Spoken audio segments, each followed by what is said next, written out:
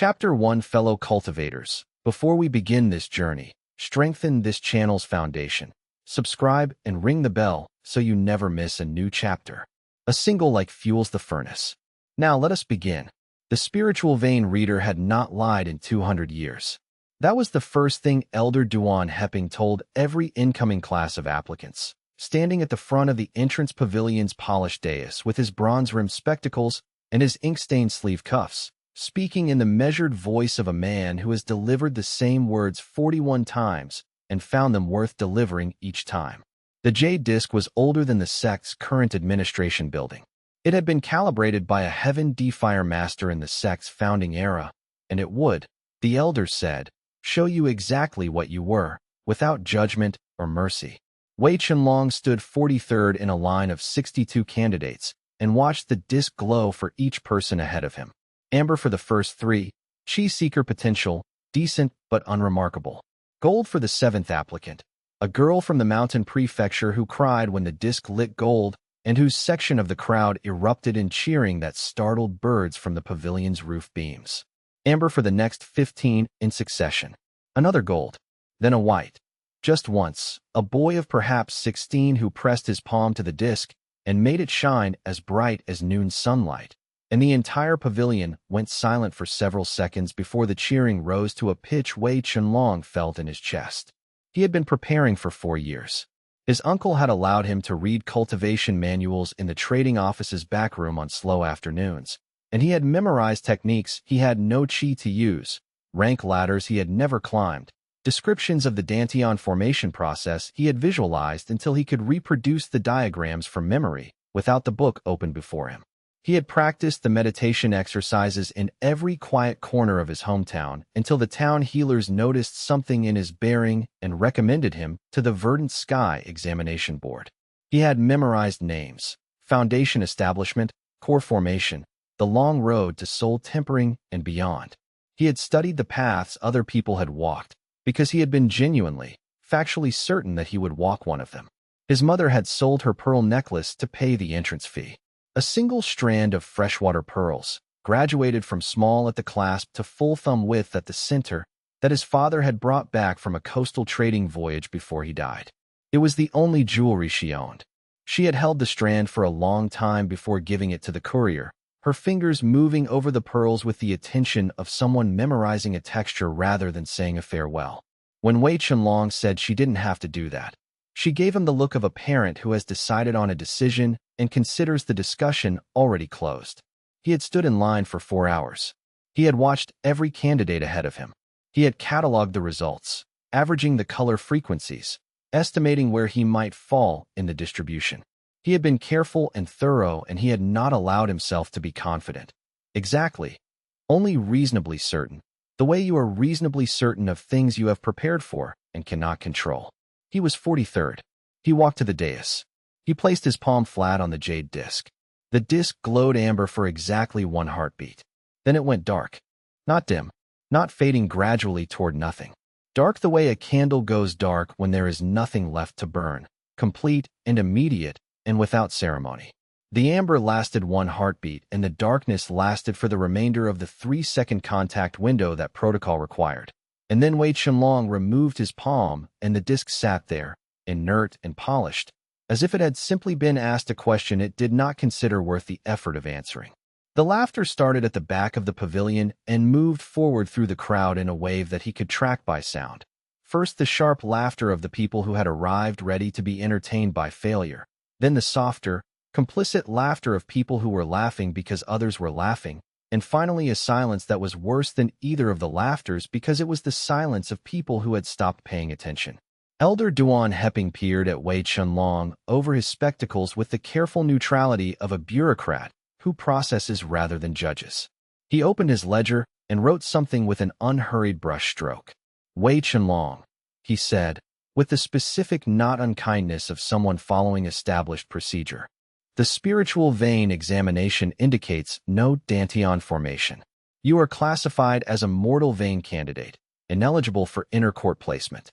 You may apply for laborer status within the outer compound at the Western Administrative Window. The stipend is 3 copper per day. Living quarters are provided in the east side structures.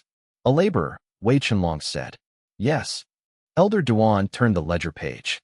Next applicant, please. Wei Chenlong stood on the dais for 3 more seconds than protocol prescribed. He was aware of this while it was happening. The way each additional second accumulated the attention of people who had already moved on, and the way that attention had a quality of second-hand embarrassment, a crowd watching someone fail to understand that what had just happened is already finished. He made himself move. Left foot, then right, off the dais through the east gate into the afternoon sun. He moved at a normal walking pace because running would have been worse than standing still. The path from the entrance pavilion wound through a bamboo grove.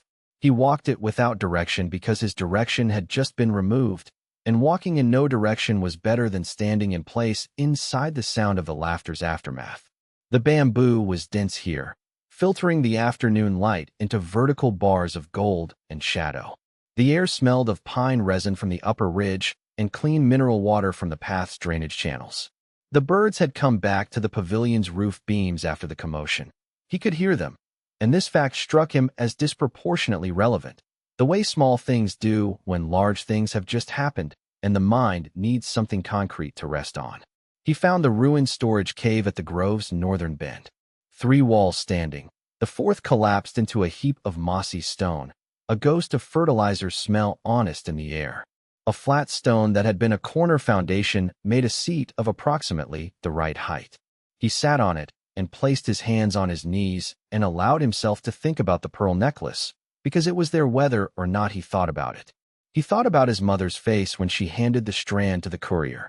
He thought about his uncle's back room and the manuals stacked with spines outward.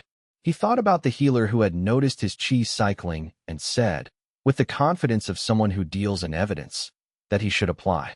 He had trusted these people. He had prepared. He had stood in a line and watched the disc render its verdict on 61 other people and arrived at his turn with 4 years of work behind him.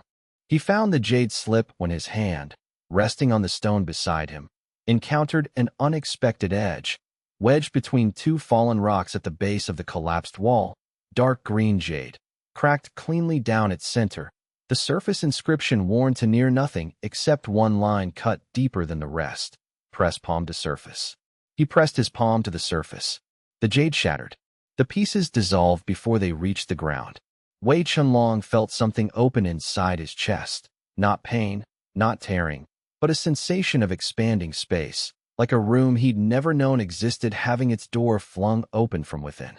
Inward, where every cultivation text said the Dantian should form, and where he had been told nothing could form, there was not void.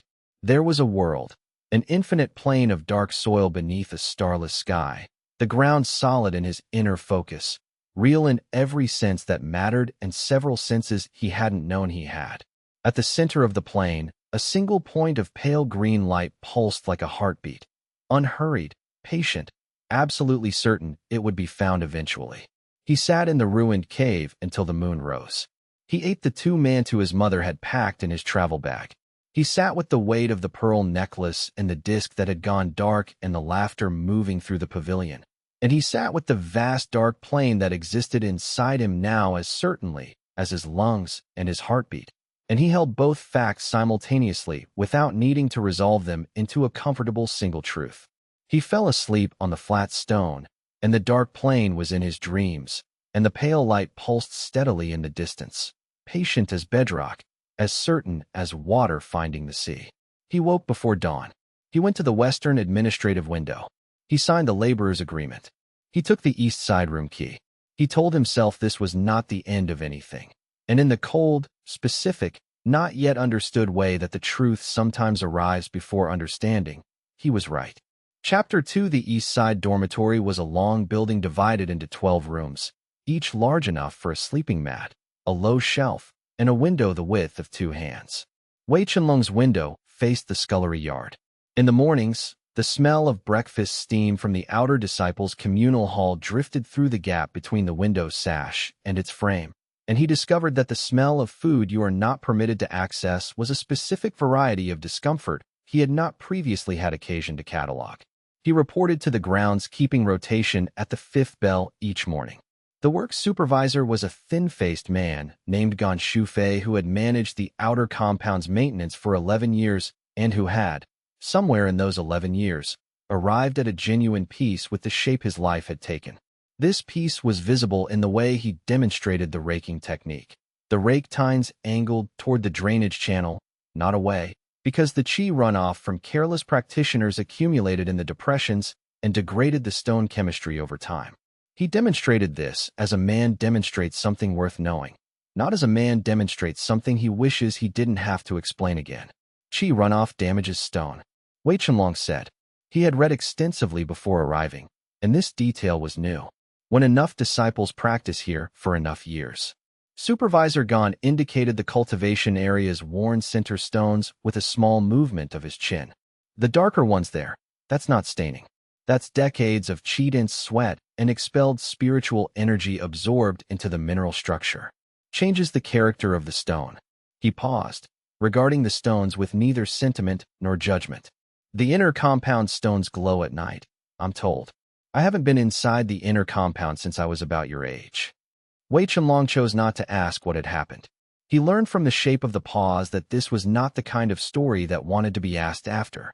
Over the first 3 days, he memorized the outer compound's maintenance path layout, while simultaneously cataloging something more useful, the compound's temporal rhythms. Which paths inner disciples used at which hours of the day, when the various cultivation yards stood vacant.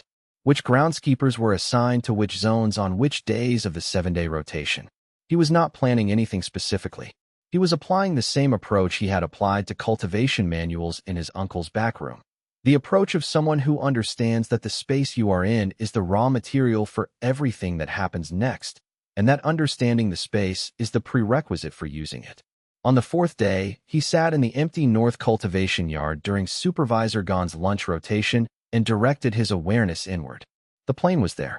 It was always there now, accessible in the way a room you have entered once becomes accessible in memory, not merely a concept, but an actual place with specific qualities he could enumerate. The soil was dark and dense, faintly warm to his inner focus, with the specific warmth of ground that has been receiving sunlight for a long time, even though there was no sun in the sky above it. The sky itself was the deep black of open water at depth, not the flat black of absence, a blackness that had weight and substance. 3 small rock formations had appeared near the center since his first visit, roughly knee-high, unevenly arranged, as if pressed up from below by geological patience. And the pale green light pulsed from somewhere further inward than he had initially estimated, receding slightly each time he approached in his awareness, appearing central from a distance but maintaining its separation, as if it had its own sense of appropriate pace. He reached toward it, not physically.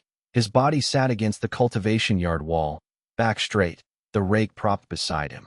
But the part of his consciousness that existed inside the plane took a step toward the light, and the ground accepted the step, and the rocks did not impede his path. The light changed when he drew within what he estimated as 50 paces of meditative distance. The pulse quickened, not into urgency, but into recognition, the way a heartbeat quickens when something expected finally arrives. The pale green brightened toward white at its edges, and Wei Chenlong felt something press against the inner surface of his sternum with a quality that was not pressure exactly, more like the sensation of a lock being tested from inside by a key that was very nearly the right key, close enough to feel the mechanism, not quite far enough to turn it. You're in the wrong yard. He opened his eyes.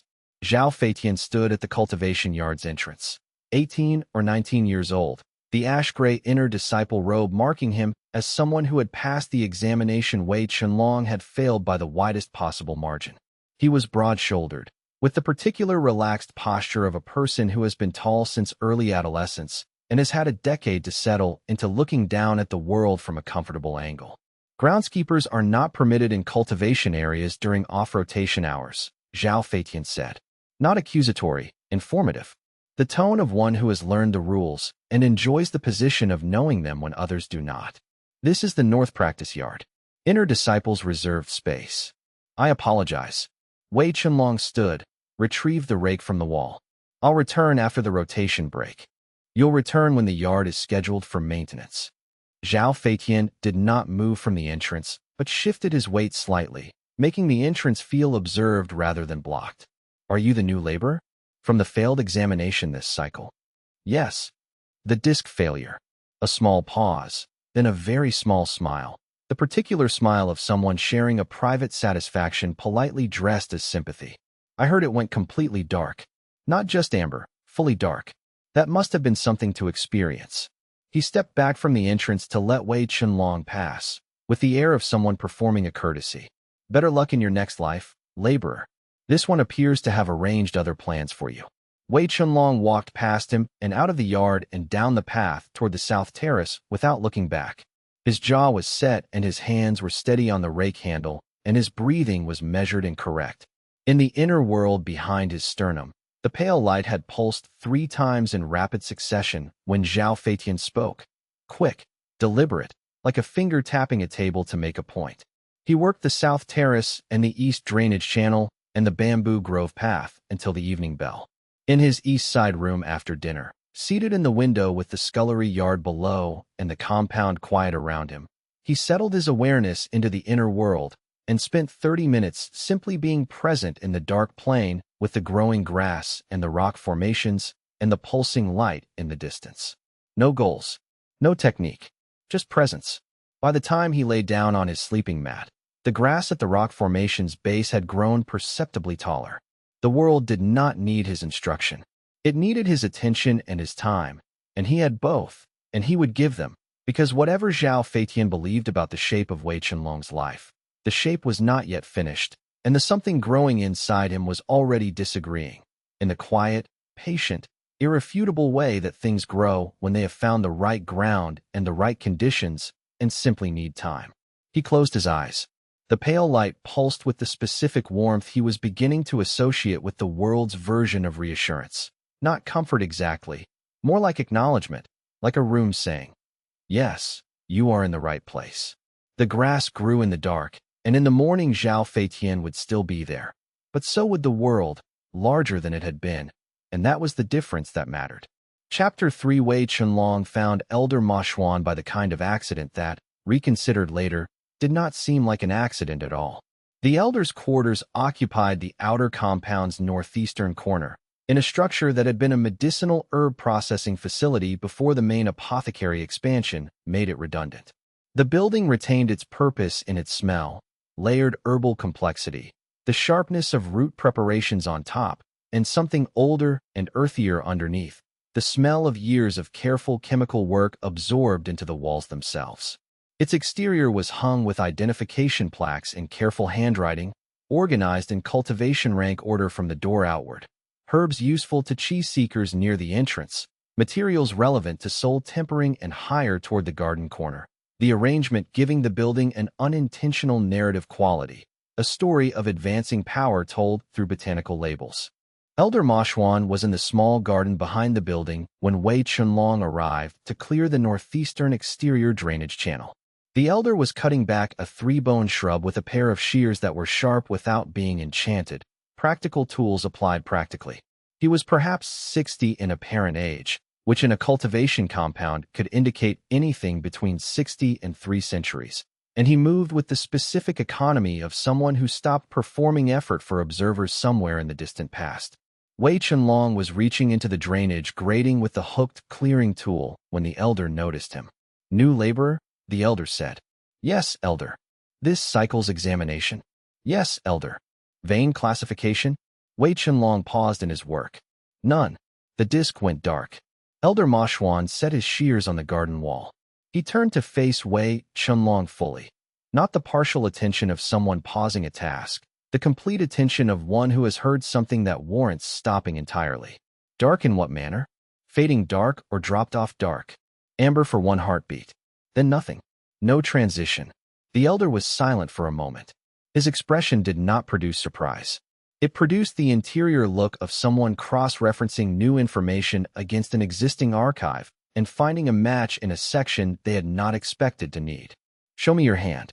Wei Chenlong straightened from the drainage channel and extended his right hand. The elder took it in both of his, the palms slightly rough in the way of someone who works regularly with tools, and positioned 2 fingers at Wei Chenlong's wrist with the practiced ease of a practitioner who has been reading cultivation pulses for decades. He held the position for 30 seconds.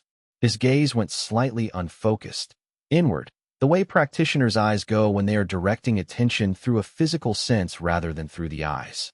No chi in the meridians, the elder said. Standard mortal baseline. He did not release Wei Chenlong's wrist. He continued reading. But there is something else. A resonance. Faint. The quality you detect in a space where someone has been cultivating nearby for years, but located inside you rather than in the environment. As if something internal has already begun cycling independently.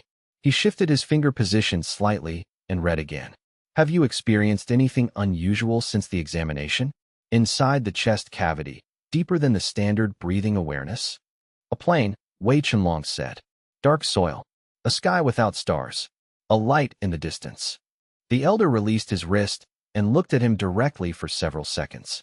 The look had the specific quality of confirmation, a look that asks and receives its answer in the same motion. Sit down, the elder said. There was a low stone bench along the garden wall, placed for the kind of contemplative gardening that requires sitting. Wei Chenlong sat. The elder sat beside him, not behind the professional distance of elder to laborer, but beside him, in the closer register of one person who knows something talking to another person who needs to know it. I have encountered this description before, the elder said. Once. In a text the sect archivist classified as theoretical, which in the archive's practical taxonomy means not standard enough to teach, not wrong enough to discard. The description of a system in which the formation space, what should be the Dantian location, instead develops as an interior dimension. A pocket world, accessible through cultivation focus, that grows in response to the practitioner's development rather than feeding a spiritual core. Wei Chenlong held this. A world instead of a Dantian. The text calls it an inner universe seed. The elder considered. The jade disk went dark because its calibration has no category for this. Amber indicates the disk found something in a recognized range. Dark indicates the disk found something outside its entire categorical structure. The disk was not telling you nothing was there. It was telling you it did not know what was there. He paused, and there was something in the pause that was not pleasure, exactly, but the intellectual satisfaction of a scholar who has held a theory through long years and is watching it become a fact. Come to this garden at the third bell, 4 nights from now. Tell no one you've spoken with me. Why 4 nights? Because I need to locate and reread a text I have not consulted in more than 20 years. The elder retrieved his shears from the garden wall and turned back to the 3-bone shrub. And because if my interpretation is correct, what you carry does not follow any of the rules that govern what everyone else in this compound carries. The guidance you need does not exist in the standard cultivation literature. I will need to refresh my memory of the source before I can be useful to you. He cut a branch cleanly. The conversation was finished. Wei Chenlong returned to the drainage channel and completed the task. On his return walk to the work office, he checked the inner world briefly. 20 seconds of awareness turned inward while his feet continued their practiced path. The pale grass at the edge of the dark plain soil had spread slightly since morning. The water that had pooled overnight in the northern section was deeper than a puddle now, more like the beginning of a basin. The rock formations near the center had gained a faint surface moisture. The world was not waiting for him to manage it. The world was developing itself, at its own pace, toward its own shape, and his cultivation practice was fuel for a fire that already knew what it wanted to become. 4 nights was nothing. 4 nights was the beginning of everything, or at least, the beginning of understanding the everything that had already begun. He returned to the east side dormitory and sat in the window with the scullery yard below and the compound's nighttime around him, and let his awareness rest at the threshold of the inner world without pressing fully in. The world was there. It had become continuous presence rather than intermittent discovery, the way breathing is always there without requiring decision. The grass had spread again since morning. Not just quantity, character. The new growth near the rock formations was different in texture from the earlier growth. Thicker, more settled, as if the grass had decided it belonged here rather than simply existed here. A small distinction. A significant one. He sat with it for a time, because some things reveal themselves more clearly through sustained attention than through analysis. Then he lay down on his sleeping mat and let the open questions rest unanswered, the way good questions do when you're building the foundations they'll eventually resolve against. The pale light pulsed in the distance of the dark plain. The grass grew in the direction that suited it best. The water collected in the northern basin and considered becoming something larger, and knowing that water never simply considers without eventually acting. This was as good as a promise that the basin would become a lake, in the time that was already passing and would continue to pass regardless of what Zhao Feitian arranged. And when Zhao Feitian made his inevitable move, he would find himself planning against something that had grown past his plans already. Chapter 4. The grass spread 1 handwidth per day. Wei Chenlong measured this in his morning meditation with the methodical attention he had once applied to memorizing cultivation rank ladders. Careful, patient, tracking change rather than forcing it. By the third morning, the grass reached the rock formations. By the fifth, it covered a quarter of the plain's visible surface, the dark soil softening beneath it into something that registered in his meditative awareness as not simply soil but ground. Ground that had purpose, that was becoming something habitable. He was thinking about this on the compound's east maintenance path, moving between assignments with his rake, when Zhao Feitian appeared ahead of him with 2 companions. Laborer. The word was not a greeting. It was a category. The practice terrace on the south side needs clearing before the 6th bell. Elder Rant's requirement. The terrace is on tomorrow's rotation schedule, Wei Chenlong said. Today I'm on the northeastern channels. Today Elder Rant's request takes precedence over the rotation schedule. Zhao Feitian's tone remained neutral, not heated, not pressured, the tone of someone who knows the outcome and is simply administering it. Is there a problem? Wei Chenlong ran the calculation in the time available. The terrace clearing would take 3 hours. His channel assignment would be incomplete. Supervisor Gan would note the incomplete work against Wei Chenlong's record. Zhao Feitian would have no documentation of the redirect because no formal work order with his name had been filed. The pattern was simple. Create incomplete records on Wei Chenlong's side while leaving no verifiable record of cause on his own. No problem, Wei Chenlong said. Which elder did you say? Elder Ran. Elder Rant's full name, for the task log? Supervisor Gan requires it when work is reassigned. A brief pause, the pause of someone who had not anticipated that step. Elder Ran Mingji. Wei Chenlong made a mental note of the name alongside the time and the witnesses. I'll get started. He cleared the terrace in 2 hours and 40 minutes, working efficiently and without dawdling, and then returned to the drainage channels and worked past the evening bell to complete what he could before dark. When he submitted his task log to Supervisor Gan, he included a note about the redirect request with the name provided and the time. Gan Shufei read the note with his characteristic non-expression. Elder Ran Mingji, he said. Yes. Elder Ran Mingji is posted to the western subsidiary compound. Has been for 3 months. Gan Shufei made a notation. She hasn't been in this compound since the autumn administrative reorganization. I see, Wei Chenlong said. I'll log this as a redirect with an unverifiable authorization, Gan Shufei said. And I'll note Zhao Feitian's name as the requesting party. He closed the log. It will happen again. The question is what you build in the meantime that makes it matter less over time. He didn't look up from his desk. What are you building? In the evenings. In your window seat. Groundskeeper, how mentioned you sit there past the 2nd bell most nights. Something that will take time, Wei Chenlong said. But it's growing. On the 4th night, he went to Elder Moshuan's garden at the 3rd bell. The elder was already on the bench with a text across his knees, a small oil lamp making a pool of warm light on the stone. The garden at night smelled entirely different from the garden in daylight, the herbs releasing their volatile compounds into the cooled air, a layered herbal complexity that was almost medicinal in its completeness. The text is a scholarly record, the elder said without preamble. A cultivator named Ruo Tianshan, 300 years past. Not in any current genealogy, I checked. He describes the inner universe system in operational terms, meaning he documented his own experience rather than theorizing about someone else's. The pocket dimension forms inside the practitioner in the Dantian's location, but is not a Dantian. It is a world, bounded at first, expanding in response to cultivation investment, developing features as it grows. What fuels it? Wei Chenlong asked. I have no spiritual core, no meridian chi flow. How does the world receive cultivation input? Ruo Tianshan's description is not fully systematic. He was a practitioner, not a theorist. But his implication is that the inner world generates its own qi baseline from the practitioner's general vitality, and that this baseline can be increased by deliberately feeding ambient spiritual energy into the world's ground. You feed the ground, not a core. The ground stores it, and the world grows. The elder found his marked passage and read. He also describes structural requirements for long-term stability.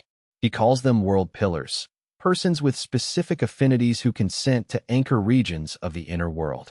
Without at least one pillar, the world will destabilize past a growth threshold and collapse inward. Collapse how? Inward. Completely. The world folds into the space it occupied, and the practitioner goes with it. The elder looked at him over the text. This is not a risk, it is a certainty. A world that grows past the stability threshold without pillar anchors will destroy its container. You have approximately 4 months, by Wei Chenlong's timeline, from the point of genuine water development to the first threshold. After that point, unanchored growth becomes catastrophic. Wei Chenlong considered the new pool in the northern quadrant. It had expanded to the size of a large basin in the past several days. It would be a lake before long. How does the pillar bond form? Shared meditative space. The practitioner extends inner world access to the candidate, while both maintain simultaneous meditation.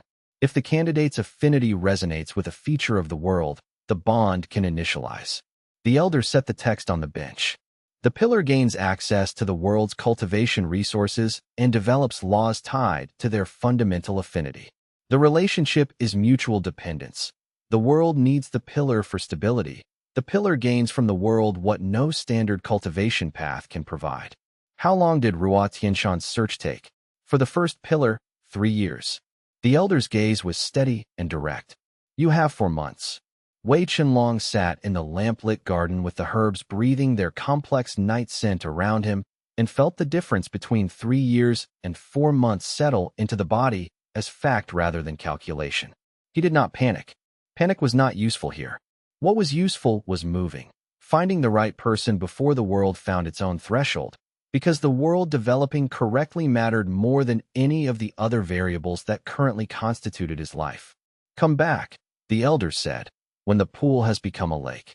That is Wei Chenlong's threshold marker for the transition from dormant seed to living world. When you can report that, I'll have the next steps ready. He picked up his shears. Go sleep. You cannot cultivate yourself into better preparation by thinking in a garden. Wei Chenlong walked back through the compound's night paths, and in the inner world behind his sternum, the pale light pulsed with its steady warmth, and the quarter coverage of grass bent in a suggestion of wind that had not yet found its full breath, the beginning of weather, in a world that was only beginning to understand what it was. He sent his awareness inward one final time before entering the dormitory. The grass that had reached the rock formations in the central cluster had begun to interact with the stone in a way he hadn't expected, growing up the rock faces, finding purchase in the mineral surface, anchoring to the stone rather than simply surrounding it. The stone and the grass were developing a relationship, and the relationship was changing both, the stone acquiring the green quality of living contact, the grass acquiring the directional stability of the stone's mass. A world teaching itself how its parts relate to each other, and the teaching was accelerating faster than anyone who might want to stop it could track. Chapter 5. The first genuine water appeared on the 9th day. Wei Chenlong had not directed it. He had maintained his morning and evening meditation sessions, 30 minutes each, awareness offered to the plane, without goal setting or forcing. And on the 9th morning the dark soil in the northern section had cracked along a shallow depression, and water had pushed upward from somewhere deeper and pooled in the basin, clear and still, the size of a hand's breadth across.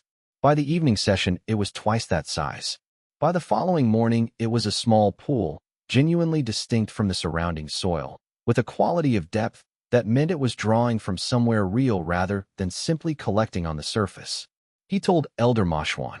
Good, the elder said. We begin. He taught Wei Chenlong a modified breathing technique, his own adaptation of a standard qi cycling exercise, reworked for a practitioner whose qi moved in an unconventional direction. Standard cultivation pushed qi outward through meridians toward a forming Dantian. Wei Chenlong's qi moved inward, toward the world, and the technique needed to reflect this. Visualize the soil accepting what you give it, the elder said, demonstrating the breathing rhythm with his hands folded in his lap, slow and specific.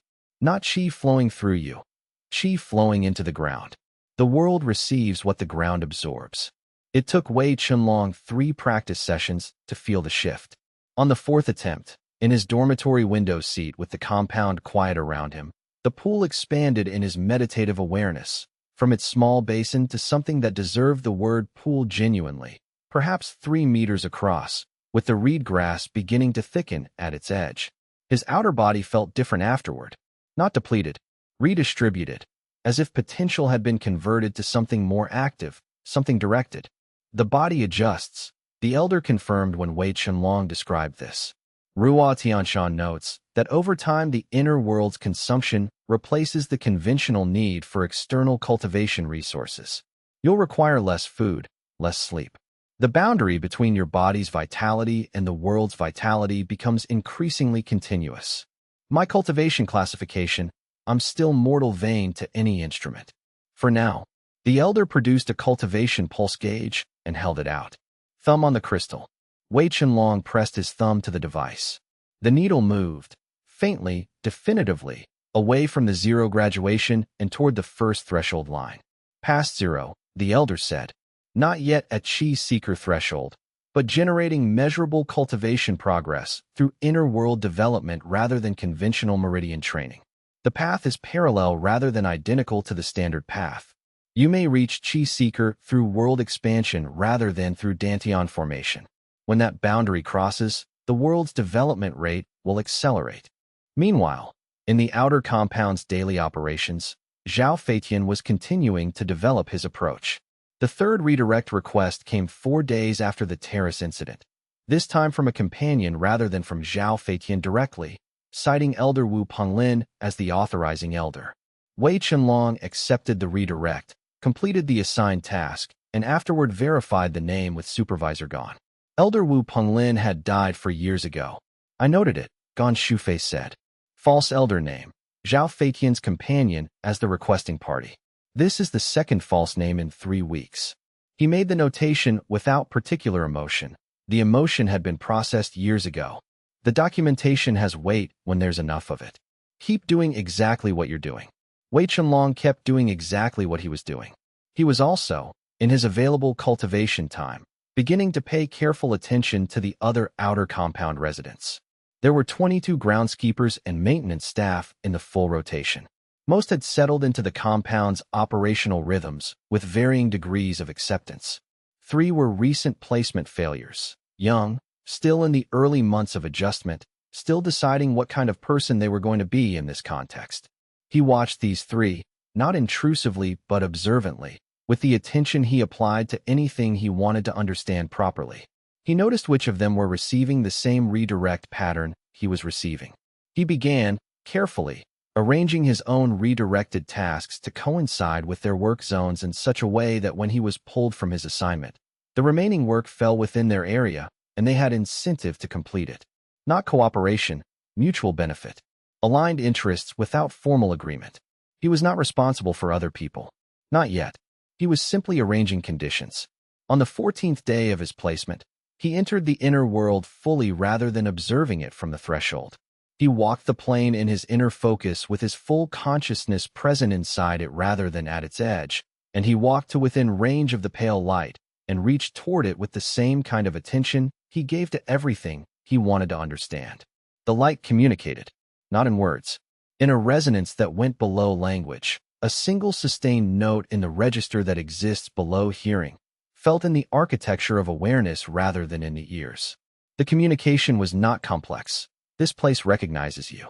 This place is ready to grow. It knows what it needs, and it needs you to find it. Wei Chenlong opened his eyes in the dormitory window seat. The scullery yard below was dark and quiet. The compound had moved into its nighttime rhythms. Behind his sternum the world pulsed with its pale green light, and the pool in the northern section had grown again, and the grass had reached the rock formations and was climbing their surfaces in pale green tendrils, and the world was asking him to do the one thing he did not yet have the resources to do. He had 4 months to find the right person. He would begin looking immediately, not because he panicked, but because the world had asked him. And when a living world asks, the correct answer is to move.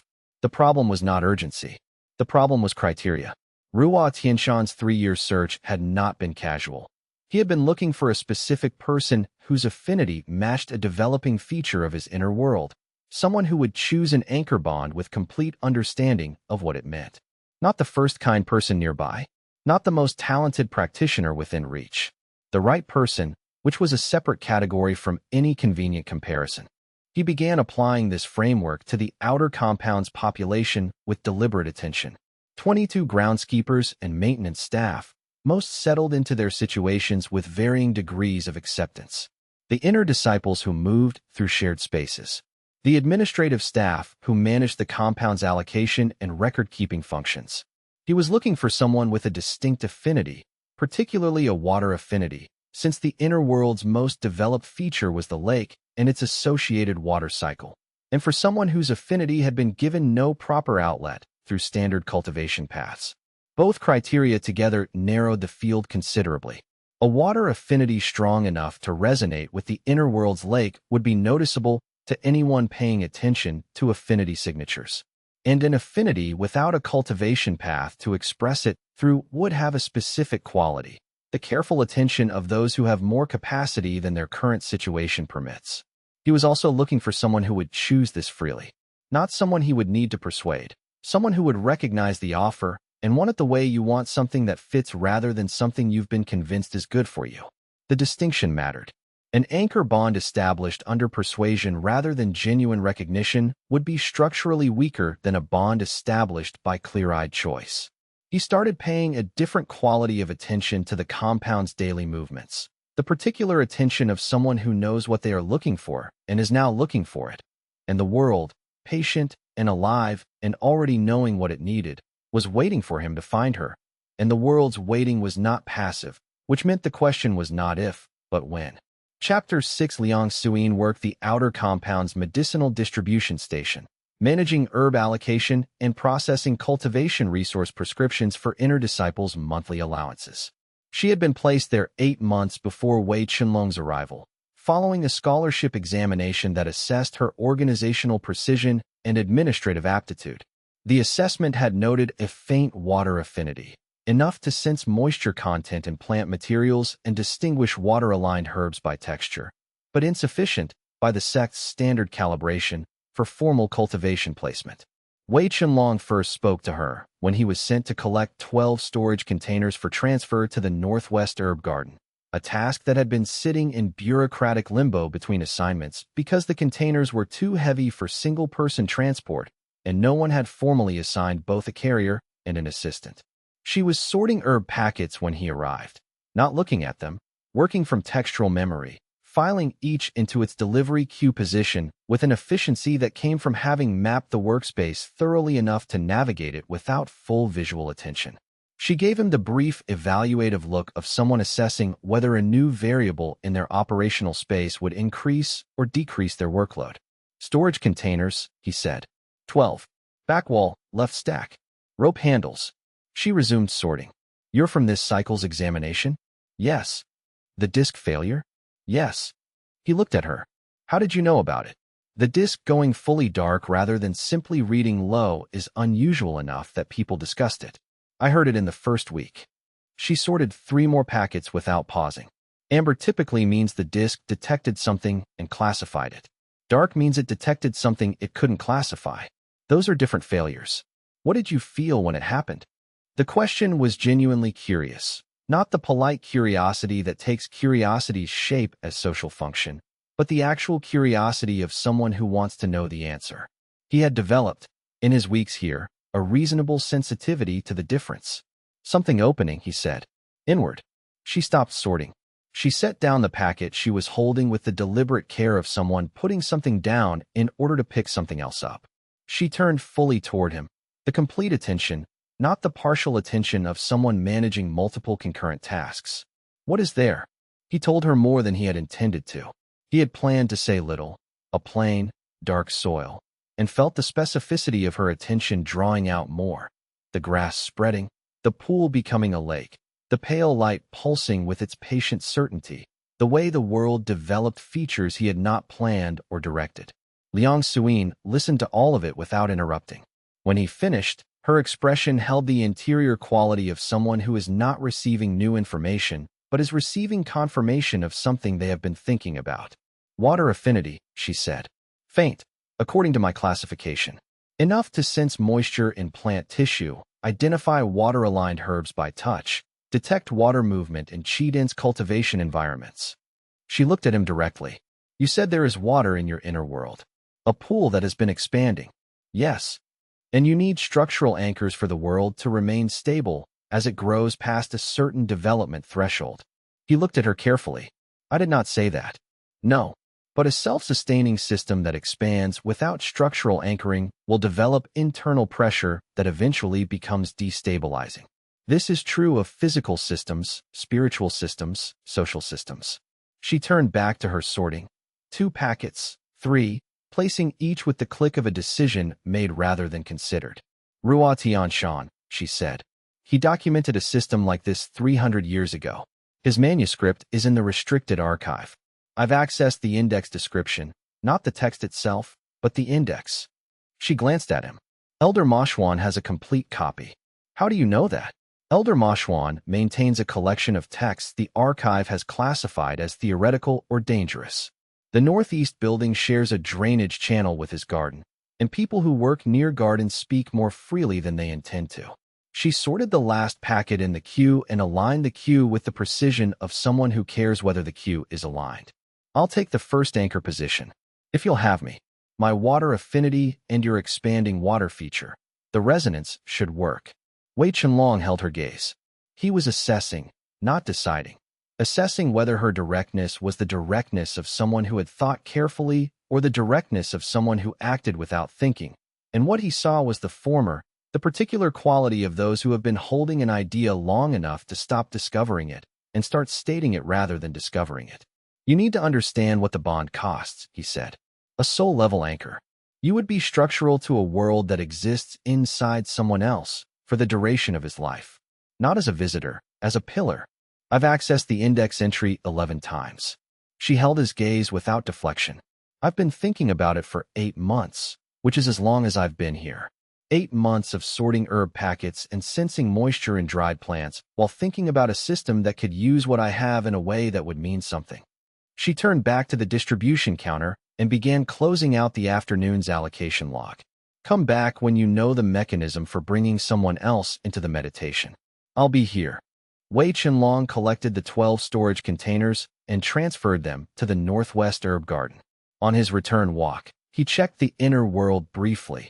Not a full meditation, 10 seconds of directed awareness. At the lake's northern shore, the flat river stone had been joined by a second stone. Smooth, pale, positioned at the water's edge with the naturalness of something that had grown there rather than appeared, but its placement was too precise to be random. Placed, not grown, by something in the world that understood what was being arranged from outside. The world had known before he had words for it. He thought about this on the walk back to his dormitory. The world's intelligence, nascent, developing, not fully conscious in the way a person is conscious, had placed the stones before he understood what pillars were. It had oriented its features toward the person whose affinity matched them before he had a concept for affinity matching. It had prepared for things he hadn't yet known to prepare for. This meant the world had access to some form of awareness that he did not. Not smarter than him, differently oriented, attending to different things, operating in the register of pattern and resonance and structural need rather than the register of sequential reasoning and explicit strategy. He was the strategy. The world was the pattern. He needed to learn to read the world's understanding alongside his own, because when the two converged, the result was something neither could produce independently. The flat stone at the pool's shore. The anchor it represented. Liang Suyin standing on that stone in a few days. He went to sleep thinking about patterns, and he woke thinking about them. And they were still not fully resolved, but they were further along than they had been the night before. He checked the inner world before sleeping. The pool in the northern section had grown again, half again its previous size, clearing the loose mineral debris it had been accumulating at its south edge and spreading into the lower soil with the purposeful motion of water that has decided on a direction. Not just a pool developing toward a lake. Water making a decision. He watched it for a moment in his meditative awareness. The way it moved, the particular intention in the movement, and thought about Liang Suyin saying she wanted to see it, and about the flat stone placed at the water's edge with the precision of something that understood placement. The world knew what it needed and was arranging for it. His job was to not slow down what the world was already doing, and the world, he was beginning to understand, was doing considerably more than he had yet given it credit for. And the moment he understood exactly how much more, everything about his timeline would need revision. Chapter 7 3 Days. Elder Mashwan spent 3 days finding the specific passage about threshold crossing and shared meditative space, which meant 3 days during which Wei Chenlong cultivated, maintained his maintenance assignments, and continued documenting Zhao Feiqian's escalating pattern in the margins of his task log. The escalation had developed a new quality, visibility. Where the early redirect requests had been largely private, 1 or 2 witnesses, work areas out of the main compound traffic, the new requests positioned Wei Chenlong in front of audiences. The inner court's main terrace during the mid-morning break period, when senior disciples gathered there for tea and informal conversation.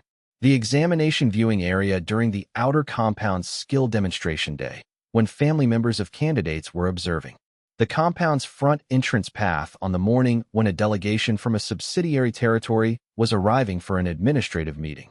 Wei Chenlong did each task assigned to him.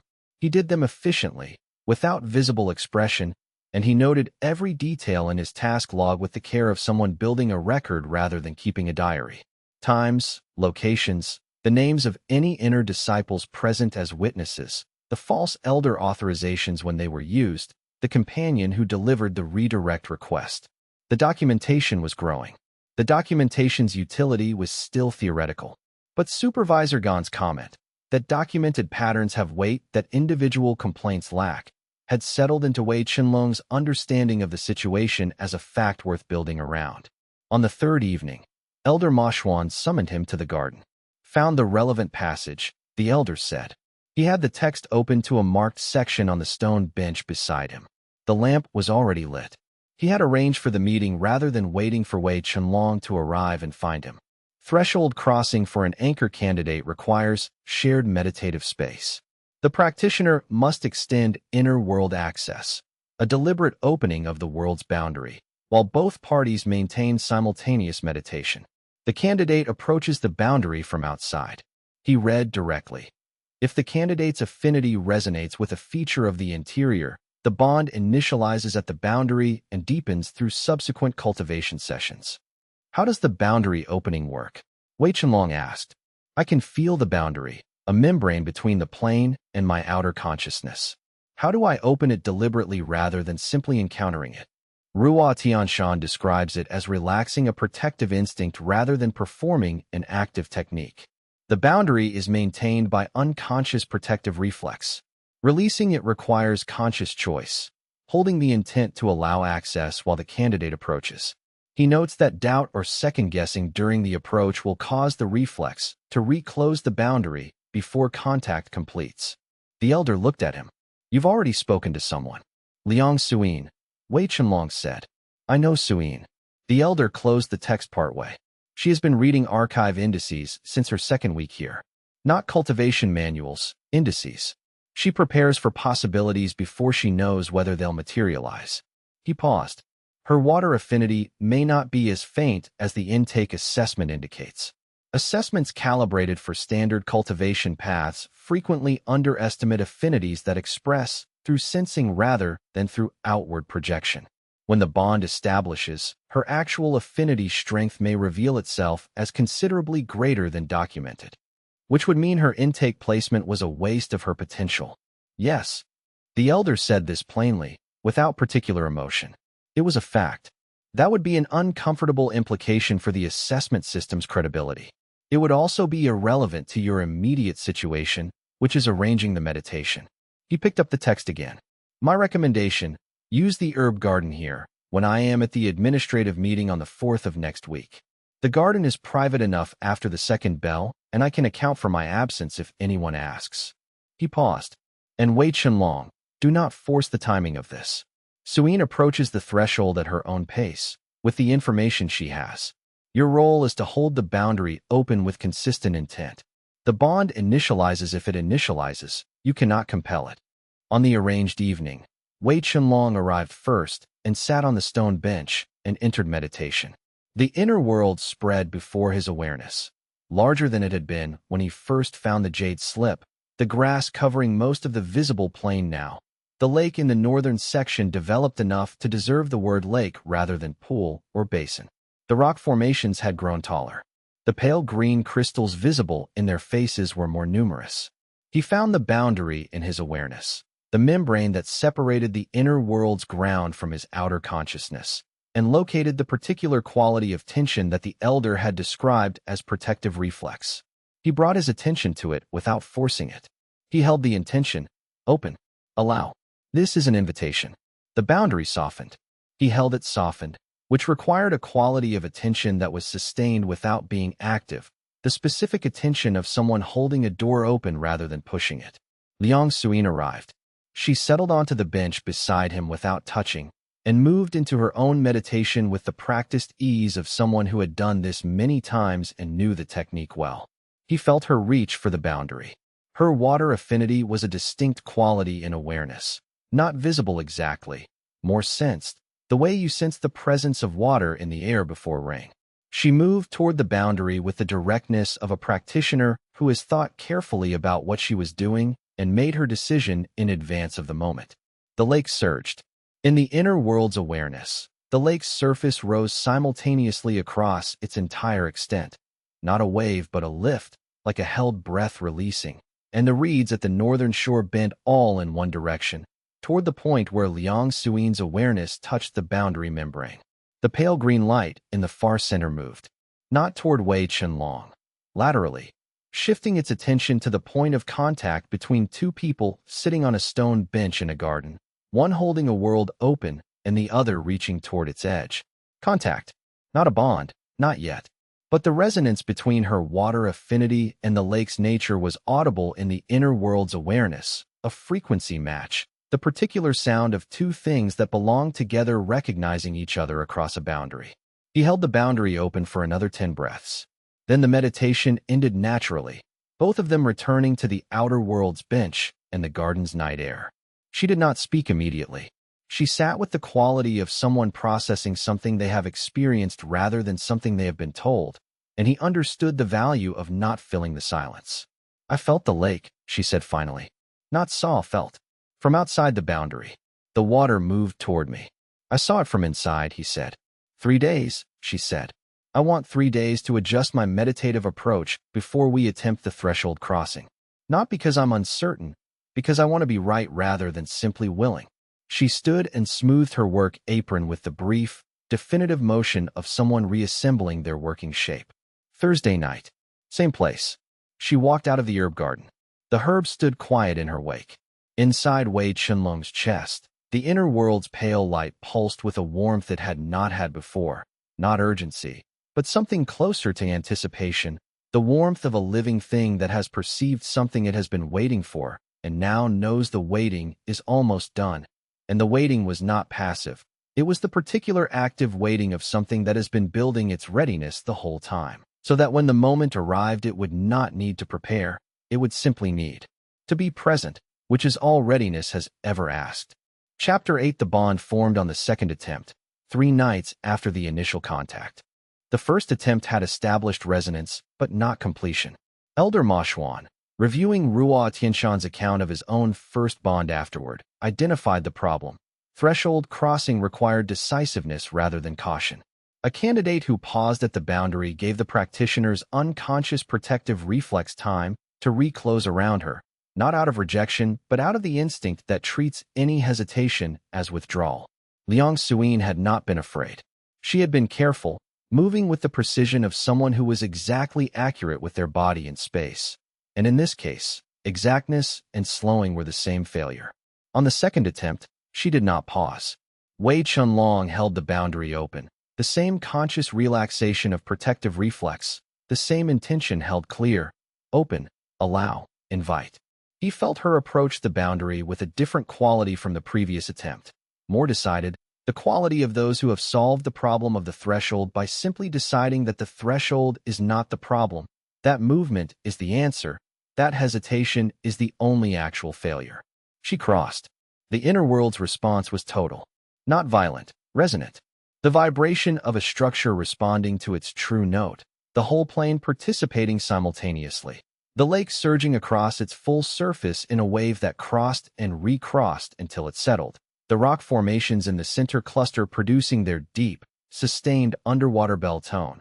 The pale green light brightening sharply for 3 seconds before settling at a higher baseline intensity than it had maintained before. Liang Suyin was inside for 3 slow breaths. From Wei Chenlong's perspective inside the world, she was a presence, visible, solid, real in the particular way that things in the world's interior were real, different from outer world solidity, but no less genuine. She stood at the water's edge, at the flat river stone on the northern shore, and the water rose around the stone's edges without covering it, the world acknowledging her arrival without presuming. The pale light at the center of the plain shifted its color, green deepening, a blue quality entering at the edges, the specific blue of sunlight penetrating deep water. 3 breaths. Then she was back on the bench beside him, the outer world ordinary around them. She did not speak immediately. He waited. 3 breaths, she said. The stone was warm. She pressed one hand briefly to her sternum. Something settled, like ballast placed correctly. A weight that communicates that you're oriented correctly rather than a weight that simply increases effort. He felt it from his side, a new structural element present in the world's architecture where no structural element had been. Not something he had built. Something the world had received and incorporated, with the naturalness of a body incorporating a necessary mineral from food, not added on, but taken in. Elder Moshuan met with both of them the following morning. He listened to the full account from each of them. He made extensive notes. He turned pages in the text. The anchor region will develop around the lake and its immediate shore, the elder said. Her water affinity will express through the world's water features. The lake will deepen and develop. The watershed will become more complex. Water-adjacent cultivation within the world will produce increased quality. As for her gain, he set the text on his knee and looked at Liang Suyin directly. The anchor region will develop water laws. Not the imitation of water law available in standard cultivation at the soul tempering level and above, genuine water law, arising from real ground in a real world. The cultivation available through the anchor region will eventually exceed what any standard sect can provide. And the bond's permanence? She asked. For the life of the inner world, the elder said, which persists for the life of the practitioner. He looked at Wei Chenlong briefly. So your fundamental interests are aligned. You both need him to survive and advance. Practical, Liang Suyin said. She said it in the register of someone identifying a feature of a system rather than commenting on its moral dimensions. We start simultaneous sessions tomorrow. 3rd bell. Can 2 practitioners cultivate within the inner world at the same time? Wei Chenlong asked the elder. Ruo Tianshan doesn't document this directly. His pillars cultivated independently within their anchor regions. The world should support simultaneous input, as both sources feed the same world. The combined input would accelerate development. The elder considered. The time differential applies to both of you. 2 inner world hours per 1 external hour. Simultaneous cultivation would mean both of you accumulate at the doubled rate, not one of you waiting while the other trains. And the world grows faster with 2 people feeding it, Liang Suyin said. Which means the resources inside develop faster. Which means both of us advance faster. The compounding goes in both directions. She stood, adjusting her apron. 3rd bell tomorrow. We should synchronize entry timing so we're both inside simultaneously from the start. They synchronized. The following morning, at the 3rd bell before dawn, Wei Chenlong pressed his awareness inward and Liang Suyin, in the distribution station across the compound, pressed hers toward the anchor stone. He could feel her arrival in the world as a distinct event. The lake brightened. The current at the anchor stone intensified. The water in the northwestern bay began circling in a new pattern. He cultivated near the crystal formations. She cultivated at the anchor stone. After 40 minutes of external time, they each withdrew. He checked the inner world's development before sleeping that night. The lake had developed a current, north to center, steady and directional, originating at the anchor stone and flowing outward toward the plain's middle. The world's first directional water movement. The first evidence that two cultivators working the inner world simultaneously produced something qualitatively different from one cultivator working alone. Not simply more of the same, but a new emergent quality, the world organizing itself around the relationship between two sources of cultivation rather than around a single one. He slept on his east side mat with the scullery smell drifting in and the compound quiet around him, and the world in his chest pulsed with the warmth of something that has found the configuration it was designed for and is beginning, at last, to fully become itself. 3 days after the bond formed, he and Liang Suyin completed their first fully synchronized cultivation session. The synchronization had taken 2 sessions to establish, adjusting for timing differences, learning how to recognize each other's presence inside the world without disrupting each other's cultivation focus, developing the protocol that would let them work in the same space without working against each other. The synchronized 3rd session produced something that surprised him, not double the development rate, but a qualitative change in how the development happened. The lake's directional current established itself not gradually, but suddenly, during the 40-minute session, as if the world had been waiting for 2 simultaneous inputs before it could determine which direction the water should flow. With one input, the water had moved in response to cultivation without a consistent direction. With 2 inputs, the direction became immediately obvious, north to center, from the anchor point outward, and the current organized itself in a single session with a clarity that felt like a decision rather than a process. He described this to Liang Suyin afterward. She had noticed the same thing from the anchor stone. The water's organization had not been gradual. It had been instant, decisive, the moment the second input arrived. The world needed 2 reference points to understand its own orientation, she said. With 1 input, it could grow. With 2, it could know which direction to grow in. She wrote several pages in her notebook. This has implications for the second pillar. When the second bond establishes, the world may develop another organizational clarity. Different features whose direction or character was ambiguous with 1 pillar becoming clear with 2. He thought about the Southern Formation Cluster, which had a character he could not yet name. Maybe the naming required the second pillar. Chapter 9. The pattern continued. 3 times per week, reliably enough to plan around, Zhao Feitian arranged a redirect that cost Wei Chenlong 2 to 3 hours of his assigned task time. The redirects had diversified in their methods, sometimes a companion delivering a claimed elder's order, sometimes Zhao Feitian appearing directly with a requirement framed as compound administration business, once a formal-looking task slip that had been filed through the outer compound work queue with a forged supervisor signature. Wei Chenlong documented all of it. He also cultivated around all of it, stripping time from the less essential components of his maintenance tasks. Not negligence, genuine efficiency, moving faster through tasks he had done enough times to understand their minimum required time, and banking the strip time for inner-world sessions. The world rewarded this. The lake had developed 3 bays by the end of the 4th week. The stone formations had grown taller, and the northeast quadrant of the plain, previously just grass-covered soil like the rest of the flat area, had begun to differentiate. Not dramatically, a slight elevation. The suggestion of geological structure rather than flat terrain. The beginning of topography. He and Liang Suyin had synchronized their cultivation sessions to run simultaneously every morning and every 3rd evening. The synchronization was producing results that neither of them could have produced separately. The lake's current had developed secondary patterns. The grass had developed distinct zones with distinct heights, and the pale green light at the center of the plain had moved closer than it had ever been, drawn, he thought, not by his cultivation alone, but by the presence of 2 people in the world at the same time. He reported the topographic differentiation to Elder Ma Xuan. Earlier than Ruo Tianshan's timeline, the elder said. He made a note. The combined cultivation input is genuinely compounding rather than simply adding. The world is developing faster than the single practitioner baseline. He set down his brush. You understand what this means for your stability timeline.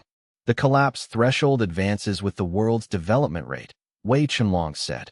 If I'm developing faster than Ruo Tianshan, My 4-month window may be shorter. Possibly. Or the first pillar bond may be anchoring more than Ruo Tianshan's first bond anchored, providing more stability capacity. His first pillar anchored a region of modest development. Suin's anchor region already includes a multi-bay lake and a directional current. The structural contribution may scale with the complexity of what's anchored. The elder considered. You'll need to monitor the world's stability indicators rather than relying solely on Ruo Tianshan's timeline. Are you experiencing anything inside the world that feels like pressure? Like the world is straining against its own edges? No. The development feels organized, like it knows where it's going. That's the nascent consciousness, the elders said. As the world develops, its awareness grows with it. Ruo Tianshan describes this. He calls it the inner voice, the world's own intelligence developing from the complexity of its features. He does not suggest it is fully conscious in the way a person is conscious, but he does suggest it is aware in ways that exceed simple mechanical response. The elder paused, organizing his next statement carefully. You mentioned that the pale light communicated something to you, a resonance rather than words. Was that an isolated event? It happens more frequently now. Not words. Qualities, the way the world feels about things. When Liang Suin is cultivating inside simultaneously, the quality changes. When I'm cultivating alone, it's different. The world has preferences. A world with preferences, the elders said quietly. That is Ruo Tianshan's threshold for what he calls the third stage. The world not simply growing, but developing interiority. When the inner voice begins expressing preferences, the world is no longer simply a cultivation system. It is beginning to be a world in the fullest sense. He picked up the text and turned to a later section. He notes that at this stage, the world will begin to make requests, not in language, in features, things it generates to communicate needs or invitations. The anchor stones, Wei Chenlong said. The world placed them before I knew what the pillar system was, before I had the concept. The elder looked at him steadily. Yes, he said. The world understood what it needed before you did. He set the text down. Do not underestimate what you're carrying, Wei Chenlong. Ruo Tianshan's world became, by his final entries, a place that had more awareness than he knew how to describe. Yours is developing at a significantly faster rate. What it becomes is not yet determinable, but it will exceed any model currently available in this compound's literature. Wei Chenlong walked back through the compound's midday under the autumn sky and felt the world in his chest pulse with its deepening warmth. The pulse had changed over the past week, lower frequency, more sustained, the resonance of something that had found its working depth and was now operating from it rather than from the surface. Whatever Zhao Feitian was calculating across the compound, whatever future he believed he was shaping by positioning Wei Chenlong as someone who absorbed and did not respond, the calculation was working against a variable he couldn't see and didn't know to look for. And the variable was growing larger every day. That evening, Wei Chenlong organized his accumulated documentation by pattern type rather than by date. False elder authorizations, 3 instances, each with a name he had verified against the compound roster, 2 of them dead or posted elsewhere. Direct interventions, 9, all delivered by Zhao Feitian or a designated companion, always framed as administrative necessity. Legitimate seeming covers, 4, including one filed through the work queue with what appeared to be a supervisor's endorsement notation that did not match Supervisor Gon's actual brush style. The 4th category, legitimate seeming covers, was the most recent and the most informative. Zhao Feitian was adapting. He had noticed, or had been told by someone who noticed, that the false elder authorizations were creating documentation problems for him. His response was to use claims that were harder to verify rather than to stop using false claims entirely. This adaptation indicated awareness of the counter-documentation rather than ignorance of it. Awareness of counter-documentation was itself documentation. Wei Chenlong noted the transition date, the approximate timing relative to when Supervisor Gon's records would have been visible to anyone in the administrative system who looked. Someone had looked, or Zhao Feitian was sophisticated enough to anticipate what Gon would do, which amounted to the same thing. He closed the task logs and set them aside. 6 crystals sat in a row on his shelf, pale green, each slightly different. He had extracted one every few days, systematically, from different formation clusters, with the systematic records Liang Suyin had established for the harvest protocol. The crystals accumulated quietly, which was how they should accumulate, without announcement, without display, building toward a moment when they would be relevant rather than being prematurely introduced. He turned his focus inward briefly before sleep. The lake's current was steady and directional. The northeast topographic differentiation was continuing. The ground in that quadrant was committed now to a shape that would be hills when it was done, and the commitment was visible in the way the differentiation accelerated each time he checked, as if the ground had made a decision and was executing it efficiently. The crystal formation's crystals glowed. The world pulsed. Outside, the compound's nighttime continued its ordinary operations. Inside him, the world continued becoming more itself, which was all it had ever been doing and all it would need to do until the moment came when more itself was enough to protect what mattered. He closed his eyes. The world pulsed. Somewhere in the compound, Zhao Feitian was constructing the next move on a board whose layout he did not fully understand, and the outcome of that construction would arrive in its own time, and Wei Chenlong would be ready for it in a way that Zhao Feitian would not have prepared for, because what you don't know exists, you cannot prepare against. Chapter 10. He found Liang Suyin in the distribution station after the 8th bell, cross-referencing the delivery log against the inventory count by lamplight. With the contained irritation of a person who has found a discrepancy in a system she is responsible for and cannot permit themselves to leave until the system is correct. He sat on the courier stool near the entrance. She acknowledged him with the brief nod of someone who is multitasking at the edge of their attention capacity and will be available shortly. 3 minutes later, she closed the log with the definitive motion of one who has resolved a problem. The discrepancy was a labeling error from the morning intake. Fixed. She turned to face him. You want to talk about the time differential's compound effect? Yes.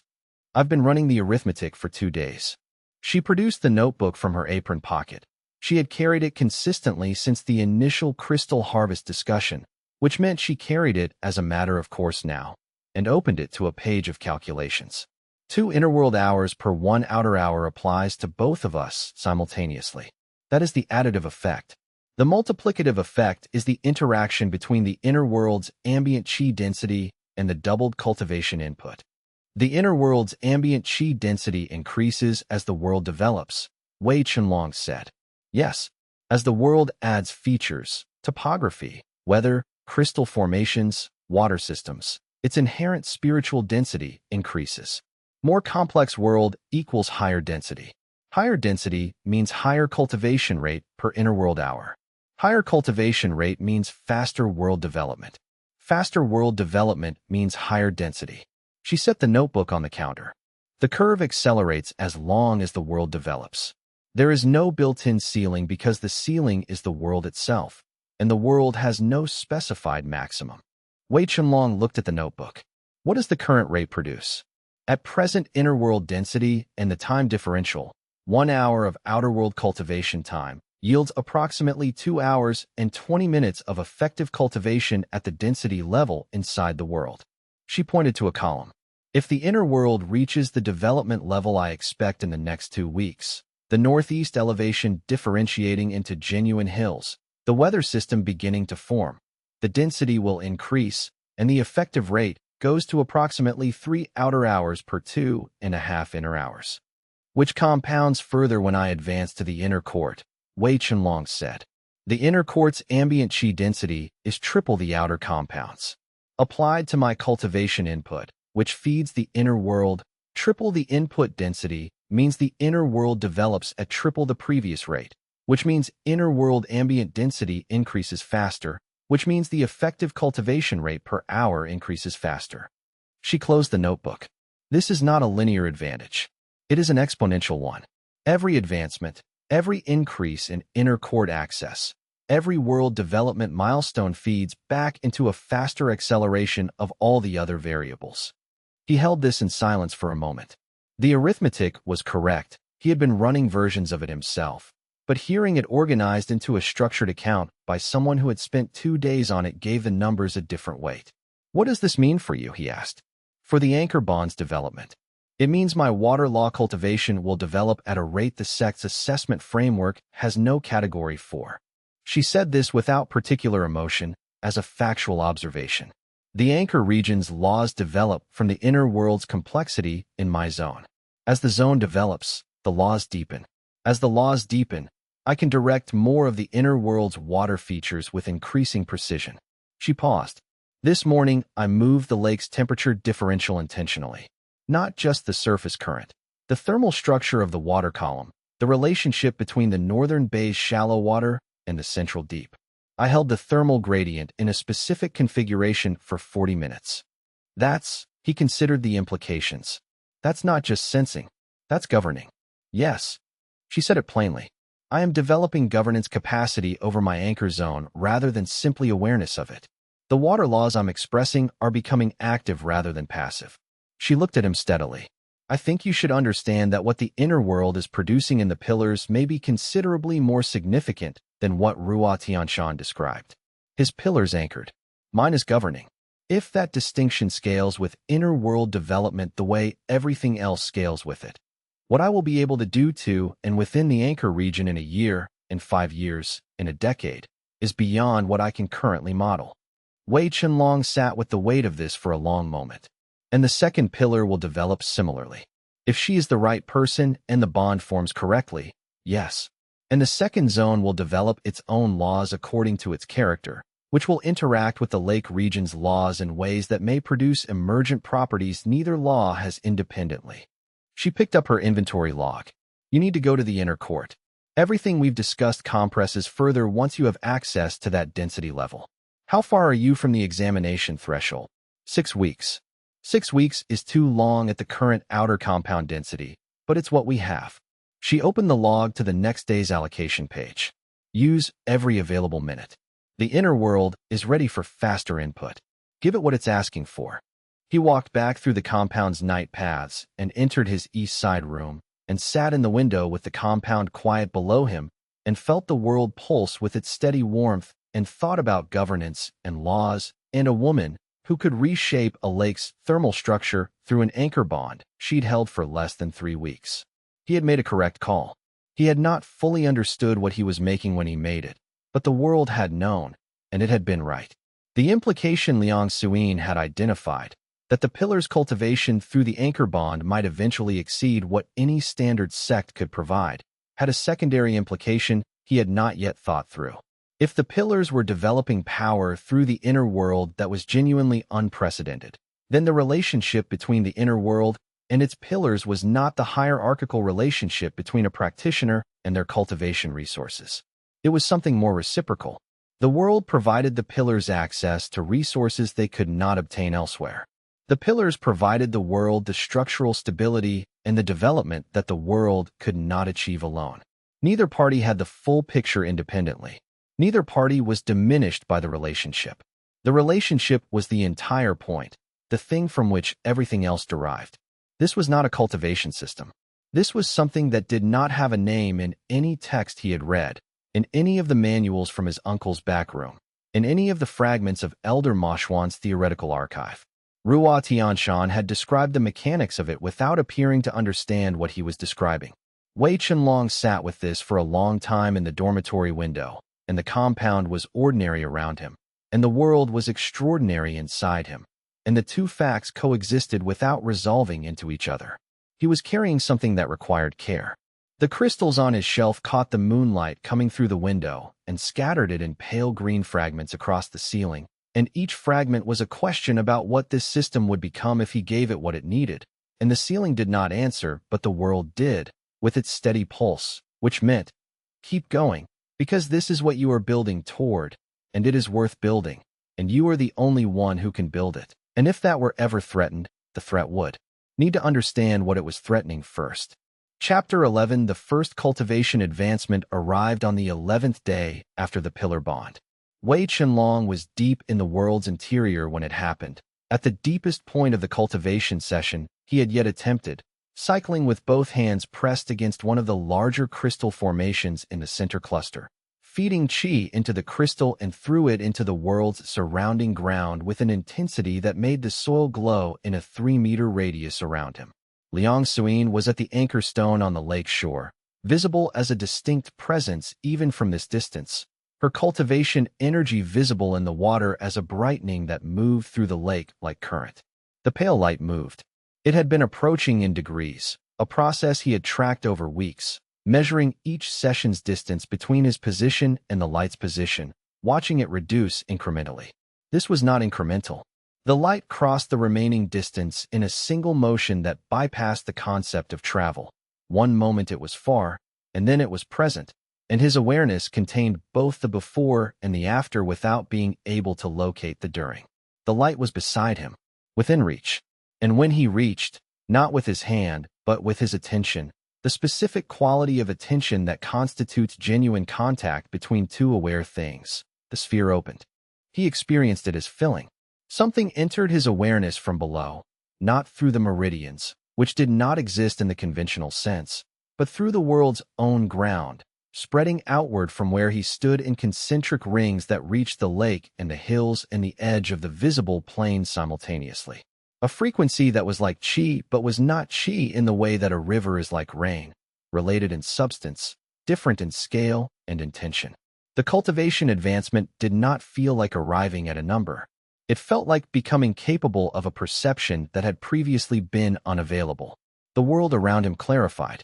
The crystal formation's internal structure was visible to his awareness in ways it hadn't been. The lattice pattern of chi within each facet, the way adjacent crystals resonated with each other, the harmonic relationship between the central cluster and the distant hill formations.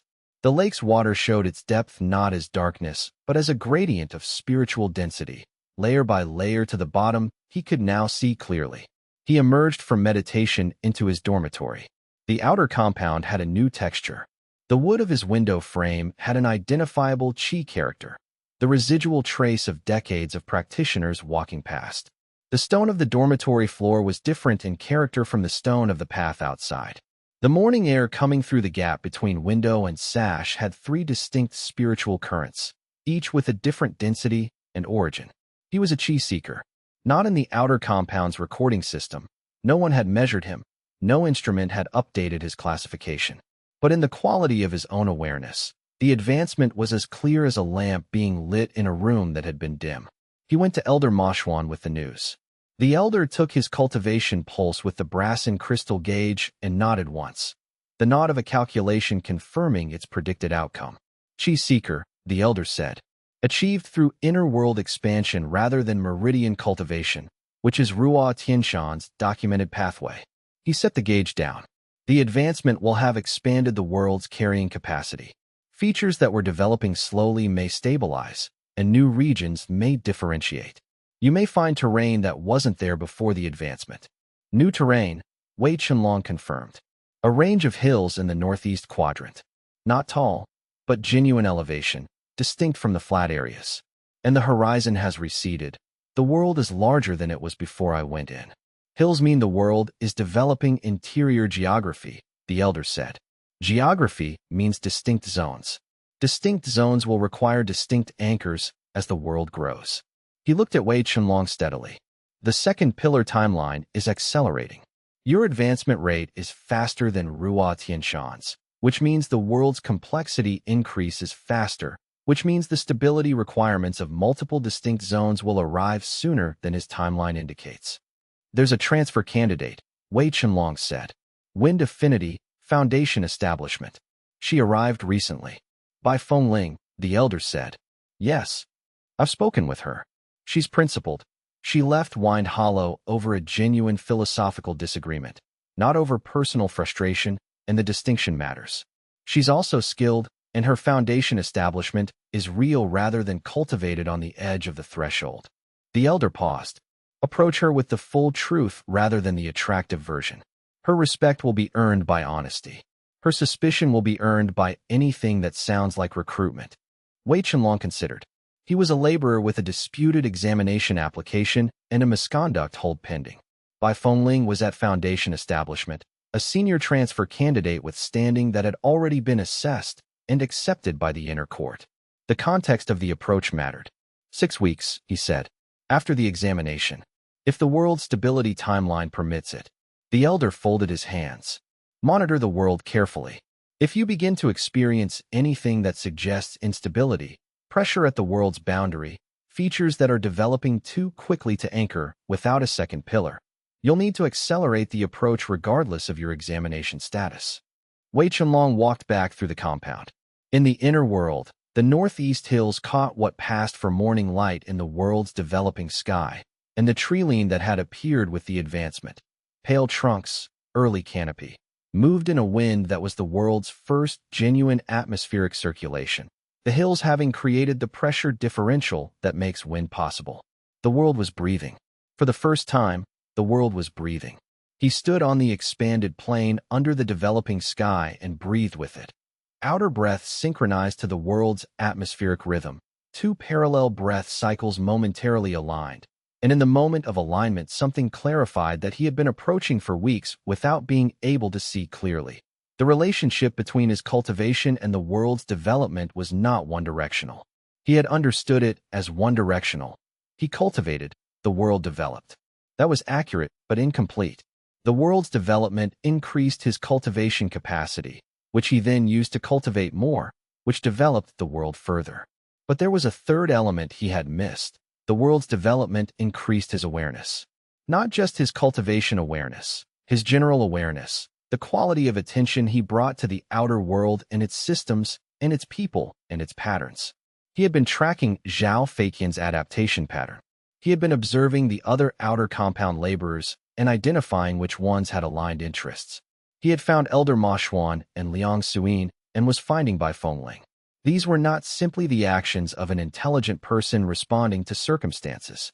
They were the actions of someone whose capacity for pattern recognition and relationship understanding had been enhanced by carrying a developing world, a world that was itself a pattern recognition and relationship building system, and whose development was feeding back into his own capacities. He was becoming more himself because he was carrying a world that was becoming more itself. The two were not separate processes. He made a note of this in his own informal record when he emerged from the inner world, not because he needed to remember it, but because writing things down was how he confirmed he had actually understood them rather than just touched them. He would tell Elder Ma Xuan at their next meeting. The elder would have thoughts about it. The elder always had thoughts about things. In the outer compound, the morning was beginning its noise. He returned to his tasks, but the inner world had taken another step without being told to, and he wanted to know where that step was leading. Chapter 12. The crystals in the inner world's formation clusters could be extracted to the outer world. Wei Chenlong discovered this when he reached for a mature crystal in the central formation cluster without any particular plan. Simply reached, in the direct way of someone wanting to examine something closely. And the crystal came free in his hand with the naturalness of fruit releasing from a vine that is ready to release it. When he withdrew from meditation, the crystal was warm in his closed fist. He sat with it through a long silence. He turned it in the dormitory morning light and felt the warmth of it and thought about what it meant. The inner world was generating material resources that could cross the boundary between inside and outside. That was not something Ruo Tianshan had explicitly confirmed. He described crystals within the inner world but had been ambiguous about their extractability. The fact of extraction changed the calculus of Wei Chenlong's position considerably. He went to Elder Ma Xuan with the crystal in his closed fist. He did not announce what he was bringing. He simply opened his fist on the elder's work table. The elder picked up the crystal and examined it in his careful way, turning it, reading its qi through cultivation sense, holding it at the window to observe how the facets organized the light. He was silent for a full 2 minutes. Inner world origin is unmistakable, he said. The qi structure is refined in a way that raw spiritual stone never is. It has been shaped by the inner world's specific environment, by the combination of the water qi from the lake, the ground warmth, the pale light's influence. This is not a material that occurs naturally in the outer world. He set it down with the care he gave to things that could not be replaced. The relevant question is what it is worth. To the cultivation resource market? Wei Chenlong said. To anyone with sufficient cultivation sense to assess it. The elder picked it up again and examined it one more time. Conservative estimate. For someone at core formation or above, this single crystal contains cultivation resources equivalent to 2 weeks of inner court resource allocation. For someone at a higher tier, more. He set it down and met Wei Chenlong's gaze. How many are there? 11 formation clusters in the central area, 4 to 6 mature crystals per cluster. The hill formations in the northeast are younger, 2 to 4 per formation, and more formations than the central cluster. Conservative count, 50 mature crystals across both areas. A renewable resource, the elders said. How quickly do they regenerate? The 5 we harvested for study. 8 days for complete regeneration. The regeneration rate appears tied to the cultivation input rate. Faster cultivation input, faster regeneration. So the faster you advance, the more resources the world generates, which can be converted to outer world cultivation materials that advance you further. The elder was quiet for a moment. Wei Chenlong, I want to say something clearly. What you are carrying is not simply an unusual cultivation path. It is a system that self-compounds in ways that exceed any standard cultivation framework. The Outer Compounds Administration, if they understood what you had, would attempt to classify and control it. The Inner Court Administration, if they understood it, would attempt to claim authority over it. The correct approach is to reach a position of sufficient standing that any attempt at external control is practically and politically impossible before anyone understands what there is to control. The Inner Court Examination, Wei Chenlong said. The Inner Court Examination, and then advancement within the Inner Court to the level at which you're standing is self-protecting. The elder picked up the crystal one final time, then handed it to Wei Chenlong. Keep all of them. Secure them. Don't show them to anyone except Suyin, who already knows the inner world's nature and whose interests are aligned with yours. He told Liang Suyin that evening. She produced the notebook and entered the information with the systematic precision she brought to everything she recorded. Regeneration rate, estimated quantity, density assessment from the elder's description, conversion value by cultivation tier of the recipient. At 40 crystals per cycle and an 8-day regeneration, she said, calculating. 12 cultivation cycles produces enough material to purchase inner court resource allocations that would eliminate the outer compound's density limitation as a bottleneck for inner world development. She looked up from the notebook. We don't have 12 cycles. We have 6 weeks to the examination. What we have now is enough to demonstrate proof of concept, Wei Chenlong said. And when I'm in the inner court, the development rate increases enough that 12 cycles becomes 4. She closed the notebook. There was something else. This morning's cultivation session, at the lake shore, the new bay that formed overnight has a different character from the original lake. The water there is shallower, but the qi concentration is higher. The bay is acting as a concentration point, gathering water qi rather than distributing it the way the main lake does. She paused. The world is developing specialized zones within my anchor region. Not all water is the same water. What does that mean for your water law development? It means the laws I'm developing are going to be more specific than I thought. Not water law in general, specific laws for specific types of water behavior. The main lake distributes. The bay concentrates. The streams from the watershed transport. Each behavior is developing its own principle. She looked at him with the assessment that preceded her important observations. I'm going to be much more powerful than Ruo Tianshan's pillars were. And if that is true for me, it will be true for the others as well. She stood. Find Bai Fengling before the examination if you can. The world is ready for her, and ready worlds are more persuasive than ready words. He held the crystal on his way back to the dormitory. It glowed faintly in the evening compound light, green, steady, the warmth of a living world contained in a small stone. Evidence of something that existed in a space no one else could find. He put the crystal in the inner pocket of his work jacket, where it sat against his sternum and pulsed with the same rhythm as the world behind it. He carried the 12 storage containers to the northwest herb garden in 2 trips, and between trips he allowed himself to think without the structure of the conversation shaping the thinking. She had been waiting 8 months. 8 months of sensing moisture in dried herbs and reading archive index entries and knowing her water affinity was capable of more than the distribution station allowed. 8 months in the specific situation of someone who has the capacity for something but no access to the structure that would allow that capacity to matter. He understood this from the inside, from his own experience, and from the 4 years of preparation he had done for a path that turned out not to be available to him.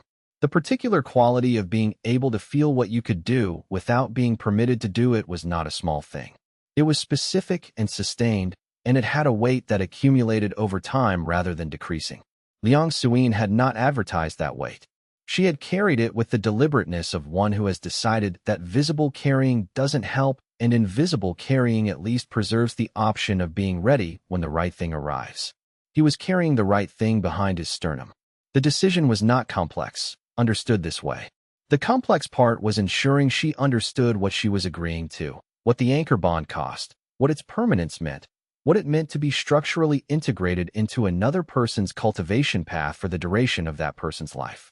He would tell her all of it, clearly, and she would decide with complete information, and the decision would be genuinely hers. He signed the transfer receipt for the storage containers and walked back toward the distribution station, and the question he had not yet asked Liang Suyin pressed harder with every step. Chapter 13 Rain came to the outer compound on a gray morning 3 weeks after the bond, and in the inner world, independently, according to its own internal development, the Northeast Hills produced their first storm system. The outer compound's rain was spring drizzle, committed, uniform, the kind that settles in without urgency and stays through the afternoon. The inner world's weather was a different register entirely. Wei Chenlong entered meditation during his morning session and found cloud formations building over the newly emerged hilltops, organized, dark, with visible updraft columns rising from the sun-warmed lower elevations into the cooler air above the ridge line. At the storm's advancing edge, silent lightning moved between cloud formations, brilliant and contained, the inner world's weather not yet old enough to have developed the acoustic signature that would eventually become thunder. He stood on the lakeside shore in his meditative awareness and tracked the storm's development the way you track something you've been expecting without knowing the exact timing. With recognition rather than surprise, with the particular attention of seeing something become real that was previously only probable. Liang Suyin arrived for her cultivation session. She crossed into the inner world through the anchor bond's established pathway and walked from the anchor stone to where he stood without speaking while she oriented to what she was looking at. The water cycle, she said. The lake evaporates from the surface. The vapor rises with the warm air, hits the cooler elevation air at the hilltops, condenses. The hills provided the elevation differential that makes orographic lift possible. The world created the conditions for its own weather by generating terrain, Wei Chenlong said. Yes. She watched the cloud system for a moment. That's self-organizing complexity. The world is not responding to directions. It's following internal logic toward more complete physical systems. She turned from the storm. I want to cultivate inside that system tomorrow. Can we move the session to the Northeast Hills? They moved the session. The storm had stabilized overnight into a semi-permanent formation, cloud band anchored to the ridge line, releasing rain at intervals, developing the regularity of something that is found in equilibrium. The rain inside the storm had a specific quality that Liang Suyin identified within the first minutes of their joint session. High-altitude qi precipitation, the type associated with ancient cultivation sites where centuries of practice had altered the atmosphere's spiritual composition. She cultivated in the rain for the full session duration and emerged with more measurable advancement than the previous 3 sessions combined. Her water law development was not simply faster. It had developed a qualitative depth that the anchor stone cultivation hadn't produced.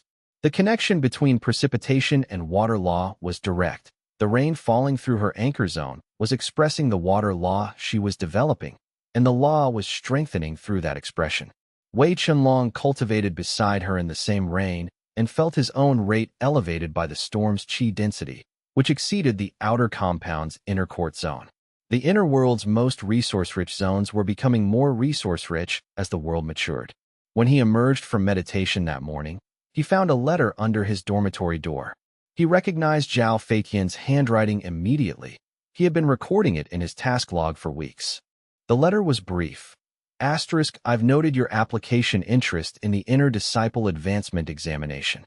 Senior endorsement is required for outer compound applicants. Without it, intake rejects your registration on procedural grounds. Consider carefully who in this compound would endorse someone who failed the entrance examination outright, and whether pursuing this path creates problems that exceed whatever advantage you imagine it provides. Wei Chenlong read the letter twice. He placed it in his task log alongside the other documentation he had accumulated, between 2 pages of inventory records where it would be preserved without being visible as anything other than another document between documents. He folded it precisely, noting the paper quality and the confident brushwork that indicated someone who had written this draft more than once. Then he went to find Elder Ma Xuan and asked directly. The advancement examination requires senior endorsement for outer compound applicants. Can you endorse me? The elder heard the question.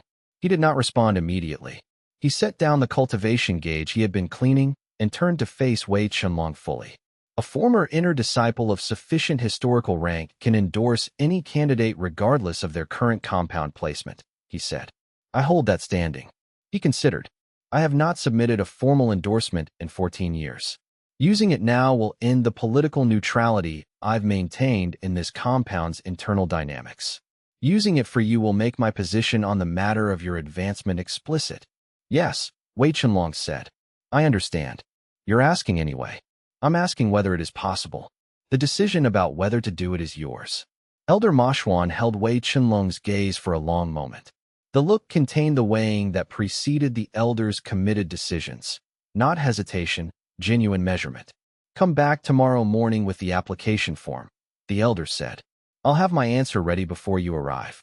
The answer was yes, and the form was signed when Wei Chenlong appeared with it, and Wei Chenlong filed it the same morning, before Zhao Feiqian's network could identify the filing and generate an objection. The documentation receipt confirmed his examination slot. He walked back from the administration window through the compound's morning, and in the inner world his storm was producing its first rainfall on record, and the watershed that the rainfall was building, the streams running down the hill faces toward the lake, was the world's own development of the resources it would need for everything that came next. The world was providing for itself. He was providing for the world. And the examination was 6 weeks away, which was time enough. He thought about the misconduct report that Zhao Feiqian had filed, the letter still in his task log, its brushwork confident and deliberate, and about what it revealed about Zhao Feiqian's understanding of the situation. Zhao Feiqian believed the examination application was Wei Chenlong's primary vulnerability. He was correct about the examination being important. He was wrong about it being a vulnerability rather than a mechanism. An examination application could be challenged. An examination performance could not be challenged after the fact. The misconduct report was designed to prevent Wei Chenlong from reaching the examination. Elder Ma Xuan's relationship with the review panel chair was designed to ensure he reached it. Both of these things were true simultaneously, which meant the examination itself would be the resolution, not the administrative process on either side of it, but the examination. He would reach the examination. He would perform in the examination. The performance would be what it would be, which was the outcome of everything he had been building since pressing his palm to a cracked jade slip in a ruined cave. He returned to his dormitory and spent 3 hours in deep immersion cultivation that night, allowing the inner world storm system to provide the ambient chi density his outer compound location could not. The 3 hours of outer sleep produced 6 hours of inner world cultivation time at storm system density, which was higher than the outer compound's inner court. He was already in a better cultivation environment than the inner court. He had been for weeks. The examination would show this. All he had to do was arrive. He arrived at the dormitory that night and checked the inner world before sleeping. The storm system over the northeast hills was running its standard cycle: cloud formation, precipitation, drainage down the hillsides into the lake's northern extension. The world had developed weather patterns consistent enough to be described as climate rather than weather events. Predictable, cycling, self-sustaining. A world with climate. The distinction between weather and climate was not merely semantic. Climate was a world that had developed enough temporal stability to have characteristic patterns rather than simply individual events. He had been operating in the world's interior for 3 weeks of what Ruo Tianshan called the living world threshold. In 3 weeks, his world had developed a lake system, a watershed, a storm band, a crystal formation array, a compass instrument, and the beginning of differentiated zones in the southern quadrant. Ruo Tianshan had taken 3 years to reach this stage. The difference was the pillar bond. The difference was collaborative cultivation. The difference was deep immersion. The difference was a development rate compounding with each passing day at a rate that made the gap between Ruo Tianshan's experience and his own wider every week. He was building something that had no precedent. The examination was 3 days away. He would arrive, and the examination would show what he was. And what he was had been built in the dark over 7 weeks of sustained effort with no external validation except the world's own pulse. That pulse was enough validation, and tomorrow it would be shown to people who had never seen it before, and they would have to decide what it meant. And what it meant was that something had been built in the dark that no standard examination had any category for, which meant tomorrow's examination was not a test of what he was, but a test of whether anyone present had the perception to see it. Chapter 14. 5 days before the examination, Zhao Feitian filed his formal misconduct report. The report was clean and carefully constructed. It cited 3 dates on which Wei Chenlong had failed to complete his assigned maintenance tasks, and the circumstances of each date were described as unauthorized abandonment of duty rather than directed redirection. The authorizing elder names that Zhao Feitian had provided for the redirections, 1 dead elder, 2 elders posted to subsidiary compounds, were not mentioned in the report. The report was built entirely from Wei Chenlong's incomplete task records on those dates, which were real and documentable, without the cause of the incompleteness. The report triggered an automatic hold on Wei Chenlong's examination application. He learned this from Supervisor Gan at the morning rotation. Administrative review is required before the hold can be lifted, Gan Shufei said. Standard review period is 4 to 6 weeks. The examination is in 5 days. Yes. Supervisor Gan met his gaze steadily. I have all 3 work logs for those dates in the archive. Complete logs, including the redirect requests I noted, with the requesting party's name and the false elder authorizations I flagged at the time. He paused. The question is whether the review panel weights those logs appropriately. The review panel, Wei Chenlong said. Who chairs it? Elder Mingshan. Inner Court Senior Administration. Wei Chenlong went to Elder Ma Xuan. The elder listened to the full account without interrupting. When Wei Chenlong finished, the elder stood and went inside his quarters and returned with 2 items: his endorsement receipt for the examination application and a personal communication scroll bearing his elder emeritus formal seal. The review panel chair is Elder Mingshan, the elder said. He held the scroll in both hands with the weight-acknowledging manner of someone picking up something heavy that they have chosen to carry. She and I studied under the same master. I have not exercised that relationship in 14 years. I chose not to use it, over those 14 years, for any personal interest. I will use it for this. He paused, understanding that the cost is real. What happens to your standing? Wei Chenlong asked. My neutrality in the compound's internal dynamics ends. I become associated with your outcome. If you advance and succeed, the association is an endorsement that holds. If you fail to advance, my judgment is questioned. He picked up the communication scroll and set it on his work table. I have reviewed the relevant factors. My judgment is that what you carry should not be sacrificed to administrative maneuvering. That is the calculation. He reached for his brush. Send word to Supervisor Gan to make the work logs available to the review panel. I'll do the rest.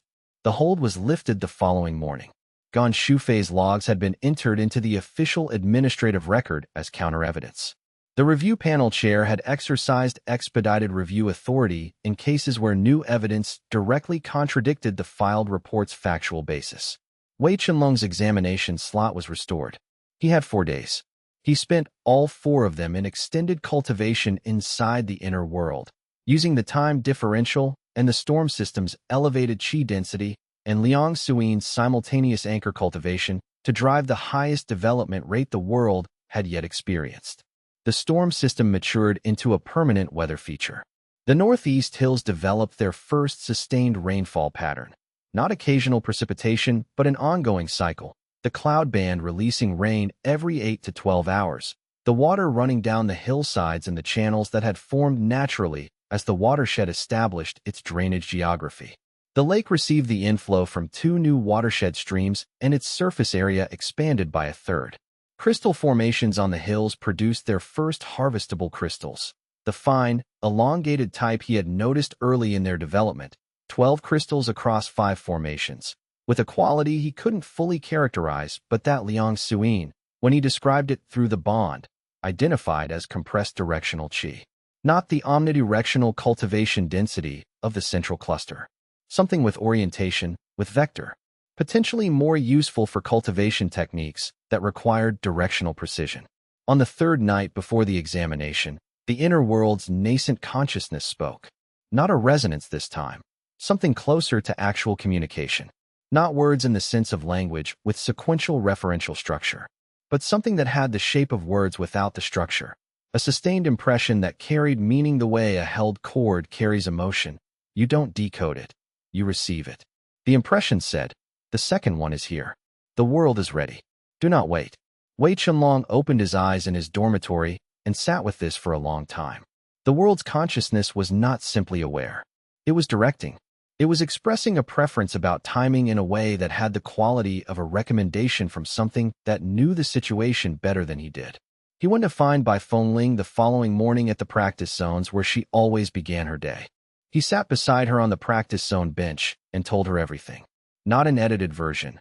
The full account, including the pillar bond, the crystals, deep immersion, the time differential, the inner world's developing consciousness. He told it as fact rather than as appeal, because the appeal was implicit in the facts and any attempt to separate them would compromise both. She listened without interrupting, with the quality of a foundation establishment practitioner evaluating technical information, present, precise, assessing against what she knew. When he finished, she was quiet in the thinking way. That formation cluster in the south, she said.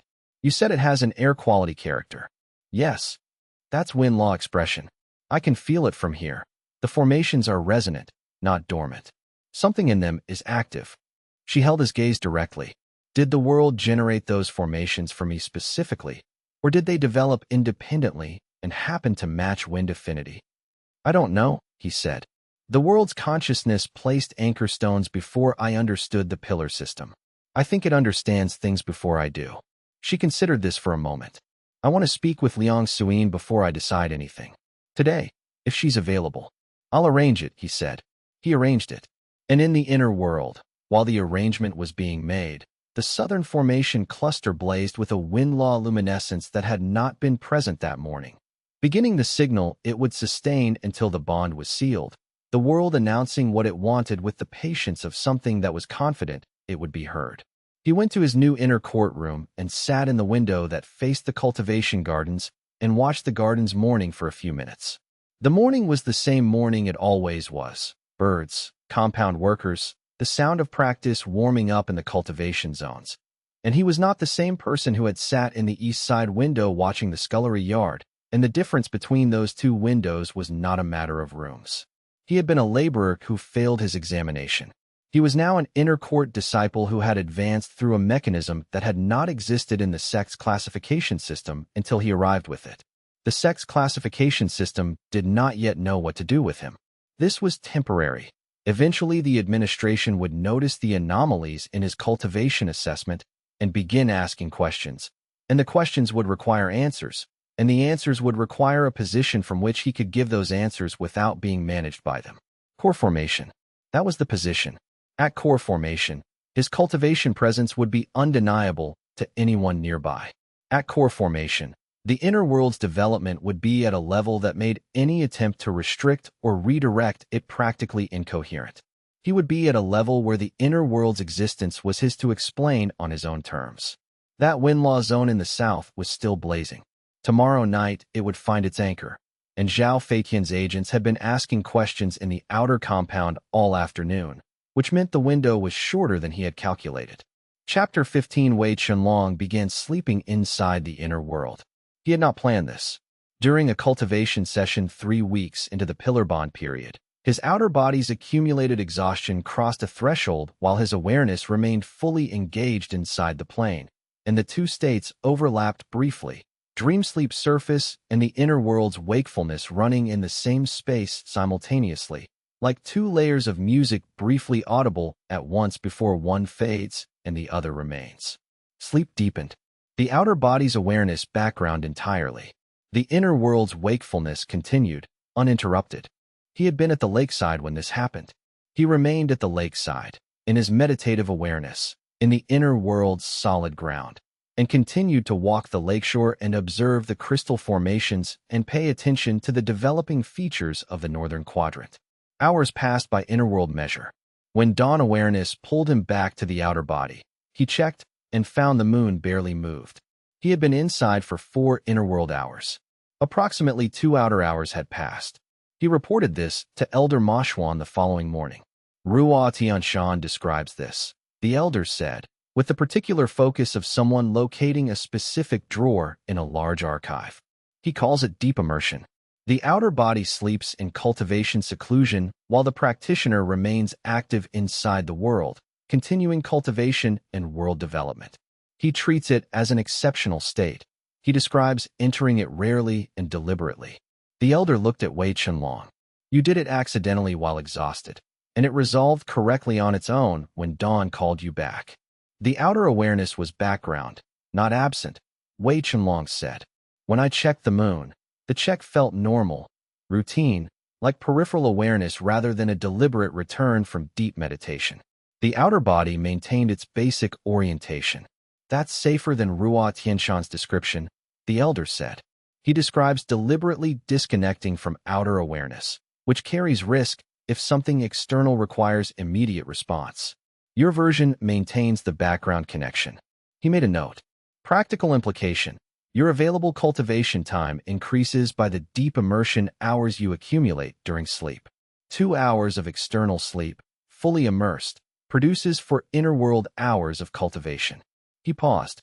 Over a 7-day week, with approximately 3 nights of partial deep immersion, which is conservative given that you apparently enter the state naturally under exhaustion. You gain the equivalent of 12 additional inner world cultivation hours per week without any increase in external time expenditure. Wei Chenlong did the arithmetic. 12 additional inner world hours per week. At the inner court's triple ambient density, which he was approaching, that became 36 effective cultivation hours per week added to the standard sessions. Per month, 144 additional effective cultivation hours. Apply this to the advancement curve, he said. The advancement curve becomes substantially steeper. The elder set down his brush. I want to be clear about what I'm saying. You have an inner universe system that is developing faster than the only documented baseline. You have a pillar bond that is compounding cultivation rates. You have a time differential that doubles all cultivation time. You now have deep immersion, which doubles the available cultivation hours without external time cost. And you are approaching access to inner court resource density, which triples cultivation input quality. He met Wei Chenlong's gaze directly. The combination of these factors produces an advancement rate that has no precedent in this compound's history, possibly no precedent in several centuries of cultivation records. Wei Chenlong used deep immersion for 4 of the next 6 nights. He established an internal communication with the world's nascent consciousness, not a formal arrangement, more like a developed intuition. He trusted the world to return him to outer awareness when the outer world required him, and the world's responses confirmed that the world maintained that awareness independently. The world's development during those 4 nights of extended session time. The Northeast Hills developed a permanent secondary summit, a higher point emerging from the ridge, generating a distinct weather shadow on its leeward side, the storm system's rainfall pattern adjusting to accommodate the new elevation. The lake filled a section of previously dry low ground in the southern Bay Area, extending its reach toward the formation cluster that by Fengling's affinity was still waiting to activate. The central formation crystals regenerated in 6 days rather than 8. The increased cultivation input rate had accelerated regeneration proportionally. On the 4th night, the inner world's consciousness reached toward him in the clearest communication it had yet produced. Not the simple resonance of recognition or preference, something more structured, more specific. The feeling of a specific location being indicated, a direction, a point in the world's interior that had been waiting to be shown. He followed the indication. In the deep center of the plain, beyond the crystal formation cluster and past the midpoint of the visible lake, there was a depression in the ground he hadn't previously mapped. A natural basin, circular, perhaps 20 meters across in meditative pacing. The basin had no water in it. It had been waiting. At its center, a small crystal had formed, unlike any he had yet seen, multifaceted in all directions, clear rather than pale green, with an interior quality that caught the pale light from the plane's center and returned it in all directions simultaneously. A compass crystal. He had no other name for it. A crystal that oriented rather than charged, that showed rather than stored. He extracted it. It was warm and clear in his hand. Outside the world, it remained clear, not the pale green of the inner world's light, but a transparency that showed the world's ambient chi concentrations as subtle color variations, barely visible, the way certain crystals reveal the minerals in surrounding stone. He would tell Elder Moshwan about it in the morning. He would ask what it meant. But tonight he held it in the dormitory dark and felt the world pulse through the crystal's clarity, and the world felt more certain of itself than it ever had before, as if the compass crystal was the world understanding its own orientation, knowing where it was and where it was going, finally able to tell him. He brought the compass crystal to Elder Moshwan the following morning and set it on the work table without preamble. The elder examined it for several minutes. He held it at the window, read its chi structure through cultivation sense, turned it carefully in the light. Clear, he said, not the inner world's pale green. This is optically transparent. The chi it holds is not cultivation energy. It's ambient reading. He set it down with care. The inner world generated an instrument for reading the distribution of spiritual energy in its surroundings. If you use it inside the world during cultivation, it will show you the world's own chi distribution, which zones are most developed, where cultivation input is being most efficiently absorbed. A navigation tool for the world's own development, Wei Chenlong said. Exactly. The elder looked at him with the expression that meant he was revising his understanding upward again. Ruo Tianshan describes his inner world generating an instrument in his 7th year. His 7th year. He sat back. You have been cultivating for 8 weeks. The collaborative cultivation compresses the timeline. The collaborative cultivation compresses the timeline, yes. And the time differential compresses it further. And the deep immersion sessions compress it further still. The elder picked up the compass crystal one more time, then set it down definitively. I no longer have a reliable model for what this system will produce at 6 months. Or 1 year. I know the direction. It continues to develop. The development continues to compound. But the specific states it will reach are beyond what I can extrapolate from Ruo Tianshan's data. That's fine, he replied. The world knows where it's going, and it knows why. I'll follow its direction. It hasn't been wrong yet. Chapter 16 by Fengling arrived on a morning when examination candidates were entering the compound in cohorts, and she moved through the entrance path with the efficiency of a practitioner who has made many arrivals at many places and reduced the process to its essential components. Map the space, find the relevant administrators, establish operational base. Wei Chenlong was raking the main entrance path when she entered. She carried a traveler's pack with the weight distributed correctly, center of gravity positioned for long-distance walking, the adjustment visible in how the pack sat relative to her shoulder blades. She wore a small wind affinity pin on her travel collar, the identification marker Wind Hollow practitioners used when traveling. She looked at him when she passed. A genuine look, present, brief, taking in what was there without the elaboration or the dismissal that people add to visual observation when they want it to mean something other than what it is. Her eyes went to the rake, to his groundskeeper work clothes, to the section of path he had already cleared. She stopped. The gate pillar area needs another pass, she said. You've done the center and south, but the pillar's base has accumulation. Working south to north, he said. I'll reach it. She nodded once and continued into the compound. He learned afterward what Supervisor Gon's information network had collected. Transfer candidate from Wind Hollow. Foundation establishment. Left following a genuine philosophical dispute over cultivation methodology. She believed the narrow path approach that Wind Hollow's advanced program enforced was artificially limiting for practitioners whose potential exceeded the narrow path ceiling. She had come to Verdant Sky because its broader methodological framework gave wind-aligned practitioners development room that Wind Hollow's institutional structure did not permit. She was someone who had identified a constraint and chosen to remove herself from it rather than accept the constraint as permanent. She had done this at a stage in her cultivation where the institutional security of Wind Hollow was real and the uncertainty of a transfer was also real. The choice to accept the uncertainty over the constraint said something about what she valued, and what she was capable of. He told Liang Suyin what he had gathered. Wind Hollow, Suyin said without looking up from her sorting. Their advanced program is genuinely excellent for the first 3 years and becomes restrictive in the fourth. By the time practitioners understand the restriction, most of them have invested enough that leaving feels like loss. She identified it early and left before the sunk cost was prohibitive. She sorted 2 more packets. Functional assessment of institutional constraints. She'll apply the same assessment to what you're offering. Accurate representation matters more than attractive framing. 2 weeks before I approach her, Wei Chenlong said. Let her settle. 2 weeks, Suyin agreed. Though she's already watching the Southern Formation Cluster. I can feel it through the anchor bond.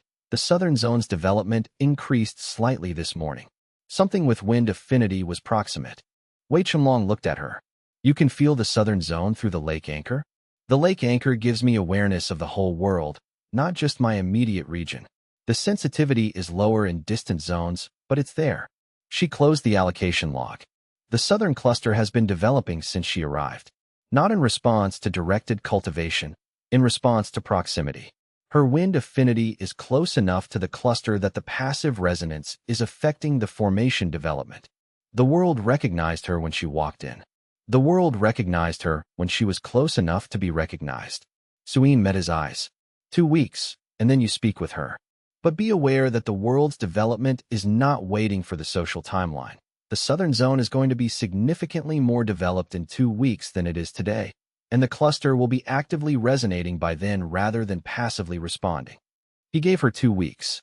He used the 2 weeks to push cultivation as hard as the inner world could receive it, working with deep immersion sessions and synchronized cultivation with Suyin and the increasingly concentrated cultivation resources available in the inner world's developing zones.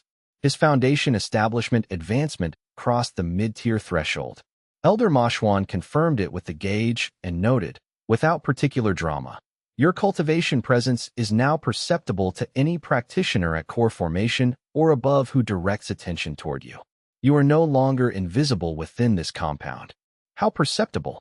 Perceptible as foundation establishment mid-tier with an unusual affinity signature. Not alarming to someone who doesn't know what to look for. Impossible to miss for someone who does. He looked at Wei Chenlong. Zhao Feitian cannot sense it. He is not at the level that reads cultivation presence accurately, but senior inner court members can and will. Then they'll see it in the examination. Yes. The elder paused. Let them. You'll have already advanced by the time the implications of what they're seeing reach the administration. On the 14th day of the waiting period, Wei Chenlong approached by Feng Ling in the northeast practice zone. She saw him coming and stopped her form without hurry and turned toward him. She noted the gray inner disciple robe. He had advanced to the examination and received preliminary inner court identification credentials pending the examination result. You advanced, she said. Almost. Examination is in 4 days. And you're here before the examination. She held his gaze with the direct quality he had noticed in her from the first morning on the entrance path. This is about those southern formation stones.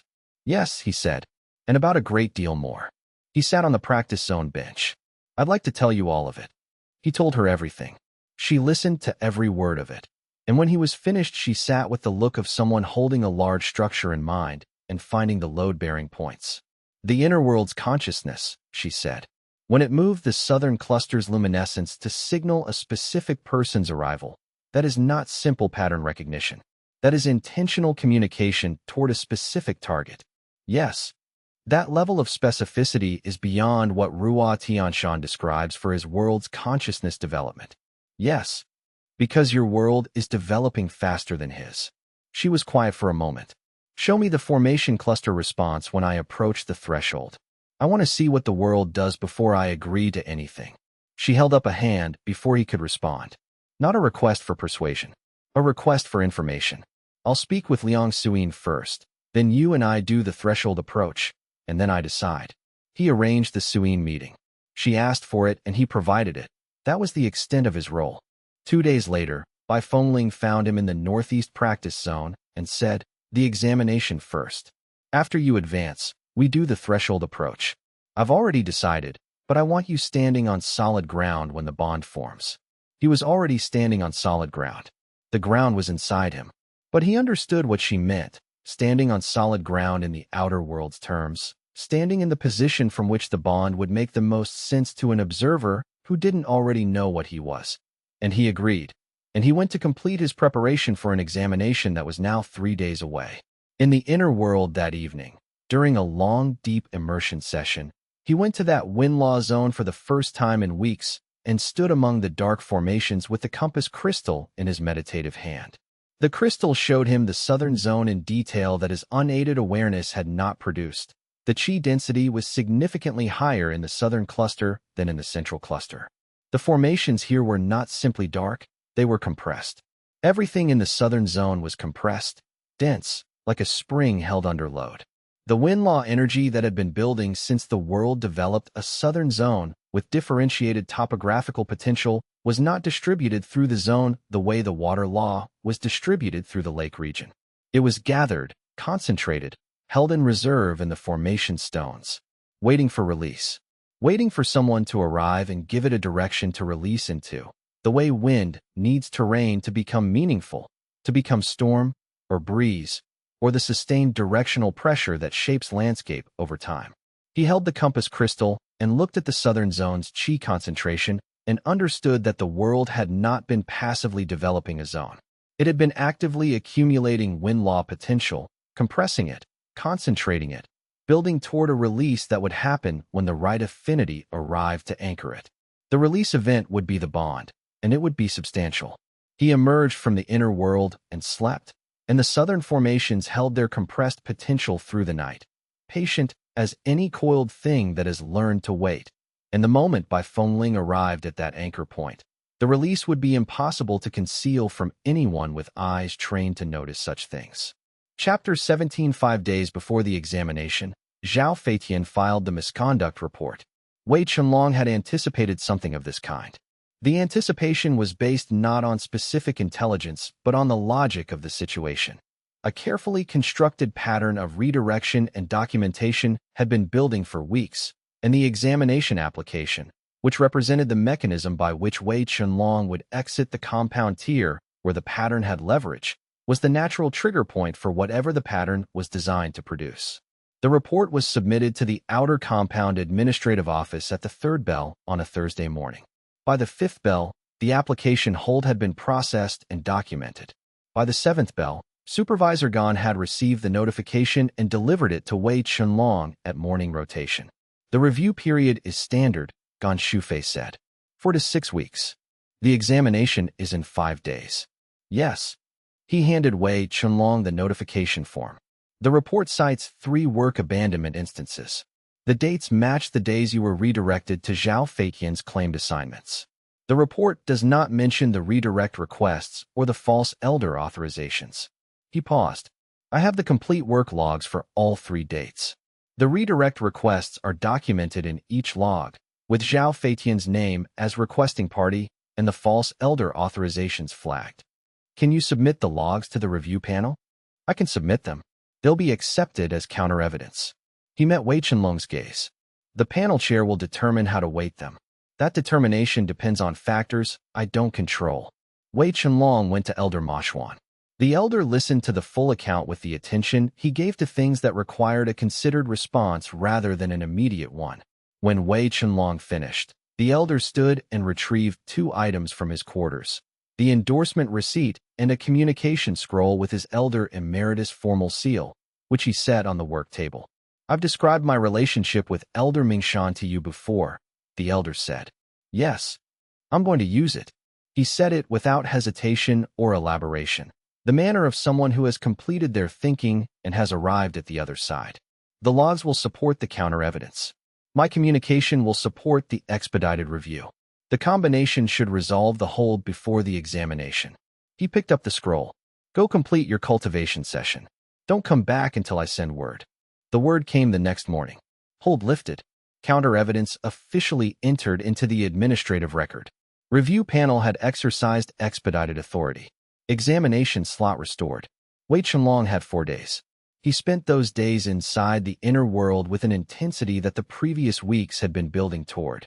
The combination of deep immersion sleep sessions, synchronized cultivation with Liang Suin, the storm system's premium qi density, and his advancing cultivation level produced a rate that exceeded any single previous session by a significant margin. The inner world responded to the intensity. The northeast hills developed their second ridge line, a parallel elevation to the main ridge, creating a valley between them that the storm system filled with dense cloud and sustained precipitation. The valley's floor, receiving constant rainfall, developed a network of small streams that Liang Suin identified through the anchor bond as a high-density water qi concentration zone, the kind that appeared near ancient cultivation sites in the outer world only after centuries of accumulated practice. The valley streams flowed into the lake's northernmost extension, widening the third bay and beginning to push toward the southern zone, toward the formation cluster where the Winlaw luminescence had been burning since Bai Fengling's arrival, steady and certain. Crystal harvest in the 4 days, 23 crystals from the central and hill formations. The compass crystal that had appeared in the deep basin was not harvested. It remained there, at the basin's center, showing the world's qi distribution in its clear interior.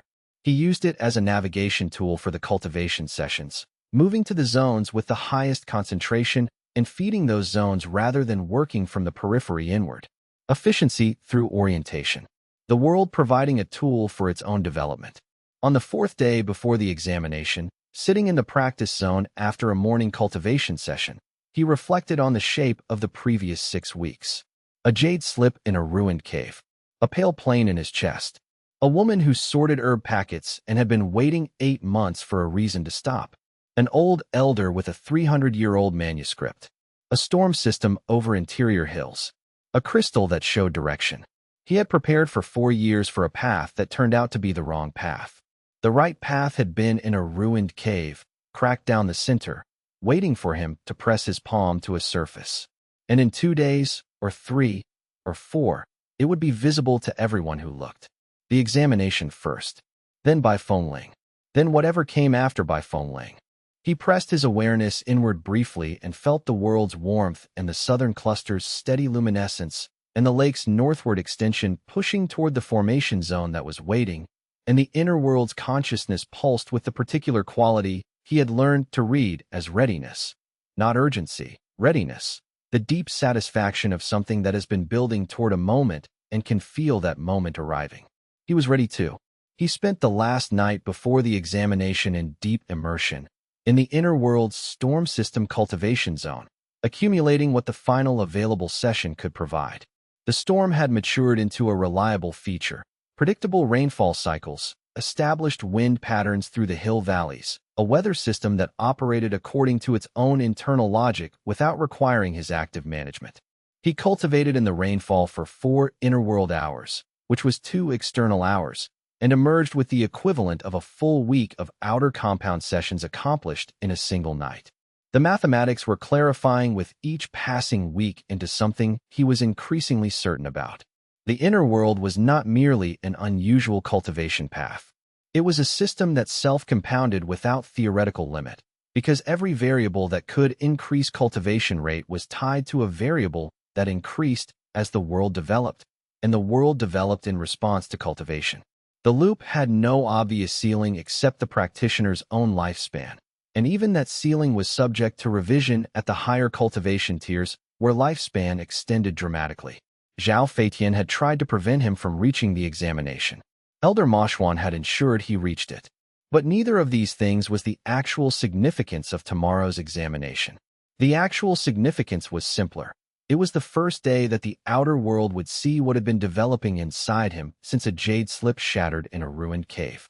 He had prepared for 4 years for a path that turned out to be wrong. He had spent 8 weeks on the right path. 8 weeks had produced more than 4 years could have produced on the wrong one. Tomorrow, the examination. Tonight, the inner world's reign. He slept in the storm, and the storm kept cycling, and the world continued becoming more itself in the hours before dawn. He woke an hour before the 5th bell and sat in the dormitory window for the remaining time.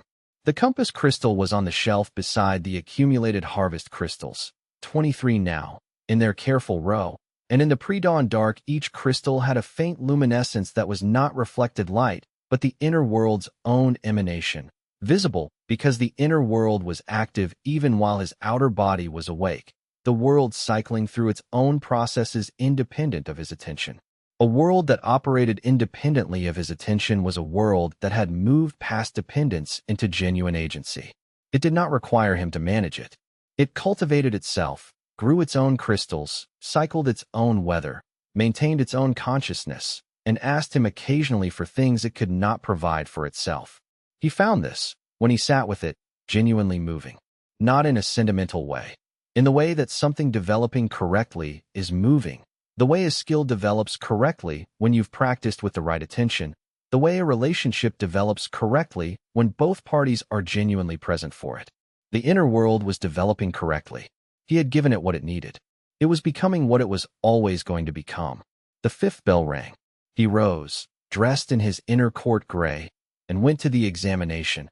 And the examiner waiting at the assessment hall's entrance was not the junior elder he had expected, but senior assessor Tung Wuyao himself, a man who only appeared when results were going to be contested.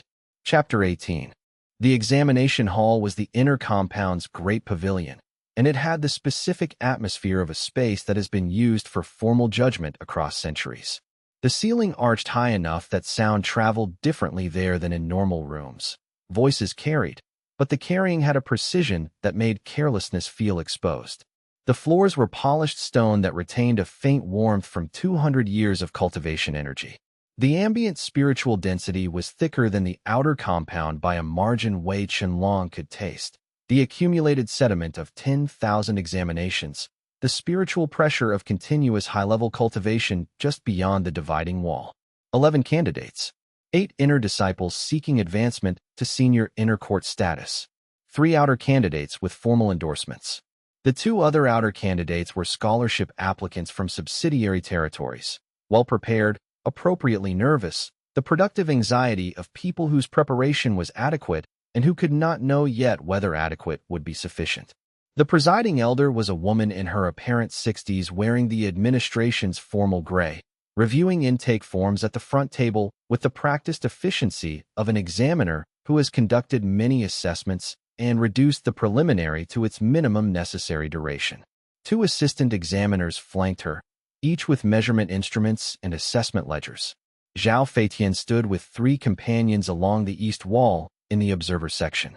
His posture had the settled quality of someone who expects an outcome he has arranged. Wei Chenlong noted the position and directed his attention to the presiding elder. Component 1, Cultivation Display. Each candidate pressed their palm to the measurement stone, which registered qi output, cultivation level, and affinity signature. The inner disciples demonstrated. Core formation, 1 at soul tempering threshold. 2 years of inner court resource access had produced real advancement, the kind that was visible in the quality of qi output rather than simply in the instrument's reading.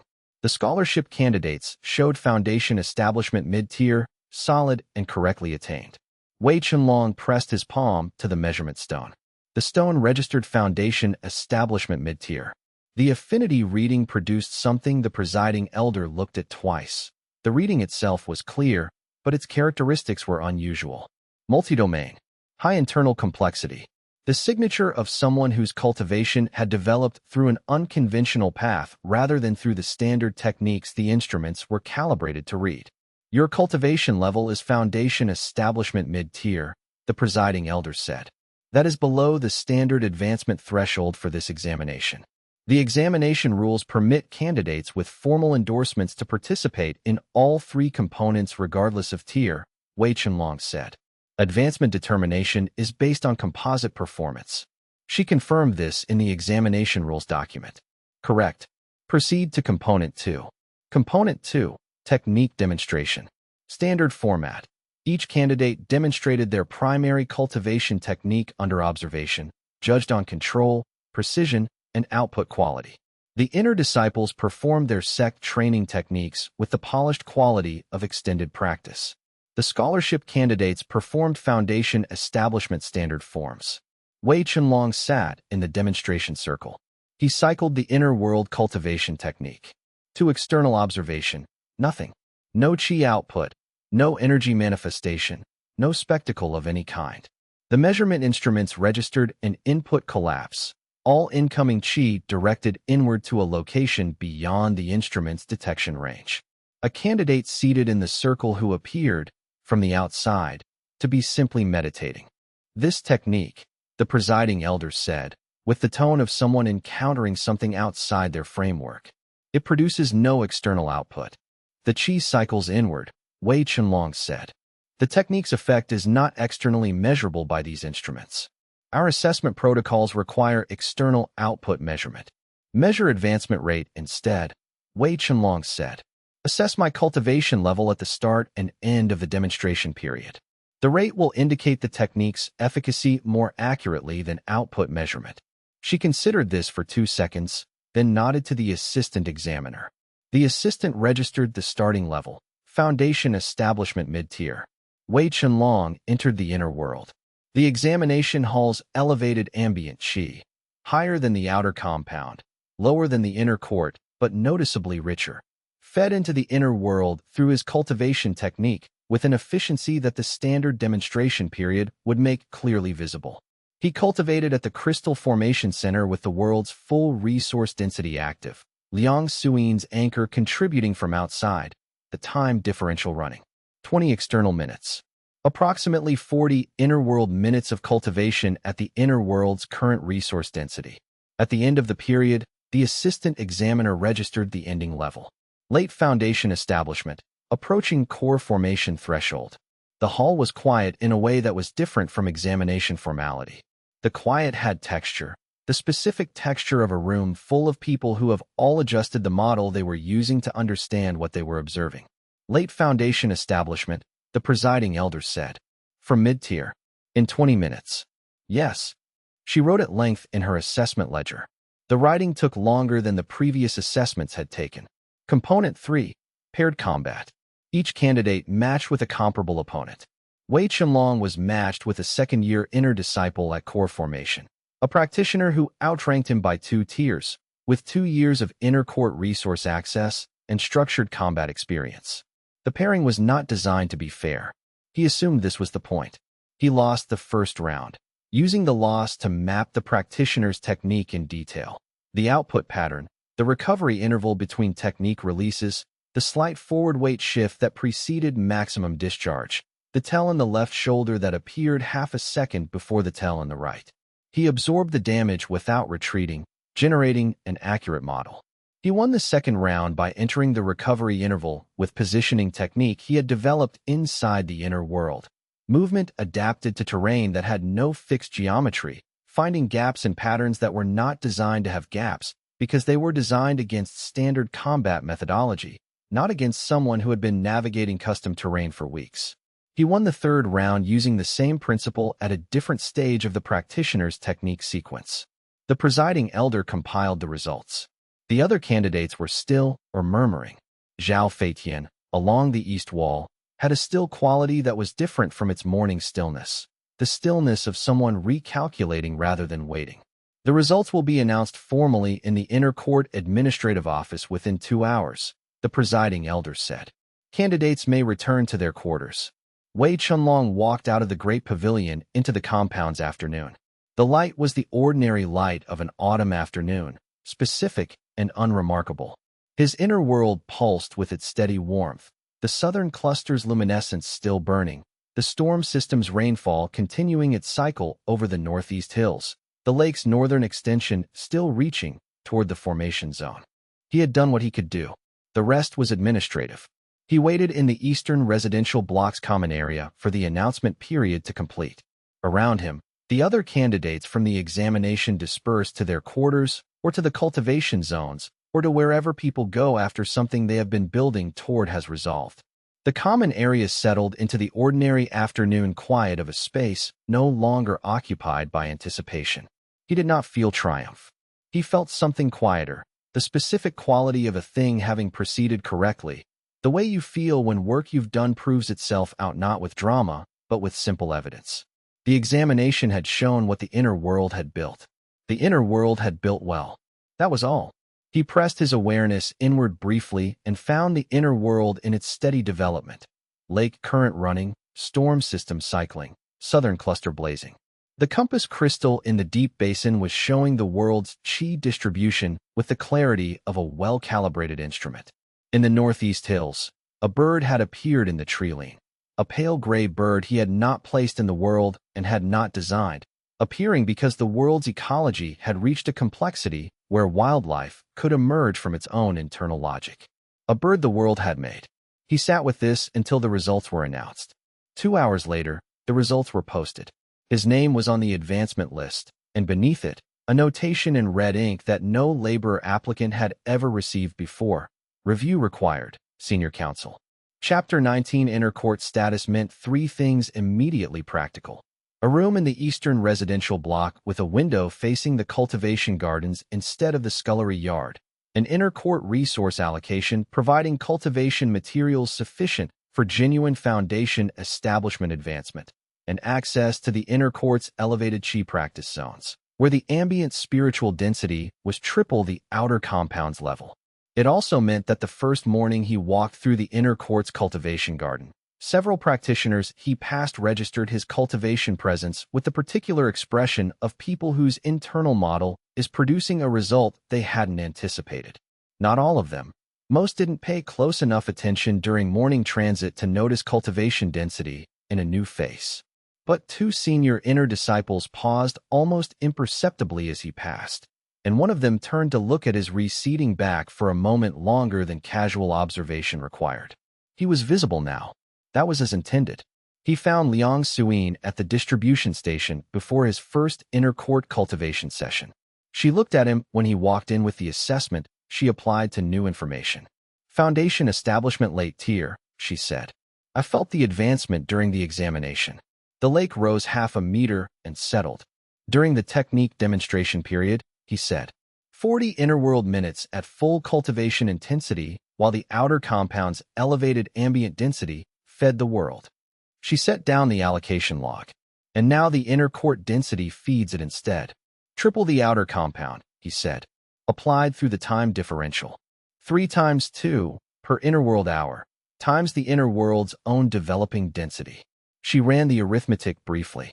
6 effective cultivation hours per 1 external hour, at a minimum, until the inner world's density develops further and the ratio increases again. She picked up the allocation log. You could reach core formation in 3 weeks. If I push that hard. You should push that hard, she said. Core formation changes the nature of the cultivation presence field. At core formation, your cultivation density will be detectable by any practitioner within a significant distance without deliberate attention being required. At that point, it won't matter whether they look carefully, they'll simply sense it. She met his gaze, which means your window of development before external interest becomes complicated is shorter than it appears. He spent his first inner court session in the northeast practice zone, and the difference from the outer compound was visceral and immediate. Not dramatic. More like the difference between adequate and excellent, the kind of difference that isn't shocked, but is unmistakable. He entered the inner world within the elevated ambient density and felt the world receive it the way a plant receives good rain after adequate rain. The same process, a different quality, the cells opening further than they usually open because what's available is worth opening for. He cultivated for 90 external minutes. The inner world time was 3 hours. The advancement was more than he had accumulated in the previous 4 outer compound sessions combined. Zhao Feitian appeared on the path beside the northeast practice zone when Wei Chenlong emerged. He had been standing near the practice zone's boundary, not inside it, technically in the connecting path, which was common space. He had the look of someone who had arrived at a position to wait rather than someone passing through. He waited until Wei Chenlong was clearly visible and clearly emerging from his session, before making the approach seem natural. Congratulations on the advancement, Zhao Feitian said. The tone was correctly calibrated, not warm, not cold, professionally neutral. Thank you, Wei Chenlong said. The technique, Zhao Feitian said. The internal cultivation. I haven't encountered anything like it in any text. It's not in any standard text, Wei Chenlong said. Where did you? I have it, Wei Chenlong said. I didn't learn it. It was there. He held Zhao Feitian's gaze for a moment with the calm quality of someone who is not competing for something they already hold. As you said, this life has other plans. He walked past without pausing. He heard Zhao Feitian say nothing behind him, which was itself informative, a man who has run out of calculated responses. He went to find Bai Fengling at the northeast practice zone the following morning as arranged. She was waiting on the bench when he arrived, which meant she had arrived first, which meant she had already made her decision before coming and was waiting for him to catch up to it. The southern cluster, she said. It's been signaling since I arrived. Yes. The world communicated to you specifically about my arrival and timing. Yes. And the inner world's consciousness made a recommendation about timing rather than waiting for you to determine timing on your own. She held his gaze. This is a world that acts on its own assessment of what it needs, not passively generating features in response to inputs, actively communicating preferred courses of action. Yes, Wei Chenlong said. It's more aware than the literature describes. It's developing faster than any documented baseline. Because of the collaborative cultivation rate, she said. The inner world's consciousness develops in proportion to the world's complexity. Faster development means faster consciousness development. She paused. What does it feel like, carrying a world that has more awareness of its situation than you sometimes do? He considered. Like being trusted, he said finally. The world knows more than I know, but it works with me rather than around me. It makes what it makes and shows me what it wants me to see. It doesn't move without me. It moves through me. She sat with this for a moment. Then she stood. Tonight, in Elder Moshuan's garden, I'll enter the inner world through the threshold and we'll establish the bond. The southern cluster has been waiting for 2 weeks. That's long enough. He stood as well. Yes, he said. They walked out of the practice zone in opposite directions. Him toward the inner court administrative wing to complete his enrollment paperwork, her toward the distribution station to find Liang Suyin and say whatever they had left to say to each other before the bond changed the terms of the relationship. The compound moved around them in its ordinary patterns, practitioners and laborers and administrators and groundskeepers and all the small machinery of a large institution conducting its daily operation. And in the inner world, the southern formation cluster blazed with its wind-law luminescence, and the world's developing consciousness pulsed with something that Wei Chenlong had learned, over weeks, to identify as satisfaction, the satisfaction of a world that knows what it needs and has arranged for it to be provided, and now simply waits for the moment that was always coming. He went to the inner court's elevated northeast zone for a cultivation session after the Bai Fengling conversation. He needed to feel the zone's elevated density for himself before the herb garden meeting, to understand what the cultivation landscape was going to feel like from the inner court side rather than the outer compound side. The difference was immediate and significant. Triple the ambient qi density, as Elder Moshuan had estimated, and the inner world's response to triple density was not simply triple the development rate, but a qualitative shift in how the development happened. Features that had been developing gradually suddenly developing with commitment, as if the higher density gave the world permission to complete things it had been building toward. The pale bird in the northeast treeline appeared again when he entered the inner world. It had moved from the treeline to a flat rock at the lake's eastern shore, where it stood in the afternoon light with the composed stillness of an animal that is very much at home in its environment. A bird that belonged here because the world had made it, and had made it correctly, and knew it had made it correctly. He cultivated for 40 minutes of outer world time, 80 minutes of inner world time, and emerged from the session with more advancement in 80 inner world minutes than he had accumulated in a full day of outer compound cultivation. That night, the herb garden, Elder Moshuan's stone bench, the third bell. And after that, the world would have 2 anchors, and the second anchor zone would begin its laws, and what the world became after that would exceed anything either of them could currently model. He was ready for that, though whether he was ready for what came after it, what moved in the dark beyond the compound's walls now that 2 anchor bonds blazed like beacons, was a very different question, and the answer, he suspected, was no. Chapter 20. The herb garden was quiet and private when Wei Chenlong arrived, the elder away at his meeting, the herbs standing in their labeled rows in the evening light, with the composure of things that are used to being present for significant events. He sat on the stone bench and entered a brief cultivation session, not a full session, a settling, the way you settle into a chair before beginning the work that requires the chair. The inner world spread before his awareness in its full current development.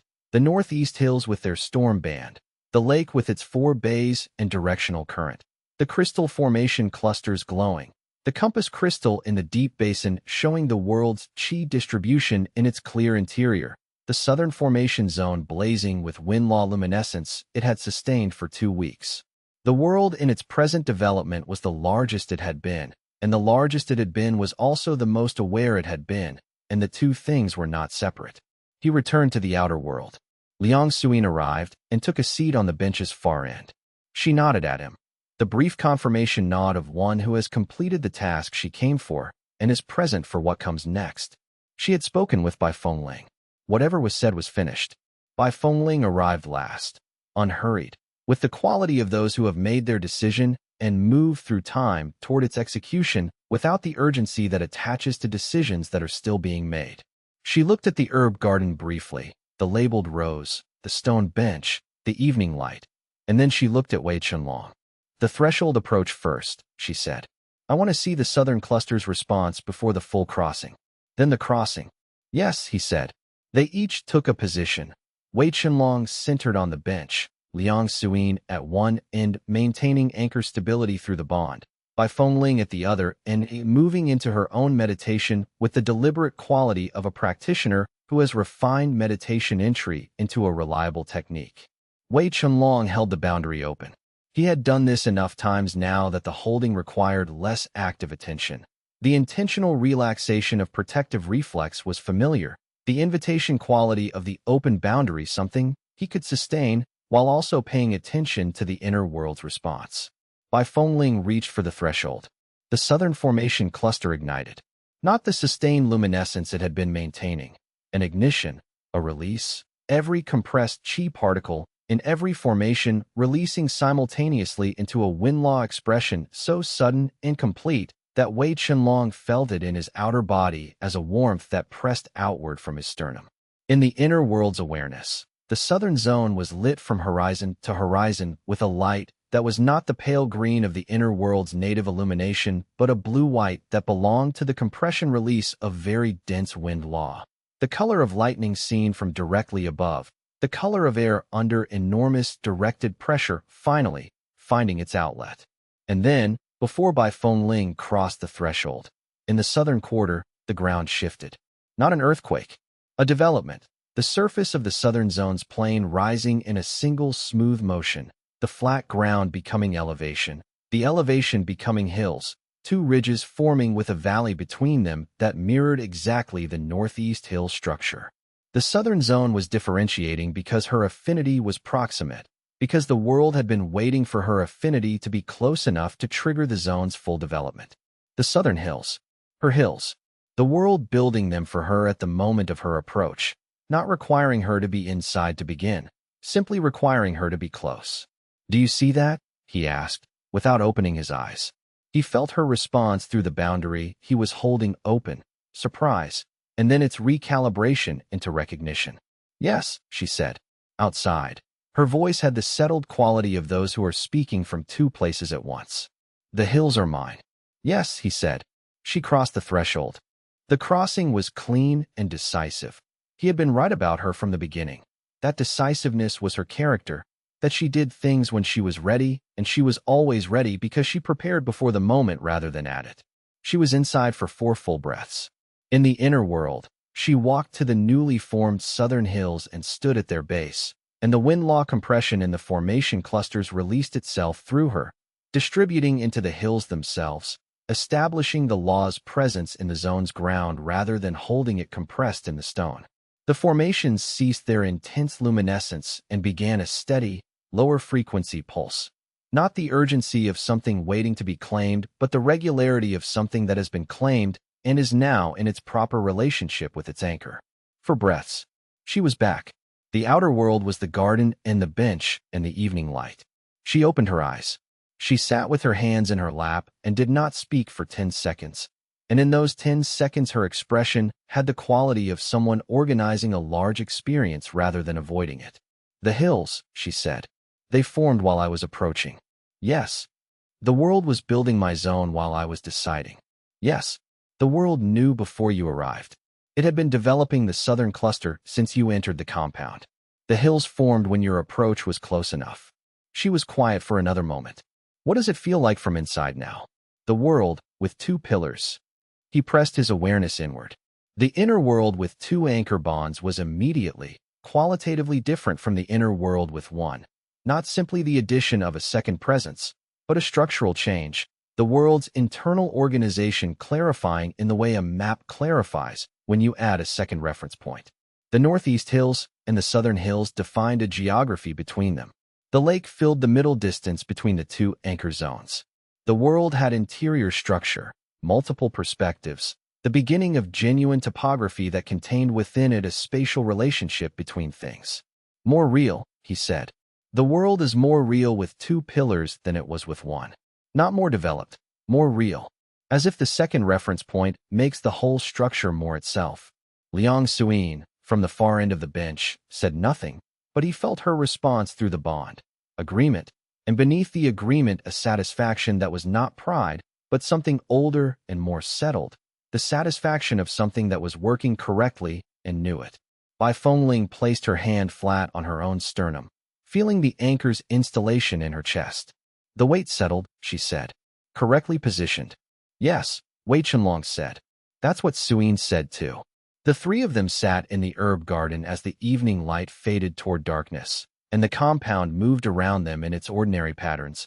And inside Wei Chenlong's chest the inner world pulsed with the warmth of two anchored zones, and a nascent consciousness that was satisfied with what had been accomplished, and the warmth had a quality tonight that it had not had before, a depth. The depth of a living thing that has reached a stage of development it has been building towards sensei. Pale green light first pulsed in the dark of an infinite plane, patient and certain and waiting for the people it needed to find their way to it. The second pillar bond was sealed, and the world was more real than it had been the moment before, and somewhere beyond the compound walls, in the wider world where power was tracked and assessed by those who knew what to look for, the warmth of a double-anchored inner universe had just become visible to something ancient that had been watching for exactly this, and had decided that what it had found was worth the reaching, and that reaching had already begun. Chapter 21. The inner court examination results were posted at the third bell of the morning watch, and Wei Chenlong stood in the small crowd of outer compound cultivators who had passed the previous day's assessment and read his name where it appeared on the list, seventh from the top, a position that implied solid performance without the kind of distinction that attracted unwanted scrutiny. He had been careful about this. The senior council notation in red ink, review required, had resolved itself anticlimactically 2 days after the assessment. A senior elder from the council's oversight division had looked at his chi readings through 3 different instruments, compared them to the theoretical models for spatial cultivation anomalies, found nothing in the records that matched, and written inconclusive non-standard signature, monitoring recommended, in his file. Monitoring he could manage. Inconclusive was the best outcome he had expected given the circumstances, and he had spent the night before the review session preparing the false signatures projection to be stable enough under sustained instrument contact to maintain the reading for the full assessment duration. Liang Suyin appeared beside him in the crowd and read the list without expression. Her name was ninth. Inner court, she said. Inner court, he agreed. The compound they were moving into occupied the Verdant Sky Sect's central quarter, separated from the outer compound by a wall of pale stone and iron-banded gates that were ceremonially opened during assessment transitions and sealed otherwise. The buildings inside were older and better maintained than the outer compound structures, the pathways flagged with cultivated stone that absorbed ambient chi and released it slowly, giving the air a cleaner, denser feeling that a practitioner could detect as a faint pressure differential in the chest and fingertips. The cultivation halls were larger. The practice zones were individually allocated rather than shared, which meant Wei Chenlong would have uninterrupted cultivation sessions without the periodic disruption of other practitioners' technique expressions bleeding into his own work. The research pavilion at the compound's eastern edge held a collection of texts that the outer compound's library was not authorized to request, and which Elder Ma Xuan had already been preparing to make available through official channels. Wei Chenlong had known about the research pavilion before he had known there would be anything in his chest worth researching. He had memorized the sect's organizational structure in the weeks before the entrance examination as part of the standard preparation process, the kind of thorough background work that his uncle had called excessive and that had proven, repeatedly, to be correct. Elder Mashwan was waiting at the inner court gates with the other senior mentors, hands clasped behind his back, watching the new cohort enter with the expression of a person who processes large amounts of information and has learned not to display it in ways that require response. When Wei Chenlong passed, the elder nodded. A small nod, precise in its weight. The acknowledgement of one who had been watching a development and was quietly noting that the development had reached its next stage without catastrophe. Wei Chenlong's new quarters were on the inner court's northern side, a room twice the size of the outer compound's laborer's cell, with a window facing the practice garden and a cultivation mat of the compressed spiritual mineral type that provided better energy grounding than bare floor. He placed his pack on the room's single shelf and sat in the window's light and checked the inner world. The inner world at this stage was the largest it had been, and it was still processing by Fengling's anchor bond from 2 nights prior. The southern hills had settled into the topography her Winlaw affinity had shaped during the bonding. 2 ridges with a valley between them, a stream feeding from the central lake's overflow, channels carved by the stream's patient work through the hill's stone. The northeast hills, Liang Suin's zone, were established and stable, the formation clusters there maintaining their steady pulse, the crystalline trees grown tall enough that their upper branches were above the hill's ridgeline. The central lake held both pillar stones at its shore, and the compass crystal in the deep basin continued its slow rotation, marking the world's chi distribution with the precision from something that had found its purpose and was performing it continuously. The northwest section of the plain had begun developing on its own. Geometric patterns in the stone surface, the precursors to a formation grid the world was apparently planning without being told to. The world's autonomous development had become more pronounced with the second pillar bond. It was making decisions, or something like decisions. The difference between the behavior of a very complex system and a conscious one was becoming harder to identify clearly. The chi density of the inner court's ambient environment was, as he had calculated, approximately 3 times the outer compound's. He felt it immediately as a pressure differential, not uncomfortable, but distinctive, the way standing at altitude feels distinctive compared to sea level. For most cultivators, this meant faster absorption and slower technique consumption. For him, it meant the inner world would intake more ambient energy per hour of passive cultivation than it had in the outer compound, compounding the acceleration already built from Fengling's bond. He began his first inner court cultivation session in the new room's window light, and the world responded with the particular enthusiasm from something that had been working at partial capacity and had just been given room to work at full. That evening, Elder Mashwan summoned him to the research pavilion. The pavilion's interior was what Wei Chenlong had expected from its exterior age. Old wood, shelved texts organized in the dense vertical rows of a collection that had been added to rather than curated, oil lamplight that produced warm patches and deep shadows between cases. The elder sat at a reading table with 2 texts open before him, a brush in one hand and an inkstone beside the other, reading something with the focused attention of someone who has found what he did not expect to encounter. "Sit," Elder Mashwan said, without looking up. Wei Chenlong sat across the table. The elder finished his paragraph, set down the brush, and looked at him directly, the steady look of one who is about to deliver information that has weight and is deciding how to frame it. "You passed with anomalous readings," the elder said. "The council noted monitoring recommended." "I know. I was consulted." The elder turned one of the open texts toward him, an older volume, the pages brittle at their edges, the characters in a script style that predated current sect conventions by at least 2 centuries. "I found this in the collection's restricted section 3 days ago, which I accessed through official channels. It is a theoretical text on what the author calls spatial pocket cultivation, a system in which the Dantian develops as an interior dimension rather than a chi storage vessel." Wei Chenlong looked at the page. The theoretical description matched his experience with enough specificity that the author had clearly either observed a pocket dimension cultivator directly or had access to records of one at significant depth. The terminology was different. The author used interior field rather than inner world. and described the cultivation mechanics through a lens of dimensional law rather than the practical experience Wei Chenlong had been using, but the underlying structure was recognizable. "How many historical cases are documented?" he asked. "3 confirmed," the elder said. "All deceased.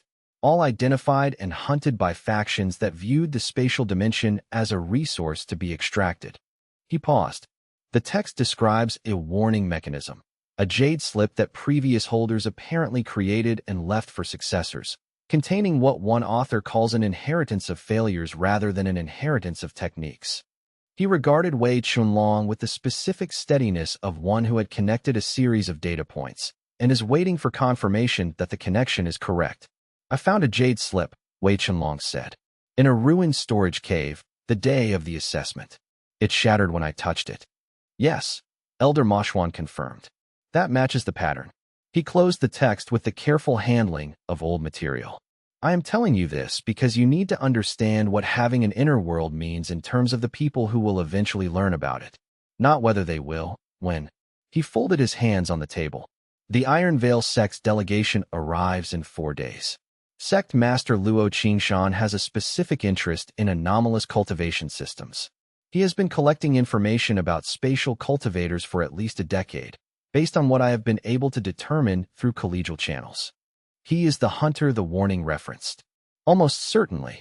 The elder's expression did not change. "You have time. Use it to understand what you have, deeply enough that you can defend it. I can provide access to this pavilion's restricted collection. The texts on spatial law, dimensional anchoring, and interior world ecology will give you a theoretical framework that may prove useful beyond what you have been discovering through direct experience." "What can I do in 4 days?" "A great deal," Elder Moshwan said, "if you spend 4 days reading rather than 4 days worrying. The texts are here. The lamp oil is replaced each morning." He pushed the second open volume across the table, thicker, newer, annotated in 3 different hands. "Start with this one. It is theoretical, but the theory is sound. I verified it against your Qi readings before I decided to bring you here." Wei Chenlong stayed in the research pavilion until the second bell of the night watch. What he learned in those hours built a structural understanding beneath the practical experience he had been accumulating, and the structure clarified things he had known by practice into things he knew by principle, which was a different and deeper kind of knowing. Principle could be extended into territory he had not yet reached. Practice alone stopped at the edge of the familiar. He needed both, and in the pavilion's lamplit silence with the old texts and the new, he began building the bridge between them. And Luo Qingshan's delegation arrived in 3 days, and the bridge would need to be strong. Chapter 22. The Beast Stampede began without warning. They were 4 li into the Eastern Ridge Patrol when the mountain's Qi balance shifted. Wei Chenlong felt it first as a pressure disturbance in the inner world's peripheral awareness, the world registering external threat before any of his physical senses caught it. He had Liang Suyin by the arm and moving toward the ridge's overhang before the first sounds reached them. A low subsonic percussion transmitted through stone and air, the signal of something large moving fast in coordinated mass. Beast stampedes at this altitude were uncommon but documented. What made this one unusual was the precision of its vectors. The lead animals, stone-spine boars from the upper ridge, their Qi-resonant carapaces glowing amber-hot with ambient absorption, were moving in a pattern that was not the chaotic flight of panicked animals, but the directed movement of something organized. "Heard it. The overhang won't hold if the Qi shockwave precedes the physical mass," Liang Suyin said. Her voice had the controlled steadiness of a practitioner trained for field emergency assessment. "No faster, no higher than necessary. Every word a unit of information rather than a unit of emotion. We need additional shielding. The overhang provides structural protection, but not Qi wave buffering." He knew what he was about to do. He had not planned this as the first demonstration of the inner world's external projection capability, but planning had just been overtaken by the specific requirements of the next 30 seconds, which was how most significant demonstrations happened. He pressed his awareness inward and found the inner world's peripheral boundary, the edge where his interior space met the external world's reality, and relaxed the contraction that kept it interior. The way a compressed breath releases when the chest pressure holding it stops. The inner world does not expand by force. it expands by permission, which is a meaningful distinction. The world's field projected outward from his sternum in a sphere of approximately 2 meters radius.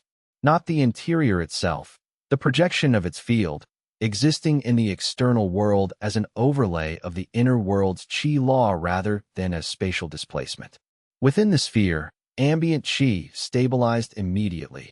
The chaotic law-mixing effect of the approaching stampede's shockwave met the inner world's coherent field and dissipated into it, absorbed and reprocessed rather than transmitted through. He felt Liang Suyin inside the field's boundary. Her qi signature, familiar by now, the water-law warmth of the pillar bond, met the field's edge and was recognized. The world knew her. It drew her signature into its field with the same recognition that her bond established daily. She was interior to the world's definition, and the world's field treated her accordingly. The shockwave hit. Outside the field's 2-meter boundary, the ridge path's loose stones scattered in radiating patterns. A section of the overhang's hanging rock fractured and fell with a crack audible even above the stampede's percussion. The ambient qi became chaotic enough that a practitioner standing outside would have lost technique coherence for at least 3 seconds, enough for the physical mass of the stampede to be dangerous before any defense could be reestablished. Inside the field, the air held still. The qi was stable. Liang Suyin's technique framework remained intact, her hands steady on the healing formation she had been maintaining before the alert. The stone spine boars thundered past below them on the path's lower section, and he counted 23 animals moving with the coordinated precision of herded livestock rather than wild beasts. Not panicked, directed. Someone had organized this with knowledge of the patrol route and the timing of their position on it. The someone had either not known 2 inner court cultivators would be here, or had not cared about collateral. Either interpretation was worth investigating. When the last animal passed and the path's qi settled back toward coherence, Wei Chenlong released the field's expansion and let it contract back to its interior state. The contraction left a brief residual warmth in the area where the field had been, a cultivation signature, technically visible to any trained assessor who reached this location within the next few hours. He would need to think about whether that signature was useful information for Luo Qingshan's monitoring resources to find. Liang Suyin stood beside him on the overhang's narrow ledge and looked at the path below where the stampede had passed, and then looked at him. Not with the look of a cultivator who has witnessed something alarming, but with the look of someone who is filing information into a category she has been preparing. The field, she said. I felt it form. I felt it recognize me. Yes. It felt like the bond, she said. But external, as if the world had come out instead of me going in. That's what happened, he said. She said nothing for a breath. On the ridge above them, a secondary tremor, the passage's final wave, moved through the stone, too small to destabilize anything, large enough to feel. The world pulled my qi inward at the field's edge, she said. Not coercively. The way a current pulls something floating in the same direction the current is going. She met his gaze directly. The recognition was automatic. The field extends to include you because the world considers you part of its structure, he said. That is what it means to be a pillar. The world's definitions of what is interior extend to you. The field doesn't calculate whether to include you. It doesn't need to. She nodded, once, and looked back at the path with the expression she used when she had processed something significant and was deciding where to file it in her working model of how things operate. We should report the herding pattern. Someone organized that stampede with precise knowledge of the patrol schedule. A pause. And someone who organized it needs a practitioner with enough knowledge of beast behavior and local qi topology to execute it correctly. The lead animal's absorption signatures were actively maintained, not natural. That's not outer compound work. No, he agreed. It isn't. They marked the overhang's location, documented the herd pattern and their position, and continued the patrol. For the remainder of the route, the inner world maintained a low-frequency alertness.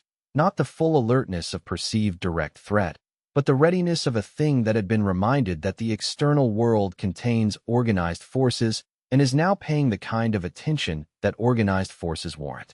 That night, back in his quarters, he found what the inner world had added in response to the day's events. A still lake at the world's center, larger than the previous pool at the plain's edge, with a surface so calm that it reflected the sky above it with perfect fidelity. And in the reflection's depths, not quite his face.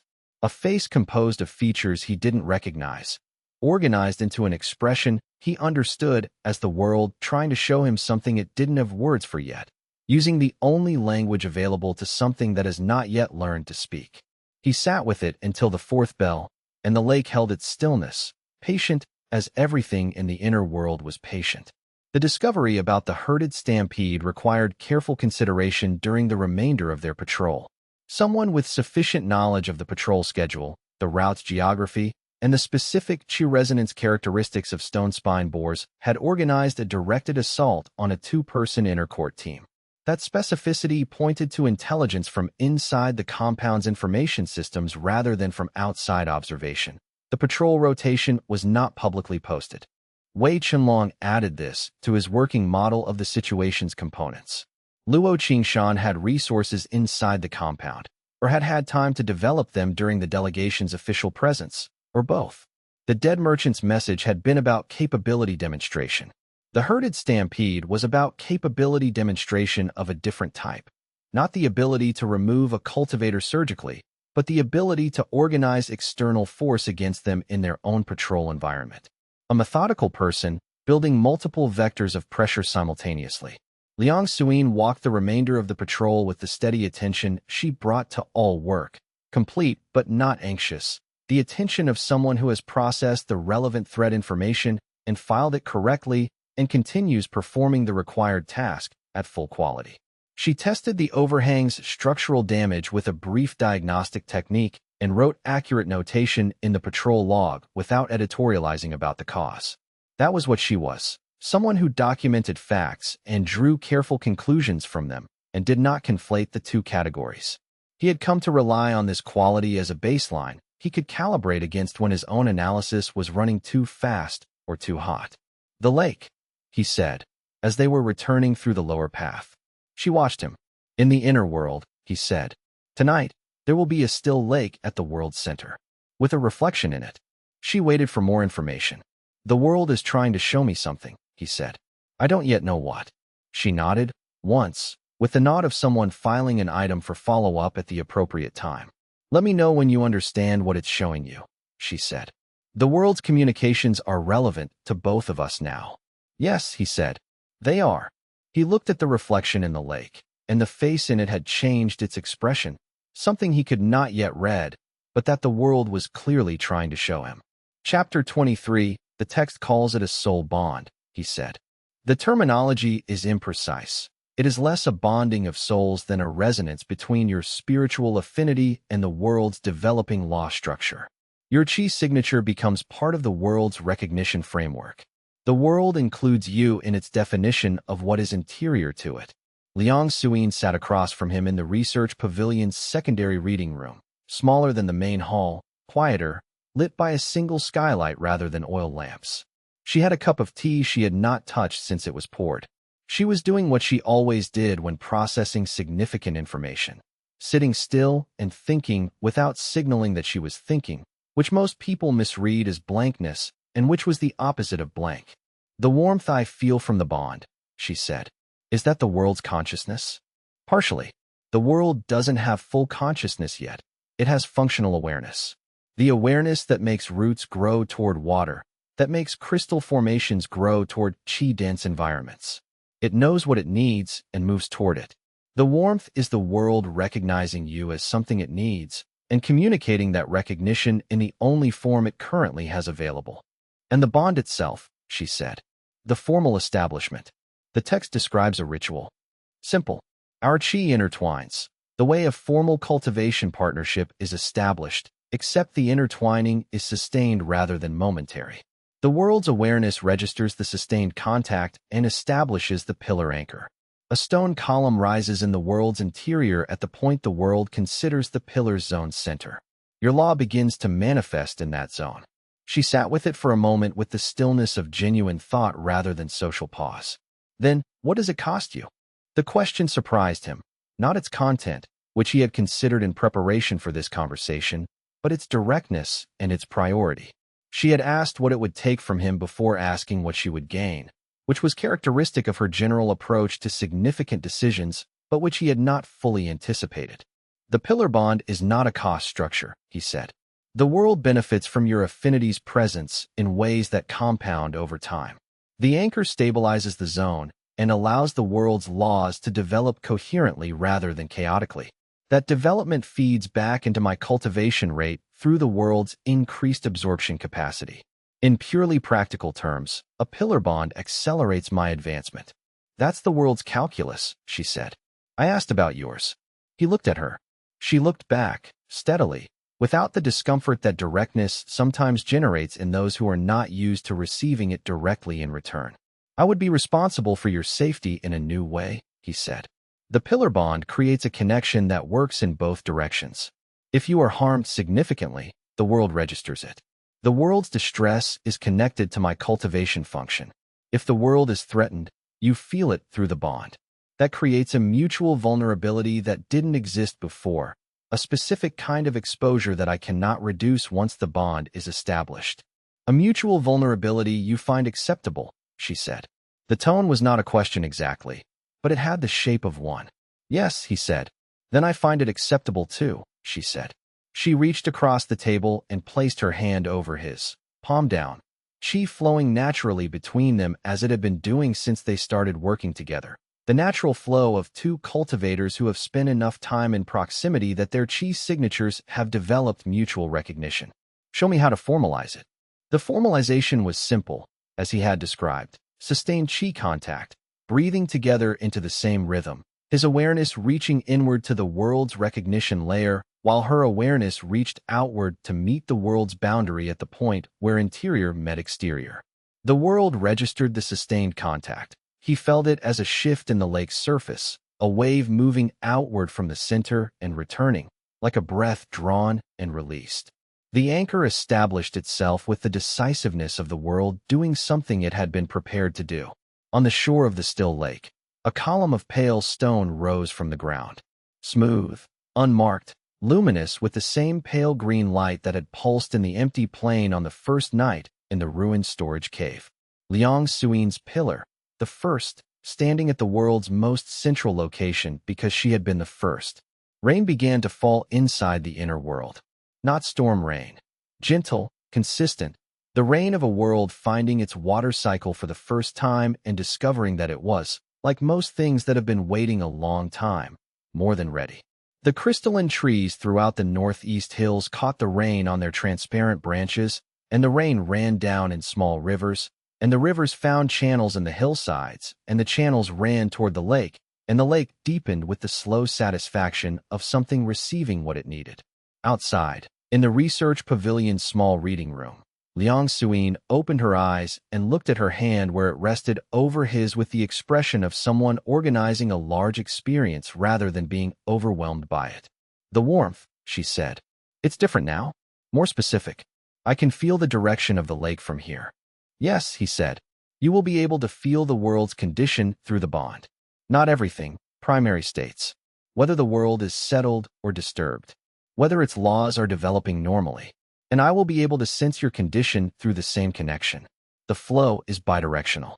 She met his eyes with the expression she used when she was organizing a large fact into a framework that was already comprehensive and needed adjustment to hold the new information. This changes the nature of what we're doing, she said. In practical terms. Yes, he said. In practical terms. I'm not objecting, she clarified. I'm noting it, because I note things that change the framework. It helps me work in the new framework correctly. She looked at the rain falling in the world she could now feel through the bond. The water cycle will stabilize over the next few days. Yes, he said. Good, she said. The world needs stable water. He had been thinking about this conversation for several days before it happened, not scripting it, but understanding its necessary shape. The decision Liang Suin was making required full information and genuine choice. And full information and genuine choice required that the person providing the information not arrange the conversation to produce a specific outcome. He had been careful about this. Careful to present the costs alongside the benefits. Careful not to allow his own hope that she would say yes to organize the explanation in ways that made yes more likely through means other than the quality of the information itself. This was a constraint that most people in his position would not have imposed on themselves.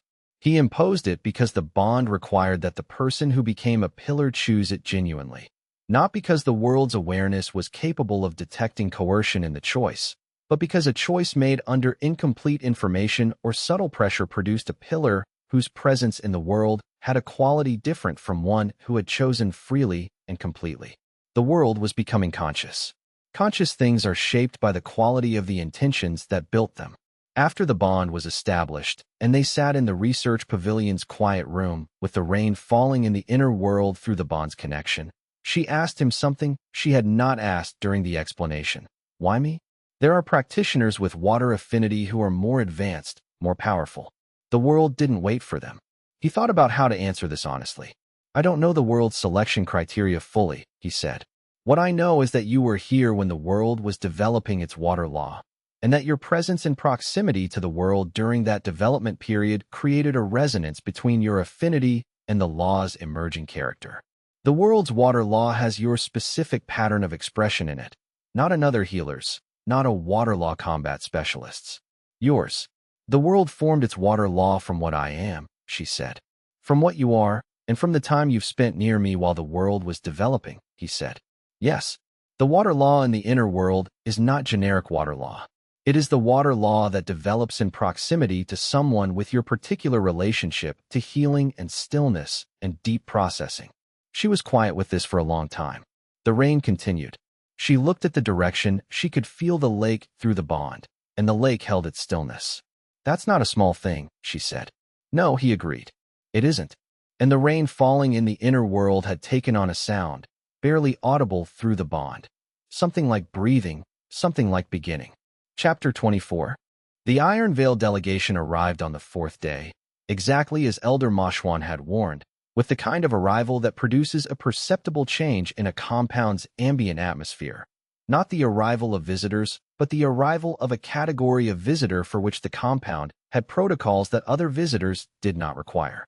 Sect Master Luo Qingshan was not what Wei Chenlong had expected from the description of a cultivator who hunted pocket dimension holders for 11 years. He had expected harder exterior, the specific hardness of cultivators who define themselves by dominance, and where the definition visibly. Instead, Luo Qingshan was a man of perhaps 50 apparent cultivation years, narrow-shouldered, with a precise quality to his movements that suggested someone who had been careful for a very long time and had allowed carefulness to become an aesthetic. His cultivation aura was suppressed below what he was, a practiced courtesy or a practiced concealment, or both at once, as they often are in people who have learned that the two serve overlapping functions. Wei Chenlong watched from the inner court's upper walkway as the delegation was received by Verdant Sky's Grand Elder in the ceremonial courtyard below. 5 Iron Veil members in total, Luo Qingshan in front, 2 core formation elders flanking him, 2 junior inner court cultivators behind. Standard diplomatic formation, no excess, no ostentatious display, nothing that said more than exactly the right amount. The kind of delegation assembled by someone who understood that arriving correctly was itself a form of communication. During the welcoming demonstration that afternoon, a standard inner court performance for visiting delegations, young cultivators showing technique refinement in the forms their training had developed. Wei Chenlong was positioned near the center of the formation, third from the left, performing the controlled qi expression exercises the inner court demonstrated as evidence of teaching quality. He kept his cultivation output at the level the assessment had recorded. Core formation mid-tier, nothing unusual. His qi signature had the hollow resonance of his specific system, but he had been practicing the decoy technique Elder Mashwan had described in the text, projecting a false Dantian signature at core formation density that provided something for assessment instruments to read while the inner world's actual signature remained interior. It was good enough for standard instruments. Against what Luo Qingshan might have running during the demonstration, he would find out later. During the demonstration, Luo Qingshan's eyes found him on 3 separate occasions. Not stared, found, assessed, moved on, returned. The movement pattern was practiced enough to look like the normal scan of a senior cultivator observing a group performance, which it might partly have been. But the return pattern had a target quality. He was marking a specific data point in a specific person's position in the formation. Wei Chenlong returned to his quarters after the demonstration and spent 40 minutes in the inner world, pressing the false signature deeper into habit, moving it from something he actively maintained to something he maintained without active attention, the difference between a posture you hold deliberately and a posture that has become your natural way of standing. The world, as he worked, was unusually attentive. The primordial voice not yet present as words, but as a diffuse alertness that concentrated specifically when his thoughts moved toward Luo Qingshan, a warning signal, interior and instinctual, the way a world with nascent awareness expresses its assessment of threat.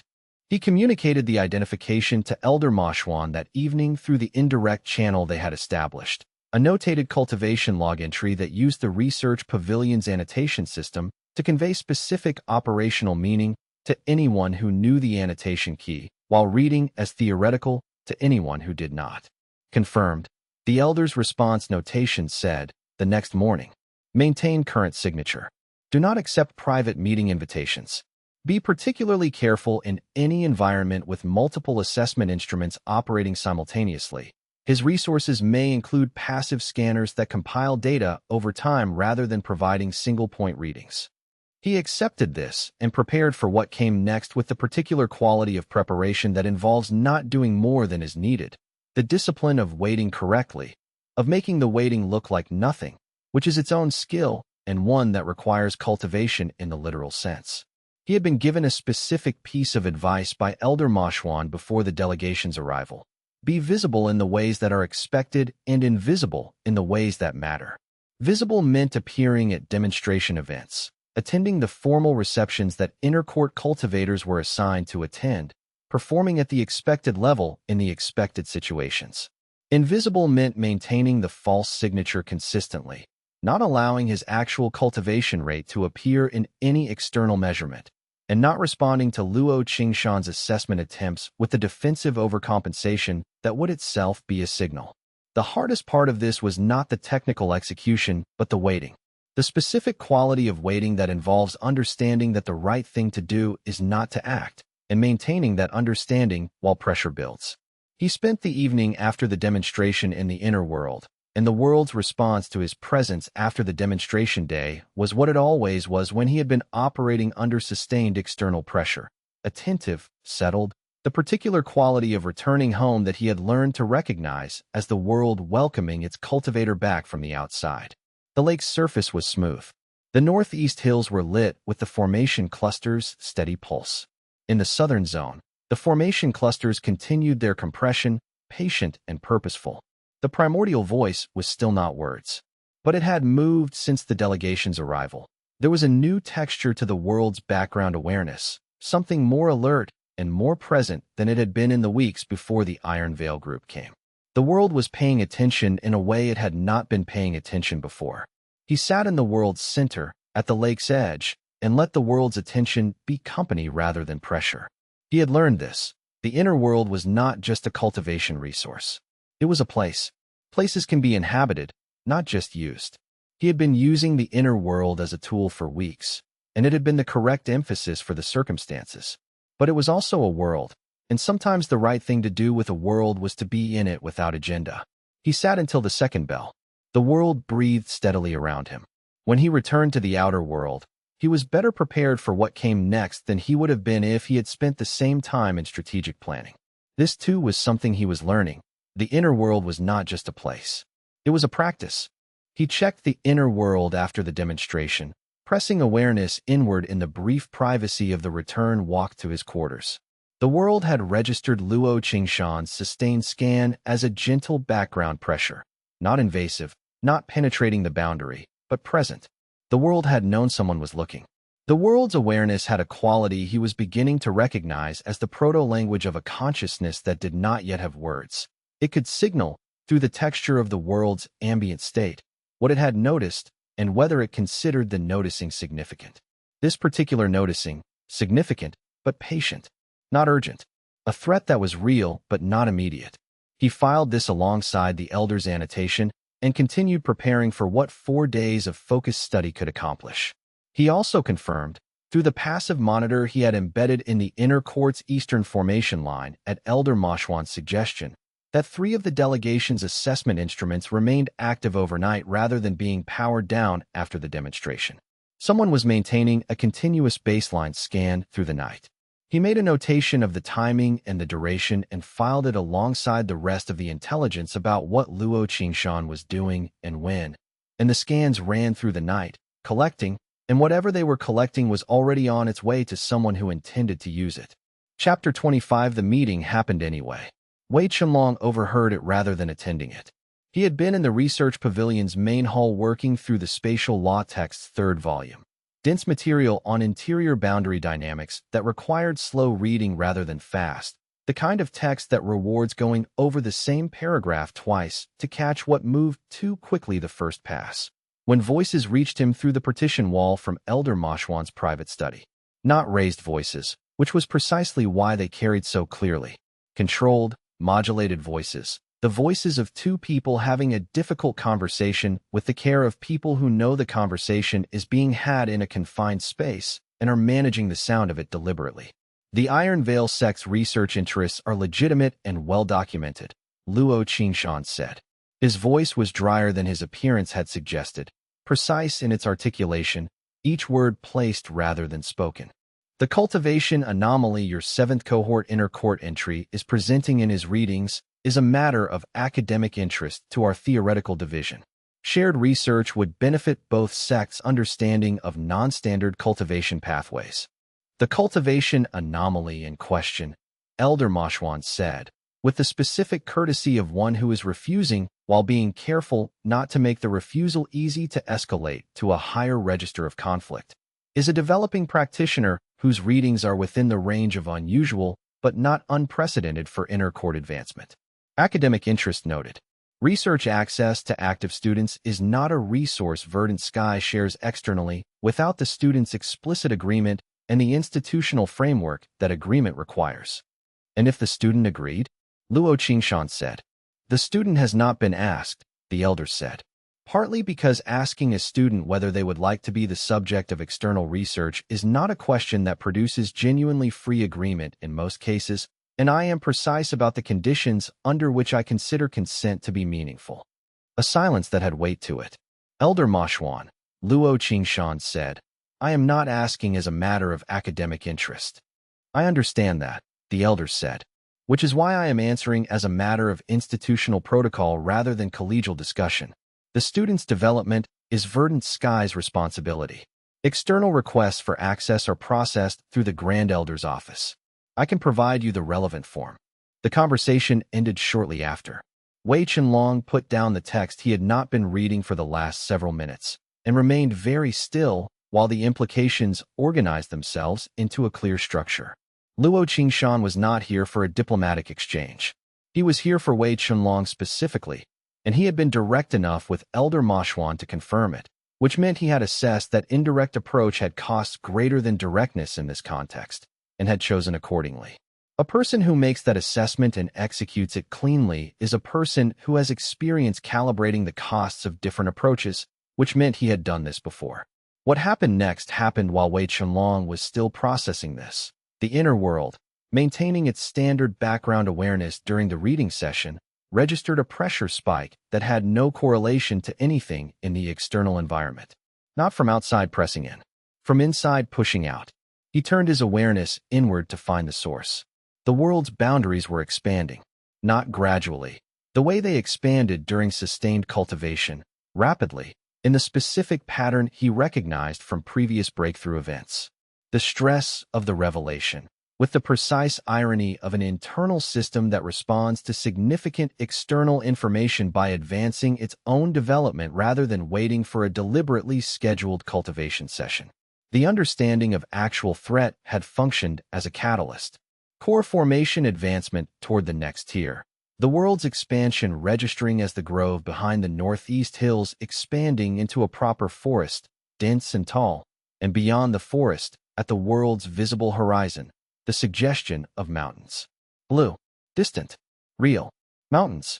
The world was growing toward what the theoretical texts had described as its soul-tempering expression, already reaching for it from within core formation's upper range, the compound effect of the double pillar bond's acceleration expressing itself in the advancement rate's compression. He was advancing faster than Luo Qingshan's 11 years of tracking spatial cultivators had given him a Model 4. He settled the breakthrough by grounding into the false signature, maintaining the decoy at the appropriate level while the world's expansion settled around the new development. His actual strength had increased, invisibly to external assessment. The gap between what he demonstrated and what he was had just grown wider. He wrote the theoretical framework notation in the research log and left it for Elder Ma Xuan, and the Elder's response the next morning was brief. Good. Maintain the gap. And then, in smaller characters, how do the mountains look? He wrote back. Blue at the distance. Snow at the peaks. There are valleys forming between them. The Elder's response, that evening. Keep them. The research pavilion's text on spatial law theory had a section on what the author called developmental cascade effects, the phenomenon by which an interior world cultivator's advancement tends to occur in response to external pressure rather than through deliberate cultivation scheduling. The author had observed this in one of the 3 documented cases and had noted it as a feature of the system rather than an anomaly. The inner world was responsive to its cultivator's states, and states of significant threat or revelation produced cultivation pressure that the world used as advancement fuel. He had read this section twice before the Iron Veil delegation arrived. He had thought he understood it theoretically. Reading the theory and experiencing the advancement in real time were different. The breakthrough during the overheard conversation was not what a deliberate cultivation session felt like. It did not have the specific quality of controlled expansion, of boundaries being consciously extended. It had the quality of a door opening from the inside without anyone turning the handle. The world deciding, on its own schedule, that the time had come. He understood this differently after experiencing it. The world itself was not simply responding to his cultivation work. It was cultivating itself, using his experiences and states and the resonance of the pillar bonds as raw material. His cultivation rate was high not because he was working hard at it. He was, but that was not the primary driver, but because the world was advancing him in response to what was happening to him. This had implications. If external pressure accelerated advancement, then Luo Qingshan's campaign was not simply a threat to manage, but also, paradoxically, fuel for the very development Luo Qingshan was trying to prevent. The harder the faction pressed, the faster the world grew. The world understood this, he suspected. The world might have understood it from the beginning, in whatever way a nascent consciousness understands things, not in words, but in the orientation of its development. He made a note of this in the research log, in theoretical terms that Elder Ma Xuan would understand. The Elder's response, the next morning, was brief. Yes. The previous cultivators in the records had the same dynamic. The hunter accelerates what they are trying to stop. The tragedy is that neither the hunter nor the hunted typically understands this soon enough. He read this and filed it in the category of things that were important enough to sit with without rushing to a conclusion. The false signature's 3rd layer, the one he added in the aftermath of the breakthrough, required daily maintenance in a way the previous layers had not. The core formation false signature had been stable enough to run largely automatically. The soul-tempering false architecture was more complex, more detailed, and more vulnerable to degradation if his attention drifted from it during sustained external assessment. He built a maintenance protocol, brief but regular, a few minutes each morning before his cultivation session, checking the false architecture stability the way a practitioner checks a formation's chi supply before it depletes. The protocol became habit within 5 days. By the 6th day, he could perform the maintenance while doing other things, reviewing research texts, walking the inner court's paths, eating morning rations. The false architecture stabilized. The inner world's mountains, visible from the world's center, continued their quiet development, the snowline shifting slightly lower each day as the world's altitude regulations settled into their soul-tempering expression, and Luo Qingshan's people, if they were monitoring his chi output closely enough, would eventually notice that his false signature's calibration no longer quite matched the gap. Chapter 26. The tournament invitation arrived 2 days before the Iron Veil delegation was scheduled to depart. Precise enough timing that Wei Chenlong read it immediately as what it was. Not a genuine diplomatic gesture, but a structured assessment opportunity in official form. Cross-sect goodwill demonstration. The invitation document said, in the elaborate formal language of inter-sect communications that requires saying things correctly rather than directly. An informal exchange of technique refinement between inner-court representatives of Verdant Sky and Iron Veil cultivation lines. Non-competitive. Assessment instruments available for interested observers. Non-competitive with assessment instruments available was a combination that anyone who understood tournament culture recognized without difficulty. He brought it to Elder Ma Xuan, who read it, paused, and then said, "You should attend. You think I should give them an assessment opportunity? I think you should give them a controlled assessment opportunity under conditions you've prepared for, rather than wait for them to construct an uncontrolled one." The elder set the invitation on his desk. Attend. Demonstrate core formation mid-tier capability. Do not undersell enough to look suspicious. Deliberate underselling is itself a signal, and he will recognize it. Perform at the level of a capable practitioner who has an unusual cultivation system and has learned to compensate for its non-standard characteristics. The tournament, held in the Verdant Sky Sect's Eastern Demonstration Hall the following afternoon, was not the informal exchange its invitation had described. 14 competitors, 6 from Verdant Sky's inner court, 8 from Iron Veil's delegation.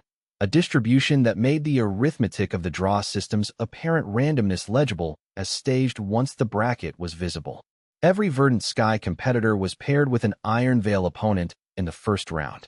Wei Chenlong's first 2 opponents were clearly briefed on the exercise's actual purpose rather than its formal framing. They tested different aspects of his defensive response rather than seeking the most efficient path to victory. Foundation establishment peak in the first round, testing his chi absorption defense at close range. Core formation early tier in the second, testing his technique coherence under sustained pressure. He defeated both by slightly more than necessary. Enough that the assessment instruments could mark demonstrated capability, not enough that the capability's ceiling was visible. Calibrated performance is its own skill. Fan Mei met him in the final round. Fan Mei was Iron Veil's actual representative at core formation peak, which was a full tier above Wei Chenlong's demonstrated level.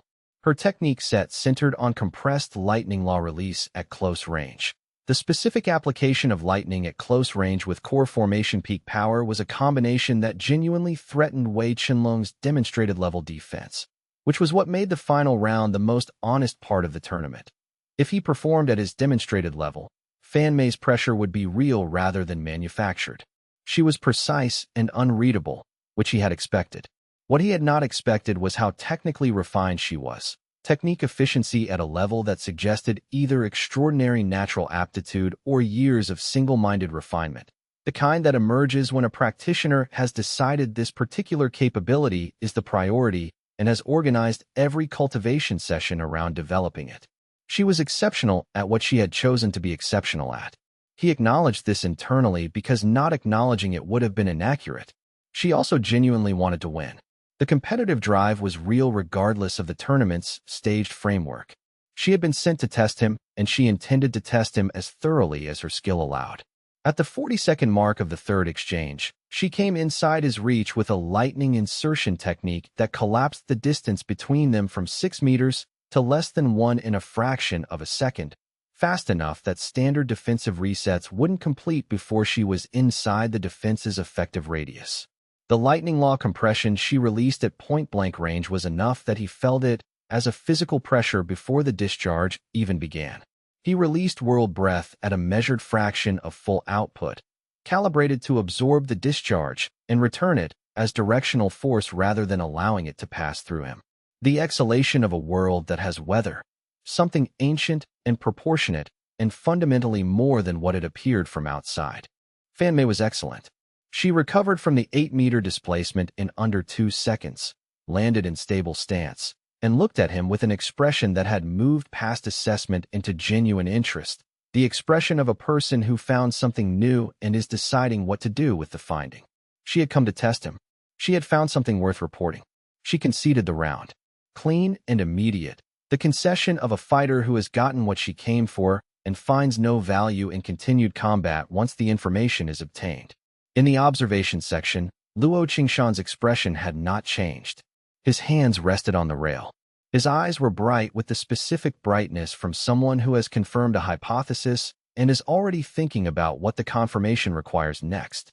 He had asked Elder Moshwan once about the ethics of deliberate underselling in competitive contexts, whether performing at the level of demonstrated capability rather than actual capability constituted a form of deception that had costs beyond the practical ones. The elder had thought about this for a moment and then said, "The purpose of demonstration is to provide accurate information for assessment. If the assessment is itself being used as a weapon, providing accurate information for it is providing ammunition. The ethics of accurate disclosure depend on the ethics of the assessment context. In a genuine collaborative assessment, accurate disclosure is correct. In a hostile assessment designed to produce information for extraction, withholding accurate disclosure is self-defense." He had found this answer satisfying not because it resolved all moral questions about the situation, but because it was precise about the relevant distinction. The tournament was not a genuine collaborative assessment. The assessment instruments were being run continuously by someone who intended to use the data against the person being assessed. In that context, managing what information was available was not deception but protection. He thought about this during the final round with Fan Mei, because she was genuinely competitive. She was not a tool of the hostile assessment. She was a practitioner who had been given a role in a stage context and was performing it with full professional investment. Against her specifically, performing correctly felt more like actual competition than against the earlier round's test subjects. She deserved that quality of opponent, and he gave it to her, calibrated carefully to be enough, but not more than enough. When she conceded, she regarded him with the bearing from someone who has found something worth finding. He nodded at her with the respect appropriate to genuine competition and genuine capability. Whatever Luo Qingshan was, Fan Mei was not. She was simply excellent at what she did. He hoped she would not be assigned to whatever came next in Luo Qingshan's campaign. She was too good to be used as a tool against someone who had no quarrel with her specifically. But that was not his to determine, and wishing it were otherwise was not a use of time that produced outcomes. He spent the evening after the tournament reviewing his calibration choices in the demonstration and identifying the points where he had misjudged the optimal level. Not significantly, the overall calibration had been what Elder Moshwan had advised, but in 3 specific exchanges he had produced more output than strictly necessary to demonstrate core formation mid-tier capability at the expected level. The over-calibration was small and unlikely to have been noted by anyone except Luo Qingshan's continuous monitoring resources. It would tell those resources that his technique economy was not as precise as a more advanced practitioner's would be, which was useful false information, suggesting that his control was adequate rather than refined, his capability real but not deeply developed. Whether Luo Qingshan would read it that way was not something he could determine. He filed it and moved on. Fan Mei's technique efficiency remained in his working memory for analysis. She had developed one specific approach to extraordinary depth. He had developed a different kind of depth, breadth rather than point depth. Both were real. The world's approach to cultivation was developing in him an appreciation for the full range of how power could be organized rather than a preference for any single configuration. And Fan Mei's final look before she conceded had contained something he needed to think carefully about. She had recognized the technique's class, not just its application. Chapter 27 The private chamber's invitation arrived before Wei Chenlong had returned to his quarters from the demonstration hall, which was fast enough to confirm that it had been prepared before the tournament's conclusion. He accepted, because declining would have been the more informative response for Luo Qingshan's assessment. It would have confirmed that Wei Chenlong was avoiding him, which was a signal of its own. He accepted and went to the meeting with the understanding that every word spoken in that room would be used, one way or another. Luo Qingshan's accommodations in Verdant Sky's guest wing were arranged with the precision of one who understood that environments communicate status and information regardless of intent. The room's surface was orderly, impersonal, documents in organized stacks, a cultivation mat, tea service. Nothing that disclosed personal preference or anything the occupant had not decided in advance to disclose. Luo Qingshan sat behind the study table with his hands folded on its surface and offered tea with the unhurried quality of one who had decided on an approach and was executing it without the tension of uncertainty. which is the tension that comes from still deciding. Your world breath technique, he said, while pouring. I recognized it. Not the specific technique, the class of technique. Projected interior law. The world's exhalation, using the cultivator's interior space as a compression chamber. He pushed the cup across the table. That is not a core formation technique. Not even close to one. Wei Chenlong took the cup. The assessment instruments registered core formation output. Yes, Luo Qingshan said. They would. You have a false signature in place. Competently done. I would not have identified it as false without knowing specifically what to look for. He studied him with the steady directness of someone who decided this conversation benefits from explicitness. I know what you are. I have been looking for a pocket dimension cultivator for 11 years. The records I have compiled in that time make your signature recognizable to me regardless of the decoy's quality. Wei Chenlong held the cup and said nothing. I am going to make you an offer, Luo Qingshan said, and I would like you to hear it before you decide how to respond. He described it precisely. Research partnership at Iron Vale, substantial resources, access to the complete library, privacy from outside interference. In exchange, observation and documentation of the inner world's development. He acknowledged the history of previous pocket dimension cultivators being hunted. He distinguished his proposal from extraction. He presented it as the advancement of theoretical knowledge. The argument was constructed well. The construction was itself information about the speaker. The previous inner world cultivators, Wei Chenlong said carefully, were also made offers before they were hunted. Luo Qingshan did not flinch from this. Yes, he said, they were. I cannot offer proof that my intentions differ except by pointing out that I am here making this offer directly rather than through subterfuge, which suggests I believe the offer is attractive on its own merits rather than as a pretext for something else. He leaned forward slightly. You are advancing faster than your concealment accounts for. The gap between your false signature's calibration and the technique output Fan Mei witnessed is significant. Eventually, the gap will be visible regardless of how carefully you manage it. The Iron Veil sect offers a controlled environment where that visibility is contained. I need to consider it, Wei Chenlong said. Of course, Luo Qingshan said. I leave in 2 days. He returned to Elder Moshwan's study that evening and delivered a precise account of the conversation, including the detail about the gap calibration, which meant Luo Qingshan had a measurement methodology more precise than the tournament's assessment instruments, and had been running it continuously during the demonstration. The inner world's awareness registered the sustained scan as a continuous qi current in the hall's ambient field, he said. I noticed an anomalous current, the elder said. I did not identify its source in time to respond. He fell silent briefly. Decline. Politely, with a reason that sounds genuine rather than evasive. Research commitment to the current pavilion project, Wei Chenlong said. Ongoing cultivation development phase that doesn't allow for sectional transition. Good, the elder said. And then we prepare for what comes after the decline, because there will be something after it, and it will be less polite than the offer.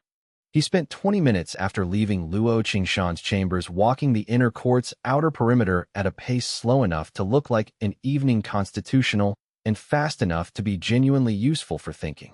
The offer had been precise and well-constructed. The precision was genuine. Luo Qingshan was not imprecise about anything, including his offers. The construction was careful enough that rejecting it required rejecting it on grounds that could not be easily dismissed as fear or misunderstanding. He had to reject it in a way that demonstrated he had understood exactly what was being offered and had chosen not to accept it for reasons that were his own and not simply defensive. His reasons were his own. The inner world could not be studied by an external observer without the act of study changing the thing being studied. The world had awareness. A world with awareness that was being examined by a hostile observer would not develop freely. The awareness would contract toward protection. The world's development would orient toward concealment, and the thing Luo Qingshan claimed to want to study would disappear in the process of studying it. This was not a theoretical concern. It was a consequence of what the world actually was. Beyond the practical impossibility, there was the simpler fact. Luo Qingshan wanted what was inside Wei Chenlong's chest. What was inside was not his to give. It was the world's, and the world had chosen its cultivator, and the cultivator had chosen his pillars, and none of those choices were negotiable. He walked the perimeter until the moon was above the compound's eastern wall, and then returned to his quarters and spent 2 hours deepening the false signature's second layer, and then entered the inner world and checked each of its zones and found them all in order, and then slept. The world's awareness watched him sleep with the particular attention of something that takes its responsibilities seriously, which is to say, without drama and without ceasing. He reported to Elder Mashwan the next morning, and the elder added the private chamber's conversation to his comprehensive documentation with the thorough attention he gave to all significant information. The documentation was not just for institutional record. It was the elder's practice of maintaining a complete written account of every significant event in Wei Chenlong's situation, which the elder had explained as ensuring that if anything happened to either of them, the other would have full context for continuing appropriately. The implication that something might happen to Elder Mashwan. The elder was a senior inner court cultivator of substantial capability, not young but not old, had lodged in Wei Chenlong's awareness as a piece of information he was holding without yet fully processing. He processed it a little at a time, in the space around other tasks, the way you process information that is important but that you cannot afford to let occupy the foreground while other things require the foreground's attention. The inner world, during the processing, maintained its steady state. Storm systems from the southern hills moving north and breaking against the mountain range, the lake absorbing the resulting rainfall, the northeast hills formation clusters humming steadily. The inner world, during his perimeter walk, was quiet and attentive in the way he had come to associate with the world processing something significant. The southern hills storm systems were moving in their established patterns. The lake was still. The compass crystal in the deep basin had shifted its orientation slightly, pointing in a direction that was, when he mapped it to the external geography, approximately the direction of the Iron Veil Sect's main compound. The world was watching Luo Qingshan the same way Luo Qingshan was watching the world, and this was, he realized, a competition the world was better positioned to win than Luo Qingshan understood. Chapter 28, What Came After the Decline, was a dead body. The outer compound's east wall had a blind spot, a corner where the wall curved away from the patrol path sight line at the point where a secondary drainage channel intersected the wall's foundation. The body was found by maintenance crew at the third bell of the morning watch, a day after the Iron Veil delegation's formal departure. Male, mid-tier Foundation establishment, identifiable by his spiritual equipment. Wearing the clothes of a traveling merchant of the kind that passed through this region commonly enough to be unremarkable. He had no sect affiliation marks. He had no identification documents. He had been given no opportunity to use either. His Dantian had been removed. Not damaged, not destroyed, removed, with the kind of precision that required specific technique knowledge and experience applying it. The removal was clean, professional. The work of someone who had done this before and found the precision straightforward. Wei Chenlong was called to the investigation because Elder Mashwan had flagged him as a cultivator with relevant theoretical knowledge of cultivation system anomalies. Official cover that provided legitimate access without requiring explanation of why a core formation inner court student's presence at a murder investigation served any purpose. He stood at the edge of the drainage channel and looked at the body and the specific absence at its center, and understood immediately what he was looking at. And what he was looking at was a message rather than a crime, or a crime that was simultaneously a message, which was the more dangerous category. Hollowing palm, he said, quietly, to Elder Mashwan, who stood beside him. The Iron Veil Sect's Forbidden Technique Record, 3rd volume, Chapter 8. The technique family this belongs to. Yes, the elder said, with the expression of someone confirming what he had already concluded. He left this deliberately, Wei Chenlong said. He departed, then sent someone to leave a message. Or had someone waiting before the departure with instructions to execute after the departure provided him a formal alibi. The message's content was legible in the technique's application. I can reach inside your walls. I can take what is inside cultivators. I am demonstrating this capability so that you understand the distance between what I offered and what I can compel. The message was also a legal problem in the opposite direction.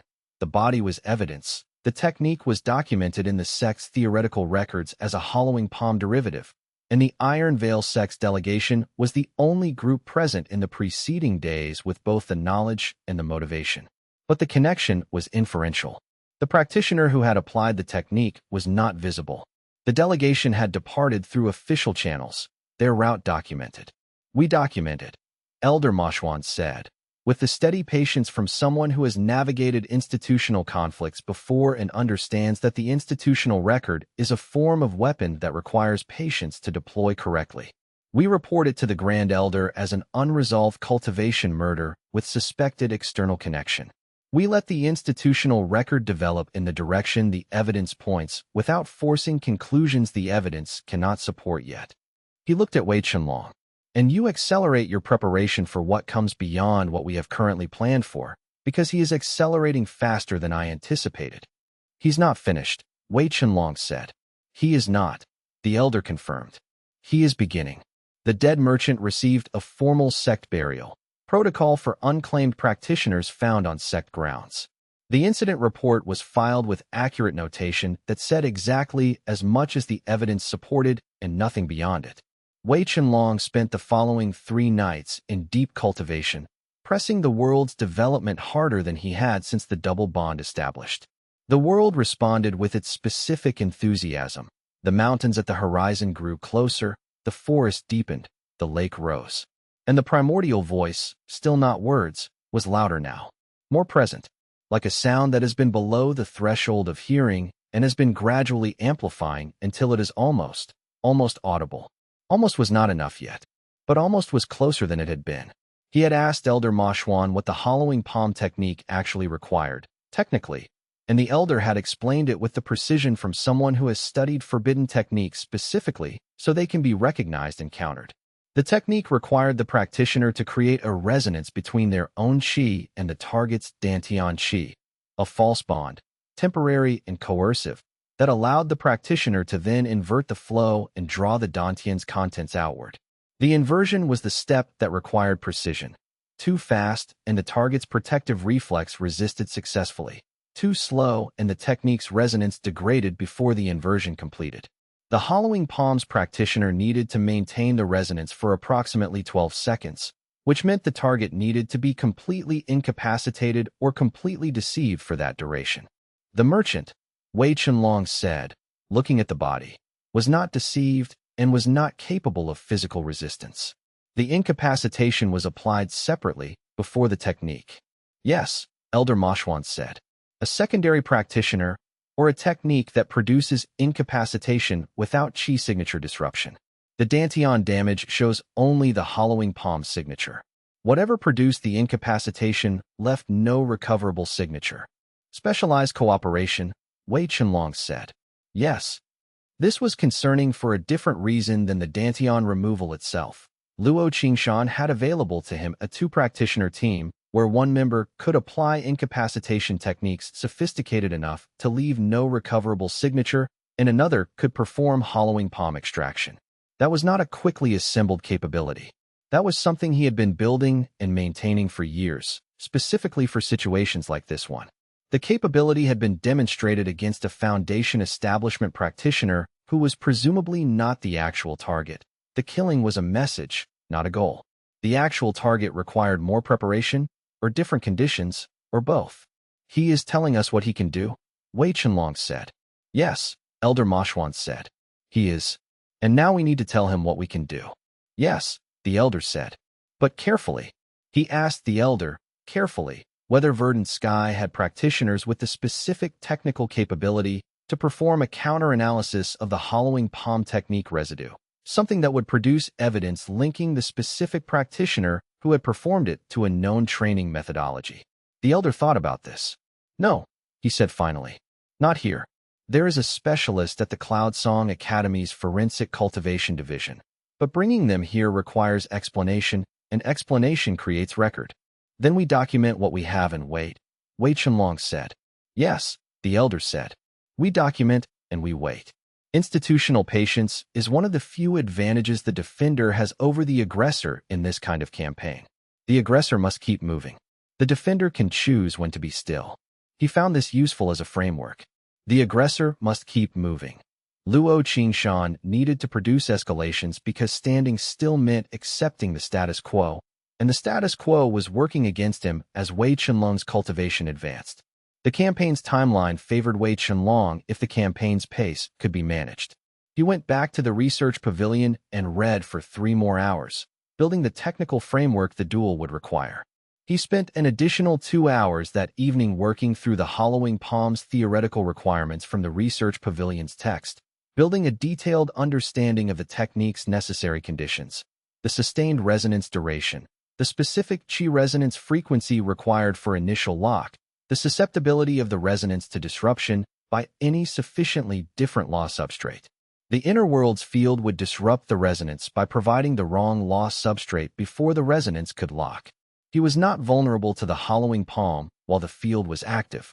He would need to manage the field's active status carefully during any period when the hollowing palm's application was a realistic possibility, which, given the message the hollow body represented, was sooner than he had estimated. Chapter 29, he caught her in the northeast section of the inner court's outer perimeter at the second bell of the night watch, which was the patrol hour that the duty rotation's regular practitioners consistently left uncovered between the first bell and the third. The tracking net was not his technique. It was Elder Moshwan's, a passive Qi resonance field that detected the specific signature disturbance of a practitioner maintaining active concealment while moving through its coverage area. He had laid it along the perimeter's inner edge 3 nights running before it registered contact on the 4th night. She was good. Whatever concealment technique she was using was better than standard rogue practitioner work. The net had registered her proximity, but not her position until she had moved past the net's edge and into the open perimeter path, where she stopped. Not stopped to run or to fight. Stopped with the quality of a practitioner who has been caught, has assessed the catching in the first fraction of a second, and has chosen to be caught cleanly rather than struggle with the incomplete outcome of a half-escape. "You're faster than I was told," she said. First thing, before he could speak. Her voice was dry and precise, and approximately his age, he registered, which he had not expected, imagining Luo Qingshan's hired observer as someone older, more experienced in the specific practice of professional monitoring. "The net is Moshwan's work. I've seen his signature before. I didn't expect him to have a student who could lay it with this kind of coverage density." "You know Elder Moshwan," he said. "I know his reputation. Most rogue practitioners in the Western Province know his reputation." She regarded him with the direct assessment of someone who has been caught and is deciding, in real time, whether the person who caught her is worth the directness of an honest exchange. "By Phone Ling. I was employed to monitor your external movement patterns and report cultivation output estimates to the Iron Veil sect, specifically to Luo Qingshan." "Employed before or after the delegation's departure?" "Before. He hired me through a third party before the visit. I was in position for 5 days before you noticed the net needed to be laid." A pause. "Your reaction time from the net trigger to arrival was shorter than I was given to expect. What does the brief say about me?" he asked. She looked at him, and her expression had a quality he had not expected. Not calculation, but something more honest. The specific honesty of someone who decided that the information is more valuable given than withheld, and is being honest about having made that calculation. "It says you have an interior world system," she said. "That you are hiding its depth behind a false core formation signature. That Luo Qingshan intends to acquire access to the system through controlled extraction. Not fatal, he claims, though he didn't employ me expecting me to audit his ethics." She shifted her weight slightly, not toward escape, but toward a more comfortable standing position, the adjustment of someone settling in for a longer conversation than expected. "He paid me to observe and report. He did not pay me to die for him if the observation was discovered. The information you now have about the employment is worth approximately what I was paid for it, which means I have delivered the contract's value and my obligation to its terms is complete." "That's a precise calculation," he said. "I'm precise," she said, without inflection and without apology for the precision. The inner world, in his background awareness, was producing its wind signal, the specific wind that arose in the forest's canopy whenever she was within a certain range of him. He had noticed the correlation during the patrol mission's aftermath without knowing its source. Now he knew the source, and knowing it changed the character of the signal from a mystery to information. "Luo Qingshan," he said. "What does his extraction method require?" She assessed him for a moment. You're asking whether you're in immediate danger or operating on a longer timeline. Yes. Longer, she said. Controlled extraction requires either a willing subject or a sufficiently subdued one. He doesn't have the resources present to subdue a soul-tempering cultivator, which is what you actually are, regardless of the false signature. Without creating a political incident, he can't manage within the current alliance framework. He is building toward a conditions change that makes direct action viable. She paused. 2 to 3 months, based on the pattern I've observed him use before. Which means I've seen him do this before, which I'll tell you about if you want to know. You've worked near him before. Not for him, she said, with the dryness of someone drawing a specific distinction. I observed his pattern in the Lushan Prefecture incident, where a different practitioner with a non-standard cultivation system made the mistake of not identifying him as the threat until the conditions change was already in progress. She looked at him steadily. I'm telling you this because it is the most rational response to being caught in these specific circumstances, and because I find myself disinclined to continue facilitating someone who leaves hollow bodies as warning messages. A beat. The dead merchant. That was his work. I knew before you identified it. He looked at her. The inner world's wind was consistent and specific in the way that orientations are specific, not a reaction, but a direction. He did not kill her. He did not detain her beyond the conversation's completion. He gave her the option to leave the perimeter and did not specify what she should do with the option. She chose, instead, to stay exactly where she was and wait to see what came next. The interrogation of Bai Fengling, if a conversation where the subject was voluntarily providing comprehensive information about her employment could be called an interrogation, lasted approximately 40 minutes, and produced more useful strategic intelligence than the 3 days of research into the Iron Veil sect's institutional history that Elder Ma Xuan and Wei Chenlong had conducted together. She had been in position for 5 days before he noticed the tracking net needed to be laid, which meant she had been observing long enough to establish patterns she was now providing. His standard patrol times, his preferred cultivation windows, the frequency and duration of his research pavilion visits, the chi output readings she had been able to collect at range during his sessions, and the assessment of his actual cultivation level based on cross-referencing those readings against theoretical models for non-standard cultivation systems. You assessed me at soul tempering, he said. Mid-range, she said, trending toward upper. The advancement rate is compressed compared to standard progression models, which is consistent with the inner world system's documented acceleration effects. She paused. Most of what I know about the inner world system theoretically comes from Iron Veil's research files, which are not complete, but are more complete than anything available publicly. What does Iron Veil know that isn't in public records? The number of previous holders, she said. The public record documents 2 confirmed cases. Iron Veil's files document 5, 3 of which they were directly responsible for eliminating. Her voice remained dry and precise. They have a longer history with this specific hunting than Elder Ma Xuan's research pavilion records show. He absorbed this. The 3 additional cases. Are there cultivation development records in the Iron Veil files? 2 of them. The 3rd was eliminated before significant development records could be compiled. She looked at him steadily. I memorized the relevant sections before the contract. I thought the information might be worth something eventually. You expected to be caught. I expected to need an exit strategy, she said. Comprehensive intelligence is the most reliable exit strategy available to a practitioner in my position. The person who catches you needs a reason to find you useful rather than simply a liability. He looked at her. The inner world's wind in the forest was steady. You planned this, he said. I planned for contingencies, she said. This specific contingency was more interesting than I had planned for. She was still in the perimeter path in the night air, not going anywhere, waiting for something to begin. Chapter 30, You're Not Afraid, he said. I'm not unafraid, Bai Fengling said. I'm making a calculation that being operationally unafraid is more useful than being operationally afraid. So I've put the fear somewhere it will wait while I work. There's a specific mental space for it. The space is not empty. Things in it are simply not being attended to right now. It was, he thought, a precise description of a specific discipline. He recognized it. What do you want? He asked. She had thought about this before he asked. The answer had a prepared quality, not scripted but considered, The answer of someone who processes situations before they become necessary rather than during. Somewhere to be that is not under contract to someone who leaves hollow bodies, she said.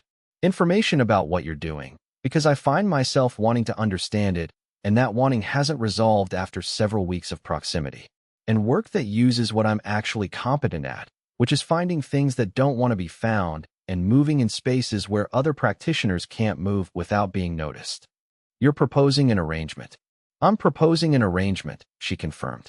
I don't work for sections, I work in proximity to interesting problems. You are an interesting problem, and I mean that as a precise descriptor, not a dismissal. He turned this over. The wind in the inner world's southern zone was steady. The world was not warning him. The world was informing him, which was a different kind of signal. 3 conditions, he said. 1. You share everything you know about Luo Qingshan's timeline and methodology, now and as you learn more. 2. You operate transparently. No monitoring that isn't mutually acknowledged. 3. You understand what the inner world is, completely, and you make your decision to stay or not based on that full understanding. She had not expected the 3rd condition. The small shift in her expression was visible to someone paying the kind of attention he was paying, not much of a shift, but real. Full information was not what she had anticipated as a condition. What does full information involve, she asked. The world, he said. What it is, how it works, why the wind rises in the inner world's forest when you're near. What it would mean if you stayed long enough for the world to recognize you formally. What a world pillar is and what it costs and what it provides. All of it. She looked at him for a long moment. The wind rises when I'm near, she said. Yes. In a world that exists inside you. Yes. And you're telling me this rather than concealing it, because the world has already made its assessment of me and the concealment would be temporary anyway. Yes, he said. That is the reason. She sat quietly for several breaths. The night air was still in the external world, the perimeter's cultivation lamps burning steadily against a sky that held no weather. She was thinking, not the performed appearance of thinking, but the actual process of someone whose precision requires complete information before it begins to work on a decision. Tell me about the pillar concept, she said finally. Her voice had shifted, not warmer exactly, but less dry, as if the dryness was the sound of uncertainty maintained as posture, and some of the uncertainty had resolved into a different quality. He told her, not the parts she would need later. Those could wait for the right timing. But the foundation, what the world was, how the pillars structured it, what Liang Suin's bond had done to the world's water laws, what the wind law development in the southern zone had been building towards since she first came near enough for the inner world to register her affinity. She listened with the complete attention of someone whose precision of thought requires complete information before it processes a decision. She did not interrupt, but the quality of her listening was active and visible to someone paying attention. When he finished, she said, The world picked me before I picked it. Yes. And now I'm deciding whether to pick the world back. Yes, he said. That's the choice. She stood in the perimeter path and thought about it with the same directness she applied to everything else, and then she said, I'm staying. He nodded once. The wind in the inner world's southern zone pressed against the formation clusters with the compressed patience of something that had been building for a long time. And the moment Bai Fengling arrived at that anchor point, the release would be impossible to conceal from anyone with eyes trained to notice such things. He brought her to Elder Ma Xuan the following morning.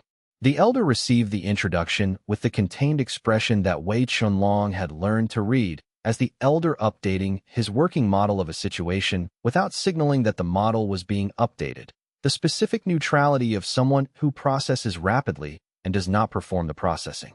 Bai Fengling sat across from the elder and answered his questions with the same precise economy she applied to everything, providing exactly the relevant information in the minimum necessary words without apparent concern about whether the elder found her trustworthy.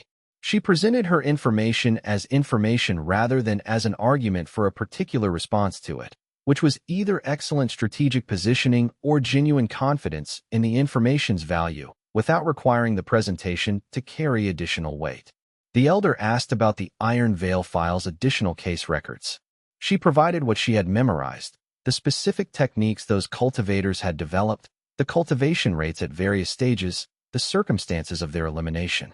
Elder Mashwan wrote in his research log with the focused attention of someone receiving data that fills significant gaps in an existing analysis. When she had finished the substantive debrief, the elder looked at Wei Chenlong over his spectacles.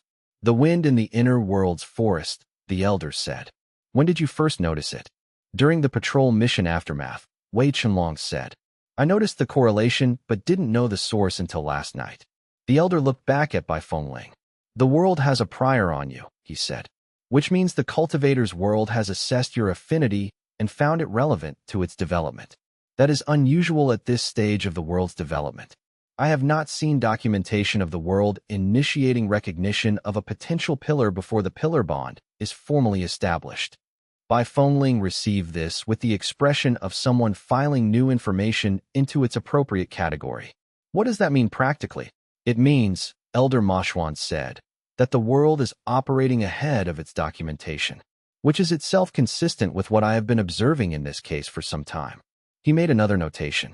"It also means you have a role in this situation that was determined before you arrived in it, which I mentioned not to constrain your choices, but to provide context for them."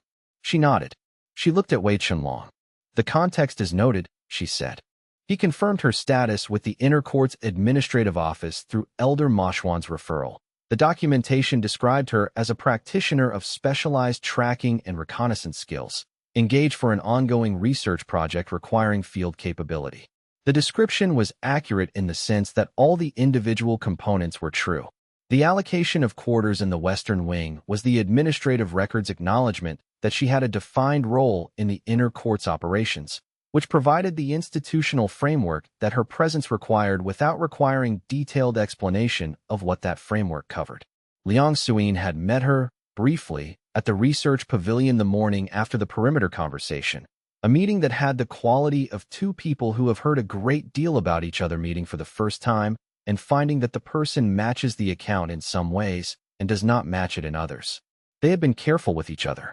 Careful in the specific way of people who share a connection to the same person and are establishing what they are to each other beyond that shared connection.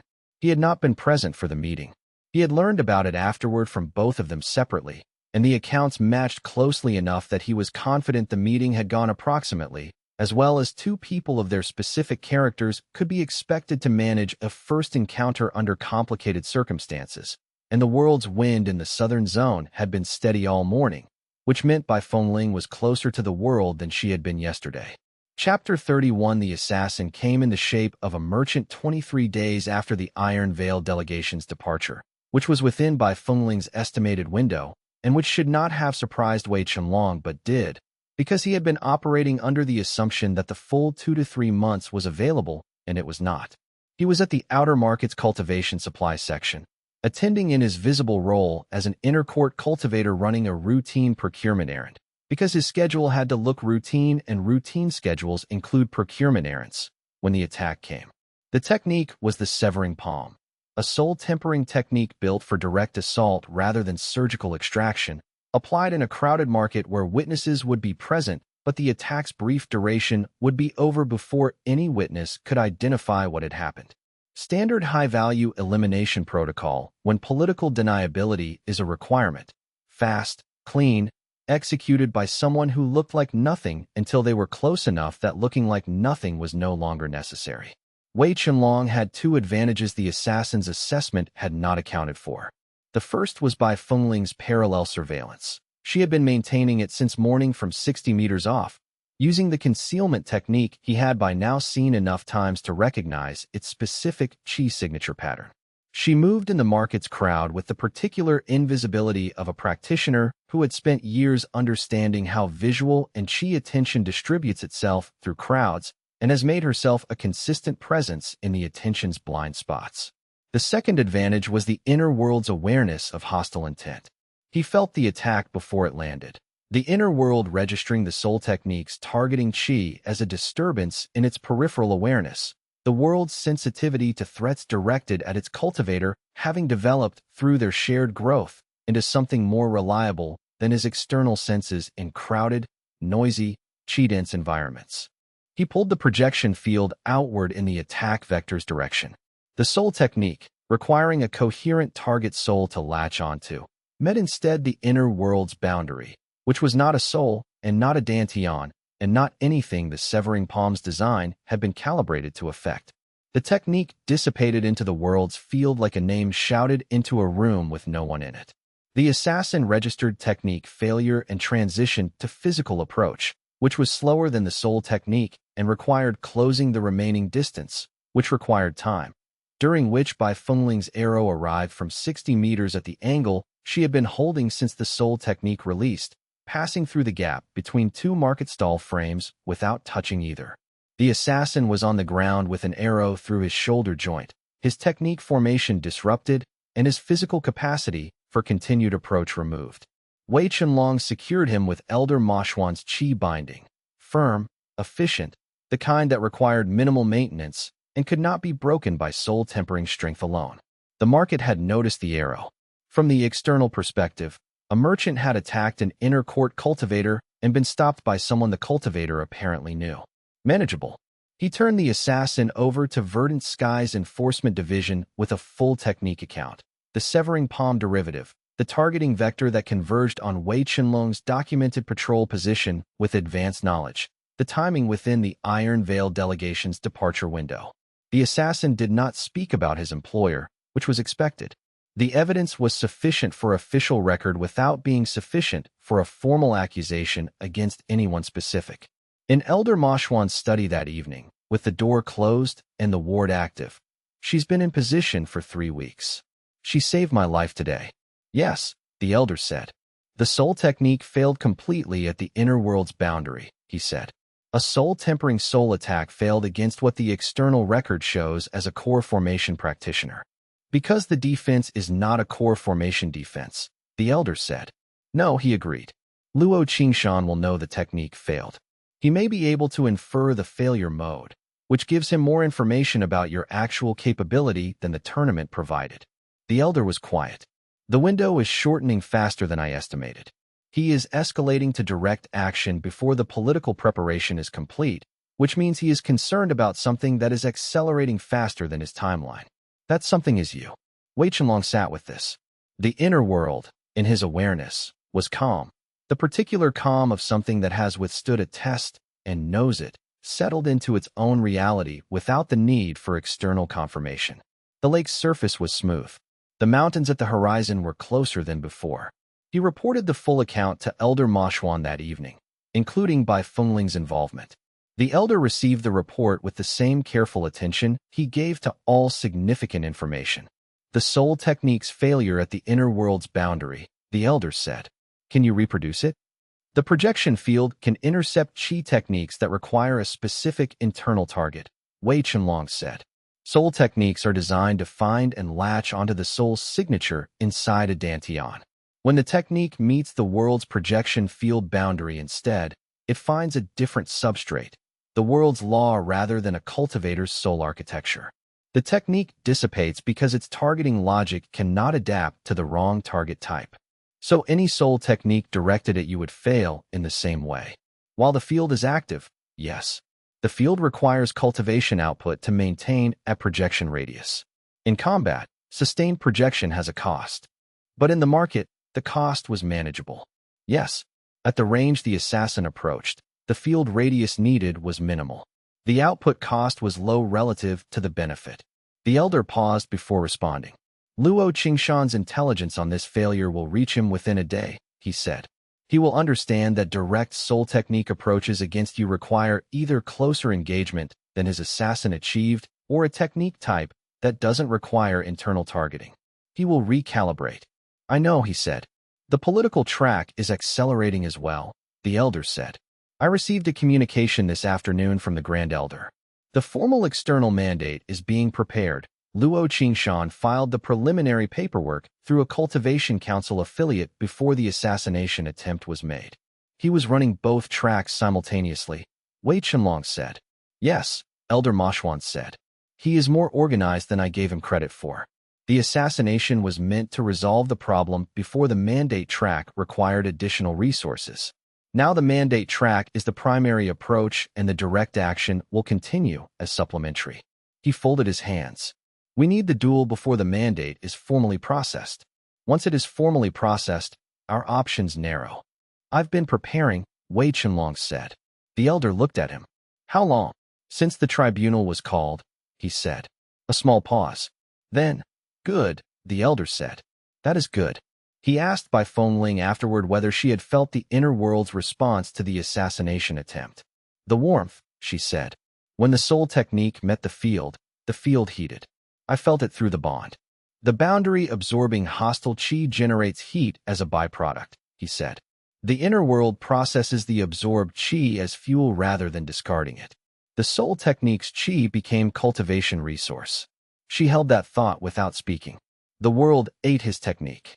Yes, he said, and the assassin's employer will eventually understand that direct qi technique approaches against you produce fuel rather than damage, she said. Probably, he said. Which changes the threat model.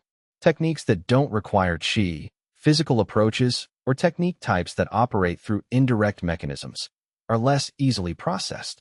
So the next attempt will be different in kind rather than in scale, she said. Probably, he said. Which means we need to be thinking about what different in kind looks like, she said. Yes, he said. We do. They spent 20 minutes mapping the possible approaches that differed in kind from the severing palm, which was thorough and produced a working threat model that they both filed in the same mental category. Known risks to monitor, not immediate dangers requiring action, information to have, and to revisit as circumstances developed. Chapter 32. He reached soul tempering 3 nights after the market assassination attempt, which he recognized in retrospect as inevitable. The combination of the inner world's accelerated absorption rate, the double pillar bond's compound effect, and the specific internal pressure that comes from understanding clearly what is hunting you and precisely why it cannot be allowed to succeed. Breakthroughs of this quality are not peaceful events.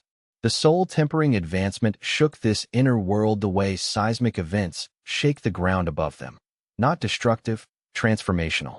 The world's foundation rearranging to accommodate what the advancement required. The mountains at the northern horizon stepped forward through the cloud layer that the world had developed and revealed themselves fully. A range running across the entire northern arc, tall enough that their upper peaks were above the clouds. Their lower slopes footed in valleys that were forming between them as the world's topography developed its soul-tempering expression. Valleys formed with rivers in them. He watched this in his inner awareness with the absorption of someone observing a living system doing what living systems do when given adequate resources and time. The gravity law emerged when the valleys completed their primary topography. He had not precisely anticipated this timing. The theoretical text had predicted gravity law as a soul-tempering development, but prediction and experience are different qualities of knowledge, and experience filled in the details that prediction had left general. He felt it as a weight. Interior, the world pulling on itself with new intentionality. The way all things are attracted to each other at a rate proportional to their proximity and mass. Except that inside the inner world, the law was interactive and vivid and could be directed like a technique. World weight, the first law-derived technique of soul tempering.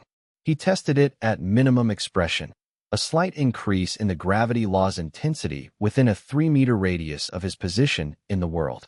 A test stone pressed into the earth as if something enormous were above it, pressing down. When he released the law, the stone returned. The application was controllable. The targeting was precise. The output at minimum expression was already enough to matter in combat. He could apply this externally at cost. The world breath experience had taught him the consumption ratios of external projection, and the consumption would be high but manageable in short durations sufficient for tactical use. He also understood, through the advancement's integration, something the text had described, but that description hadn't fully conveyed. The inner world's development at soul tempering was no longer progressing linearly. The compound effects of the pillar bonds, the world's own growing complexity, and the exponentially increasing absorption rate meant that advancement from this point forward would exceed everything the cultivation ladder's standard models had predicted for him. He was ahead of the model. He was ahead of Luo Qingshan's timeline. The gap between what he demonstrated and what he was had just grown larger. He was going to need to be careful about how he managed it, because a gap that grows too large becomes its own kind of visibility. He wrote the theoretical framework notation in the research log and left it for Elder Mashwan. The elder's response, The next morning was good. How do the mountains look? He wrote. The valleys between them have rivers. The rivers run from snowmelt. The snowline is real. The elder's notation that evening. Keep them safe. He intended to. He spent time after the breakthrough examination cataloging what the soul tempering advancement had changed, systematically, so the list was complete rather than impressionistic. The absorption rate, approximately quadruple the core formation upper tier rate, which was already significantly above the normal advancement track. With the double pillar bond's compound effect on absorption, his actual intake per cultivation session had become large enough that he would need to be careful about how he managed it during periods of active external scrutiny. The warmth of a high-rate cultivation session was visible to sufficiently sensitive practitioners at range. The inner world size. The mountain range that had developed during the breakthrough was not merely decorative. The mountains provided topography for weather system development, and weather systems in the inner world interacted with the pillar zones in ways that produced additional law development effects. Bifunneling storm systems now had the mountain range to define themselves against. Storms formed in the south and moved north, breaking against the northern range and producing precipitation patterns that fed both the lake and the rivers in the mountain valleys. The world had become an ecosystem with its own circulation. The world weight technique's potential. At soul tempering mid-range, which the theoretical text predicted he would reach within the next few weeks given the acceleration rate, world weight at moderate expression would be sufficient to meaningfully affect nascent sovereign-level practitioners in brief applications. Not defeat them, hold them, slow them, disrupt formation attempts. The difference between a tool that prevents and a tool that defeats was significant, but preventing was often sufficient if the prevention created time for other options. The false signature's new requirements. Soul tempering advancement required constructing a more elaborate false interior architecture. He worked on this for 2 full nights, building the false soul tempering stage development that a standard practitioner would show, the specific chi refinement pattern, the meridian restructuring signature, the Dantian expansion markers. The false architecture needed to be stable enough under sustained assessment that Luo Qingshan's continuous monitoring resources would not catch the discrepancy. He built it with care and checked it against Elder Moshuan's independent assessment instruments. The Elder's assessment, convincing. The signature discrepancy at the 4th chi node is slightly elevated. Reduce the output there by 3%. He reduced it by 3%. The Elder's second assessment. Acceptable. He asked Elder Moshuan whether the theoretical texts documented gravity law as the standard soul tempering emergence or as one of several possible law types. One of several, the Elder said. The specific law that emerges at soul tempering depends on the world's development during core formation, the characteristics of the pillars bonded, the environments the cultivator frequented, the specific techniques developed and used. Gravity is consistent with your situation. 2 pillars bonded at core formation, 1 water law, 1 wind law. Gravity is the integrative law, the force that organizes the relationship between things. With water and wind already established in the world, gravity provides the framework that defines how those laws interact with each other spatially. The world developed the law it needed, he said. The world consistently develops what it needs, the Elder said. This is one of the features I find most remarkable about the documented cases. The worlds are not random in their development. They are purposeful. They develop toward coherence, toward integration, toward whatever the world specifically needs to become what it is becoming. He sat with this. The world was becoming something. He was helping it become that something. The something was not fully visible yet, but its direction was. The compass crystal in the deep basin, he said. Yes, the Elder said. It's been rotating since early core formation. Slowly. It's showing me the world's chi distribution, but I think it's also showing me the world's direction of development, where the chi is concentrating next. The Elder was very still for a moment. Yes, he said finally. I believe you are correct. He also noted a secondary development during the breakthrough's integration. The inner world's compass crystal had shifted from a horizontal orientation to a slight vertical inclination, which the theoretical texts associated with worlds that had reached sufficient vertical development to require 3-dimensional orientation mapping rather than horizontal plane mapping only. The world was developing depth as well as area. The compass crystal was now tracking a three-dimensional chi distribution, which suggested the world's actual space had expanded in the z-axis in ways he had not explicitly tracked because his awareness had been focused on surface area and not on altitude. And if the world was developing vertically, the false signature needed a third dimension of concealment that he had not yet built. Chapter 33. The hidden wing was behind a wall that was not a wall. Elder Mashwan showed it to him 3 days after the soul-tempering advancement, which Wei Chenlong understood as a timing choice. The elder had waited to see whether the advancement changed Wei Chenlong's fundamental approach to information and decision-making in ways that would affect the judgment required to use what was inside correctly. Apparently, it had not changed it in ways that concerned the elder. The wing's entrance was through the research pavilion's secondary storeroom, through a shelving unit that rotated on a balanced pivot so precisely weighted that it required almost no force to move. Beyond it, 4 meters of corridor, a door that opened inward without a lock, a room of approximately the same dimensions as the main reading room. The shelving held more texts, but organized differently from the outer pavilion's collection, not by date or subject, but by person. Each shelf had a name on it. 3 names, 3 shelves, 3 lives' worth of documentation. He read the files of the 3 previous inner world cultivators in order, from the earliest to the most recent. The earliest, Qian Yuhua, 3 centuries prior, had left the most complete record, her own handwritten accounts of the world's development, brief and practical, the accounts of someone who was both living the experience and documenting it with the awareness that the documentation might ultimately be worth more than the experience itself. She had reached soul tempering before the soul harvesters began their campaign against her, and she had died defending her world rather than surrender its development. Her file included a specific note in her own hand that stopped him. The world understands what it is protecting even if you do not explain it. Trust this. The second file, Ruo Tianshan, 40 years prior, documented the specific mistake of allowing capability to become visible to external assessment before building sufficient political protection to survive the visibility. He had been capable, but exposed. The exposure had come from trust placed incorrectly. The third file, Wu Chan, 20 years prior, described elimination following betrayal by a trusted ally.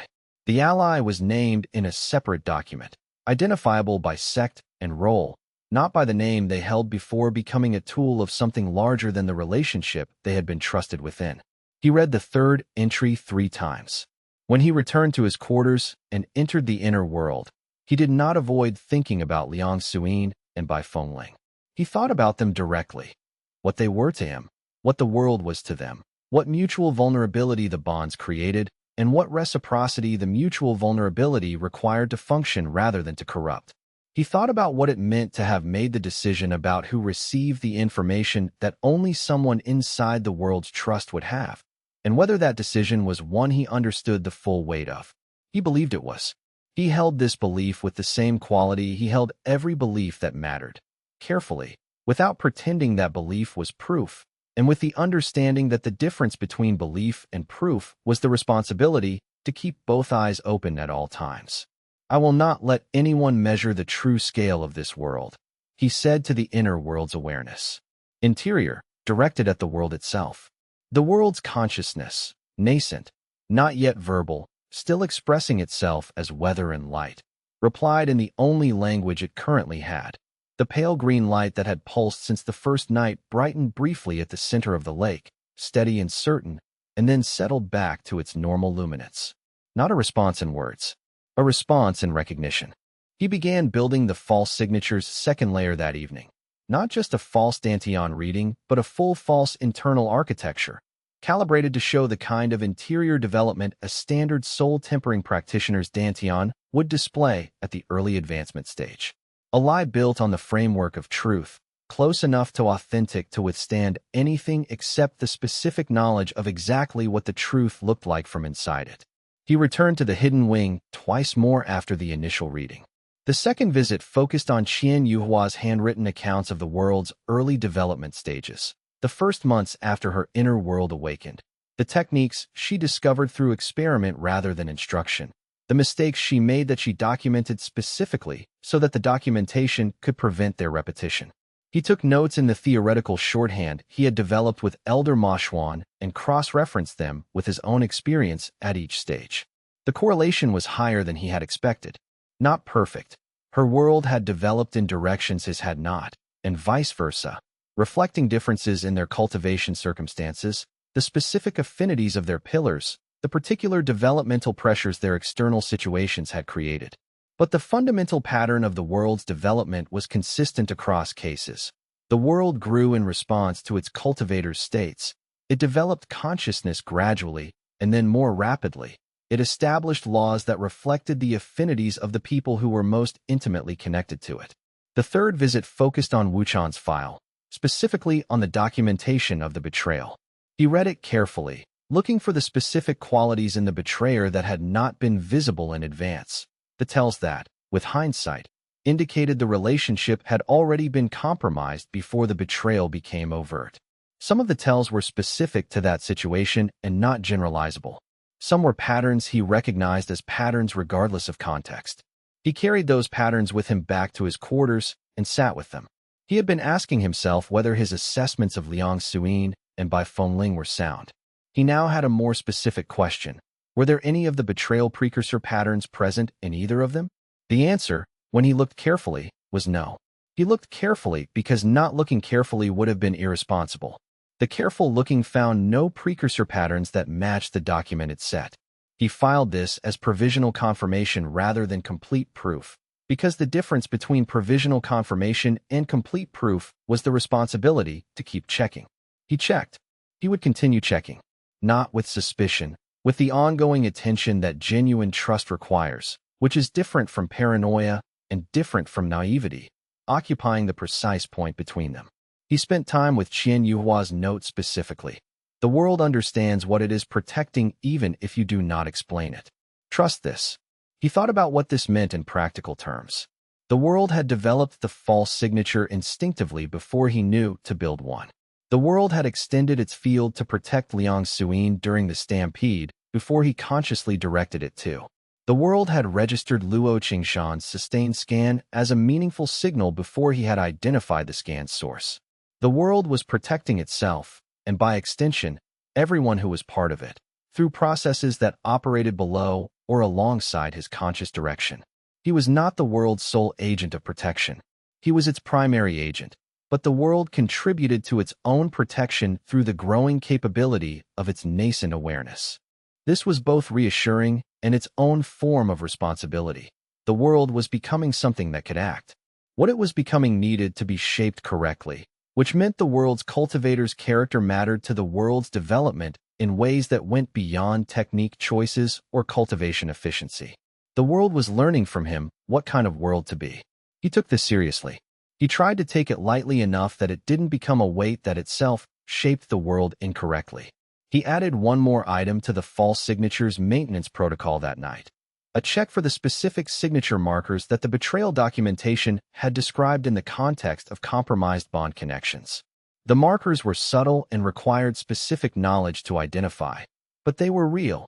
The bond's resonance at the connection point had a particular character when the bond was being used in ways it was not supposed to be used. He checked both bonds. Both were clean, as he had expected. The checking was not distrust. The checking was attention, and attention was what separated the second and third cultivators in the records from the first, who had stopped paying it. Chapter 34. The tribunal convened on the 40th day of the Iron Veil delegation's absence, which was precise timing that could be either coincidence or preparation. The summons arrived from Verdant Sky's Grand Elder's office with the standard notation: review of external complaint, presence required, chambers of the Senior Council. The violation alleged in Luo Qingshan's formal complaint was technique contamination. The world breath released during the tournament had, the complaint argued, introduced foreign spiritual law elements into the demonstration arena's Qi environment in ways that violated cross-sect protocol. The technical defense was clear and established. The inner world's Qi law was Wei Chenlong's Qi law, and a cultivator's own Qi law did not constitute foreign contamination under any standing interpretation of cross-sect protocol in the Cultivation Council's institutional record. Elder Ma Xuan had prepared 3 days' worth of documentation covering every relevant precedent. The formal outcome was not in doubt. What the tribunal was actually for was the record it would create, and what Luo Qingshan intended to do with that record. The complaint was not about contamination. The complaint was about establishing institutional documentation, a paper foundation for a narrative that could be cited later in a different context, in a different jurisdiction, with a different argument built on top of it. He performed correctly throughout the proceedings, answered questions precisely, cited Elder Moshwan's documentation where it applied, declined to elaborate beyond what was required, remained consistently within the limits of a practitioner who has an unusual technique system and has been formally questioned about it, and has been formally cleared of any violation. He gave them nothing to work with beyond what the evidence already showed. The tribunal ruled in his favor. The Grand Elder noted the ruling with the brevity of someone completing a necessary procedure that he finds distasteful but necessary. Complaint dismissed. Technique application within accepted boundaries. No further action required. What did he get from it? He asked Elder Moshwan afterward, in the pavilion with the door closed. A record, the Elder said. Documentation that you exist, that your technique produces the specific effect his sensors identified, and that Verdant Sky has officially engaged with his complaint and resolved it through institutional process. The engaging uses political capital. The capital spending is visible to every faction that tracks Verdant Sky's institutional relationships. He was quiet for a breath. We have just spent resources defending against a frivolous complaint, and that spending is now part of the public record of our alliance with Iron Veil. He weakened us by making us defend ourselves. He's working through institutions, Wei Chenlong said. Simultaneously with direct action, the Elder said. The assassination, the tribunal complaint, both at once. He is covering approaches the way a careful practitioner covers directions of attack. If the direct action had worked, the tribunal becomes irrelevant. If the direct action failed, the institutional approach continues building pressure. He looked at Wei Chenlong. He is more patient than I estimated, and better at using multiple vectors simultaneously than I estimated. We need to accelerate whatever resolution we have been working toward. Wei Chenlong looked at the window and the practice garden beyond it, and thought about Luo Qingshan's patience and his own. He thought about 11 years of hunting. He thought about the dual provision in Section 14, Article 9 of the Cultivation Council's standing rules, which he had read in the Research Pavilion's legal section the week before the tribunal was called, preparing for possibilities. I know what comes next, he said. Tell me, the Elder said.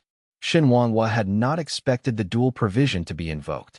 He had not expected it because he was a legal advisor who processed matters through institutional channels, and the dual provision was a Section 14 instrument that required personal physical participation in resolution, the kind of provision that institutional channel practitioners invoked rarely because it resolved the institutional question by stepping outside institutional process. You understand, Shen Wanghua said, with the careful tone of a legal advisor whose professional duty requires him to ensure his client understands exactly what they are choosing, that if you lose the duel, the mandate's claims are legally validated. Not merely unresolved, validated. The outcome would be used in subsequent proceedings against Verdant Sky's institutional protection of you. Yes, Wei Chenlong said. You understand that nascent sovereign rank represents a two-tier advantage in cultivation base, technique power, and endurance. Yes, he said. And you believe, Shen Wanghua said, that you can win despite these factors.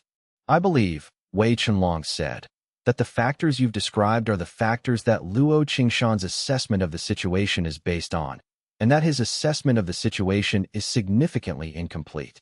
Yes, I believe I can win. Shen Wanghua looked at him for a long moment.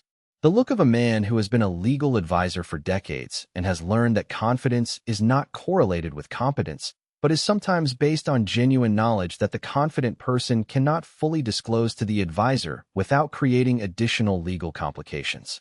I will prepare the challenge documentation, Shen Wanghua said, properly and completely. The form requires your signature and the Grand Elder's co-signature.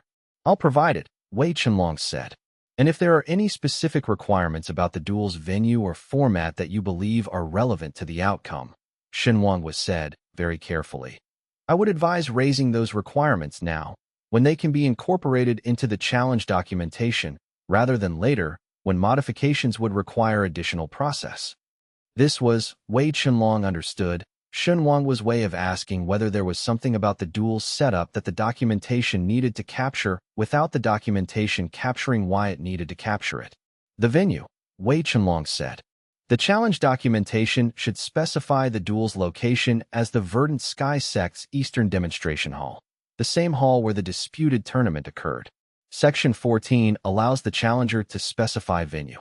Yes, Shenwang said. It does. He made a notation. I'll include that. Thank you, Wei Chenlong said.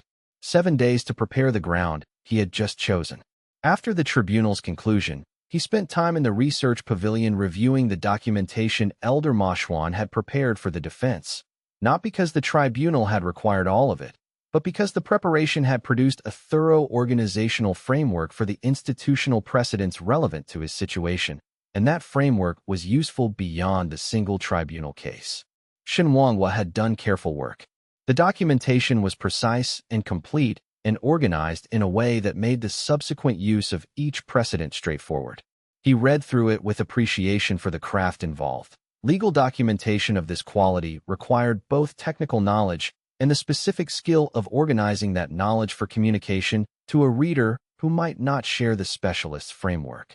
He filed the precedent framework in his working memory alongside the theoretical framework from the research pavilion's texts, and the practical framework from his own experience, and the intelligence framework from Bai Fengling's information. The accumulating frameworks were the real preparation for what came after Luo Qingshan. What came after Luo Qingshan would be larger. He was certain of this. The failed extraction attempt, the duel's outcome, the political record, all of it would attract attention from factions that operated at a different scale. The preparations he was making now were for that scale, not the current one. He was always preparing for what came after what he was currently handling. This was, he had come to understand, the correct temporal orientation for the kind of situation he was in. He also asked Shen Wanghua, before leaving the tribunal chambers, about the specific process by which the Section 14 dual provision challenged formal mandates. Shen Wanghua's answer was complete and included the specific forms required, the timing requirements, the provision's historical usage record, which was sparse, for invocations in the past 2 centuries, all successful for the challenger. The elder read the Shen Wanghua summary afterward and said nothing for a long moment, and then said, "The precedent is useful." Wei Chenlong agreed. 7 days to prepare a duel against a nascent sovereign, and Luo Qingshan was already preparing a countermeasure Wei Chenlong hadn't anticipated yet. Chapter 35 The Ashwind Wastes were approximately what the name suggested. A dead zone east of the sect's territorial boundary, where ancient disturbance had left the ambient spiritual laws chaotic to the degree that any technique requiring coherent qi application required active maintenance against the distortion field. The cause of the initial disturbance was not clearly documented in any contemporary account. The effect was well documented. Practitioners below soul tempering who entered without protection risked technique dissolution capable of damaging meridian structure. The Lost Disciple. Outer Court Cultivator Peng Iran, 17, Foundation Establishment Early Tier, missing 4 days, had entered through the boundary's eastern gap following a beast that had taken a cultivation herb pouch. He had not been expected to return alone, and he had not managed it. Wei Chenlong and Bai Fengling were assigned the recovery mission jointly, which was Elder Ma Xuan's assignment, and therefore not coincidental. The Elder arranged things with purpose when he arranged them. The zone's effect on external qi was immediately perceptible at the boundary, a background noise in the cultivator's technique sense, like static in a clear signal, requiring continuous compensation to maintain technique coherence. For Wei Chenlong, the effect was minimal. The world's projection field, at its passive projection radius, provided a buffer of coherent qi law that the chaos distortion met and could not easily overwrite. The field was not a shield. It did not block the distortion from existing. It provided an alternative substrate within which technique application could proceed according to coherent law even when the external environment was incoherent. He did not immediately understand the full significance of this distinction. Bai Fengling walked slightly behind and to his left, close enough to benefit from the field's edge without positioning herself as if she required it, which was characteristic. She arranged herself in positions that provided maximum functional benefit while maintaining the appearance of complete independence. He did not find this strategy irritating.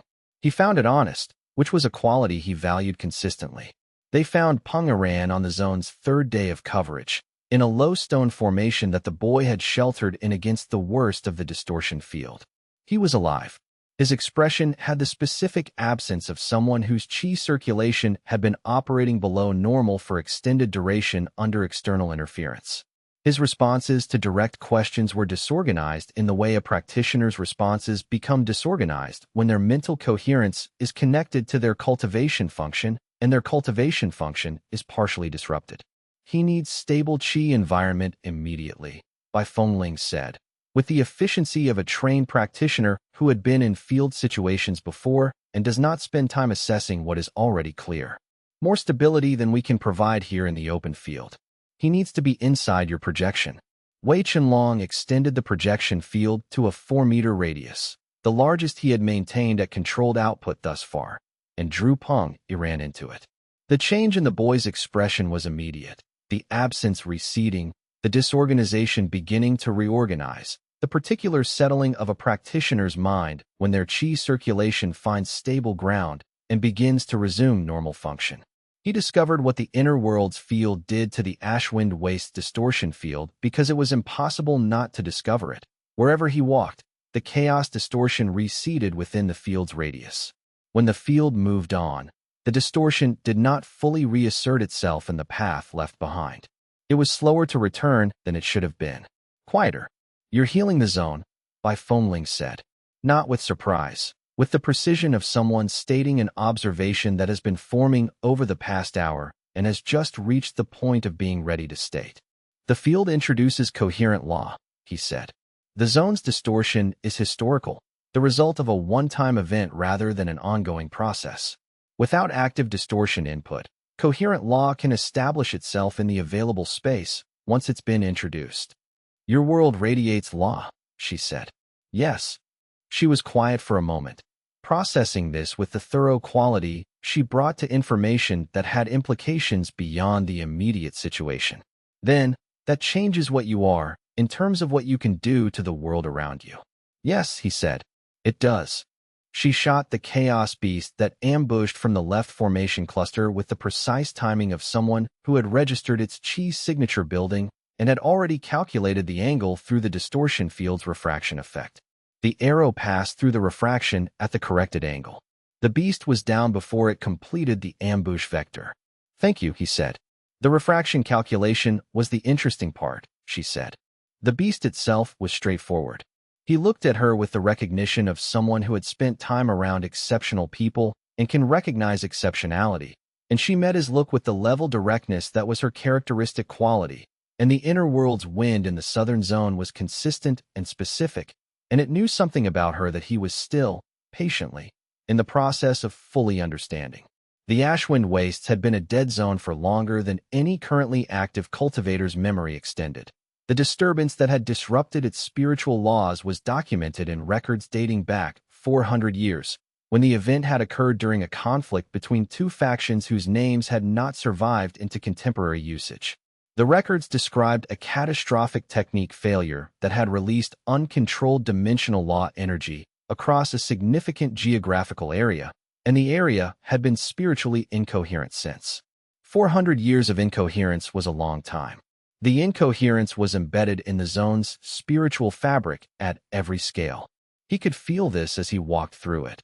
Not the active distortion of an ongoing event, but the residual distortion of something that had happened once, a long time ago, and had never been resolved. The zone was not trying to be incoherent. It was simply what it had become and had not been able to become anything else, because nothing with sufficient coherent law had spent sufficient time in proximity to it.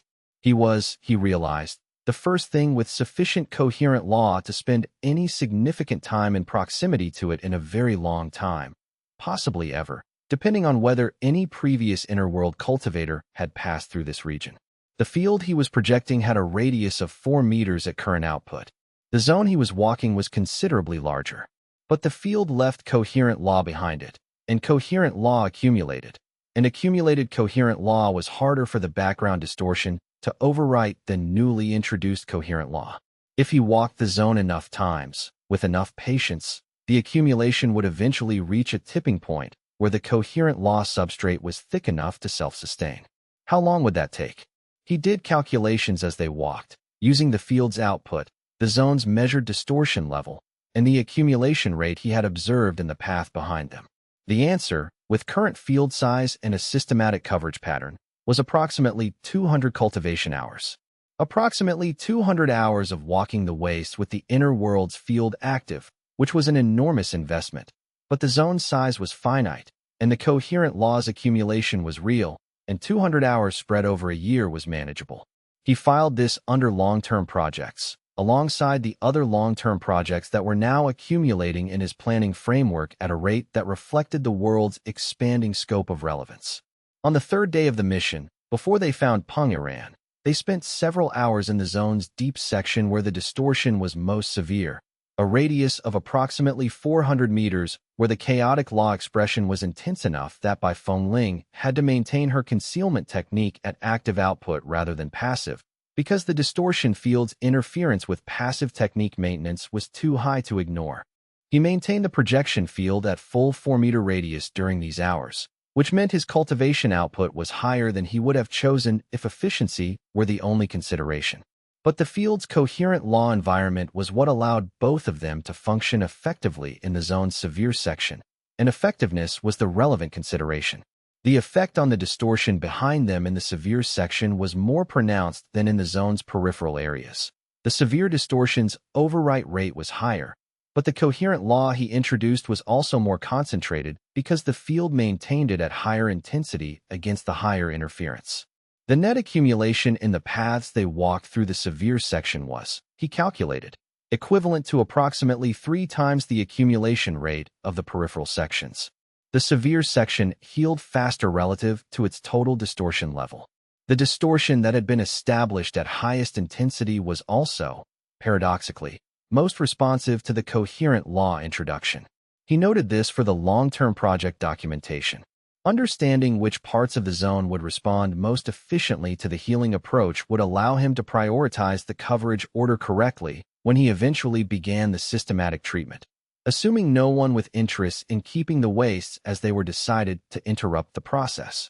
Chapter 36 Peng Iran recovered over the 3-day return journey with the gradual quality of a system re-establishing its baseline function once external interference is removed.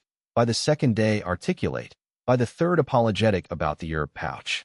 Wei Chenlong responded to the apology with the neutrality of someone who understood that guilt about a small mistake is not the appropriate emotional response to 4 days trapped in a chaos zone and was therefore not worth reinforcing. Liang Suyin was waiting at the boundary with a healing setup prepared before they arrived, because Wei Chenlong had sent a chi communication through the bond during the return and she had received it and prepared accordingly. This was the bond's practical value in action. Information transfer that arrived as feeling rather than words, interpreted through the established recognition between a pillar and her world's cultivator. She worked on Peng Iran's meridian system for 2 hours. Wei Chenlong maintained the projection field at close range during the process, the field's stable law environment providing exactly the substrate that meridian restoration required, and that the outer court's standard ambient chi environment did not. The boy's circulation resumed full function before the session's end. When Peng Iran was resting under the sedative tea Liang Suyin had prepared for the next 12 hours of consolidation, she regarded Wei Chenlong with the expression that indicated a significant conclusion had been reached and was being organized for communication. The field stabilized the restoration work, she said. My healing technique had a higher output ratio inside the field than outside it.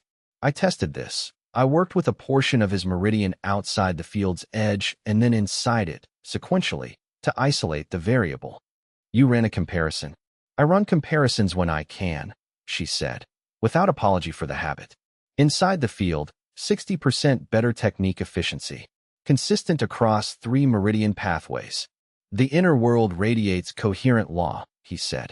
Coherent law is a better substrate for healing technique work than chaotic or neutral chi, because healing technique requires the body's own chi to respond correctly to directional input.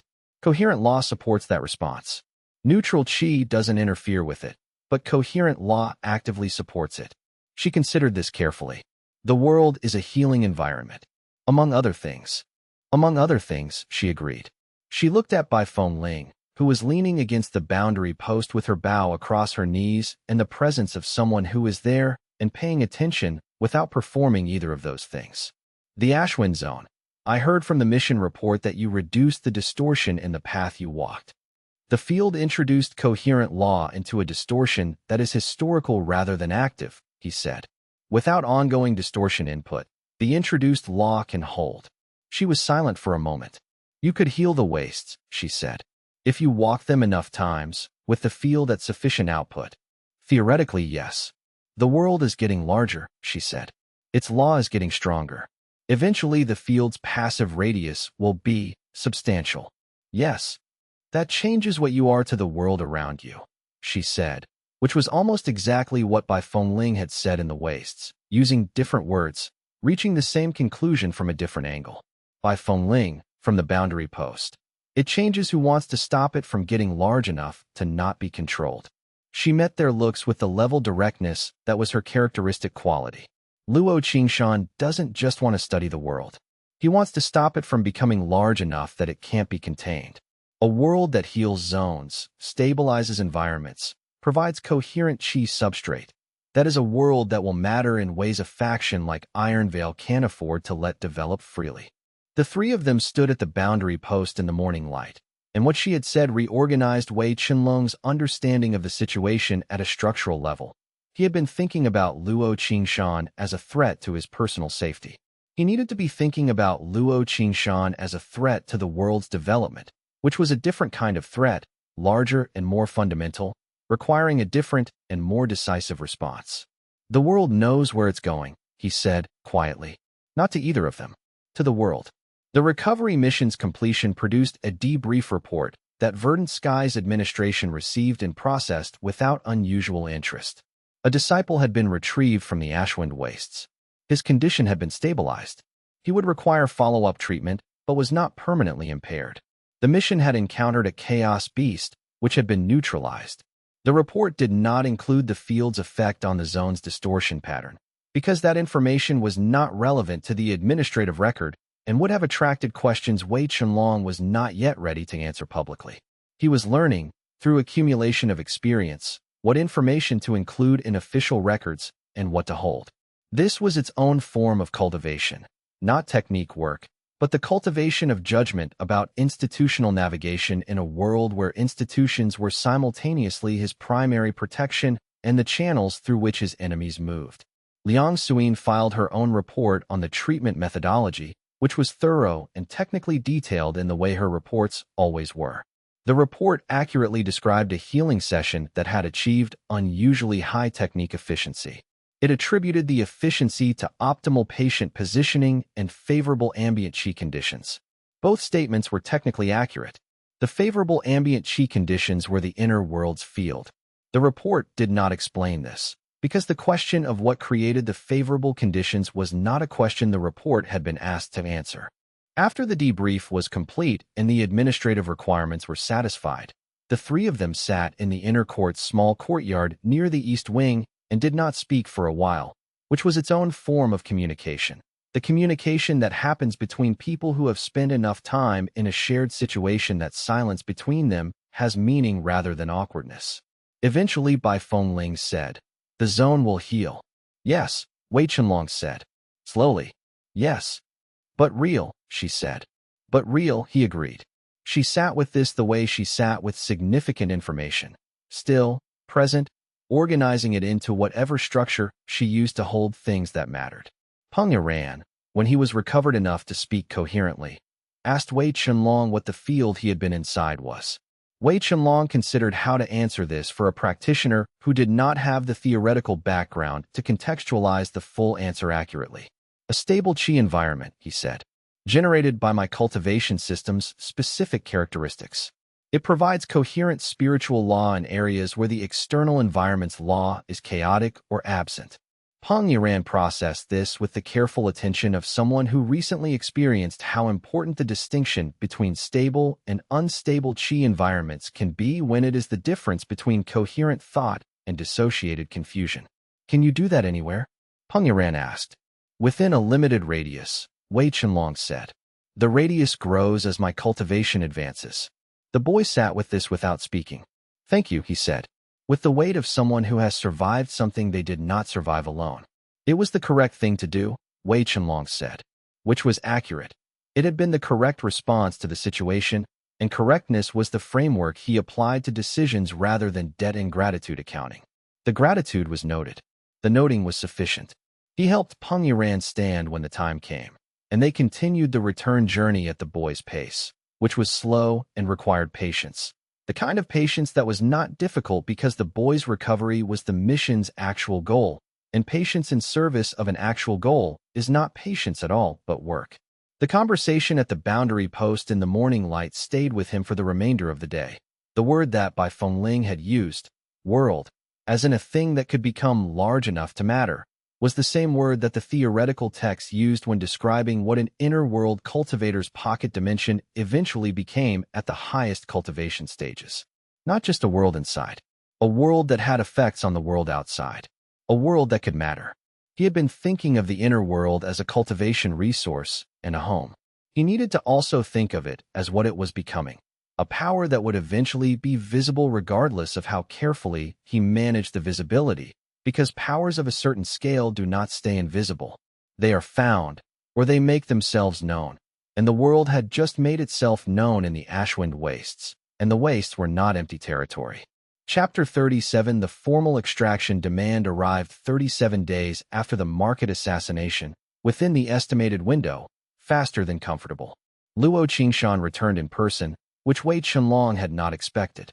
The formal document had preceded him by 3 days, processed through Verdant Sky's administrative office under the standard external mandate review protocol. The mandate claimed Wei Chenlong as a spatial anomaly threat to regional cultivation ecosystem stability, and cited 3 supporting clauses from the Regional Cultivation Council's standing laws on anomalous cultivation systems. The clauses were real. The citations were technically accurate.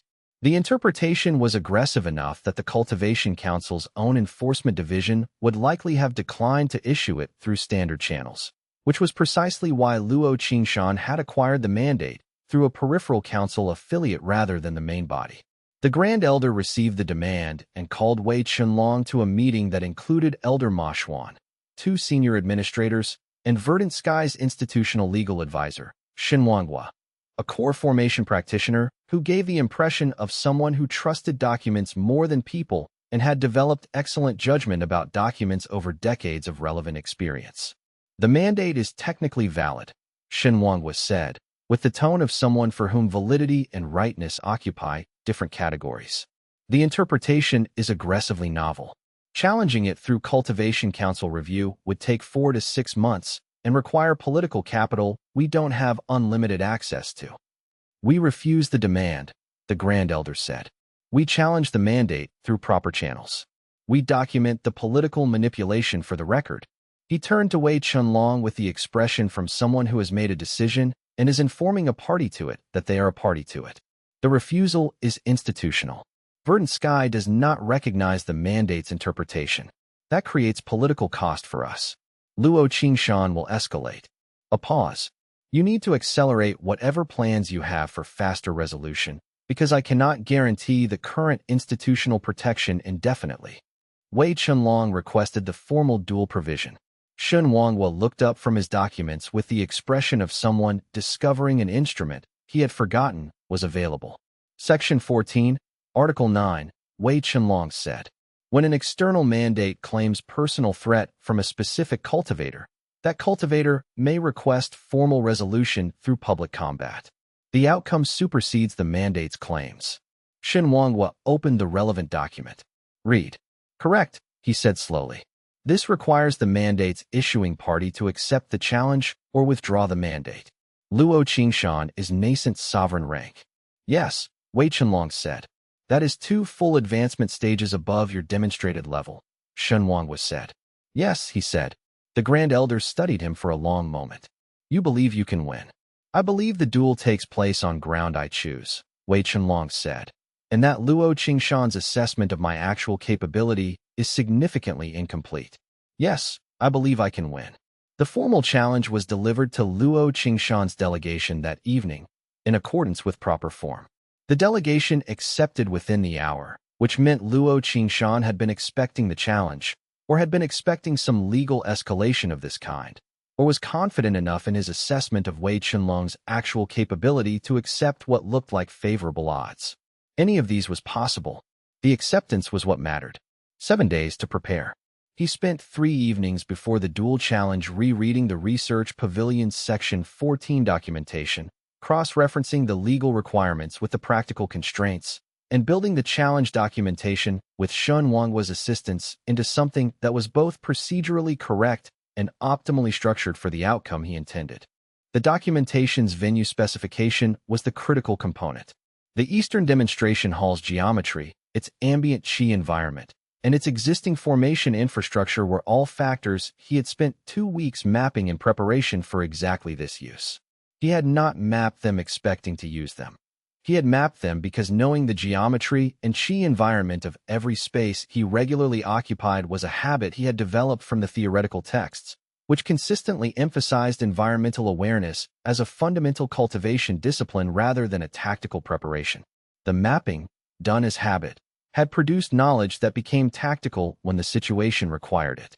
This was, he had come to understand, how most of his preparation worked. Comprehensive groundwork done as a matter of principle, which became directly applicable when circumstances created the need.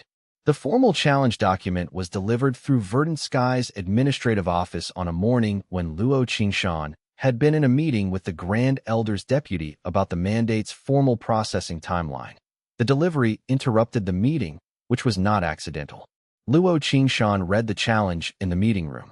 The Grand Elder's deputy reported later to Elder Ma Xuan that Luo Qingshan's expression had not changed during the reading, and that he had folded the document with the same deliberate precision he brought to everything, and that he had accepted the challenge within the hour.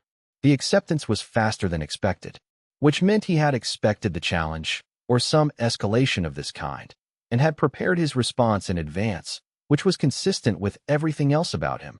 Nothing done without prior preparation, nothing that required decision in the moment. He accepted the duel, and Wei Chenlong began the arena seeding that evening, and the 7-day window began. He spent the evenings before the challenge was filed confirming the duel grounds preparation with the specific attention of someone who understands that the grounds preparation is the duel's most critical component rather than the combat itself. The arena's formation infrastructure had been installed by the sect approximately 60 years prior and had been regularly maintained since. The formations were primarily decorative, ambient Qi stabilizers that kept the hall's environment clean for demonstration purposes, but their presence in the stone provided channels that inner world projection could use as propagation pathways. He did not need to project the law overlay from scratch into inert stone. He could project it into the formation channels and allow the formations to carry it into the broader space at a much lower output cost. This reduced his pre-duel cultivation expenditure significantly, which meant he would enter the duel with a larger reserve than the simple projection of a 12-meter law overlay would have otherwise allowed. Reserve was important. The duel's duration was unknown, and the unknown duration of a significant combat engagement required reserve management to be conservative. He completed the seeding on the 4th night and verified it through 4 separate internal assessments on days 5, 6, and 7. The projection held. The formation channels carried it cleanly. The 12-meter radius had the law density he required at an output cost he had budgeted correctly. He was ready. He had been ready for some version of this confrontation for weeks. Readiness, when it arrives, has a specific quality, not certainty, but prepared uncertainty. The specific confidence of one who has done the work and knows the work is done correctly and is now waiting for the outcome to arrive. The challenge's delivery had one additional effect he had anticipated but not been certain would materialize. The formal challenge, once delivered and accepted, created a public record in the Cultivation Council's notification system.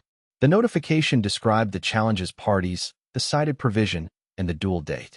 Within 48 hours, Elder Ma Xuan's network of contacts reported that the notification had been noted by 3 separate factions beyond the immediate parties, factions whose specific interest in the outcome was not immediately legible but whose noting of the event was itself information worth having. The situation was already visible at a larger scale than the immediate Verdant Sky Iron Veil context. He filed this as confirmation of what he had known theoretically. The outcome of this duel would be watched by people with their own calculations about what it meant.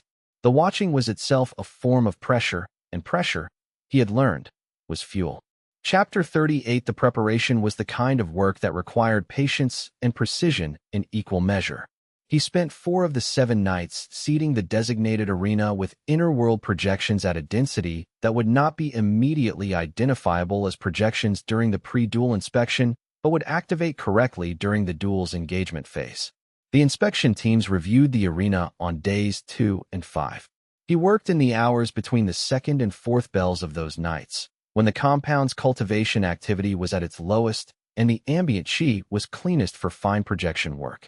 What he was building was, in technical terms, an extension of the world's projected law structure into the physical geography of the arena, not a true extension, because the inner world's boundary is interior by definition, but a projection of its law framework into the external space such that the arena, from within a certain radius at his position, would behave according to inner world law rather than external law. A jurisdiction established before the duel began.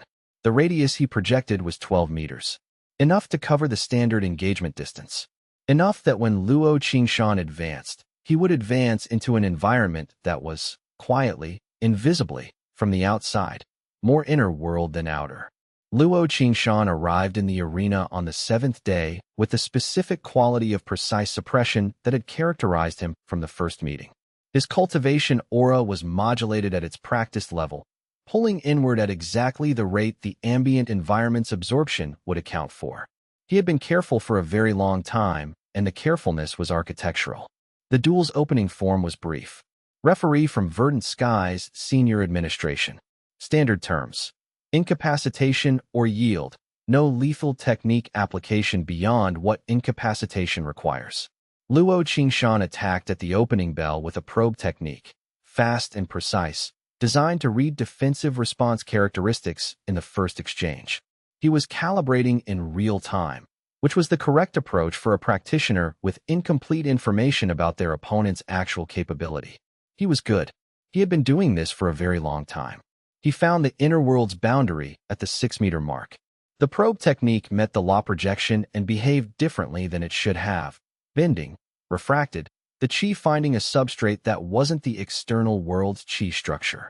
Luo Qingshan registered this in his footwork, a micro-adjustment, a recalibration, the beginning of a different assessment. Wei Chenlong applied world weight at 1/3 output within the 12-meter radius. 1/3 soul tempering world weight, applied in an environment that was simultaneously inner world by projection, produced gravitational effect closer to 60% of full output rather than 1/3. The world's internal law amplifying the technique's expression within its own jurisdiction. The amplification effect was something the theoretical texts had described as theoretical. It was real. Luo Qingshan hit the augmented gravity field at nascent sovereign speed and slowed by 40% in under half a second. Not stopped. He was too good to be stopped by a single application. But his timing broke. His formation attempt lost coherence under the technique dissolution that world weight applied at this intensity. He adapted immediately, pulled back, began working around the field's edges rather than through its center. For 8 minutes they moved through the arena in a pattern that looked, from the outside, like 2 practitioners of approximately comparable weight, which was, from the outside, baffling. Nascent sovereign versus core formation. What kind of core formation held a nascent sovereign at range for 8 minutes? From inside the 12-meter radius, the answer was available.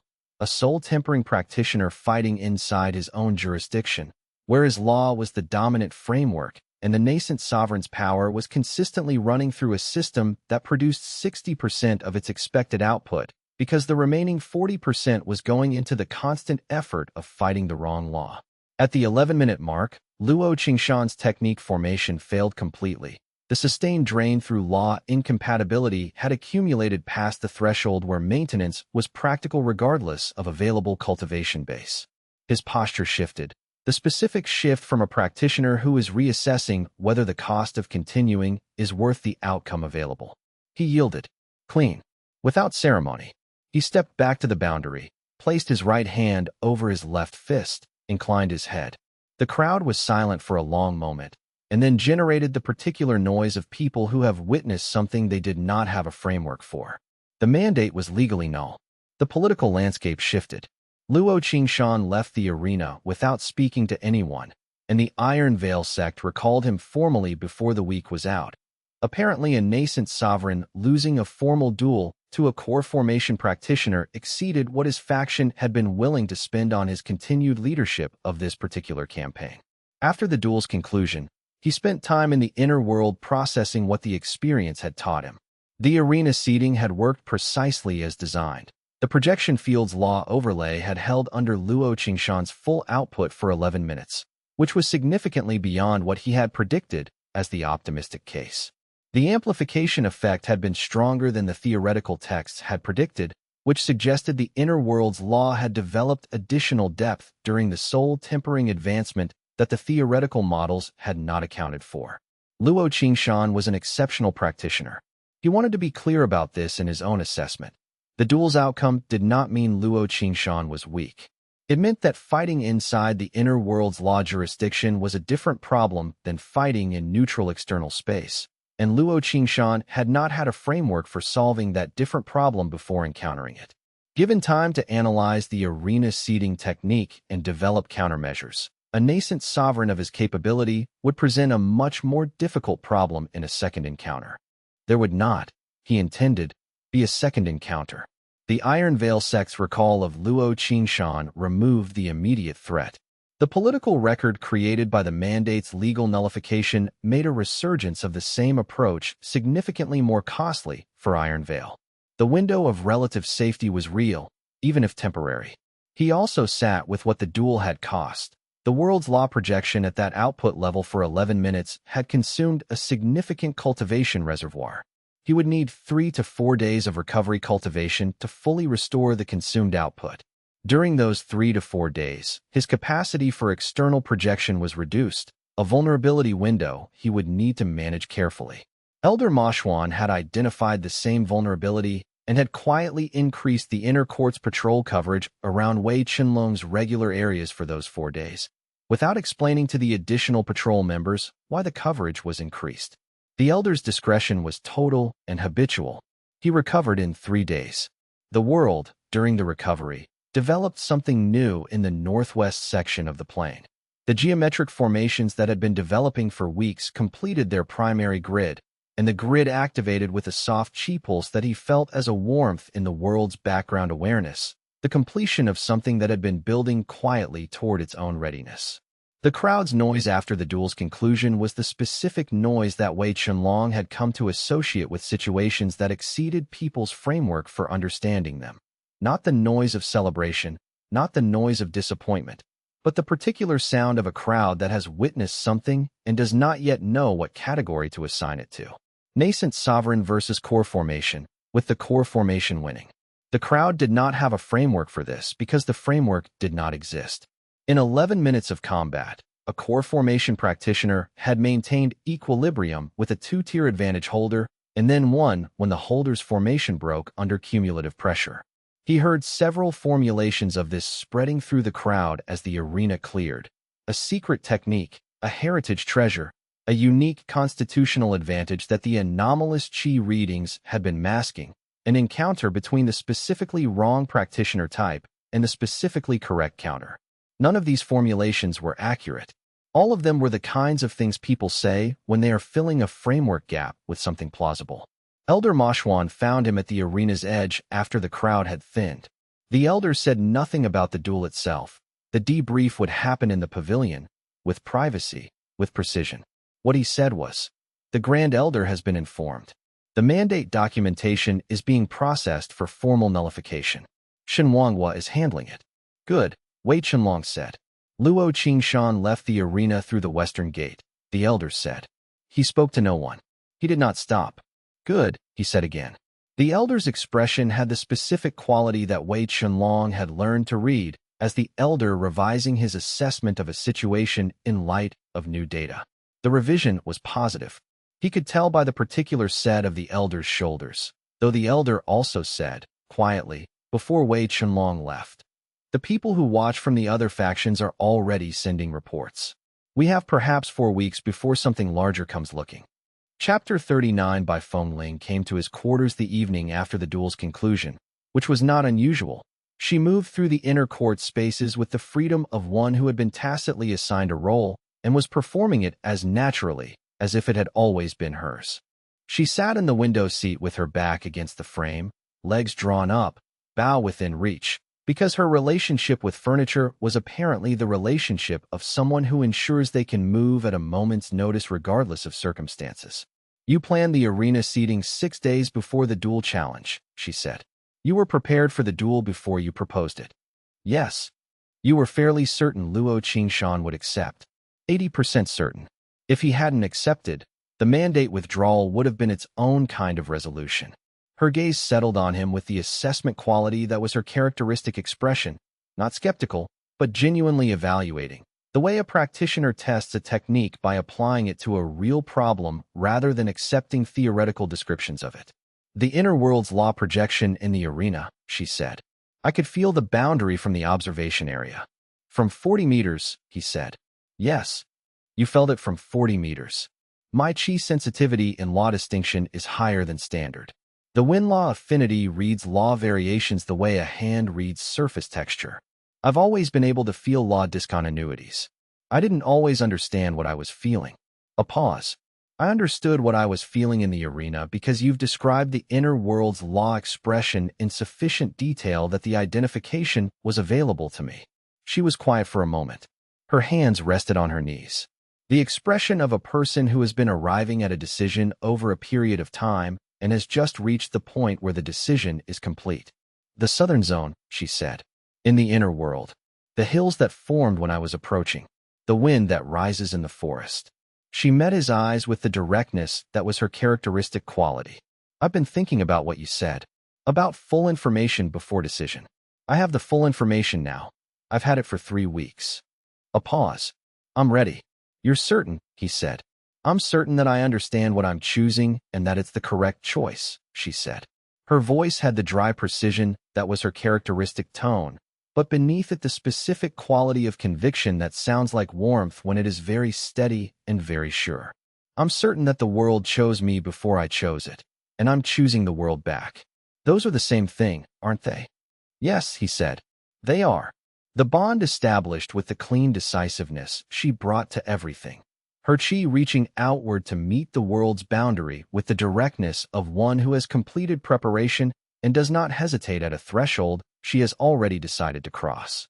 The inner world's southern zone responded immediately. The formation clusters that had been compressing wind law potential for weeks released simultaneously, the compressed chi finding its anchor and distributing through the southern hills in a wave of blue-white brilliance that lasted for 3 full breaths and then settled into the steady pulse of established law. Storm systems formed. Real storm systems, with fronts and pressure differentials, and lightning moving between cloud layers, and the smell of rain before rain falls. The crystalline trees in the northeast hills bent under the first of them. The mountains at the northern horizon were visible through breaks in the cloud, snow-capped, real, holding their ground. A second pillar stone rose beside Liang Suin's at the lake's shore, taller than the first, or perhaps simply more itself, which looks like height from certain angles. Outside, in his quarters, the wind had picked up, not from any external weather system, from the inner world's law expressing itself through the bond's establishment with a strength that the passive projection field couldn't fully contain. Bai Fengling opened her eyes and felt the anchor settle and said, with characteristic precision, "I can feel the southern hills." "Yes," he said. "The storm systems are mine." "Yes." She sat with this for a moment. Then, "The world is larger than I expected." "It grows," he said. "I know," she said. "I can feel it growing from here." She looked out the window at the inner court's night air, where the cultivation lamps burned steadily against a clear sky. "What comes next? Luo Qingshan's failure will attract different attention," he said. "There are factions larger than Iron Veil that track anomalous cultivation events. The duel was public. The double anchor warmth of the world was visible to anyone with the sensitivity to detect it. He paused. What comes next is bigger than what we've been handling. She nodded once, with the nod of someone who had already concluded this and is confirming it. Good, she said. I was beginning to find the current scale comfortable, and comfort makes me slow. Liang Suyin came to his quarters later that same evening, after Bai Fengling had gone to her own quarters, which were now on the inner court's western side, formally allocated after Bai Fengling's situation had been documented through Elder Ma Xuan's careful institutional processing as rogue practitioner of significant skill engaged as a sect affiliate research consultant. She sat in the window seats near end, not the same position as Bai Fengling's characteristic far-end placement. Closer, the position of one who has established a different kind of proximity through a different kind of time spent. 2 pillars, she said. 2 pillars, he confirmed. She looked at the direction of the inner world through the bond. The lake, the northeast hills, the southern hills, the mountains, the storm systems that were Bai Fengling's signature, now moving across the world's weather patterns with their own personality. She looked at all of this through the bond's connection and was quiet with what she was looking at. The world is different with 2, she said. Yes, more itself, more certain of its own topography. I felt the second bond's establishment through my own bond, she said. Not just as warmth, as a structural change. The world's sense of itself changed when the second anchor was set. Yes, the theoretical texts describe it as a reference point effect. 2 anchors define a geometry between them. The world's internal structure becomes more coherent once there are 2 reference points rather than 1. She was quiet for a moment. What does it feel like from inside? The world with 2 pillars, from your perspective rather than through the bond. He pressed his awareness inward and felt the question's answer. The lake between the 2 anchor zones, the world's central feature, defined now by what surrounded it. The northeast hills and their water law, the southern hills and their storm law, the mountains at the northern horizon catching both. The world had become a place with genuine geography, multiple identifiable regions, a spatial relationship between things that was richer than what one pillar alone had defined. Like a room that has acquired furniture, he said. When a room is empty, it is only its dimensions. When it has furniture, it is a room. The world before had 1 anchor, it was a space. Now it has 2, and it is a place. She considered this carefully, organizing it into the framework she was building for what the inner world was and how it worked. A place, she said, with the tone of someone finding a category that fits. Yes, he said, a place. He sat with both bonds active in the inner world after Liang Suyin left, and the quarters were quiet, feeling the world with 2 pillars for what felt like the first time in a way that was not occupied by immediate situation management. The inner world with 1 pillar had been a world with a center. The inner world with 2 pillars was a world with geography, not just a center but directions, regions, the particular spatial quality of a place where different areas have different characters. The northeast hills had Liang Suyin's quality in them. Still, deep. The rain that had been falling since her bonds settled into channels and lakes. The crystalline trees that had been growing since early core formation developed to their full soul-tempering height. Water law richness, which had a specific texture when felt through the world's ambient awareness. Liquid and patient, and capable of wearing through stone given sufficient time. The southern hills had Bai Fengling's quality. Kinetic, definite. The storm systems she had built from the first moment of her bond expressing themselves through every weather pattern the world generated from the south. Wind law energy that was not random but directed. The specific directedness of someone who had made decisions and was living those decisions through the world's own systems. Between these 2 qualities, held in balance by the mountain range at the north and the lake at the center, the world was becoming something that could be called a character, not just a space or a system, but a place with its own way of being. He was part of that character. The pillars were part of it. The world's nascent consciousness was part of it. What the world was becoming was a world that had made its choices, and the choices were good. And the gold light at the inner world's horizon was brightening, and he did not yet know what it meant, but the world did. Chapter 40. The courier arrived at dawn, moving with the urgency of a person who has been running for multiple days and has not stopped, because stopping felt more dangerous than continuing. He collapsed at the inner court's east gate. The gate guard called for a healer before checking his documents. Liang Suyin responded before anyone else had reached the gate. Her bond sense had registered a significant qi disturbance at the inner court's perimeter, and she had already been moving. The courier was alive. Barely. His qi circulation had been operating well below normal for at least 2 days, maintained by a suppression stimulus applied to keep him functional past the point where his body would normally have stopped. Someone had prioritized the message's delivery over the messenger's condition, which was a specific kind of emphasis. He delivered the letter before Liang Suyin fully stabilized his circulation, pressing it into Wei Chenlong's hands with the grip of someone long used to holding something and finally releasing it to the correct person. Then he let himself collapse into the healing support she was providing. The letter was sealed with a mark that Liang Suyin recognized as a sect affiliation from approximately 40 years ago, a defunct organization, no current practitioners. She brought it to Wei Chenlong without opening it, with the understanding of someone who learned that some information belongs to specific people before it belongs to the general situation. He opened it. The letter was written in a clear, controlled hand that had the quality of someone writing carefully, because they know this writing is among the last things they will do. 3 pages. A name at the top, Wu Chan. She had survived longer than Elder Mashwan's records showed. She had faked her death. The records did not show this, which meant the faking had been convincing enough to satisfy whoever had compiled the records. She had spent 17 years in the outer territories, advancing quietly, and 3 years ago she had begun writing. Not to anyone she knew, but to whoever came after her, because the jade slip she had inherited had told her that future holders existed and would need what she had learned from surviving what she had survived. The letter was the work of someone who learned everything the hard way and has organized it into a form that might prevent the person coming after from learning the same things the same costly way. Most of it Wei Chenlong had already learned. Some of it he had not. The names she mentioned, the specific techniques and their applications, the political landscape she had navigated, all of it useful, all of it worth reading carefully and more than once. The last line, the world wants to live. When it speaks, listen before you act.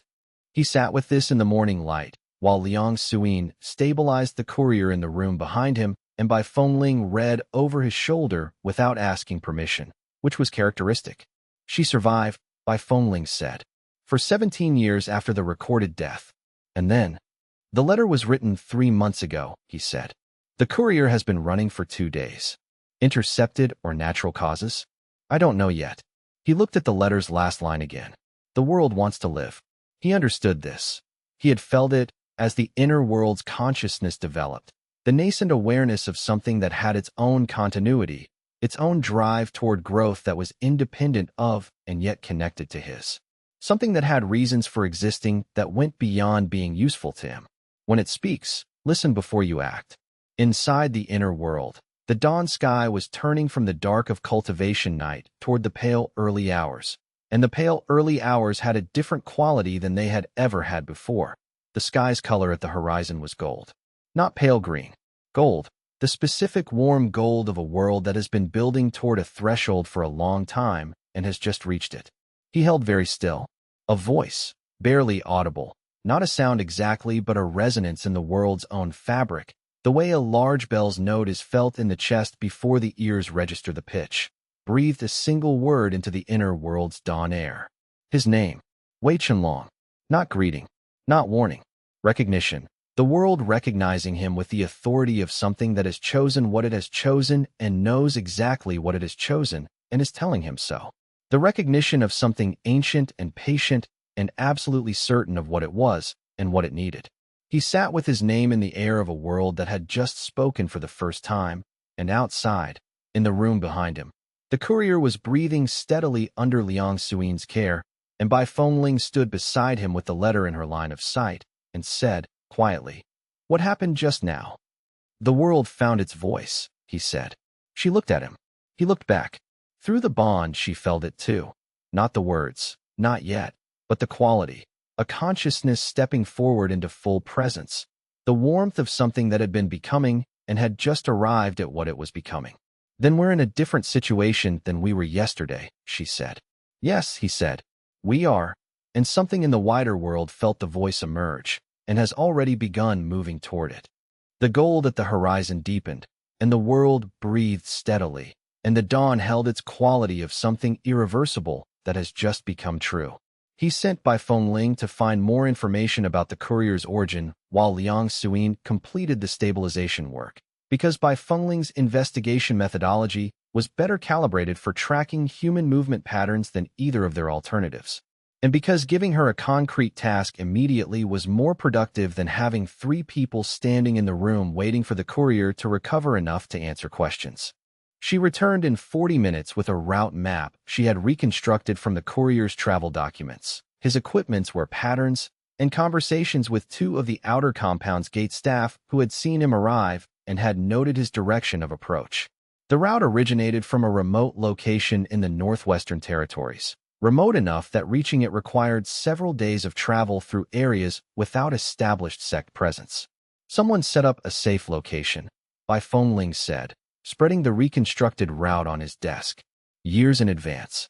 Wuchan's documentation indicates she established the location 3 years ago, which means she had been planning this communication for at least 3 years. She knew her situation was deteriorating, he said. Or she knew that communications with future holders were part of what a surviving inner-world cultivator was supposed to do, Bai Fengling said. The Jade Slip told her future holders existed. The Jade Slip might have also told her what her responsibilities toward those future holders were. He looked at the letter again. The handwriting was precise and even, not the writing of someone racing against a deadline, but someone who had written this letter multiple times and had finally produced the version they were satisfied with. There were no corrections, no crossed-out words.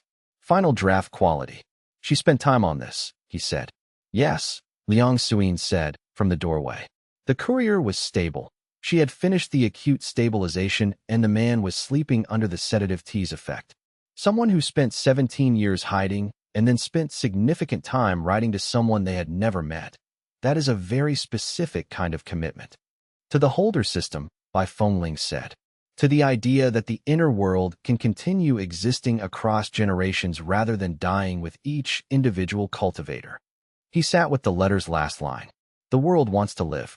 He understood this differently now than he had understood it when he first read it.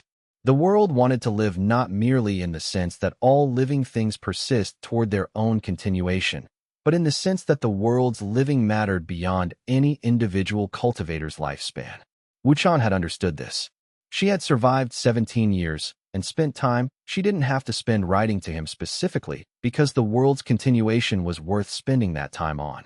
He owed her the same consideration in return, to take what she had learned and use it, and to continue the chain forward to whoever came after him.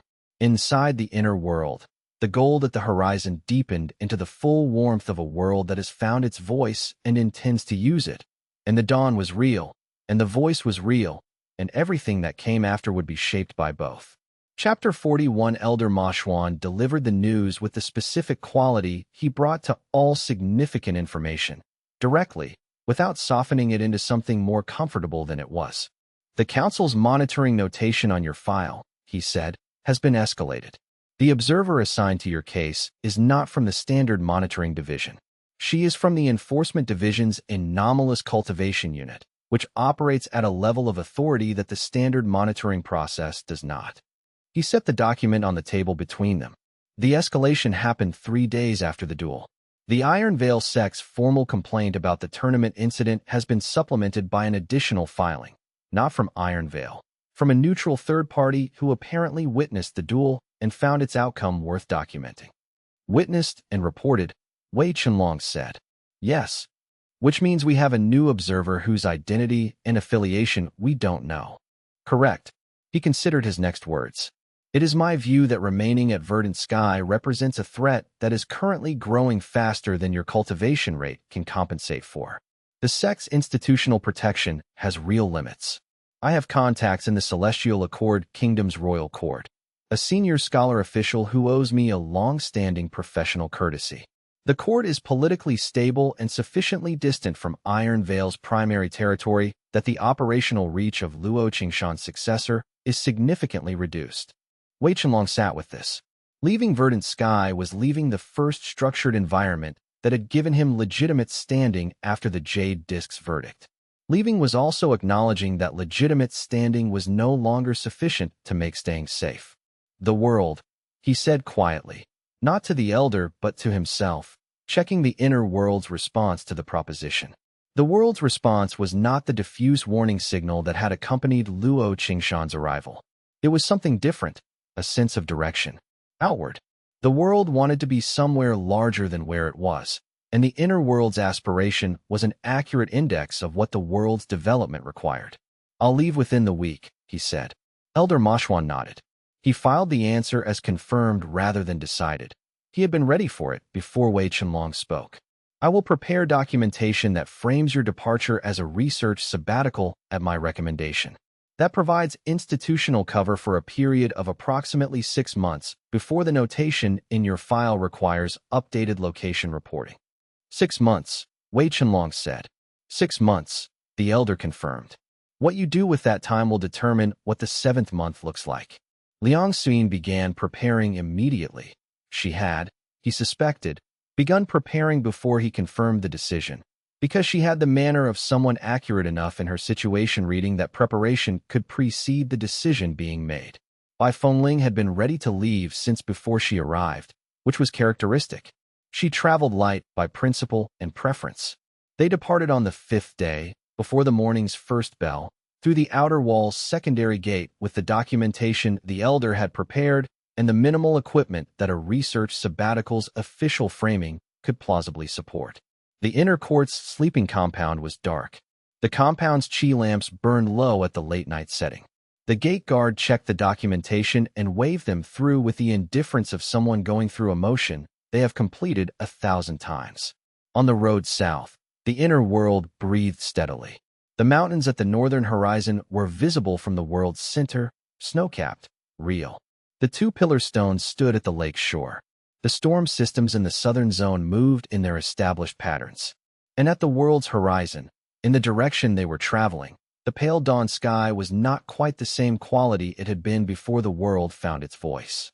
He traveled south with the particular bearing of someone who knows what is behind them and has decided that what is ahead requires full attention, which is not the same as having no concern for what is behind.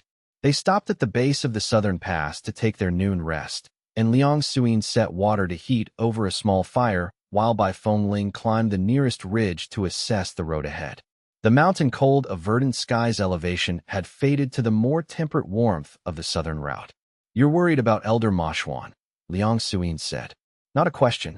I'm thinking about the documentation," Wei Chenlong said. He prepared it carefully. Too carefully, possibly. The kind of documentation that reads as official enough that someone looking for evidence of departure might recognize it as deliberate rather than routine. "He's been in institutional politics longer than either of us has been alive," she said. "He knows what reads as deliberate." "Yes." He watched the fire. "That's what I'm trusting." She poured the water when it reached temperature and handed him the cup with the matter-of-fact quality that characterized everything she did. No ceremony, no hesitation, just the completion of a useful act. He accepted it and drank, and the world registered her presence with the steady warmth it always generated when she was near. Not turbulent, not overwhelming, but the specific warmth of a presence that had become structural to the world's functioning. Bai Fengling returned from the ridge and reported the road clear for 2 days' travel at their current pace. She accepted water, drank it standing, and then said, "There's a village in the valley 2 hours south. Medium-sized. The smoke patterns from its cooking fires are inconsistent." "Inconsistent how?" Wei Chenlong asked. "Too little of them," she said. "For a village that size, at noon, there should be more. Either a significant portion of the population has left, or they're not cooking at a rate that suggests adequate food supplies." He considered this. The inner world's weather had been stable all morning. No warning signals. Nothing like what had accompanied Luo Qingshan's presence. But the weather that indicated threat was one thing, and the weather that indicated need was another, and sometimes need arrived as clearly as threat did, just without the urgency. "We go through the village," he said. "Not around it." Bai Fengling's expression shifted into something that was not quite a smile, but occupied the same territory. The recognition that the answer had been what she expected, delivered with the same practical inevitability she brought to all her own decisions. She turned and led the way south without further comment, which was characteristic. The inner world breathed steadily as they walked. Wei Chenlong tracked its south-facing expanse, the direction of travel, the direction the world itself seemed to lean, and felt the particular quality of forward motion that the world generated when they were moving towards something that mattered. Not danger, not specifically, but significance. What he had not yet said to either of them was that he could feel, at the very edge of the world's perception, something vast in the north. Not present yet, not close, but aware of the direction he was traveling, the way a current is aware of everything floating in it. He filed the awareness. There was nothing to do about distant things except approach them prepared, and preparation began with what was immediately in front of him, which was a village with inadequate cooking fires and whatever that meant about the people living there. The inner world had developed something new in the weeks before departure, a quality of expectation. Not the expectation of threat. He had learned to distinguish that signal from others. This was more like the expectation of a practitioner who has set up a technique and is waiting for the right moment to deploy it. The world was expecting something that was not yet visible, and the expectation was patient and large. He thought about this as the gate guard waved them through and the road opened south. The documentation Elder Moshwan had prepared was thorough enough, he thought, to survive routine inspection. Whether it would survive non-routine inspection was a different question, and the answer to that question depended on how much the anomalous cultivation unit's observer valued efficiency over thoroughness. The morning's first bell rang behind them as the road curved and Verdant Sky's outer wall disappeared behind the ridge. Liang Suyin walked at his left. Bai Fengling walked ahead, slightly, reading terrain, the way she always read terrain, as a practitioner first, a traveler second. The world is leaning south, Liang Suyin said. She had developed a vocabulary for the inner world's directional states that was more precise than his own, the benefit of approaching it through the pillar bond rather than directly. It's been leaning since you made the decision to leave. Not away from Verdant Sky, towards something ahead. I know, he said. Do you know what it is? No, he admitted. But the world doesn't lean toward things it can't reach. Whatever is ahead is reachable. The world is telling me it's reachable, just not yet visible. She was quiet for a moment, watching the road. That's very much like a cultivation maxim, she said. The kind Elder Moshwan would write down and file under things that sound better than they explain. Despite everything, the uncertainty of the departure, the growing shadow of the council's observer, the weight of leaving the only institutional protection he had built in 2 years, he found himself smiling. The world's south-facing lean steadied. Ahead, the road curved down into a valley he had never seen, and the inner world leaned with it, curious and certain and ready, but somewhere at the very edge of its awareness, a shadow in the north had begun to move. Chapter 42. The village was called Xinhu, and it had been 3 weeks since it had enough food for everyone. This was visible before they reached it. The quality of the fields they passed in the valley's approach, the abandoned equipment in the edges of those fields, the absence of the kind of background activity that villages generate when things are functioning adequately. They had been walking for 2 days from the road's nearest branch, following the route that took them through the border territories before the Celestial Accord's more established infrastructure, and Xinhu was the first village of any size they had found. Bai Fengling identified the soldiers first. She did not point. She shifted her weight slightly, a signal they had developed during the days since leaving Verdant Sky, and Wei Chenlong read it and looked in the direction her weight had shifted. 8 soldiers in livery he didn't recognize, not Celestial Accords, heavier and darker, the crest on the chest piece showing a hammer over a mountain. A merchant's cart was being emptied beside the village's central square, the merchant standing with the rigid compliance of someone whose alternative had been made clear. The village elder stood at the square's edge with 3 other older residents, watching the emptying with the expression of people who have been watching this happen for long enough that the watching no longer produces the active response that witnessing injustice initially generates, the numbness that comes after. Bai Fengling glanced at Wei Chenlong, a question without a commitment to either answer. He walked into the square. The soldiers' response time was good. They had been doing this long enough to recognize the approach of someone intending to interrupt the process. The nearest one stepped forward and produced the kind of authority that people who carry weapons produce by producing the weapons, a hand on the pommel, a posture that said the escalation path was already being calculated. This collection is authorized by Grand Duke Voss under the Regional Resource Allocation Act, the soldiers said, with the flat efficiency of someone delivering a rehearsed statement. Move along. Move along. The Regional Resource Allocation Act, Wei Chenlong said, requires that allocated resources not exceed 30% of documented annual production. What is the documented annual production of this village? The soldier's expression shifted slightly. Not the shift of someone being challenged, but the shift of someone encountering a question that had a verifiable answer that the person asking it would know how to verify. He had been using bureaucratic authority as a deterrent, and someone was reading the regulation back at him with the command of someone fluent in its provisions. The assessment is current, the soldier said. Move along. Wei Chenlong applied world weight. Not the full expression, a 20% increase in the local gravity field centered on the 8 soldiers, enough to make moving at normal speed actively uncomfortable without being incapacitating. The soldiers felt their equipment grow heavier. Their posture shifted. The one with his hand on the pommel found that drawing the weapon required more effort than expected and made the instinctive calculation of whether the effort was warranted. The cart's contents, Wei Chenlong said, will be returned. The soldiers will leave. The documentation of this collection will be provided to the nearest Celestial Accord administrative post within 3 days. The soldiers left.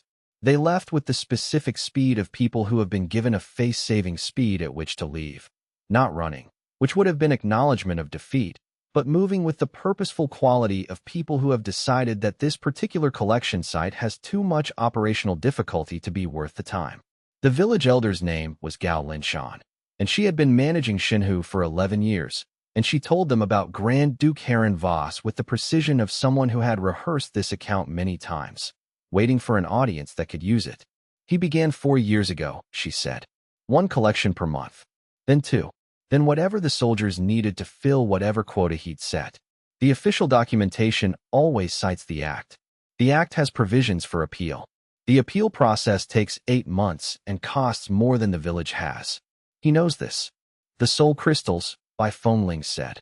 She had been quiet during the elder's account, but this, she had her own information about soul crystals. Are the collections only grain and goods, or has there been anything else? The elder looked at her. How do you know about the crystals? I know about the people who use them, Bai Fengling said. He paused. Then, 3 months ago, they came with different equipment, not soldiers, cultivators. They stayed for 2 days. 12 people left with symptoms that our healers didn't recognize. None of them died, but they have not recovered fully. The inner world registered this information the way it registered all information about threats to people within Wei Chenlong's awareness. The weather in the southern zone shifted, a brief intensification of the storm systems that was not destructive but was present. The trees in the northeast hills caught a gust that moved through their upper branches. We will take your testimony to the Celestial Accord capital, Wei Chenlong said to Elder Gao. We will carry it to Princess Yu Qianru's court. Will you send someone who can speak the account directly? My youngest son, she said. He has the memory for it. Then he should prepare to travel tomorrow, Wei Chenlong said. And in the inner world, the trees, the crystalline trees that had grown since the earliest days of the world's development, since before the pillar bonds and the mountains and the rivers, began producing fruit. Not the pale green fruit of the world's native cultivation qi, but fruit in colors he had not seen in the world before. Silver at the edges of the northeast hills, gold near the lake's center. Something new. Something the world was developing on its own, in response to something he had not explicitly cultivated. He filed the fruit as something to understand later and focused on the problem that was in front of him, which was what he had always done, and which the world appeared to accept as sufficient. Elder Gao Linshan's son was named Gao Ruwei, and he was 22 years old, with the bearing of someone who had been waiting for an opportunity to matter, without knowing what form it would take, without knowing what form that opportunity would take. He came to find them before dawn, moving through the village with the careful quiet of someone who had lived in this place long enough to know which boards creaked and which didn't. My mother says I'm to travel with you, he said. She says I'm to remember everything and report it exactly. I have. I have a practice of writing things down as soon as I observe them. If that is acceptable. It's useful, Wei Chenlong said. Gao Rui's relief was visible. He had been preparing for conditions, for the suggestion that memory alone would suffice, and the confirmation that his preparation was acceptable rather than superfluous produced an unclenching visible in his shoulders. During the 2-day journey to the capital, he turned out to have the specific quality that made him ideal for the role his mother had assigned him. He noticed things at granular detail and described them without editorializing. Not, the soldiers seemed cruel, but the lead soldier held his weapon at the carrying position and did not shift to ready until someone in the square moved. Not, the village was suffering, but in the 11 households we passed before the central square, 9 had locked exterior doors, unusual for this season. You've been watching the collections, Wei Chenlong said, on the second morning. Since the first one, Gao Rui said. My mother knew they would escalate. She said, when power of this kind comes to a place, it doesn't take what it needs and stop. It takes what it can and finds out how much that is. He patted a satchel at his side. I have 14 months of documentation, collection dates, quantities, the names of the soldiers, and which units they were attached to. Bai Fengling assessed him with the evaluating attention she brought to everyone she met, not unkind, but accurate. After a moment she said, your mother chose well. Gao Rui looked uncertain how to accept a compliment from someone whose cultivation level he couldn't assess, but whose bearing communicated that assessment was the relevant variable. He settled on. She usually does. The inner world registered his presence the way it registered people who were exactly what they appeared to be, with a simple, uncomplicated acknowledgement, no resonance frequencies, no pillar bond signals, just the baseline recognition it gave to trustworthy things. Wei Chenlong noted this and found it useful. The world's simple acknowledgments were as informative as its complex ones.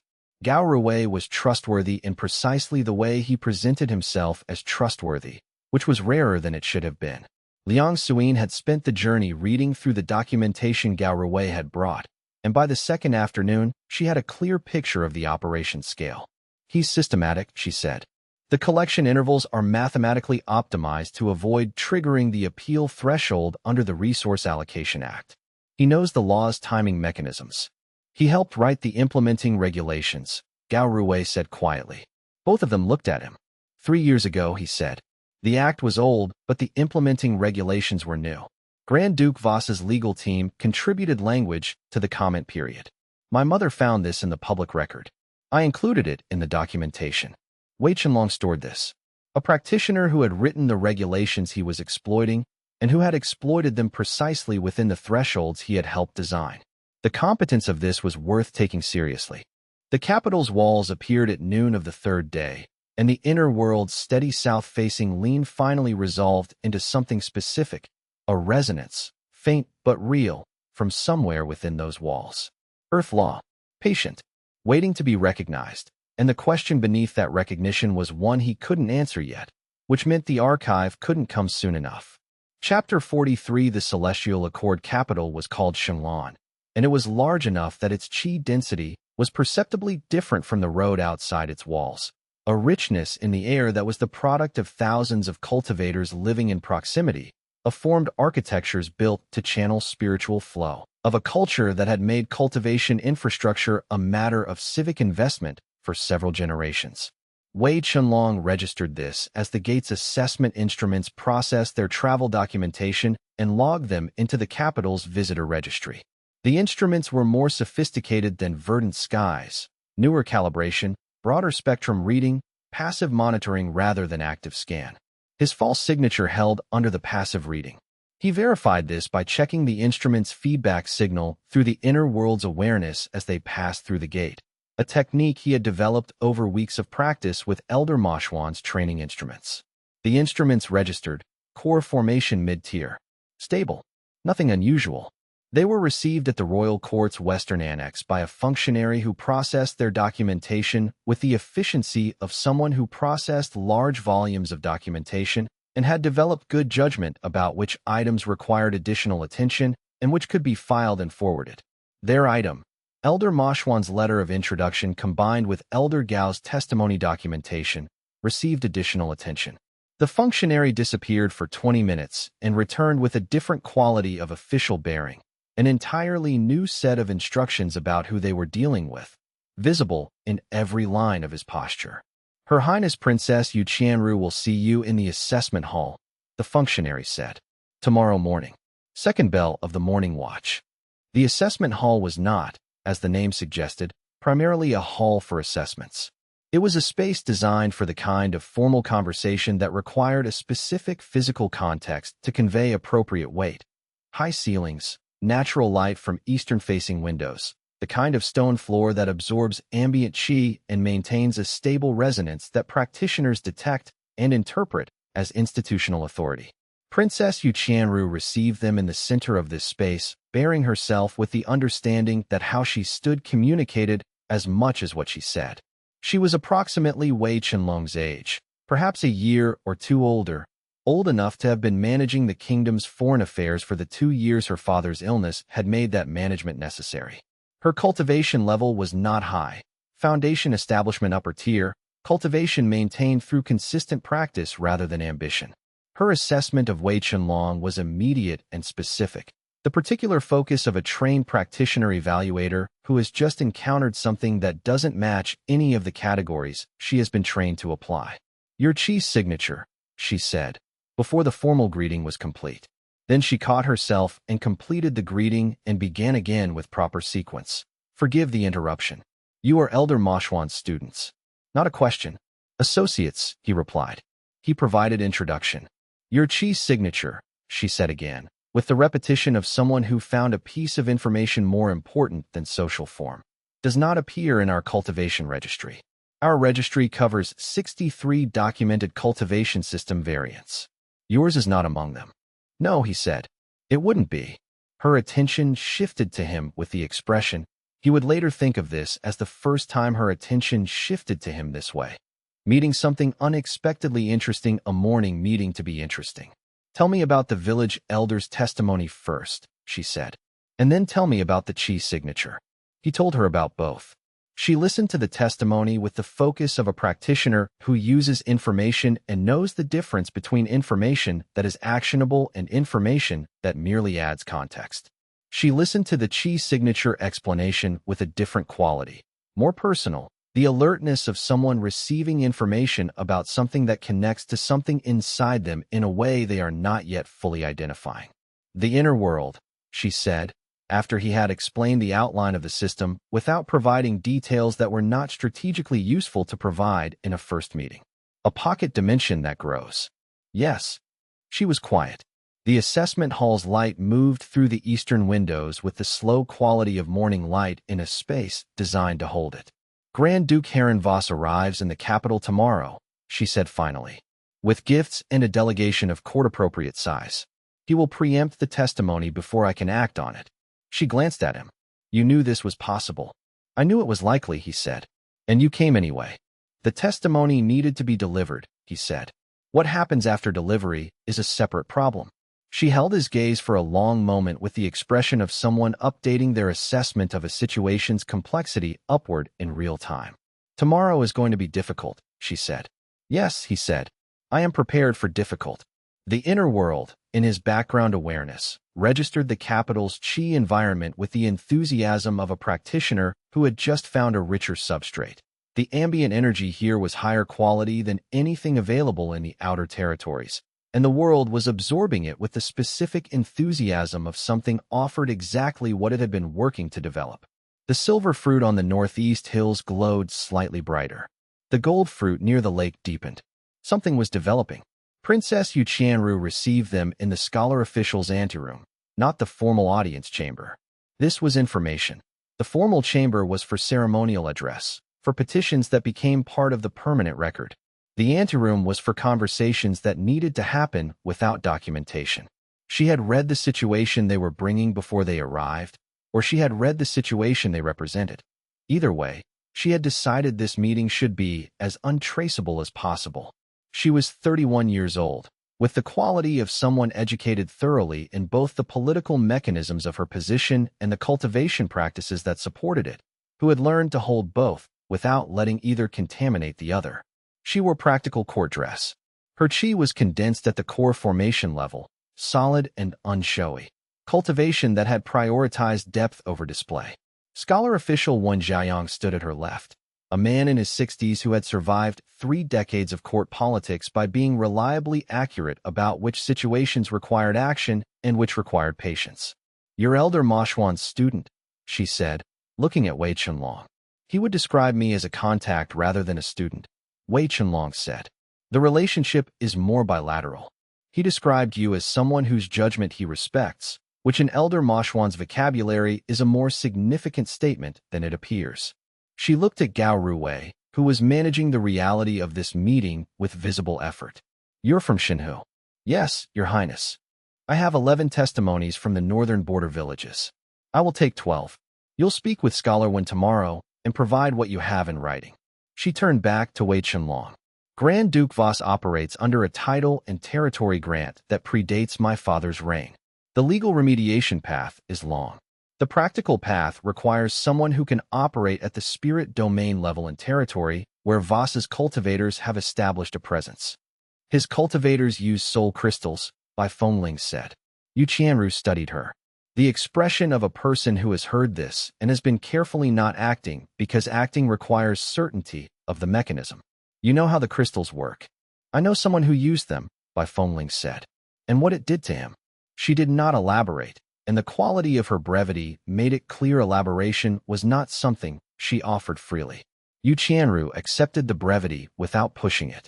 This, Wei Chenlong noted, was the mark of someone who understood information management. Knowing when pressing for more detail served a purpose and when the absence of detail was itself informative. I can offer formal standing in the Celestial Accord's militia framework, the princess said. It provides legal cover for direct action against unauthorized resource collection. It does not extend to confrontation with Voss directly. That requires a formal accusation at the Kingdom Council level, which I am preparing, but which takes time. It's sufficient, Wei Chenlong said. She weighed whether sufficient was genuine modesty or performance of it. She appeared to conclude it was genuine. Scholar Wen will prepare the documentation tonight. Your militia status will be active by morning. After she had gone, Scholar Wen poured tea and focused on Wei Chenlong with the practiced appraisal of a long-serving official who had learned to read the people who came through his anteroom. She has been building this case for 2 years, he said. Carefully, quietly. She needed an external actor who could operate at a level her regular forces cannot match, without creating diplomatic incidents that Voss could exploit politically. He paused. You are what she has been building toward. Wei Chenlong accepted this without comment. The Earth Law resonance in the world's eastern zone had sharpened since entering the building. He registered it and set it aside, but Voss was not the kind of problem that stayed set aside. Chapter 44 Grand Duke Heron Voss arrived with 7 carriages and a delegation of 36 persons, which was precisely 4 more than the capital's court protocol designated as the maximum for a non-military diplomatic visit. He arrived with 4 more than the maximum, not because he had miscounted, but because arriving with 4 more than the maximum was a communication. I know your rules, and my comfort with exceeding them indicates my confidence about where I stand. Wei Chenlong observed the arrival from the royal court's upper promenade, which provided an unobstructed view of the primary gate and the delegation's processional order. Bai Fengling was beside him with the casual quality of someone watching an ordinary event. Liang Suyin had gone to the court's medical wing, which had a healer shortage and had received her offer of assistance with the gratitude of genuinely undersupplied people being offered real help. Voss was a large man. Physically large in a way that cultivators at certain ranks develop when their body refinement techniques include physical expansion as a component. Spirit domain.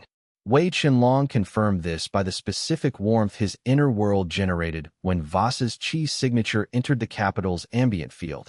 The world recognized a powerful external chi source and responded with the acquisitive attention it directed toward all high-density chi it encountered. Spirit domain, Bai Fengling said. Yes. 2 ranks above what the duel showed you managing, she said. Not a challenge, an observation, the precise observation of someone who tracks these differentials as working information. The duel used the inner world's jurisdiction advantage, he said. That advantage is portable. Anywhere I can establish the projection field, the advantage exists. The capital's formation infrastructure, she said. Yes, it would work in our favor here as well, if it came to it. The formation channels can carry the projection just as the demonstration halls did. He'll know not to fight you in an area with formation channels, she said, if he has any intelligence about how the duel worked. Yes, he said. He probably does. They watched Voss move through the gate with the careful quality of two practitioners assessing a target. What his movement patterns indicated about his cultivation base, how he interacted with the space around him, where he distributed his attention. He is harvesting right now, Wei Chenlong said. Low level. Ambient absorption through an open collection technique. He is drawing qi from the capital's ambient field and storing it. Wei Chenlong felt it when she said it.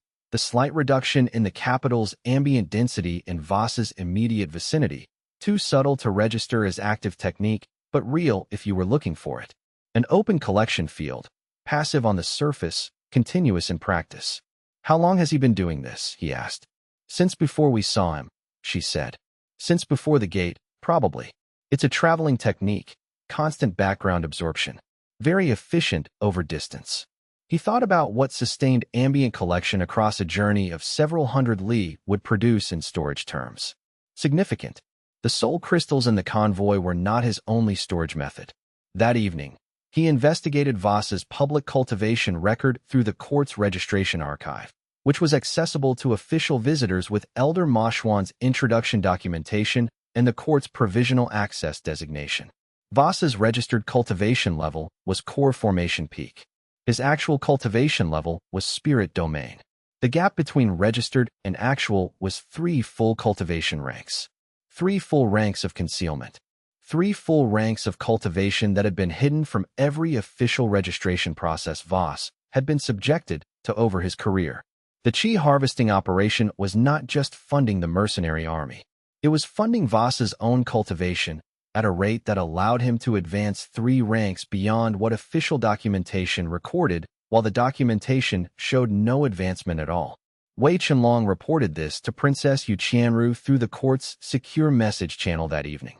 Her response arrived within the hour. I had suspected. Can you prove it? He could not prove it from what he had. He needed the soul crystals and the people who had been drained to connect the cultivation gain to the qi harvesting operation. I can find the proof, he sent back. Give me 2 days. Her response. You have 2 days before the formal reception that will make informal investigation much more difficult. He had 2 days and the inner world's awareness, and by Chenlong's investigative capability and the cultivator drained victims from Shenhu as documented evidence of the technique's application. He began planning the convoy infiltration that night, and the inner world's compass crystal shifted its orientation to point precisely east, in the direction that the convoy's documented storage route would have taken the soul crystals. The news of Voss's arrival reached the palace before Voss himself, a runner from the northern gate, breathing with controlled urgency, arriving in the anteroom where Wei Chenlong and Scholar were finalizing the militia documentation. Grand Duke Voss has entered the city, the runner said. He travels with 47 cultivators. His carriage moves at the pace of a formal visit. Yu Qianru, who had not gone to sleep, watched the runner with the manner of someone who has been expecting bad news at an uncertain hour and is managing the fact that the hour has arrived. How long before the palace gate? 40 minutes at current pace. Then we have 30, she said. Scholar 1, complete the documentation, stamp it, send it through the Eastern Archive, not the main registry. She turned to Wei Chenlong. You should not be here when he arrives. He gathered the documentation, his militia warrant, Gao Rui's testimony summary, the registration of Bai Chenlong and Liang Suin as authorized militia auxiliaries. Where will you receive him? The formal audience chamber, she said, where everything is recorded. A pause that contained its own instruction. He understood. She would document whatever Voss said. Whatever formal complaints, accusations, demands, all on record. Documentation was the weapon she had available, and she intended to use it.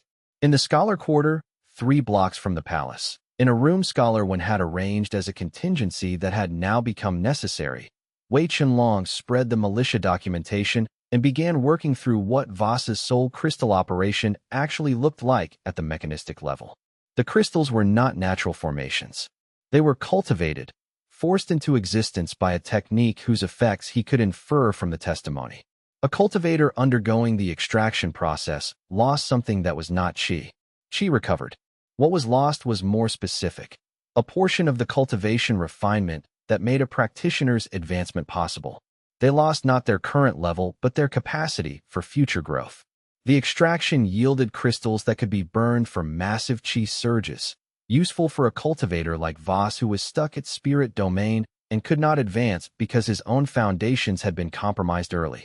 It was an elegant and terrible solution. How to maintain power when your own cultivation had hit its ceiling. He knows exactly what he's doing, Wei Chenlong said. She was reading the same documents over his shoulder. He's optimized it. The collections are timed to avoid peak cultivation windows in each village. He understands the process well enough to schedule around the recovery cycle. Which means he has practitioners who understand the process, Liang Suyin said. Someone who can assess a village's cultivation baseline before the extractors arrive. At least one, Wei Chenlong confirmed. Possibly a small specialist team. The inner world registered a distant pressure, not the immediate threat signal that preceded danger, but the recognition signal that arrived when something locked onto something worth tracking. He turned it over, trying to identify what it was pointing at. The soul crystals, Voss's technique, and something in the structure of the mechanism that connected, very distantly, to the northern source documents Elder Moshwan had mentioned weeks ago. A reference to a cultivation method that predated the standard systems, something that worked with the raw material of potential rather than the expressed form of qi. He filed it. Not the time. What was the time for was understanding Voss's response to the militia warrant that was, right now, being stamped and archived. Voss would know within hours that Wei Chenlong had formal standing in the Celestial Accord framework. The question was what Voss would do with that knowledge, whether he would treat the warrant as a formality to work around or as an escalation that required an escalated response. The world's weather said, escalated response, and the weather had not been wrong yet, which meant tomorrow would be more complicated than today. Chapter 45. The supply convoy had been stationed 2 li east of the capital's outer wall, in a staging area that was officially listed as a trading depot, but which had the specific infrastructure of a high-value storage facility. Formation seals on the warehouse walls, practitioner guards working in rotation, and a qi-dampening field that reduced the ambient spiritual energy inside the facility's boundaries to below the detection threshold for most casual passing cultivators. Wei Chenlong found the gap in the rotation at the first bell of the night watch, a 17-second window in the southwest corner where the 2 guard paths did not overlap, created by a slight discrepancy in each guard's habitual walking pace. The kind of gap that was not designed into the rotation but that developed naturally when the same guards walked the same route for long enough that their individual rhythms became their actual timing rather than the stated timing. She went through the gap at the 8th second of the window, which left 9 seconds of safety margin. He followed at the 11th second. They had practiced this, not this specific gap, but the technique of moving through timing windows with coordinated positioning, which they had developed into a workable system over the journey from Verdant Sky. Inside the warehouse, the qi-dampening field meant his inner world's awareness was operating at reduced sensitivity. The field cut the ambient flow that the world used for its peripheral detection. He had anticipated this. He relied on Wei Chenlong's physical perception and his own direct visual assessment rather than the world's qi sense. The soul crystals were in the 3rd row of storage containers, each in its own padded case, organized by date of collection based on the notation system on the case lids. The crystals were dark, not the clear crystalline structure of natural cultivation resource stones, but the specific translucency of stored biological qi that had come from living practitioners and retained the specific character of its source even after extraction. He held one, felt the world's response, recognition, and underneath the recognition a quality that was neither anger nor sadness, but the combination of both that arises when something that should be alive is not, and was made not alive by deliberate choice. Hollowing palm derivative, Wei Chenlong said beside him. She had been reading the case notation with the efficiency of someone practiced at rapid document assessment. The technique designation is coded, but it's a variant on the same family we identified in the drainage channel murder. Iron veil connection, he said, or shared technique lineage, she said. Iron Veil didn't invent the hollowing palm. It predates them. What it means is that Voss has access to the same technique family Luo Qingshan's network used, which suggests a common source rather than a direct connection. The source is what we need to identify, he said. They documented the crystal collection's size, organization, and notation system. They recorded the warehouse's formation seal patterns. They left through the gap at the next rotation window with everything they had found and nothing disturbed, which was more important than what they had found, because undisturbed evidence was evidence Voss could not argue had been manufactured. Later that night, in the small room the court had provided them at the court's north wing, the weariness that had been manageable during the mission's execution settled into the room with them. Bai Fengling sat with her bow across her knees and the bearing of a practitioner, finally allowing her alertness to reduce now that the immediate work is complete. She looked at the window. At the capital's night sky, clear of cloud, the cultivator lamps burning at their low setting across the rooftops. The world, she said. It's settled tonight. Calm. Yes, he said. The inner world was calm. The storm systems at rest. The lake still. The pillar stones at the shore glowing with their familiar warmth. She considered this without speaking. The southern zone, she said. The hills. I can feel them from here more clearly than I can feel them from anywhere else we've been. Higher ambient chi, he said. The bond signal is clearer in a richer chi environment. She nodded. She looked at the window for a long moment with the quality of someone sitting with a decision that was not undecided, that had been decided for some time, but that had not yet found the right moment to be said. I want to anchor properly, she said. The bond exists. The world knows me. But the formal anchor, the kind where the world builds what it builds for a fully established pillar, I want to do that now, while we're here, before whatever comes next gets harder. Bai Fengling, he said. I know what it is, she said. I've known for weeks. The world knew before I did, and I've caught up. She met his eyes with the directness that was her characteristic quality. The anchor. Tonight, while it's quiet. The anchor established with the precision of something long prepared. Her chi reaching inward through the bond that already existed, finding the southern zone's center and settling into it, with the finality of something that has found its correct position. The formation clusters that had been compressing wind law potential released not explosively as they had the first time, but smoothly. The release of a force that had been waiting for a calmer moment than the first moment allowed. A valley in the southern hills that had been promising rain for 2 weeks began to rain.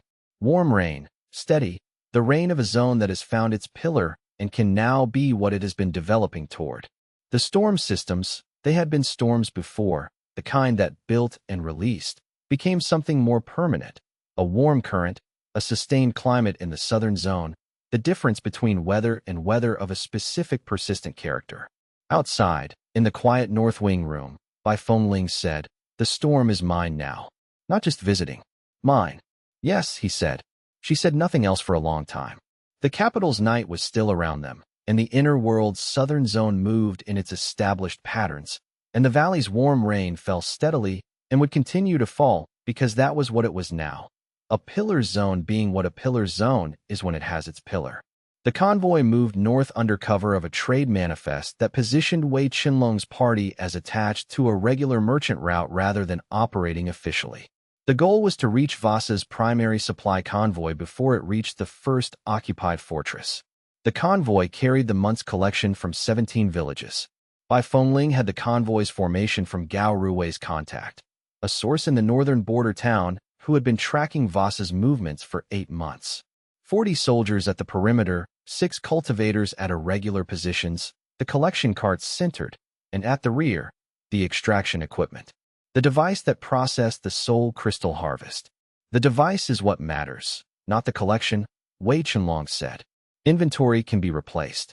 The device is irreplaceable. It's the process, not the material. Without it, the next extraction cycle cannot run on schedule. And Voss is already running behind, Liang Suyin said. If the crystals don't arrive within the month, the cultivation surge he's been maintaining will degrade, and his spirit domain hold on the southern fortress network will weaken. They moved through the pre-dawn forest parallel to the road. The gravity approach would work on the soldiers, the same technique he'd used in Shunhu, broader coverage. The cultivators were the complication. 6 spirit formation and core formation practitioners with specific training to respond to a gravity anchor by grounding themselves rather than fighting through it. I will pull the wind out of the section the cultivators are standing in, Wei Chenlong said. Not an attack, just absence. They'll notice the atmospheric change before they notice the gravity. 2 response problems at once. You can do that from outside the perimeter? I can do it from here. The wind withdrew from the eastern third of the convoy's formation 2 minutes later, as if a door had closed. The cultivators in that section noticed. Their instinct was to look up and assess. Wind withdrawal at that scale suggests either a powerful technique or a natural phenomenon, and both require attention before tactical response. Wei Chenlong dropped the world weight on the convoy at 40% capacity. Not the surgical application from Xinhu, but a broad field that covered the entire formation simultaneously.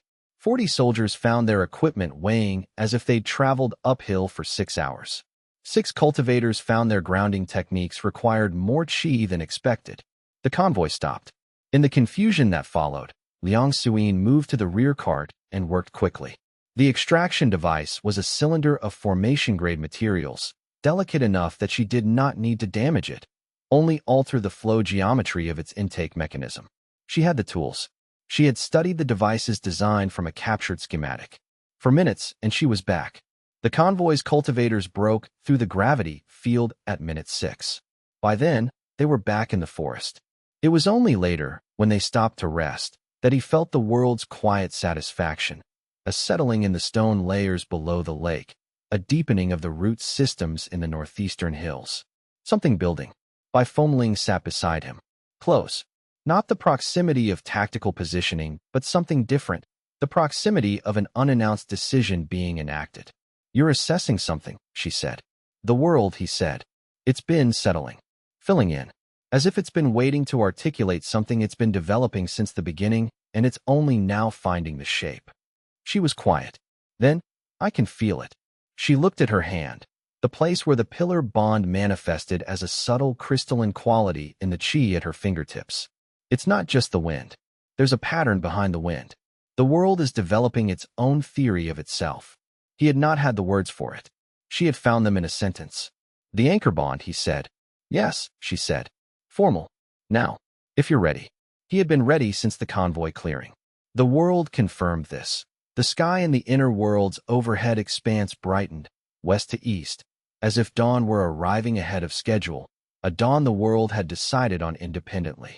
The formal pillar bond with Wei Chenlong settled into the world's structure with the specificity of wind, not a single direction but all directions at once, a completeness of atmospheric presence that made the world's air real in a way it had only been approximate before. 3 pillars now. The lake reflected all of them, and in the world's north, where the 4th zone waited, the shadow that had been abstract finally acquired a name, Sovereign Duskbane, approaching from a direction the world could not yet fully see. Chapter 46. The message arrived at dawn, carried by the court functionary who had processed their initial documentation and who now had the specific bearing of someone delivering information they find significant without being certain of its full implications. The king, the functionary said, died in the night.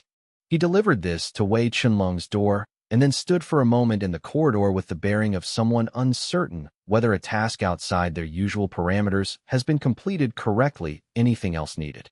Thank you, Wei Chenlong said. Is Her Highness Princess Yu Qianru available? Her Highness is in council, the functionary said. The council has been meeting since the 2nd bell of the night watch. He closed the door and stood in the small room's morning light and processed the new information's implications. The king's death changed the succession question from a manageable political complication to an urgent constitutional crisis. Yu Qianru's ability to act against Voss had just been constrained by the requirements of the succession process. She could not move openly against a major duke until her succession was confirmed, and the succession confirmation process was exactly the arena in which Voss's backing of the cousin claimant was most powerful. Liang Suyin appeared in the doorway from the connecting room. She had heard the functionary through the thin walls. How bad, she asked. Changed, he said. Not necessarily worse. Changed. Wei Chenlong was already awake, already dressed, already at the window observing the court's activity pattern. which had shifted from its morning baseline to the specific kind of elevated movement that significant events produce in large institutions. More people moving faster in directions that did not follow the standard routes. The cousin claimant will make a move today, she said. The window between the king's death and the formal succession declaration is the moment of maximum leverage for an alternative claim. Yes, he said. Voss will use that window. Yes. So we have a question of priorities, she said. The soul crystal evidence, which establishes the cultivation harvesting operation, or the succession claim, which determines who has the legal authority to act on that evidence. He had thought about this before she said it. He had learned, the particular bearing of someone who thinks about the next 3 steps while performing the current one, which meant her analysis arrived at the same place as did, but slightly faster when she had more operational information than him. Both, he said. They connect. The cousin claimant's backing is what gives Voss the succession avenue. The soul crystal evidence, presented before the succession is finalized, damages Voss's credibility with the court factions whose support the cousin needs. The timing is the strategy. Who presents it? She asked. Yu Qianru, he said, through the emergency council procedure. She needs the evidence in her hands before the council session that the cousin's faction will use to introduce the formal succession challenge. They were moving within 2 minutes of this conclusion. Yu Qianru received them in the council antechamber carrying the alertness that comes from 6 hours of crisis management, her exhaustion visible only in her economy of movement necessity rather than rest. She looked at the evidence documentation with the focus of someone for whom this information was the piece that changed the composition of the problem she had been working with inadequate pieces to solve. The cultivation harvest operation is connected to his registered cultivation level falsification, she said. Yes, he said. The soul crystal yield represents approximately 3 ranks of advancement over the period the harvesting has been active. His registered level is core formation peak. His actual level is spirit domain. She sat with this for 3 seconds that had the quality of a calculation being run. The council session opens in 40 minutes, she said. If this is in front of the council before the cousin's faction introduces the succession challenge, the faction loses 2 of the 3 senior lords they need for the formal majority. Her gaze shifted to him. Can you speak to the council? I can speak to the council, he said. Then come, she said. Now. King Yuan Shanghai was 57 years old and had been managing the Grand Duke problem for 11 of those years with the patience of someone who understood that the power required to resolve a problem was not yet available and had therefore made patience into strategy. He had also been dying for the past 3 years, which had complicated the calculus significantly, in ways he had told almost nobody. He told Wei Chenlong because Wei Chenlong was not court, not in the succession question, and sufficiently external that telling him was equivalent to telling the problem rather than the people affected by the problem. My daughter knows, the king said. Yu Qianru has known for 2 years. She has been managing the preparation with the thoroughness you will have already observed in her. He paused. The succession will be contested. Voss has a client in the Council of Peers who will file a regency claim on behalf of my second son. The son is 17 and not unsuitable, but a regency controlled by Voss's client is effectively Voss controlling the Celestial Accord's institutional authority for 4 years, which would make everything Yu Qianru has been building against him irrelevant. Wei Chenlong said. Yes. The king met his gaze with the relief of someone who has long waited for a mind reaching the same conclusions at the same speed. She needs to resolve the Voss situation within my lifetime, or the succession dispute will neutralize any legal standing she builds. My physicians tell me I have 4 to 8 months. Wei Chenlong said. How long does Voss think you have? A thin smile. 3 to 6. He has better physicians. The king died 9 days later. Not from the expected cause, but from a night that turned cold faster than anticipated, and a constitution that had been managing its resources carefully for 3 years and spent its last reserve in a final audience where he received 7 petitions and resolved 4 of them. Characteristically him. Yu Qianru received the news in her office, at her desk, at the hour when officials receive news they have been expecting but not yet received. She was silent for 30 seconds. Then she picked up her pen and wrote the first document of her reign, a formal notice of succession that preempted the regency claim by 36 hours. Wei Chenlong received it as a message via Gao Ruwei. The king is dead. The queen has been crowned.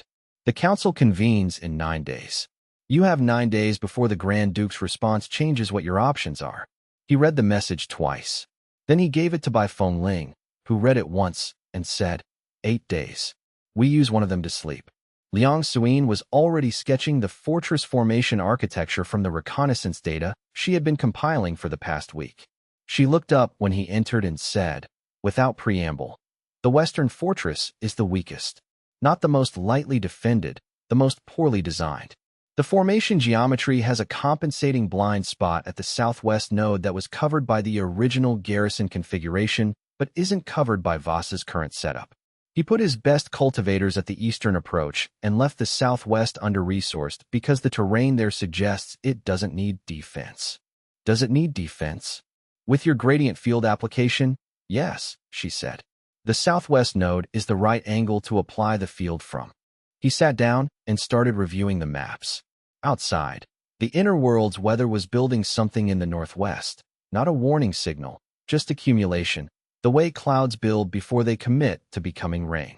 The world was preparing for the campaign the way he was preparing for it. Gathering, consolidating, waiting for the moment when preparation was sufficient and action was right.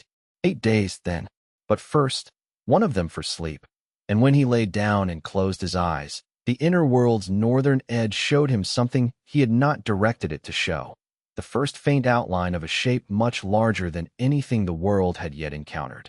Chapter 47 Grand Duke Heron Voss arrived at the throne room of the Celestial Accord with the bearing of a man who has calculated that arrival is already victory. The council session had not gone as the cousins' faction had planned.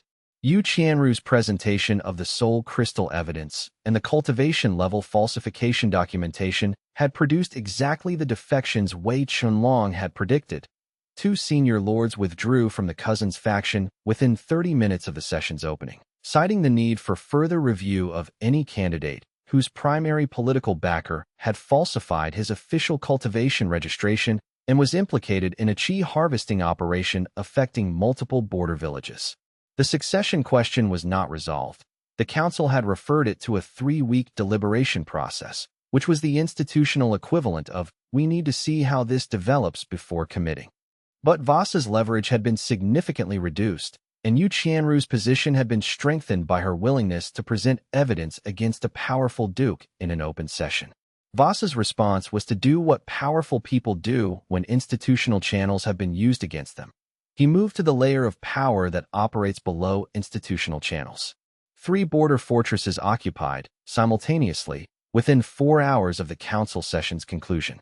The occupation was accomplished by the mercenary force that his collected resources had been funding, which had been staged in the Eastern Territories for exactly this contingency.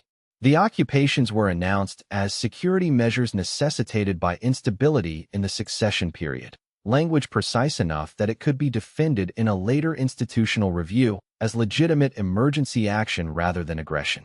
Wei Chenlong arrived at the throne room because Yu Qianru summoned him there. He arrived to find Voss already present, the large man standing before the empty throne with the precision of someone who is waiting for the response to a statement he has already made. The young scholar from Elder Mashuan, Voss said, when Wei Chenlong entered. The inflection on young was the specific inflection of someone using age as a diminishment, placing the person addressed in a category that the speaker has already decided to dismiss.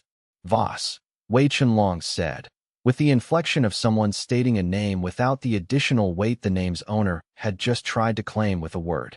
You've been busy, Voss said. The council session, the evidence documentation, quite a lot of work for a research sabbatical. He paused. I know about the duel with Luo Qingshan. I know what it established about your actual cultivation level. I have people who understand technique signatures, and the duel's technique signatures were interesting enough to generate a full analysis. He studied Wei Chenlong with the assessment of a spirit domain practitioner looking at someone he had decided was below his threshold. You are a core formation practitioner with an unusual technique set. You managed a duel through environmental manipulation rather than direct power. It was clever. It will not work again. Not against me. Not with any manipulation of this quartz formation infrastructure. Because I have already had the relevant formation channels sealed as part of the security measures. Wei Chenlong looked at him. The assessment was accurate. Voss had done his homework. The formation channels were sealed. The arena advantage was gone. A challenge, Wei Chenlong said. Voss stared at him with the expression of a man who had expected retreat or negotiation. Note of someone who is working out how to manage a situation that has suddenly become more dangerous than they planned for. Under Section 14, Wei Chenlong said, I formally challenge Grand Duke Heron Voss to a duel for the resolution of the occupation of the 3 border fortresses. The terms, the fortresses are returned immediately upon my victory. The occupation continues upon your victory. Cultivation Council, standing rules apply. Voss laughed. The laugh of a man who had analyzed the situation and found the analysis reassuring. Core formation, he said, against spirit domain. Yes, Wei Chenlong said.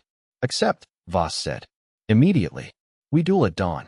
I will have the fortresses garrisoned before then, so there is no ambiguity about what is being staked. He paused.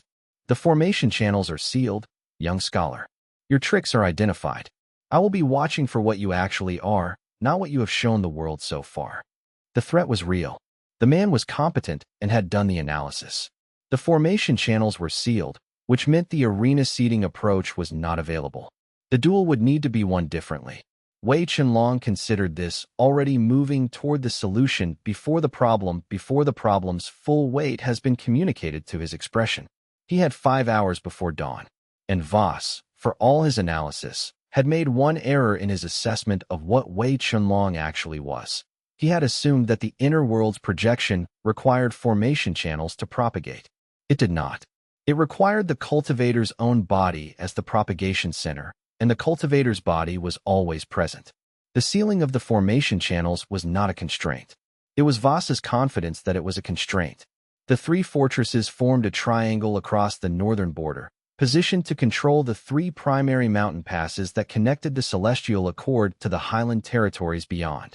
Voss had taken them in sequence, first the westernmost, then the eastern, then the central, giving him control of all 3 passes and all the trade, communication, and troop movement that flowed through them. He was not technically in rebellion. He framed his occupation as a security measure. The fortresses had been inadequately garrisoned, the highland territories had been increasing pressure, and as regional Grand Duke responsible for northern border security, he had authority to reinforce strategic positions. Legally arguable. The Soul Crystal operation was the actual reason. The legal claim was the framing. Wei Chenlong spent a day with Marshal Hao Linfeng studying the fortress's Qi defense architectures. The Marshal was 63, core formation, with the quality of a military cultivator who had never attempted to advance beyond his natural ceiling. He knew precisely what his level could accomplish and had spent 40 years mastering that range completely.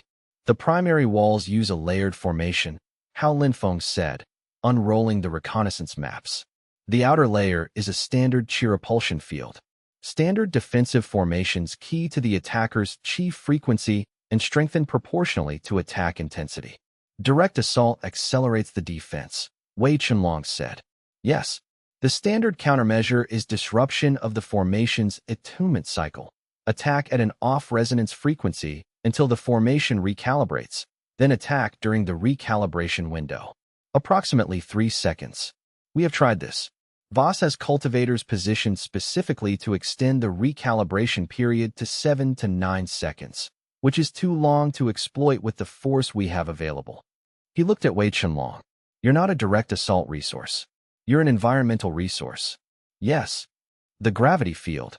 How broad can you run it at a level that degrades the cultivator's ability to maintain the formation extension without incapacitating your own people?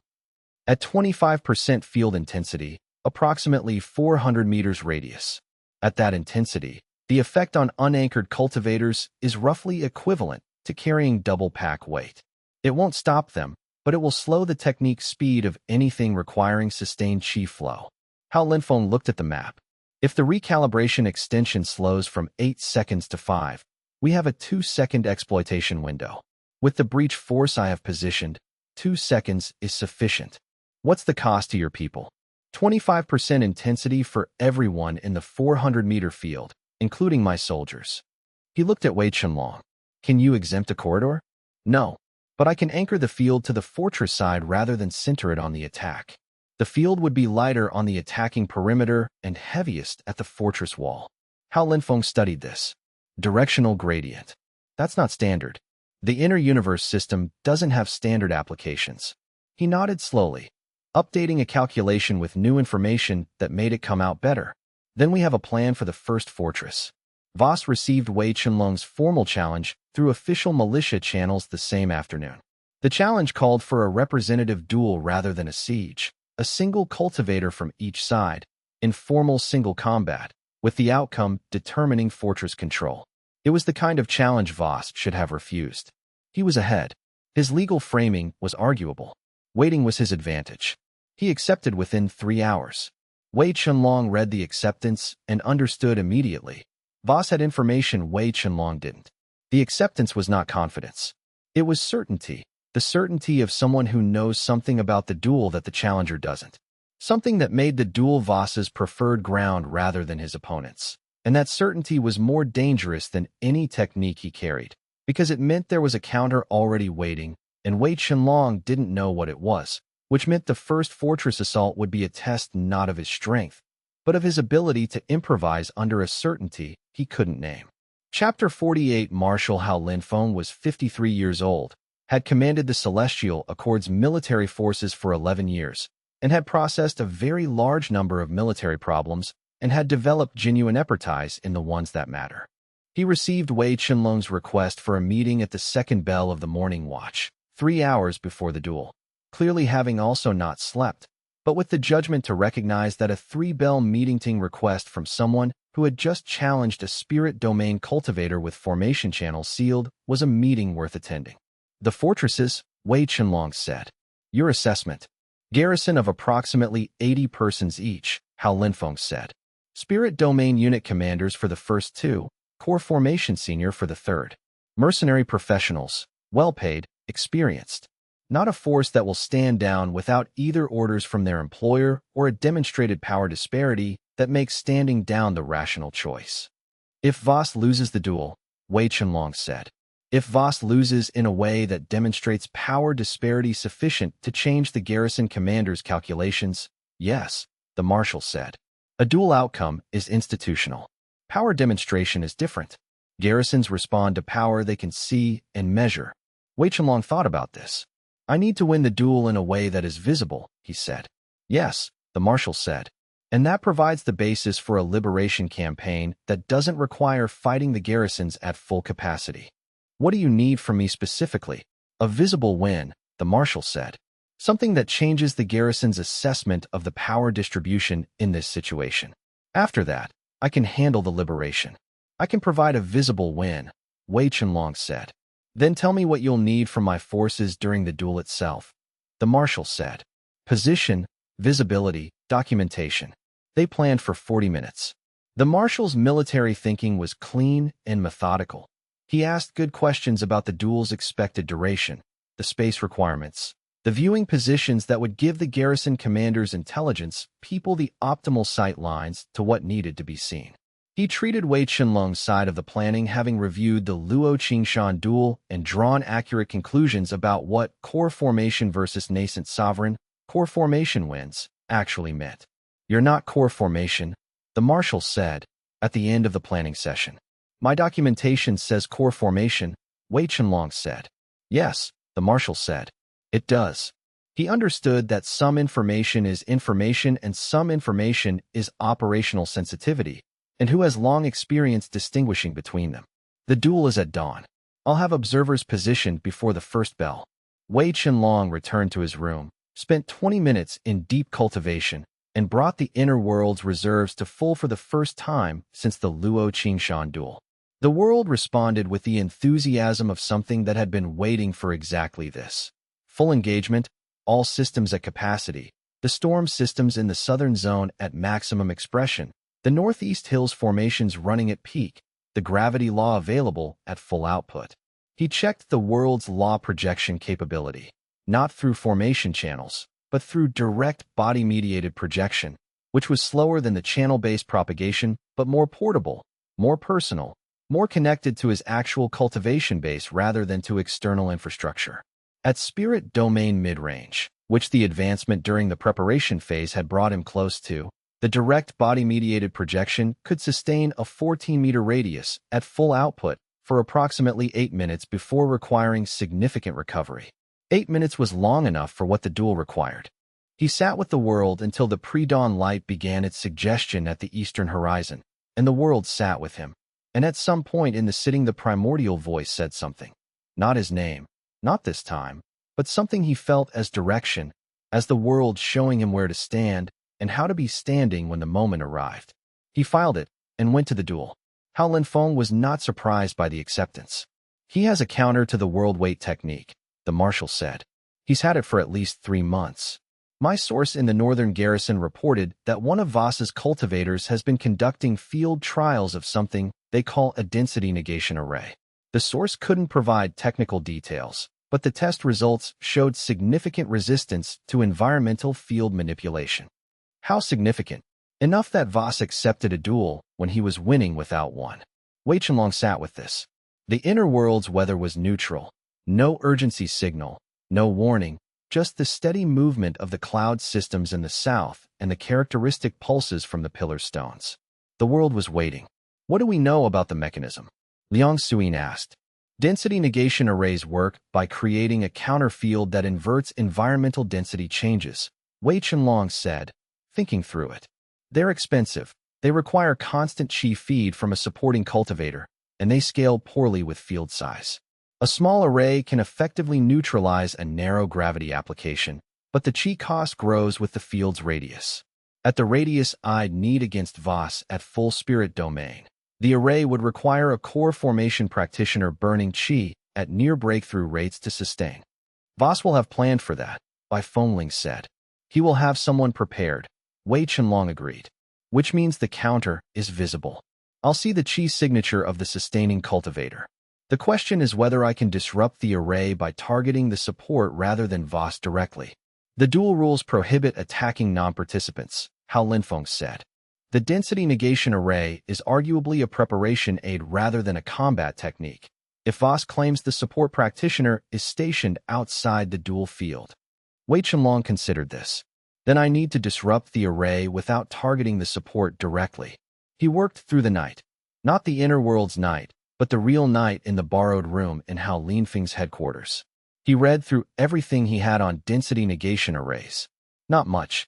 The technique was obscure, used primarily by cultivators who had made a specialty of countering environmental field practitioners, of whom there were very few. By dawn he had something. The array negates density changes, he said to Bai Fengling, who had stayed awake without making it into a performance of solidarity. She was simply present, working on her own preparation while he worked on his. It doesn't negate atmospheric changes. She looked up. Wind withdrawal, he said. What you did to the convoy. The array is keyed to counter gravitational density fields. It has no component that addresses atmospheric pressure differentials. If I use the world weight as a feint and the actual disruption comes from atmospheric pressure, you need me adjacent to the dual perimeter, she said. Not inside, adjacent. The dual rules prohibit auxiliary attacks from inside the perimeter. Atmospheric pressure is not an attack, Wei Chenlong said. It's weather. She turned this over. Then she actually smiled, the rare, genuine kind. That's very good, she said. If I maintain a steady pressure differential outside the perimeter while you run the gravity field inside it as a continuous draw on the array's qi consumption, the combined load on Voss's support practitioner might exceed what they can sustain. That's the theory, he said. We tested this morning. The test worked. At 60% combined load, world weight at 30, atmospheric pressure differential at what Bai Fengling estimated was the equivalent of 30, the resistance a core formation cultivator would feel, without a real array present, was significant. With a real array in the equation, the support practitioner would be fighting 2 separate drain effects with a single qi reservoir, and the math favored exhaustion. He went into the first fortress assault carrying the uncertainty of someone who has found a counter to a counter without knowing if a counter to that exists. The only way to find out was to go through the wall, and if he was wrong about the counter, there would be no second attempt. Chapter 49. The first fortress fell 6 hours after the duel ended. The duel itself, 12 minutes, during which Voss discovered that the formation channel's ceiling was an incomplete countermeasure against a cultivator whose propagation center was his own body. The 14-meter radius of the inner world's direct projection had established itself in the dual space within the first 30 seconds, and Voss, who had been watching for the formation channel method and had calibrated his technique for a specific defensive response to that method, had to recalibrate in real time against something he had not planned for. The recalibration was professional. Voss was good. He had not reached spirit domain through incompetence, and the discovery that his countermeasure was incomplete produced fast adaptation rather than panic. He began targeting the projection field's edges, the boundary of the inner world's jurisdiction, looking for the point where his spirit domain power would overwhelm the field's coherence rather than being dissipated by it. He found the boundary at the 7-meter mark. Beyond 7 meters from Wei Chenlong's position, the field's coherence was not sufficient to fully dissipate spirit domain technique output. The zone of effective suppression was smaller than the dual space. He could work with that if he kept Voss inside the 7-meter radius, which meant the duel became a positioning problem rather than a power problem. His task was to maintain the spatial relationship that kept Voss inside his jurisdiction, while Voss's task was to break that spatial relationship. It was the most physically demanding duel he had fought. Voss's spirit domain mobility was significantly faster than nascent sovereign mobility, faster than Wei Chenlong's soul tempering capability, which meant the positioning maintenance required technique expenditure rather than simple movement. World weight at targeted application, gravity anchoring Voss's trajectory enough to slow the escape attempts without fully stopping them, while simultaneously maintaining the projection field and managing his own positioning. At the 9th minute, the inner world generated something he had not planned for. During the sustained high-output combat, the world advanced. Not gradually. The specific advancement of a breakthrough catalyzed by external pressure, the mechanism he had first experienced in the research pavilion when he overheard Luo Qingshan's conversation. Spirit domain advancement, registering as the inner world's mountain range expanding, the mountain valleys developing new tributaries, the storm valley in the southern zone growing large enough that the world's simulation of its weather became accurate to the physics of weather systems that span what the inner world had now become, the scale of a city. The spirit domain breakthrough during the duel changed the projection field's output ceiling mid-duel. The 7-meter jurisdiction boundary expanded to 9 meters. Voss, who had been maneuvering precisely at the 8-meter distance where he had assessed the field to be at its weakest, found himself inside the effective jurisdiction without having moved. He yielded at the 11th minute. Not cleanly. Voss did not have the Luo Qingshan style of precise professional concession. He stepped back and said, with the specific control of someone who is managing a significant anger, "The fortresses." "The fortresses," Wei Chenlong confirmed. The liberation of the first fortress took 4 hours from the duel's conclusion. Marshal Hao Linfeng's observers had seen what the observers needed to see.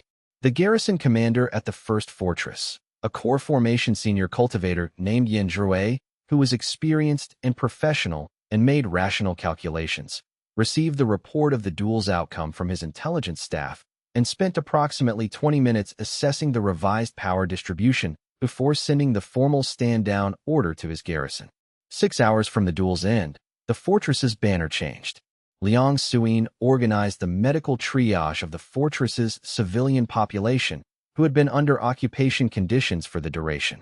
The inner world's field, projected at low output over the triage area, provided the coherent chi substrate that made her healing work at the enhanced efficiency she had documented in the Ashwind wastes. People recovered faster than they would have without it. In the evening, he entered the inner world for the first time since the duel's beginning and found it changed. The mountain range was closer, the mountains taller, the storm valley's weather more complex. The great plain that had been the world's original surface now divided by ridges and valleys and river systems into something that required actual navigation to traverse rather than simple direction following. A new geographical feature had appeared in the western section of the plain, a plateau elevated above the surrounding terrain, with a structure at its center, not stone, not crystal, something the world had built from its own materials that had no external equivalent. The primordial voice spoke, briefly, from the direction of the plateau. He did not yet understand what it said, but it had said something, which was more than it had said before. The western fortress fell at noon. The actual breach took 90 seconds. The formation recalibration window extended to 4 seconds by the gradient world weight field and exploited by Hao Linfeng's breach force. But the 90 seconds were the result of 4 hours of preliminary positioning. The gradient field established and maintained. The cultivators sustaining Voss's formation extension working harder than expected. The wind inside the fortress walls moving in patterns that made it subtly more difficult to hold a steady chi draw. The garrison surrendered at the 90-second point. They had been holding a position that had been legally arguable and was no longer. Voss was not present. He had sent the garrison commander a message 2 days prior whose contents the commander had not shared, but which had clearly authorized local discretion in the event of an untenable defense situation. The commander exercised discretion. Wei Chenlong stood at the fortress gate with Hao Linfeng when the garrison filed out, and felt the inner world's response. A deepening of the mountain layer in the world's north, a quality of added mass to the rock strata that had not been present before. The mountains in the inner world grew slightly taller. The change was small but definite, the world notching upward a fractional degree in the way it did when something that required accumulation had accumulated enough. Cultivation advancement, he said, more to himself than to the marshal. What? The world advances through sustained accomplishment, Wei Chenlong said. Victory conditions are part of it. But sustained accomplishment, a campaign rather than a single fight, the world accumulates that differently. I think I'm close to spirit domain. Hao Linfeng assessed him with the practiced eye of a military professional evaluating a resource. How close? One more? Possibly 2. The kind of challenge where the outcome isn't guaranteed. He moved 6 of his best cultivators to the eastern fortress the day after you filed the challenge, Hao Linfeng said. He expected the western to fall. He's concentrating his defense. Which means the western was a test, Liang Suyin said. She had come through with the technical team documenting the formation architecture. She had an interest in formation geometry that predated their acquaintance and which Wei Chenlong had learned not to interrupt. He let it fall to see how the technique works. Now he knows. Now he knows, Wei Chenlong agreed. Which means we need a different approach for the eastern. He spent the afternoon in the fortress, not resting, but learning. The formation nodes were standard constructions, but the chi attunement crystals at the primary resonance points were not standard. They were custom carved. The carving pattern was a variant he had seen once before, in documentation Elder Ma Xuan had sent him weeks ago. The same carving pattern that appeared in the northern source records. He photographed it carefully and sent the image via chi transmission to Elder Ma Xuan's contact address. That night, after the fortress was secured and the formation disabled, he sat at the spirit domain threshold and pushed. The breakthrough was not a single clear moment, but a gradual accumulation, like water rising until a dam accepts that holding is no longer the right response. The world responded by doing something it had never done before. It spoke his name, not aloud, not in a voice, but in the specific way that a world with developing consciousness speaks to its practitioner, not with sound, but with recognition. The recognition of something that had been building since the first day of the world's formation, finally reaching the articulation it had been working toward. Wei Chenlong. The world knew who he was, and in knowing it, became something more than it had been. But Voss was already counting the months, and the months were not on his side. Chapter 50. The second fortress required a different approach. Voss had not yielded gracefully from the first duel, and graceless losers do not deplete their resources before responding to loss. They recalibrate and invest more.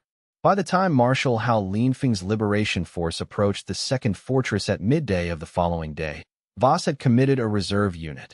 3 spirit domain cultivators from his mercenary pool, an expense that indicated he had been maintaining significant resources specifically for the contingency that the first approach failed.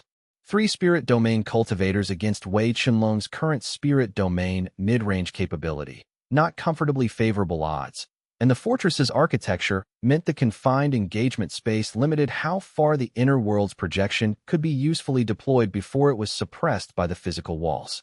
He had studied the fortress's plan the previous night with Marshal Hao Linfeng, who had the kind of comprehensive archives for regional military infrastructure that senior commanders maintain as professional habit.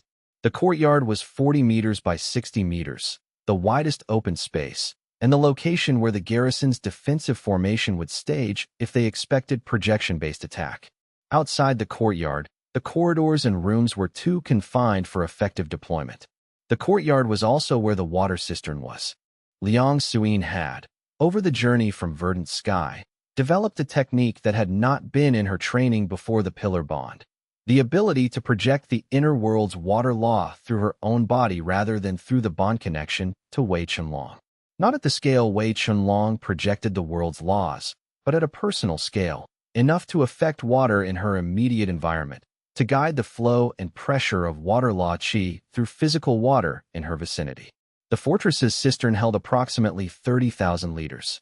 By Fengling's storm systems, her wind law, expressed through her bond and her own cultivation affinity, produced a temperature differential in the courtyard that, combined with the water law projection through the cistern and the gravity law Wei Chenlong applied to the entire courtyard space, created a horizontal wave of flash-frozen water that swept the courtyard surface at a speed and temperature that no spirit domain cultivator had designed their defensive positioning to handle.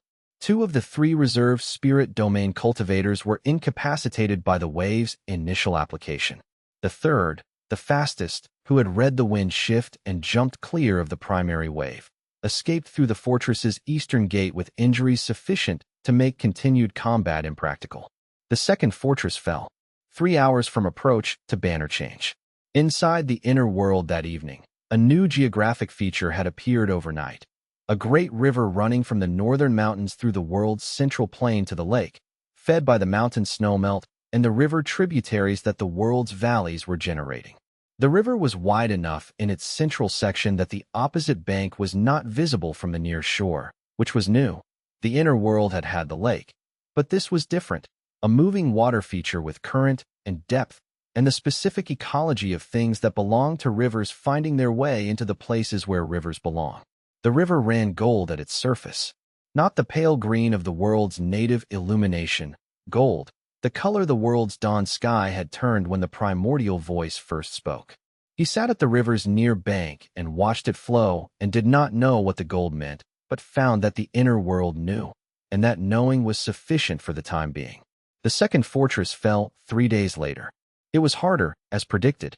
Voss had rotated in 6 spirit formation cultivators, below Wei Chenlong's new spirit domain standing, but 6 at that level, coordinated, with specific counter-preparation for the world weight technique, presented a different problem than a single spirit domain opponent. Numbers compensate for level differential in environmental field confrontations because the field must affect all of them simultaneously. The solution was temperature. Bai Fengling had noticed it during the Western Fortress assault. The world weight field generated a secondary effect on local atmospheric density that could, in the right conditions, accelerate heat or cold exchange. In the winter mountain air, the field's pressure differential created a micro-cold zone that had been negligible at the previous cultivation level. At spirit domain, it was no longer negligible. Flash freeze, she said, the morning of the eastern assault. You don't need to drop their gravity. Drop the temperature in the formation zone by 8 to 12 degrees, and their chi draw efficiency drops by approximately 15%. Cultivators can compensate for gravity changes because gravity is a known variable. Cold shock to chi draw is not a known variable. It requires a different kind of compensation, and 2 compensation demands simultaneously exceed what spirit formation practitioners can sustain without coordination. At that level of atmospheric manipulation, you need your spirit domain, she said, which you have now. He ran the field at spirit domain capacity for the first time in a real application rather than a controlled test, and the difference was categorical, not just more of the same, but a qualitatively different kind of control. He could feel the entire field simultaneously, all 400 meters of it, the pressure gradients at every point, the way the mountain air moved through the formation zone, and what happened when he asked it to stop. The temperature in the Eastern Fortress Formation Zone dropped 11 degrees in 4 minutes. The 6 spirit formation cultivators felt their chi draw become labored. Not impossible, spirit formation practitioners have trained compensation techniques. But the compensation burned additional chi, which shortened how long they could hold the formation extension. How Lianfeng's breach force went through at the 3-minute mark. For second exploitation window. Sufficient. Inside the fortress, when the fighting was done and the garrison was filing out, Wei Chenlong stood at the eastern wall and looked at the mountain range beyond. The highland territories were visible, a distant blue-gray mass, significant, unknown. And in the inner world, something new, a golden river appearing between two of its mountain ranges, flowing down toward the lake. A new water feature. The world generating its own geography from the accumulation of what had been accomplished. The river, Liang Suyin said. She had been watching it through the pillar bond. It started flowing during the breakthrough. You can see it? I can feel it. The water law. She considered. The river is warmer than the lake. The lake is fed by northern springs.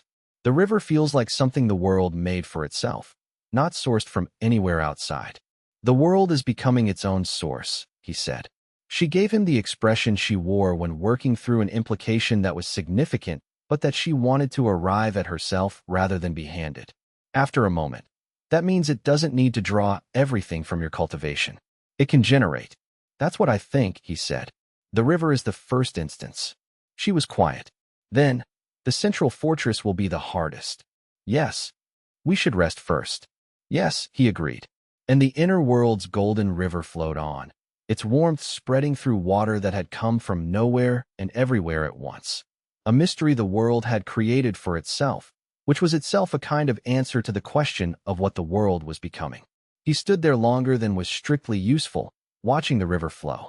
Liang Suyin stood beside him with the particular quality she brought to moments that didn't require action, a complete presence, without restlessness, without the performance of patience.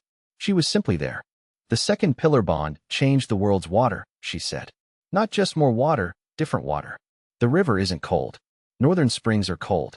This river is comfortable, like water that knows what it's for.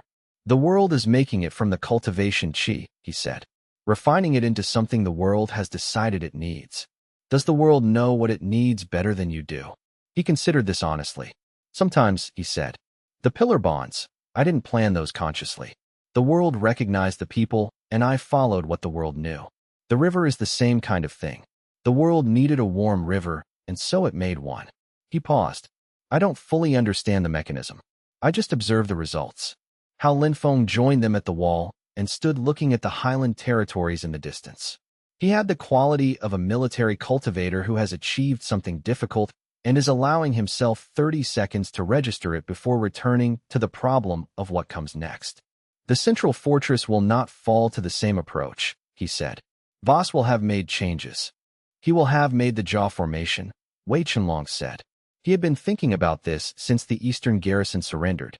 He has the trap architecture in the central that he didn't have in the outer two. His mistake in the outer two was making them standard. His instinct in the central will be to compensate by making the opposite of standard. How do you know it's a trap? Hao Linfeng asked.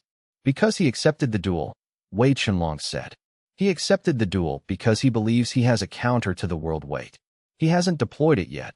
The fortresses have fallen too fast for him to be certain his counter is the right response. He's saving it for the duel or for the central. The jaw formation is the kind of trap a cultivator builds when they want to catch someone who is advancing on momentum. Someone who has won twice and expects to win a third time. The marshal was quiet. You're assuming he builds the right trap. I'm assuming he builds a trap, Wei Chenlong said. Whether it's the right one depends on what he thinks my next approach will be. The highland territories beyond the wall were silent. Somewhere in them, Voss was already making new assessments, drawing new plans, adapting. The world's golden river flowed and did not care about any of this. The world's mountain stood. The central fortress was ahead, and it would not be easy, and that was acceptable.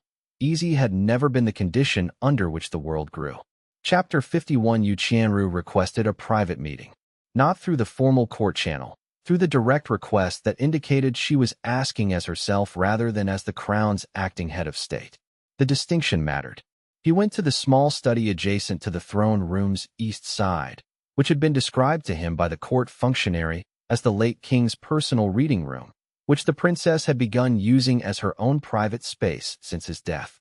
She was standing at the window when he arrived, looking at the capital's mid-morning activity in the way of someone for whom pausing feels like a luxury on a rest. The third fortress, she said, without turning from the window.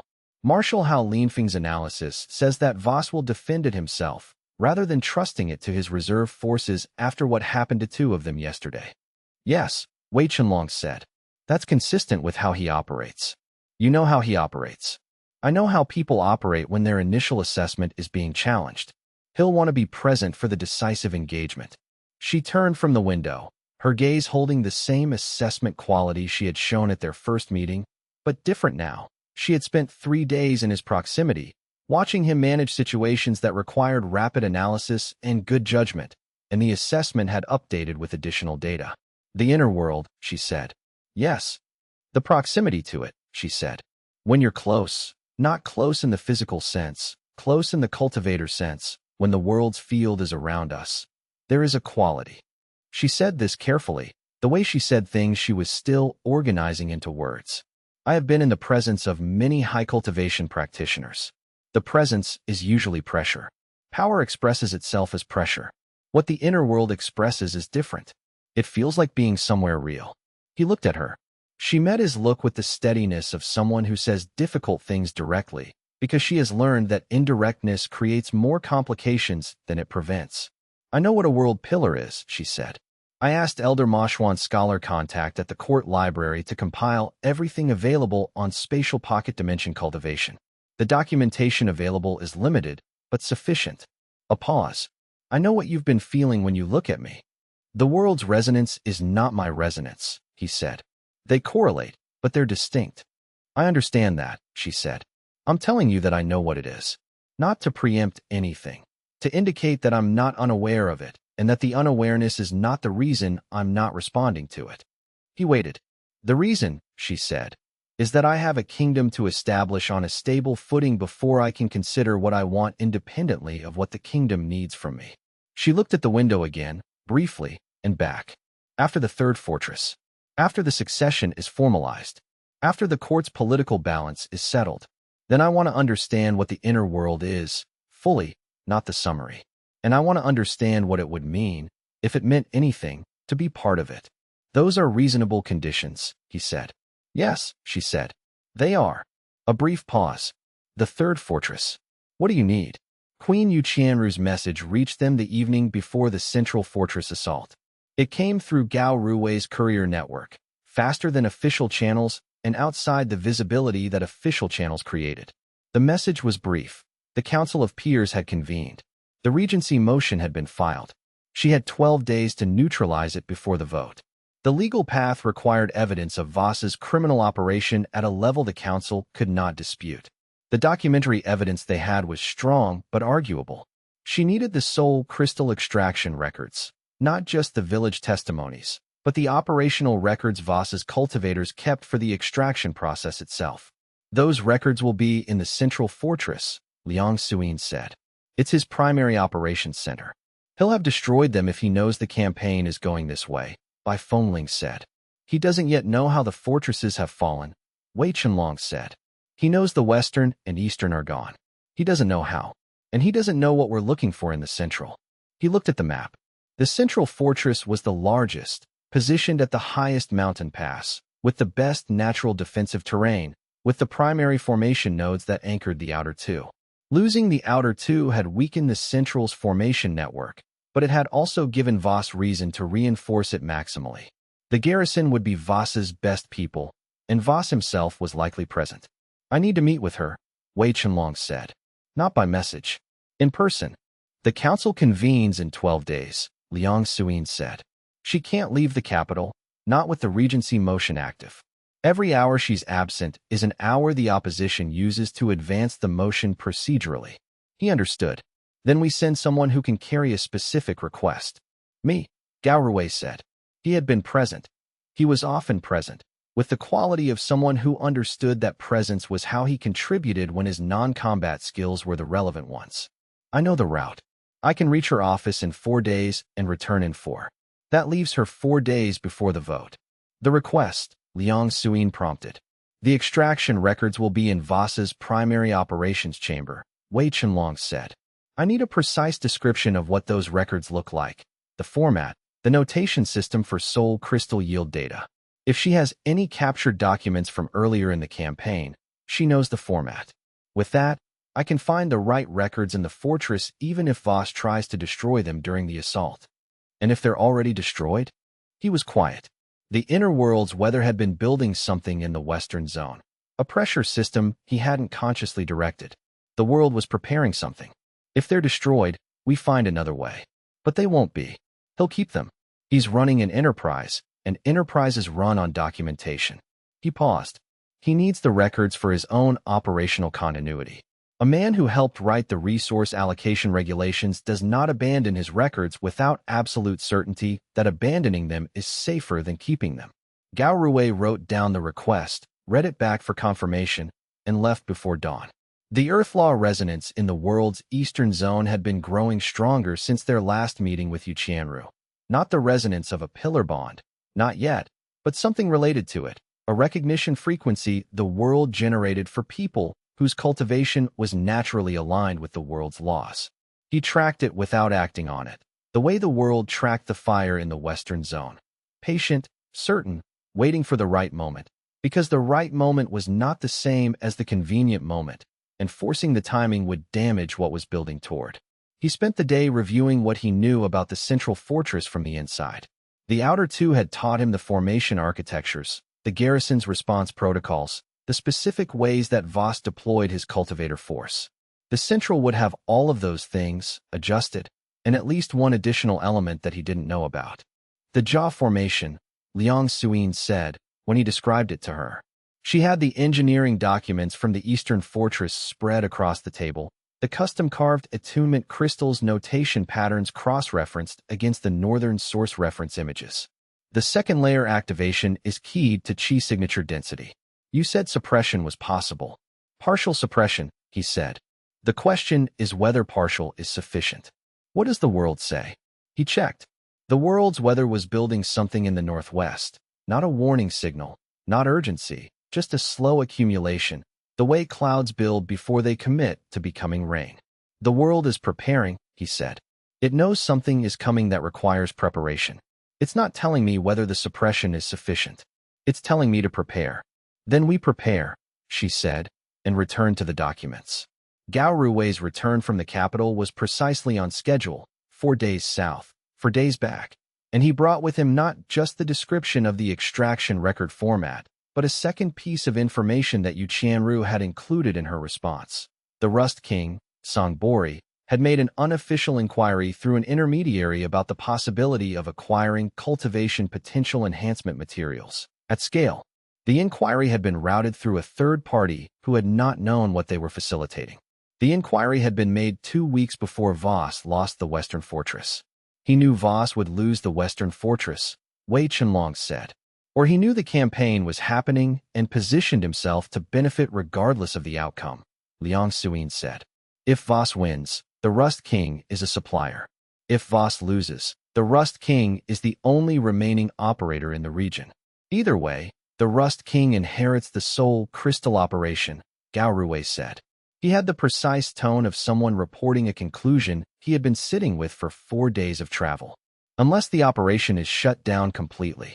Wei Chenlong looked at the map, at the central fortress, at the highland territories beyond, at the position of the Rust King's territory relative to both. Then shutting down the operation completely is not just about Voss, he said. It's about Voss's replacement. Yes, Gao Rui said. He folded this into the picture he was building of the central fortress assault. It wasn't just a tactical problem anymore. The records were important, but the soul crystal technology itself, the extraction method, the device, the technique, needed to be rendered non-transferable. Destroying the records wouldn't accomplish that. Finding the mechanism and eliminating the mechanism's viability was a different order of task. He filed it. Not the time. First the fortress, and the Rust King's connection to Voss, which was a question that could not wait. Chapter 52. The third fortress occupied a position in the mountain pass east of the capital that its original architects had chosen with the kind of informed awareness that the best defensive positions are always chosen by people who understand what they are defending and what they are defending against. The pass's natural topography funneled approaches into a limited set of vectors, The fortress's walls were cut from the mountain's own stone and reinforced with centuries of formation work, and the elevation gave the garrison a firing position advantage that made direct assault expensive for any attacker who did not have a way to change the fundamental physics of the engagement. Voss had positioned himself at the fortress's central tower, which was the highest point in the structure and which gave him both the greatest field of view and the position from which his spirit domain suppression field could cover the largest area. The suppression field was the key. It crushed the effective cultivation capability of everyone inside its range to approximately one rank below their actual level.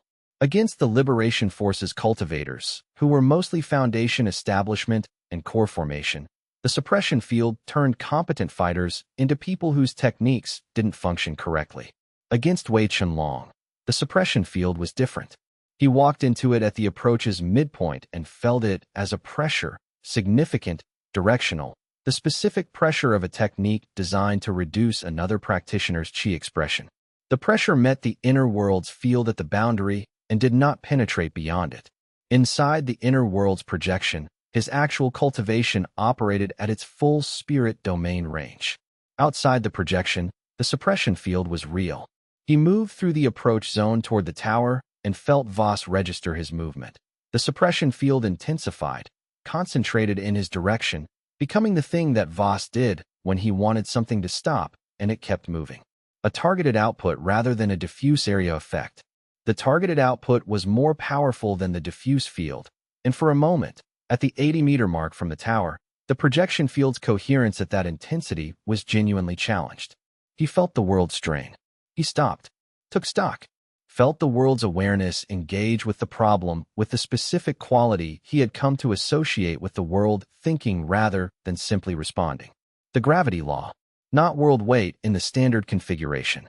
Anchor points, individual points of concentrated gravity law, placed at positions around the tower's foundation, each independently maintained at minimum output, each requiring minimal cultivation investment, but collectively creating a gravitational anomaly that distorted the spatial structure of the area around the tower in ways that interfered with the coherence of any technique that required stable spatial geometry to maintain. Voss's suppression field required stable spatial geometry. The technique was built on a uniform density of chi pressure across a defined area. Any distortion in the area's spatial geometry fragmented the technique's coverage into zones of varying intensity rather than the consistent field it was designed to produce. The gravity anchor points went in over 3 minutes of careful, low-output work. The suppression field's coherence degraded visibly, not eliminated, but fragmented, inconsistent, the technique producing variable rather than uniform suppression across its coverage area. Voss came down from the tower. The engagement that followed was the hardest thing Wei Chenlong had done. Harder than the Luo Qingshan duel. Harder than the 3 spirit domain cultivators at the second fortress. Voss at full spirit domain capability, in the open space of the fortress courtyard, with the fury of a cultivator whose primary technique had just been neutralized by something he hadn't anticipated and whose response to the unexpected is to increase power rather than adapt strategy. The world weight at full output, sustained, with gravity anchors around the courtyard perimeter creating a cumulative field, 3 minutes of sustained output at peak, during which Voss generated and sustained counter-technique applications at a rate that, in a longer engagement, would have depleted Wei Chenlong's reserves completely.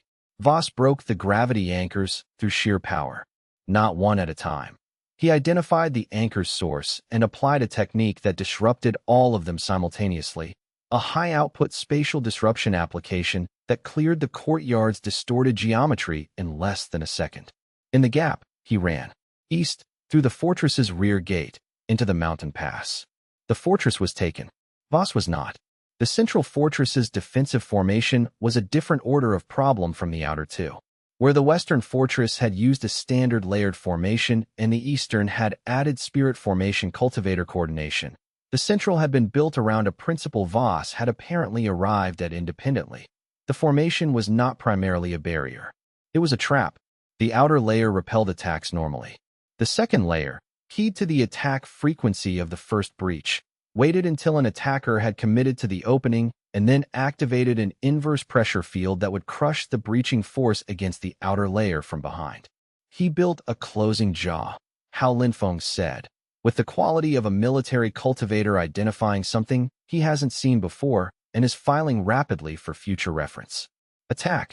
Breach appears to open. Breach closes behind you. The second layer activates on Qi signature, Wei Chenlong said. He had spent the morning analyzing the formation architecture from reconnaissance data. It's keyed to spirit formation and above, the signature density that a cultivator at that level puts out. It won't activate on lower-level approaches. Your spirit domain signature is above the threshold, Liang Suyin said. Yes. Can you suppress it? Suppression was a technique he had read about, but not practiced. It required a specific kind of internal containment that ran counter to the spirit domain's natural tendency to express itself in the environment. Not completely, he said, but partially. Suppressed, my signature would read as core formation.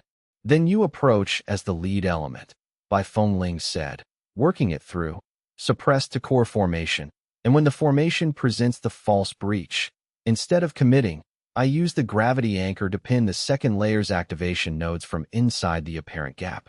The jaw can't close if the nodes are anchored. And then the breach force comes through, Hao Linfeng said. He studied the map for a long moment. The risk is that your suppression is imperfect and the second layer activates while you're in the gap. Yes.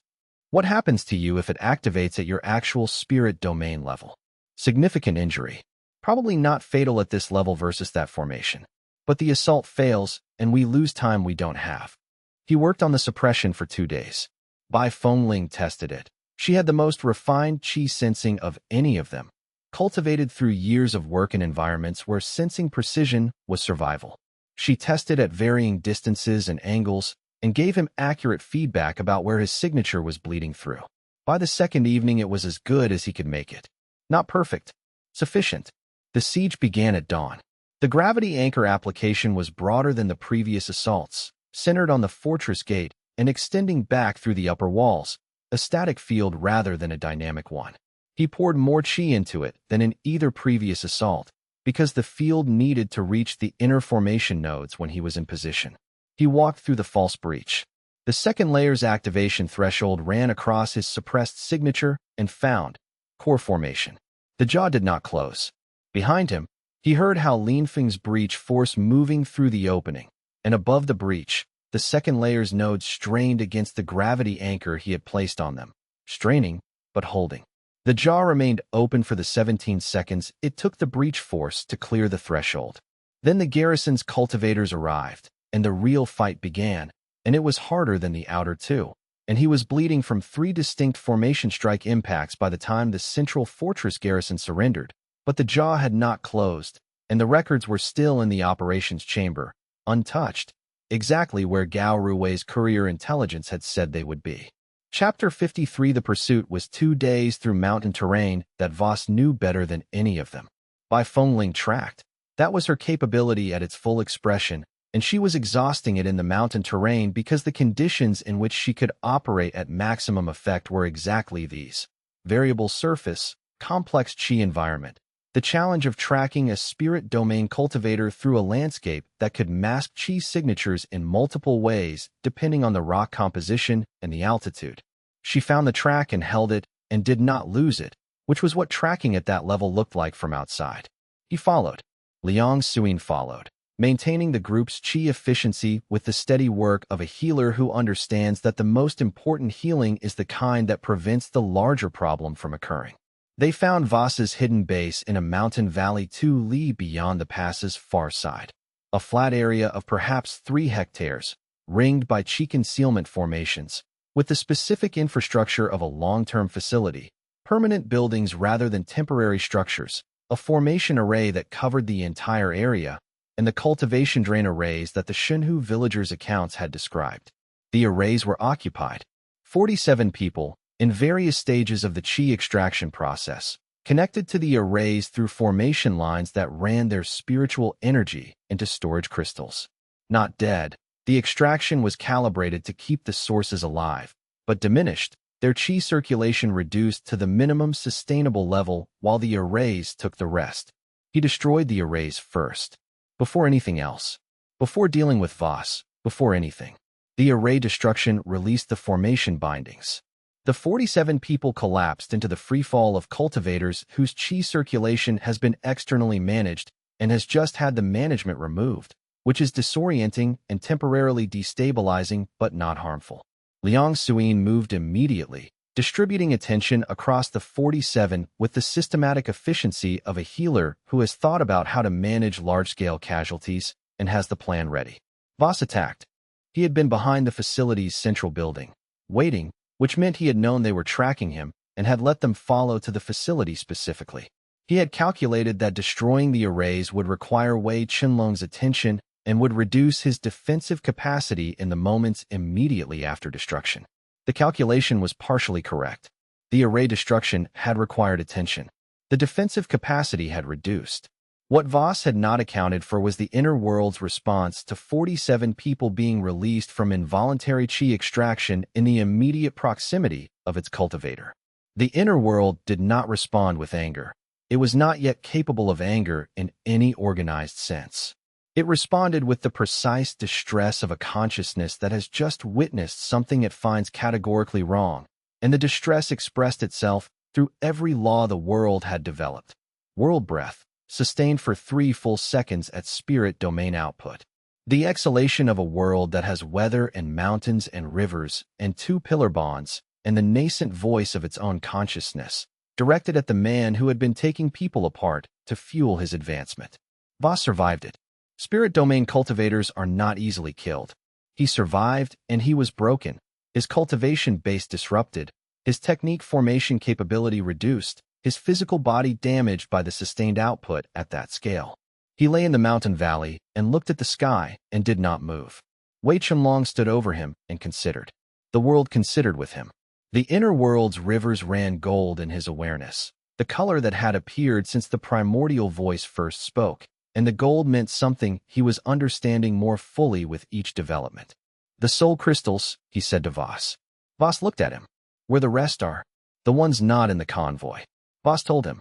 Because the alternative was clear in the quality of the exhalation that had just happened, and whatever Voss was, he was not a man who chose symbolism over survival. Wei Chenlong collected the additional soul crystals, 17 more cases, the accumulation of 4 years, and returned to the valley where Liang Suyin was managing the 47 freed practitioners. He gave the crystals to the inner world the way you return something that should not have been taken, with the specific intention of the action, the inner world receiving them and processing them through the primordial voices, developing comprehension of what had been done and what had been corrected. The rivers ran gold at their surface for the remainder of the day, and the inner world's light had a quality that evening that he had not seen before. Warmer, fuller, the specific warmth of something that had accomplished exactly what it was supposed to do. Voss died that night of his injuries, in the mountain valley, which was recorded by the court's official documentation as injuries sustained in an engagement arising from the liberation of the third border fortress. This was accurate. Voss escaped through the mountain pass at the fortress's northern gate during the final hour of the assault. Wei Chenlong knew he would. Mountain passes were Voss's territory. He had operated through them for years, and a spirit domain cultivator with years of experience in specific terrain will always have an escape route no one else knows about. What he had not expected was the precision. Voss left at exactly the moment the central formation failed. Not before, not with the caution of someone fleeing, but with the timing of someone who had been watching the assault's progress and chose the specific moment that allowed him to leave without surrendering access to the mountain pass he would need to return. He's going east, by phone Ling reported from the northern watchtower. 6 cultivators with him. Moving fast, but not at full speed. He's not fleeing. He's repositioning. Into the highland territories, Wei Chenlong said. Almost certainly. He made the decision not to pursue. The reasons were practical. Pursuit required splitting forces. Voss knew the highland terrain and his party didn't, and the records, the extraction documentation Yu Qianru needed, were still in the central fortress's operations chamber. The records were the priority. The records were intact.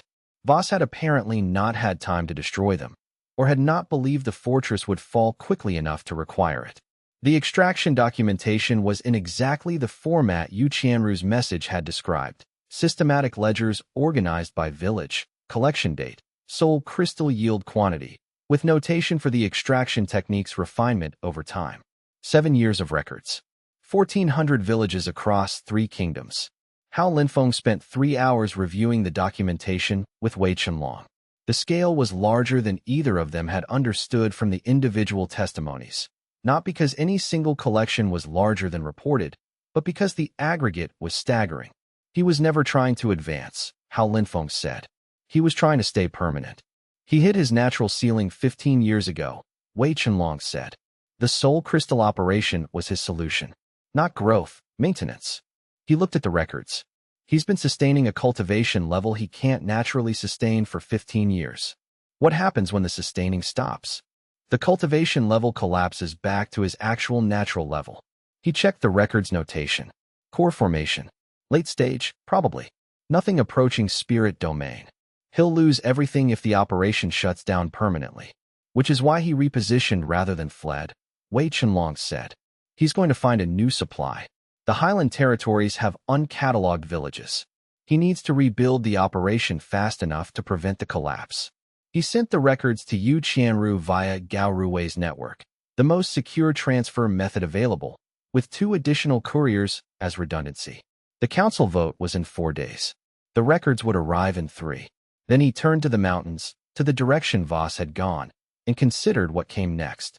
There was the Rust King's territory in the east, connected to Voss's operation in ways that weren't yet clear.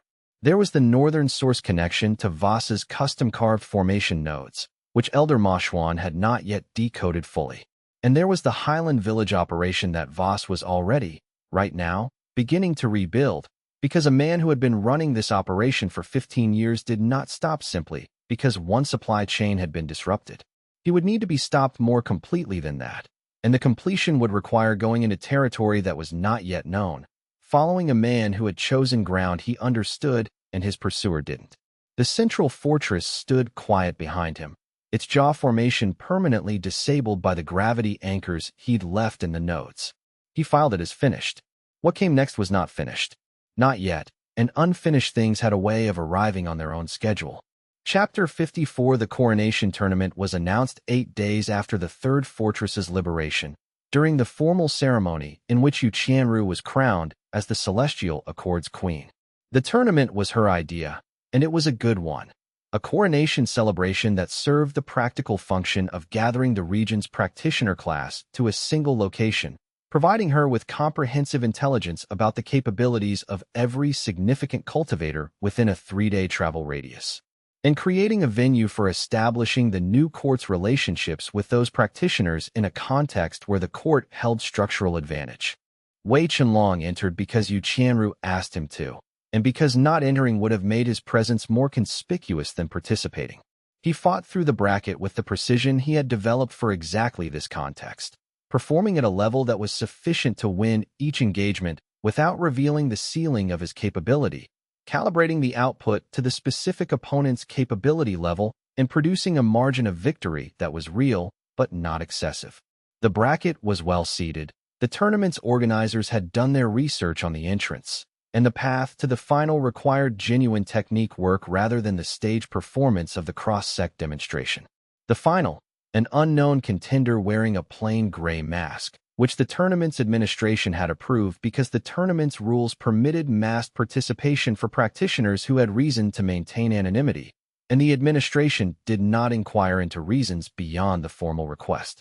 The masked cultivator's techniques were the most unusual Wei Chenlong had seen outside the specific unusual of his own system, spatial law applications, but from outside a cultivator, techniques that treated space as a medium to be manipulated rather than a container to be moved through.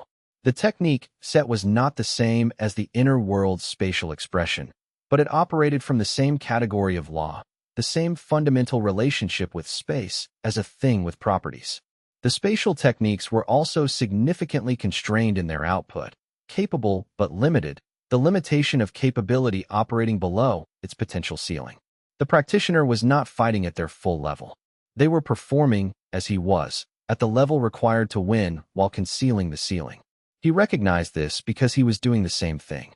He forced a draw through the specific technique of refusing to engage in the way that would produce a decisive result, holding his own position, maintaining the inner world's field at defensive only, waiting for the masked cultivator to either escalate to a level that would reveal their ceiling or accept the draw. They accepted the draw, both of them, simultaneously, stepping back from engagement at the same moment. The communication of two practitioners who have reached the same understanding from different directions. The masked cultivator removed the mask. Xia Jinmei, a girl of approximately 7 years, with the cultivation presence of something considerably older, the specific quality of a practitioner who has been old before in a way that their current body has not fully caught up with. Core formation early tier, which the body's physical age explained. Incomplete awakening. The cultivation base rebuilding itself from the previous life's foundation rather than starting from zero, but rebuilding slowly because the body was 7 years old. She regarded him with the patience of several lifetimes in them. "The world inside you," she said. "I know what it is." He looked at her. "I've been looking for one," she said, "for a long time." A pause. "I want to travel with you." She did not explain why.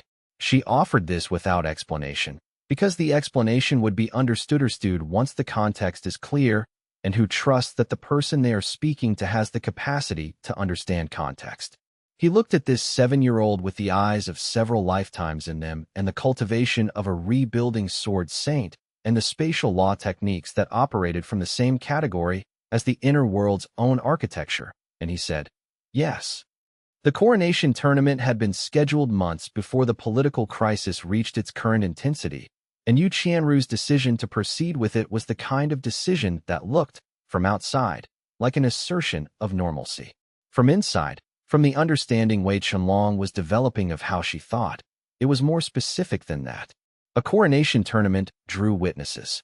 Witnesses from all the Celestial Accords provinces, from allied kingdoms, from cultivation sects that maintained formal relations with the court. When those witnesses were present for a tournament, they were also present for whatever else occurred at the court during those days. And what was going to occur in 4 days was the council vote on the regency motion. She was packing the stands with inconvenient witnesses. "She's good," Bai Fengling said, reading the same logic without Wei Chenlong having articulated it. "Yes," he agreed. The tournament was structured around cultivation level brackets, with the senior bracket open to spirit formation and above, the level at which combat had real strategic implications rather than mostly tactical ones. Wei Chenlong entered the senior bracket because the alternative was to be a visible presence at the court without a legitimate role, and a visible presence without a role attracted attention of the wrong kind. The first 2 matches were straightforward, opponents at spirit formation who had prepared standard combat techniques, and had not prepared for an environmental field practitioner. He won without using the world weight's full capacity, 30% in the first match, 40% in the second, which was sufficient and did not reveal what 41% and above looked like. The third match was different. The competitor wore a silver tournament mask, permitted under the ceremonial rules, used historically by cultivators from sects with privacy traditions around inter-sect observation. Under the mask was a competitor whose chi signature Wei Chenlong could not accurately read. Not suppressed, genuinely difficult to assess. The signature had a quality like fire, but fire was not quite right. Not destructive heat, but something more precise, more contained, as if the fire were concentrated into a point rather than spreading outward. The masked competitor was shorter than he expected. Significantly shorter. The match lasted 6 minutes. The competitor used a sword technique that was not flash or display, but pure economy. Each movement executed at exactly the minimum required to achieve its objective, with no waste, no elaboration. He ran the world weight at 50%, and the competitor adjusted, not counteracting, but calibrating stance and technique to the altered gravity, as if it were a weather condition to be read rather than an obstacle to overcome. He won by the width of a footstep. The competitor misjudged the gradient at the field's outer edge and lost footing for the half-second it took to apply the closing technique. Afterward, the masked competitor removed the mask. She was approximately 13 years old, carrying the self-possession of someone accustomed to the specific response this produced in people who had just been in serious competition with her. "The re-embodied sword saint," Liang Suyin said quietly beside him. I had heard she was 7, Wei Chenlong said. She was 7 when the re-embodiment was documented, Bai Fengling said. That was 6 years ago. The girl was looking at him, updating her assessment of him based on what the fight had shown her. The field, she said. You used it at 80% in the last 40 seconds, not 50. I miscalculated the edge gradient because I assumed you were maintaining 50. He looked at her. Yes. She nodded, the nod of someone filing accurate information. I'll remember that. Then she put the mask back on and walked to where her sex elder was waiting, and Wei Chenlong stood in the tournament ring and felt the inner world's western zone respond to her departure with the same patient fire it had been holding since she first arrived, waiting, as she was, for something that had not yet arrived but was coming with the certainty of a season. Chapter 55 Elder Mashwan's response to the spirit message arrived within 6 hours. Comprehensive, organized in the specific way Elder Mashwan organized information that he considered time-sensitive. Sword saints are documented in 3 historical accounts as practitioners who, upon reincarnation, retain elements of their previous life's cultivation foundation. The retention is not uniform across cases. Some reincarnate with technique memories, some with affinity memories, some with both, some with neither. What is retained depends on the strength of the foundation at death and the specific conditions of the reincarnation. The spatial law techniques, Wei Chenlong had noted in his message. She uses spatial law applications from outside the cultivator. Same category as the inner world's architecture. Yes, Mashwan's response said. 3 of the 7 documented reincarnated sword saint cases also show spatial law affinity, which the documentation attributes to sword law's relationship with the concept of the edge, the boundary between what exists and what does not. Spatial law operates on the same boundary concept at a different scale. The techniques are cousins. A pause in the notation style. Regarding the world pillar resonance, I cannot confirm without observation, but the combination of spatial law affinity and the specific timing of her appearance suggests it is possible. I would recommend allowing her to stay close to the inner world's ambient field and observing what the world does. The world's recognition of pillar candidates has preceded formal assessment in previous cases. He showed Xia Jinmei the inner world for the first time the day after the tournament. Not the full interior. The world's awareness was not yet sufficient to handle guests in the full sense that pillar bonds allowed. He showed her the field's edge. He extended the projection and invited her to step into the boundary's warmth and tell him what she felt. She stepped into the boundary. She was quiet for a long time. Long for a 7-year-old's patience, which suggested the patience was not 7-year-old patience, but the patience of previous lifetimes, learned across bodies that had all required stillness in their own ways. Mountains, she said. Very large mountains. She paused. And fire somewhere. Not fire now, fire waiting. Like a hearth that has not been lit yet, but knows what it's for. He had not told her about the world's anticipated fire law development. The 4th pillar bond was expected to bring fire law. Xia Jinmei's fire affinity, the theoretical text predicted, would activate the world's southern plateau structure, which had been built of the world's own materials with no external equivalent, and which he had not yet identified a function for. She had felt the waiting fire from outside the world's boundary. That was not standard cultivator perception. That was the specific perception of something that had a prior relationship with the world that predated the world's knowledge of her. He sent a second message to Elder Mashwan. Confirmed. The elder's response arrived the next morning. Understood. Be careful with the timing. She is 7 years old in body, which matters regardless of what the other lifetimes knew. He filed this carefully. Yu Qianru had begun requesting evening sessions. Not formal instruction, but conversation about the inner world that progressed from the theoretical framework she had researched toward the experiential understanding that only proximity and practice could provide.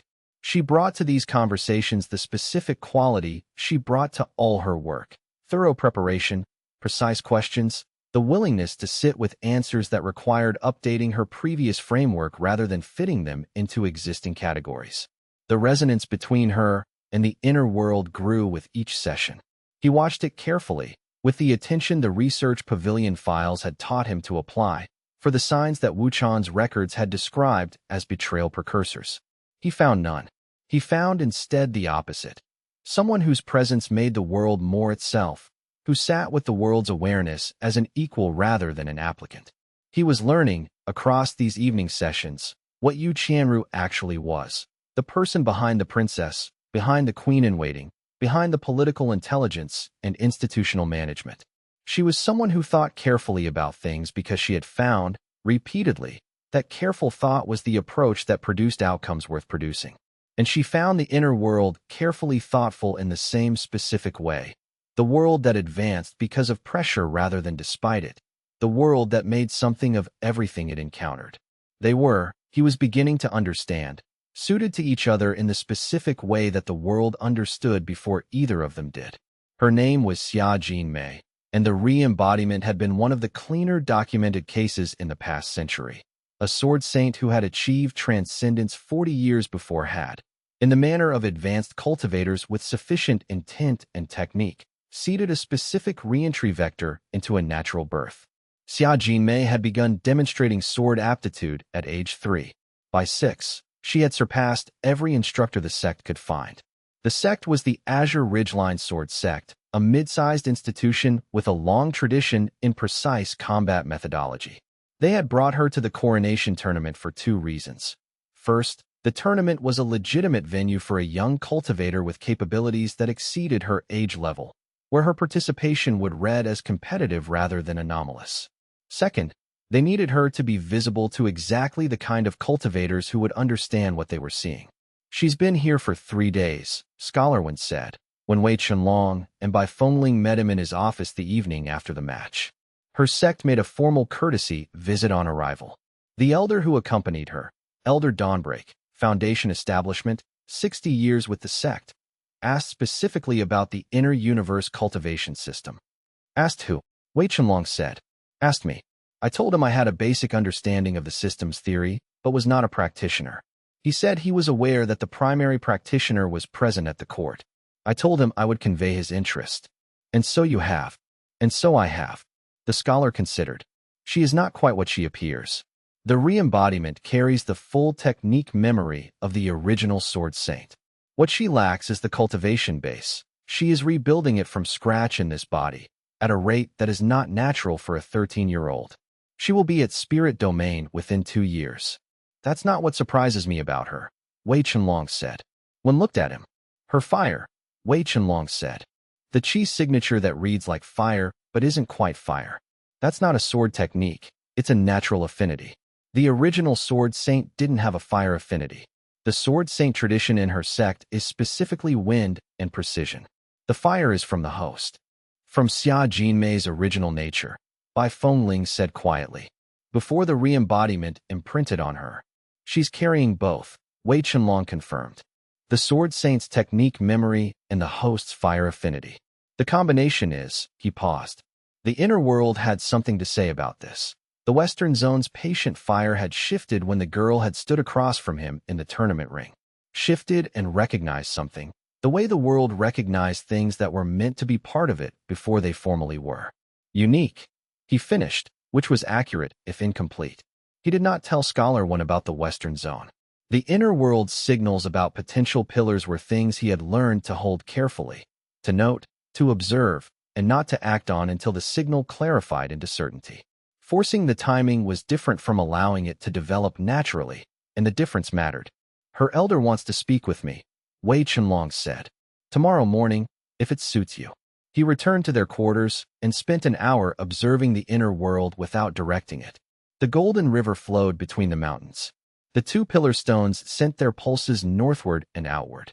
In the Western Zone, the fire burned in its contained, precise way. The fire of someone who had not yet arrived, but whose presence was already real in the world structure, the way a place exists in a map before you visit it, waiting to confirm what the map already knew. Chapter 56 Marshal Hao Linfeng's report arrived on a morning when the capital's qi weather was clear and the court's administrative machinery was running at its established post-coronation pace. The report described the liberation of the 47 practitioners from the Mountain Valley facility, their current condition and recovery prospects, and the operational conclusions drawn from the facility's infrastructure documentation. The operational conclusions included one item that Marshal Hao Linfeng had flagged as requiring Wei Chenlong's attention rather than court administrative attention. The facility's records indicated that Voss had been in contact, over an extended period, with a practitioner or organization referred to in the records only as the Northern Source. The contact had been limited to specific exchanges, technique documentation, primarily, covering the hollowing palm family and its variants, and had stopped approximately 18 months prior. The reason for the stoppage was not documented. The Northern Source, Wei Chenlong said, when Bai Fengling finished reading the relevant section of the report aloud. He had read it himself, but she had a habit of reading things aloud that she found significant, and he had learned to let her do it because her reading sometimes caught implications his reading had passed over. Whoever that is, she said. They have the hollowing palms technique lineage and were sharing it with Voss. They stopped 18 months ago, which is approximately when the reports we have about the first two inner-world cultivators in the Northern Wastes begin. Someone who teaches the hollowing palm family, he said, and then stops teaching it to Voss around the time Northern cultivators with pocket dimension capabilities start dying. Because they found a better target, she said. He sat with this. The inner world registered the implication with the primordial voice's current level of communication. Not words, not yet, but the specific quality of the world understanding that it has just been discussed in the context of something that intends to find it. The sovereign Duskbane connection, Liang Suyin said from the window, where she had been reading her own report copy. The one the Northern Wastes cultivator reports reference. Yes, he said. If the Northern Source is connected to a practitioner of that level, the technique sharing stops because that practitioner has decided to handle the target directly rather than through intermediaries. Which means, Bai Fengling said, that whatever is coming from the north already has a prior on us. It's been tracking inner-world cultivators. It knows what we are. Yes, he said. Yu Qianru entered the meeting space. She had developed the habit of joining these operational discussions, which had begun as courtesy and had become genuine contribution as she became familiar enough with the situation specifics to provide the institutional and political context that the others didn't have. What do we need? She asked. Time, Wei Chenlong said, and the Northern Cultivators' technique records. Elder Mashwan said his message would include a list. It hasn't arrived yet. I'll activate the court's courier acceleration protocol, she said. Whatever message he's sending will arrive faster. She left to do this. He sat with the implication of the Northern Source, and the inner world sat with him, and the world's awareness had a quality that it had not had before this information arrived. Alertness, the full-spectrum alertness of something that has just learned the specific name of the thing it has been preparing against without having had a name to prepare against. Not fear. Preparation. The world was already doing what it did when threat was identified, growing faster, developing more deliberately, turning its development toward what it would need to be when the threat arrived. Elder Mashwan's transmission arrived at the same time as Elder Dawnbreak's formal visit. Not by coincidence, Wei Chenlong suspected, but because Elder Mashwan had been tracking the Azure Ridgeline Sword Sect's movements and had timed his communication to arrive when both pieces of information would be simultaneously available. The transmission was coded in the standard Verdant Sky encryption. He decoded it in a side chamber, while Elder Dawnbreak waited in the meeting room with the patience of a man who had spent 60 years learning not to be impatient. The message, the Bai Fengling pillar bond, has generated an anomalous notation in the Northern Source documentation I referenced in my previous communication. The notation predates the Inner Universe System's formal documentation by approximately 3 centuries. Whoever wrote the original Northern Source records had knowledge of the Wind Pillar Bond specifically, not as a theoretical concept, but as a documented phenomenon. This suggests a prior instance of the Inner Universe System, or a system sufficiently similar that the Wind Pillar Bond produced an identical notation. The notation's significance. The Wind Pillar, in the Northern Source documentation, is described as the law that remembers. The Earth Pillar is described as the law that anchors. There is a Fire Pillar described as the law that transforms. The notation does not describe the practitioner who held these bonds. It describes the bonds themselves, as if they exist independently of any specific practitioner and seek appropriate hosts in each generation. The Azure Ridgeline Sword Sect's re-embodied practitioner was included in a Northern Source addendum notation that I missed in my initial review.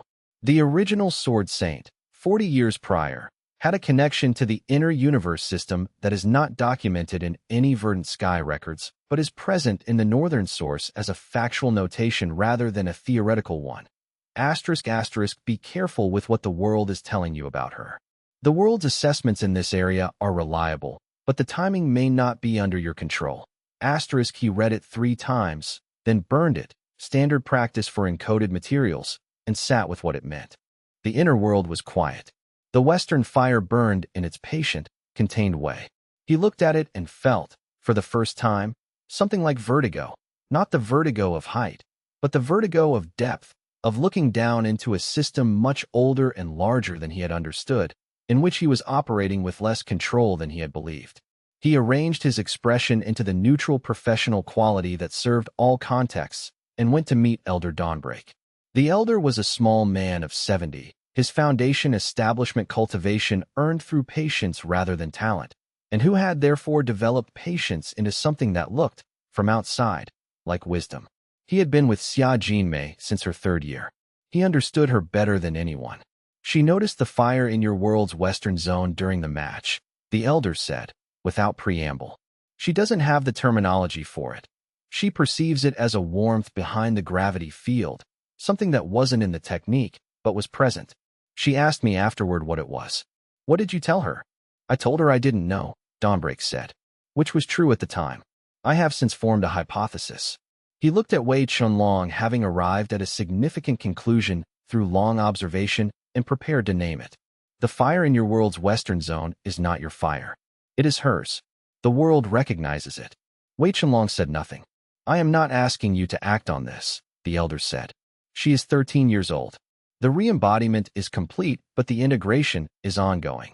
What I am asking is that you understand what we are seeing and give it the patience it requires. A pause. She has time. The world appears to agree. The world agrees, Wei Chenlong confirmed. The fire is patient. So is the world. The elder nodded. The nod of someone filing accurate information for future reference. The same nod his charge had given in the tournament ring. Then we understand each other, he said. And the Northern Source, whatever it says about her, we will find out together at the right time. Chapter 57. The Rust King arrived 9 days after the Third Fortress's liberation, which was faster than any reasonable estimate of the travel time from wherever Voss had hired him, which meant Voss had hired him before the Fortress campaign, as contingency, and he had been in position already. He announced himself in the traditional manner, by destroying the section of the capital's outer wall adjacent to the market district that was structurally weakest, a detail that indicated he had conducted reconnaissance before he arrived, not during. The wall section's collapse produced no casualties. He had timed it to a low-traffic period, which was deliberate. He was testing defenses, not demonstrating killing intent. The distinction mattered for what it communicated. He was a professional operating within a specific commission, not someone with independent investment in the outcome. Wei Chenlong was at the breach within 4 minutes. Marshal Hao Linfeng was there in 6. The Rust King stood in the breach precisely where he had intended to be, and who has not yet decided what the encounter will establish. Nascent sovereign, he said, in the direction of Wei Chenlong's approach. He had identified the target before the target arrived. The young man from the duel with Luo Qingshan. And with Voss, Wei Chenlong said. And with Voss, the Rust King agreed. Voss is dead, so I've been renegotiated. The current commission is, assess whether you are worth the fee that would be required to remove you. The assessment is free. He paused. The actual engagement would cost considerably more than whoever hired me for this assessment wants to pay, which means the actual engagement is unlikely to occur. But I was curious. The Rust King was what his name suggested. A nascent sovereign cultivator whose power had the specific quality of metal under stress, dense, complex, resistant to simple force. His technique set, which he demonstrated over the next 6 minutes with the clinical professionalism of a specialist conducting a demonstration for an audience of 1, involved specific martial applications of compressed chi that operated through physical contact rather than at range, a technique family designed for environments where ranged applications were predictably countered. He had read the dual reports. He knew about the projection field.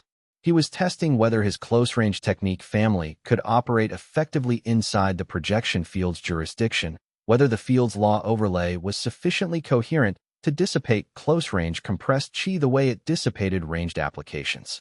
It was less effective at close range. Close-range compressed chi, delivered through physical contact before the field's jurisdiction could fully process the technique, got through at approximately 60% effectiveness rather than full dissipation. The field was not a perfect counter to everything. The Rust King noted this.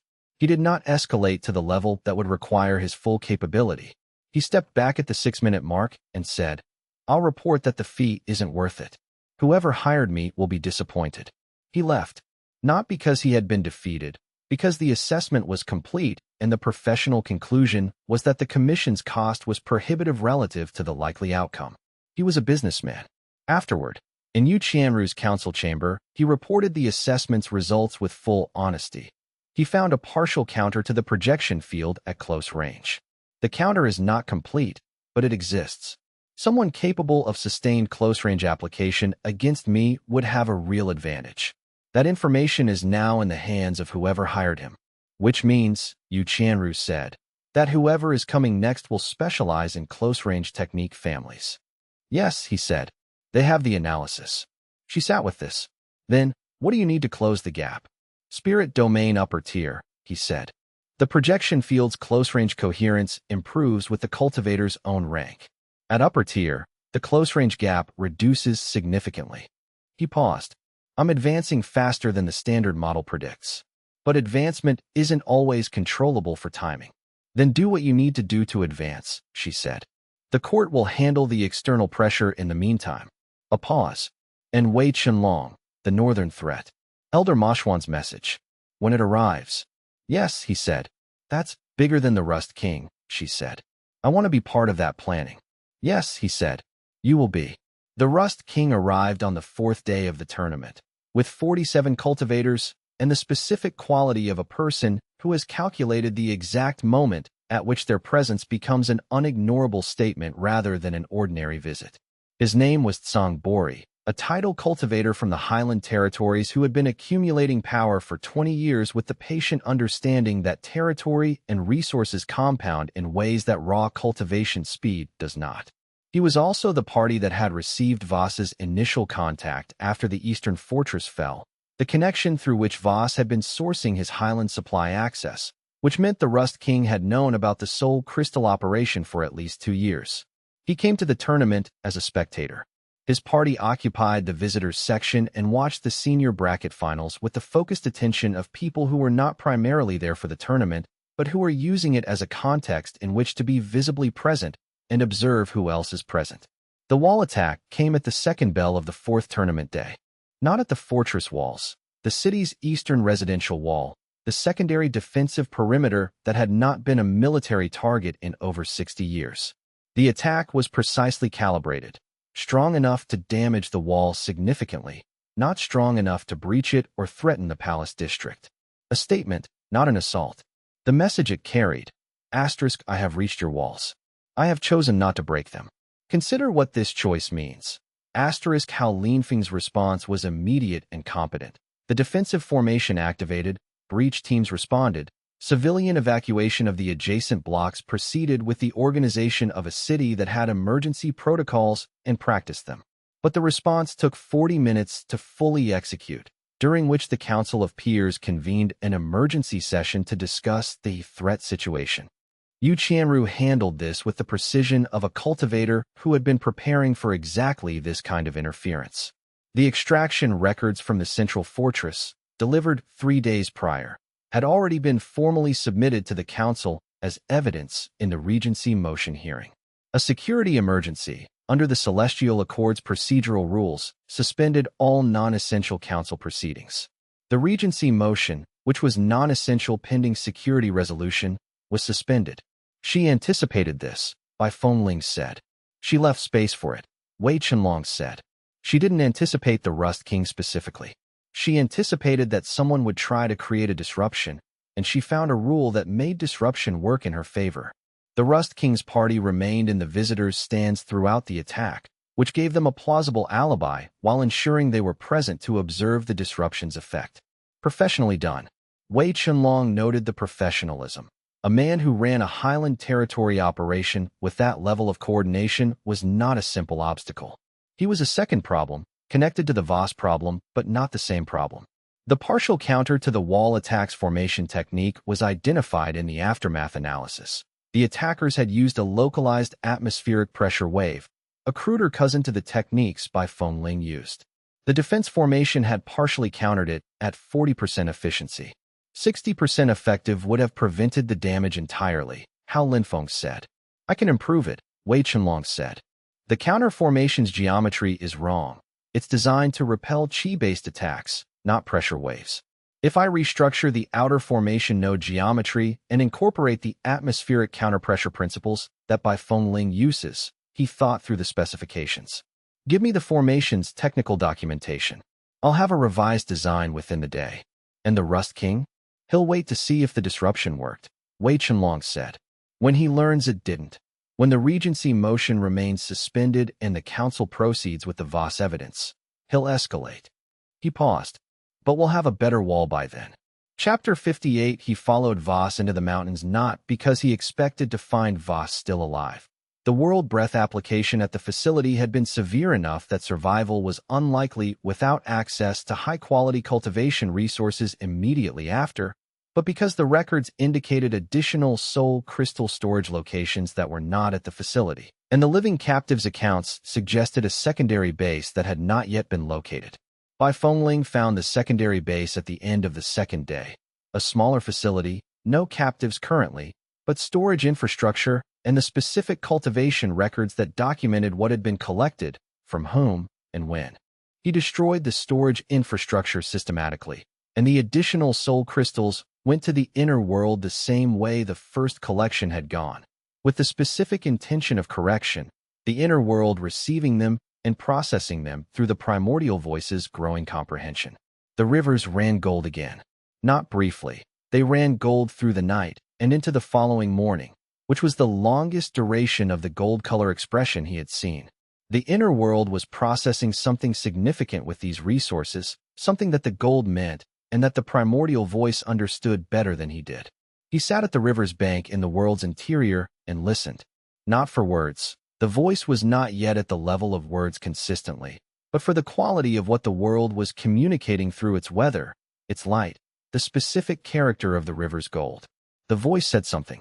Clear enough to be heard, unclear enough to require interpretation. He interpreted it as, the resources you have returned are being incorporated into what the world is becoming. What the world is becoming, at this stage, is something that has learned the difference between taking and receiving, and this difference matters to what the world will be able to do.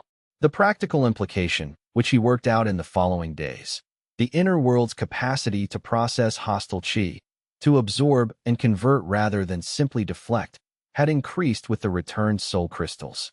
The souls in those crystals had been taken rather than given. The world's processing of them was redemptive in function even if not in design. Whatever the world's consciousness was building toward, it included this distinction in its architecture. The court received him back with the quiet acknowledgement of people who have been managing a significant situation and are relieved that the component they could not directly manage has been resolved. Yu Qianru was in council when he arrived. She came out of the council when the message reached her that he was back. Her expression confirmed something rather than learning something. Voss. Dead, he said. She nodded. Returned to the council. Emerged 2 hours later carrying the quiet of someone who has concluded a long-running matter, allowing themselves to register that the conclusion is real. The soul crystals? She asked. Returned, he said. To where they came from. She did not ask for more detail than this. She understood that some processes have a specific character that explanation diminishes, and who trusts the person reporting to have done the thing correctly. The third fortress's banner was changed this morning, she said. The last of the three. All three are back under the kingdom's authority. She paused. Now, he agreed. The soul bond established that evening in the late summer light of the reading room that had been her father's and was now hers. She came to it having thought about it carefully over several weeks, and having concluded what she had concluded with the precision she brought to conclusions she stood behind. Her qi reaching outward through the bond's initiation was different from either Liang Suin's or Bai Fengling's. Not water law warmth, not wind law directness, but the specific quality of earth law. Patient, deep, the kind of stability that does not announce itself because it does not need to. The world registered her as it had registered both pillars before her, with the recognition of something that has been expected. An earth pillar rose from the ground of the inner world's central plane, larger than either of the first two. It stoned the specific color of deep earth, dark, dense, the kind of stone that forms under pressure over time and holds the world's weight above it. The mountains at the northern horizon settled. Every mountain, across the entire range, shifted by fractions of their position, finding more stable orientations now that the world had an earth pillar to anchor them. The geology of the inner world's mountain range stabilized in a way he could feel through the world's awareness. The specific settling of something that has been developing dynamically and has just found its structural anchor. And then the world grew. Not gradually. An expansion. The plane that had been the world's original surface extended in all directions. The mountains stepping back not because they were smaller, but because the world was larger. The world's territory expanding by what felt like an order of magnitude over a period of approximately 10 minutes in subjective inner world time. It was now the size of a large province. The inner world contained mountains, rivers, lakes, plains, valleys, storm systems, formation clusters, and three-pillar stones at its central lake shore. It had a consciousness that had found its voice. It had a compass crystal that was tracking a three-dimensional qi distribution. It had fruit on its trees in colors that had no external equivalent.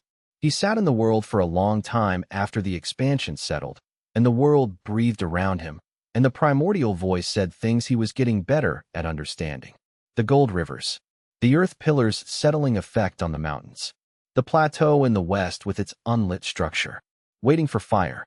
They found Vasa's secondary operations base on the 8th day, not through intelligence, but through the inner world's specific recognition of the soul crystal extraction process, which Wei Chenlong had been developing since Shenhu. The world registered the proximity of ongoing extraction with the same signal it gave to threats within his awareness. A storm in the southern zone, brief but distinctive. The base was in a valley 2 days east of the highland border, disguised as a trading post, the kind of small commercial establishment that operated in the margins between kingdoms without attracting attention because margins are where small commercial establishments naturally exist. A good disguise, undetectable without the world's signal. Voss was not there. He had been there.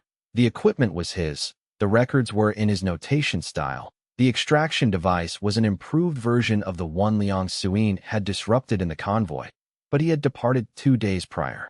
The extraction records indicated 17 new village contacts in the Highland territories, preliminary yield assessments. He had been rebuilding fast. The 6 cultivators who staffed the base put up a competent fight, spirit formation level, disciplined, implementing training without improvisation. Wei Chenlong destroyed the extraction device first. A spirit domain practitioner focused entirely on destroying a single formation object achieves that faster than 6 spirit formation cultivators can prevent it. The device shattered under a concentrated gravity collapse at the spirit domain level. The soul crystals it contained, a month's yield, 17 village collections, were released from the containment lattice simultaneously. He reached into the released field and pulled. The technique was something he had been developing since the Shunhu conversation, when he had first understood the mechanism of what the soul crystal extraction removed. If the crystals contained extracted cultivation potential, the capacity for future growth, then the potential was theoretically recoverable, because it was not destroyed, only displaced. The pull worked. Not completely. Perhaps 30% of the released potential dispersed irreversibly before he could act. But 70% of 17 villages' extracted cultivation capacity returned to a form that could be reintegrated. He compressed it into the specialized formation container that Liang Suin had been preparing since Shenhu. The container was small, formation grade, and it held something that had never been held before in that way. The return process, getting the extracted potential back to the people it had been taken from, was a different problem, one he didn't yet have the answer to. But the potential was no longer lost. That was not nothing. Yu Qianru received both the containers and the base's operational records. She looked at the container with the expression of someone encountering something that exceeds the category she had prepared for it. This is the cultivation potential of those 17 villages, Wei Chenlong said.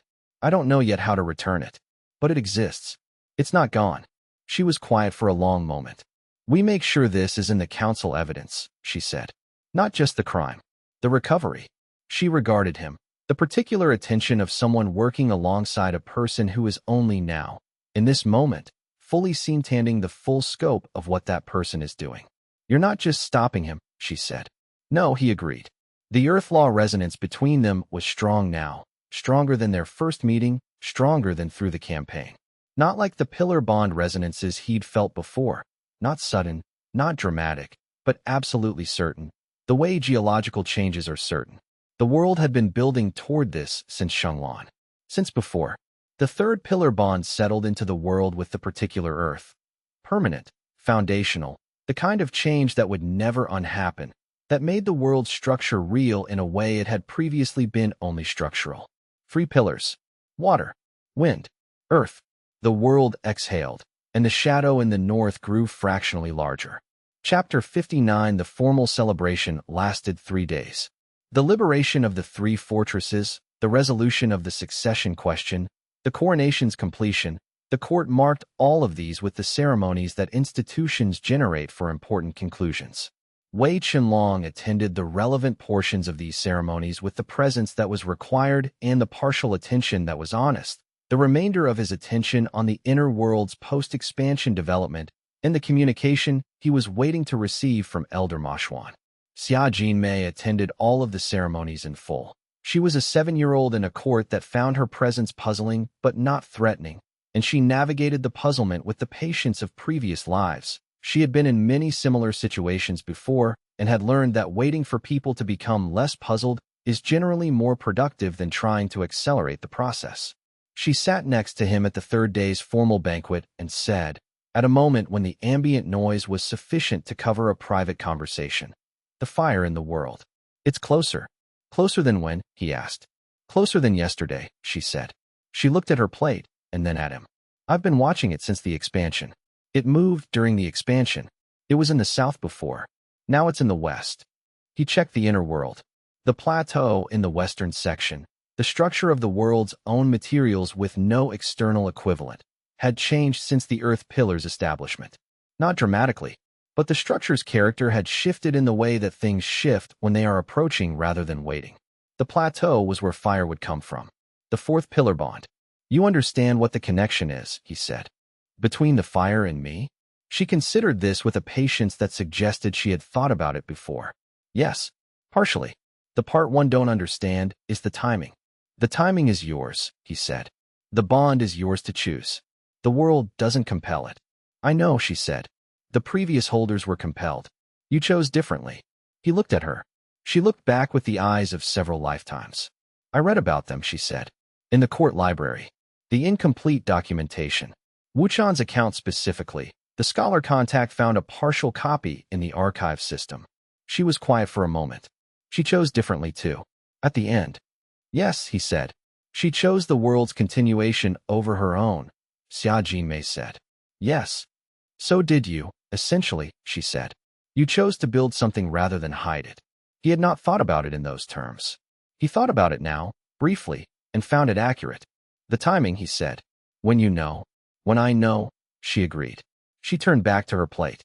More soup. He returned to his soup, and the banquet continued around them, and the inner world's western plateau held its structure in quiet patience. And Xia Jinmei ate her soup with the attention of someone who finds present experience worth being present for regardless of what other experiences they have been present for in other lifetimes. Liang Suin, from across the table, caught his eye. The look she used when she had noticed something and was filing it for a later conversation. He nodded. She nodded back. Bai Fengling, beside Liang Suin, was watching Xia Jinmei with the assessment quality she brought to people she was categorizing. After a moment, she reached a conclusion and returned to her own food, the conclusion apparently satisfactory. 3 world pillars, a 7-year-old sword saint in the early stages of reincarnation, A queen who understood what the inner world was and had chosen to be part of it, in a world that had just grown to the size of a province. Whatever came next from the north, they were not what they had been when this began. The celebration Yu Qianru organized was characteristically understated. A formal court dinner, the fortress campaign acknowledged in the official record, the militia warrant retired with commendation. She did not announce the soul crystal recovery or the pillar bond. The first because its implications required careful management, the second because it was not the court's knowledge to have. In the courtyard afterward, in the garden she had indicated was available to them, Wei Chenlong sat with Liang Suyin and Bai Fengling while the formal proceedings continued inside. The world is province-sized now, Liang Suyin said, doing what she often did in quiet moments. A gentle attention to the inner world's current state, reading it the way a careful practitioner reads a cultivation reservoir. When it first formed, it was a room. A large room, then a building, then a small village. It grew faster after your bond, Wei Chenlong said. It grew differently after Bai Fengling's bond, Liang Suyin corrected. More aware. The water law made it wetter, more alive, Bai Fengling said. She was quiet for a moment. The wind law made it attend. The world before my bond was a place. The world after is, she paused. Listening. He understood exactly what she meant and had not had the words for it. The world had developed something in the past months that he couldn't cleanly name. Not consciousness, not quite, but a consistent quality of attention. It noticed things. It registered them not just as events, but as events that mattered to an ongoing understanding of itself. The earth law makes it permanent, Yu Qianru said. She had come into the garden quietly. She sat on the bench across from them without ceremony. She had decided that formality between these four people was no longer the most useful approach. Permanent how? Liang Suyin asked. Earth law is the law of lasting, Yu Qianru said. Everything built on earth lasts longer than it would without it. The bond, I can feel it from the outside. It's older than the world. As if the bond exists somewhere the world is growing into, rather than the world creating the bond. This aligned with Elder Moshuan's transmission, though Wei Chenlong hadn't yet told them the full content of that communication. He would. Not tonight. Xia Jinmei appeared at the garden gate. She looked at the four of them with her characteristic evaluating expression, and then, with the directness of someone who hasn't yet learned to perform uncertainty, said, Elder Dawnbreak told me to leave you alone. I decided that was probably good advice. She turned to go. Xia Jinmei, Wei Chenlong said. She stopped. There's a fire in the world's western zone, he said. It's been there since the tournament. It's patient. The world is patient about it.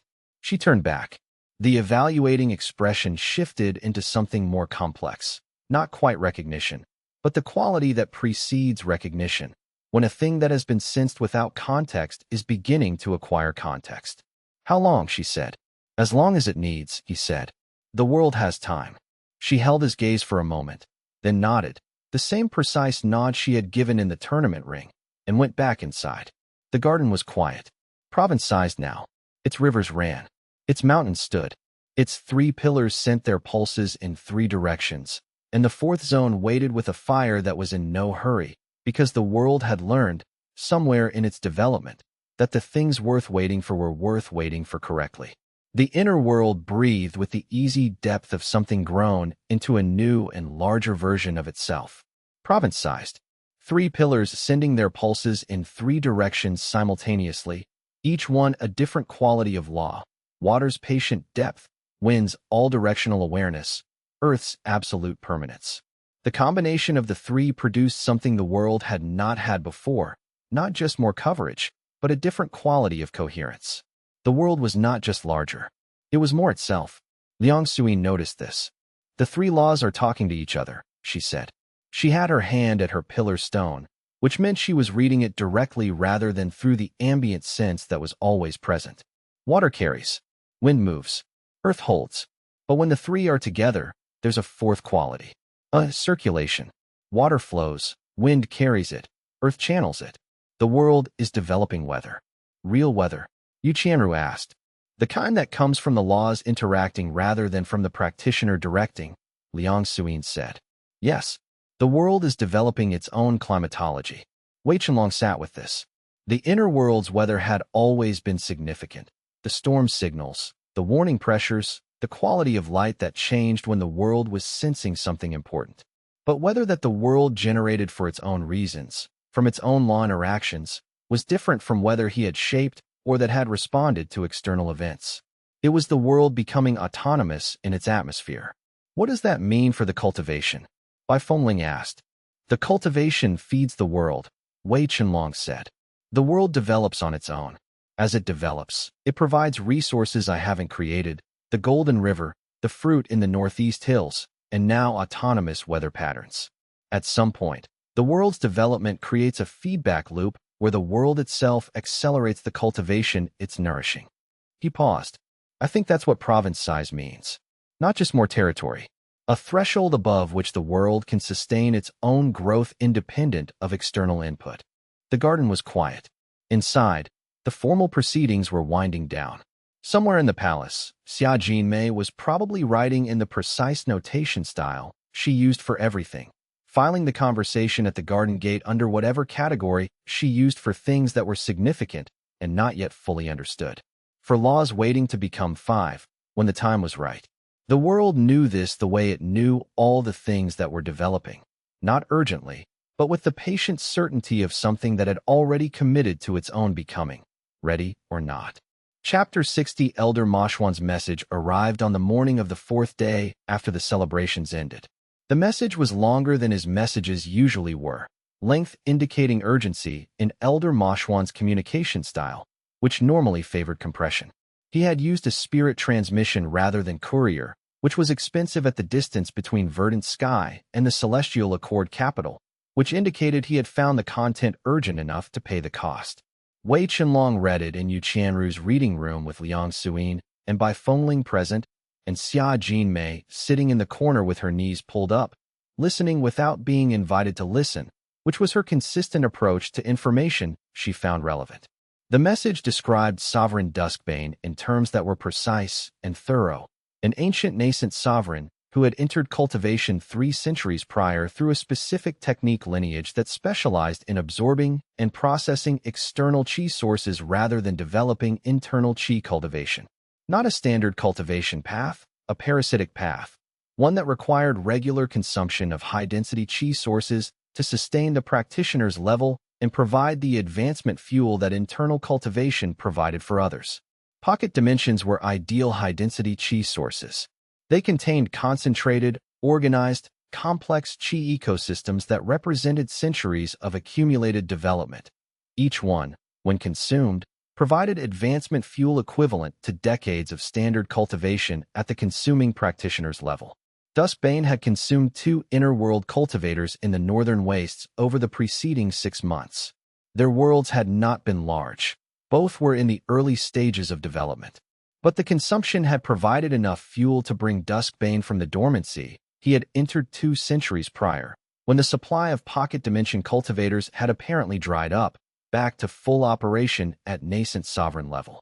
He feeds on worlds, Bai Fengling said, when Wei Chenlong had read through the relevant section. Yes, he said, and our world is the largest known active one. Yes.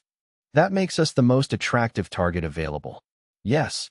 Yu Qianru had been reading over his shoulder, a habit she had developed over the weeks of daily operational meetings. The techniques the northern cultivators used, she said. The list Elder Mashwan references. He found the attachment, a documentation of the 2 consumed cultivators' known technique sets, compiled from their disciples' accounts and the northern sect's cultivation records. They read it together. Some of the techniques were applicable. Some were relevant to countering Duskbane's specific absorption method. 1. A technique the second of the 2 consumed cultivators had apparently developed specifically as a counter to dimensional absorption, was described in enough detail to reconstruct from first principles. He is already moving south, Elder Mashwan's message ended. I do not know how fast. The northern sects have tracked his directional movement over 6 weeks, consistently southward, at a pace consistent with a practitioner who is not concealing their travel. He is not hiding his approach. Not hiding the approach. The communication of something that does not need to hide. How long? Liang Suyin asked. Wei Chenlong calculated. The northern continent's southern coast to the Celestial Accord's northern border, at the pace the tracking data indicated. For months, he said. Perhaps 5. For months, Yu Qianru said. She organized the words around a fixed point. What do you need in 4 months? Spirit domain upper tier, minimum, he said. And the counter technique developed by the second cultivator. And to understand what the plateau in the western section of the inner world is for. He paused. And probably the 4th pillar. Xia Jinmei looked up from her corner. She did not say anything. She looked at him for a moment with the eyes of several lifetimes. And then she looked at the middle distance where the inner world's western section was. And then she returned her gaze to her knees. 4 months is enough, she said. Probably. Probably, he agreed. The inner world, in his background awareness, was already doing what it did when it understood what was needed, growing faster, more deliberately, turning its development toward what it would need to be. The mountain range was denser. The rivers were fuller. The storm systems in the south moved with more purpose than they had before the message arrived. And at the northern edge of the inner world's sky, at the horizon where the mountains met the sky above them, a darkness that was not the darkness of night had begun to accumulate at the edge of visibility, patient as everything in the world that had learned that patience was not passivity, but the correct application of time. The darkness was not Duskbane. It was the world's awareness of Duskbane, preparing at the edge of itself for what was coming. For months, the inner world had 4 months to become what it needed to be, and the primordial voice said something, quietly, in the direction of the northern horizon, that Wei Chenlong understood as, "We are already beginning." Elder Mashuan's second transmission arrived at dawn, and Wei Chenlong read it before the others were awake, sitting in the garden with the world's early morning quality around him. The inner world's parallel dawn, light arriving in the east, and the golden river catching it first. Sovereign Duskbane has been confirmed moving south from the northern reaches. His advanced scout network was identified in the Highland territories 3 weeks ago. I did not transmit this earlier because I was working to confirm the timeline and I am still not certain of it. But the uncertainty has become less important than the urgency. He will reach the Celestial Accord's northern border within 4 months at his current pace. Likely less, if he chooses to accelerate. He is not coming for the kingdom. He is coming for you. The northern source documentation, which I have now completed my analysis of, contains a specific reference to the inner universe systems practitioner as the sovereign Duskbane's intended target for assimilation. The documentation predates Duskbane's current form by approximately 8 centuries. Whoever wrote the original northern source records understood something about how the inner universe system interacts with Duskbane's cultivation method that we do not yet understand. Leave the Celestial Accord before he arrives. Moving south will buy time. There is a formation archive in the Jade Basin Prefecture, 3 weeks south, that contains the original northern source document rather than the copies I have been working from. The original may have information the copies lack. Be careful. He is not a cultivator at the peak of a standard system. He is something else.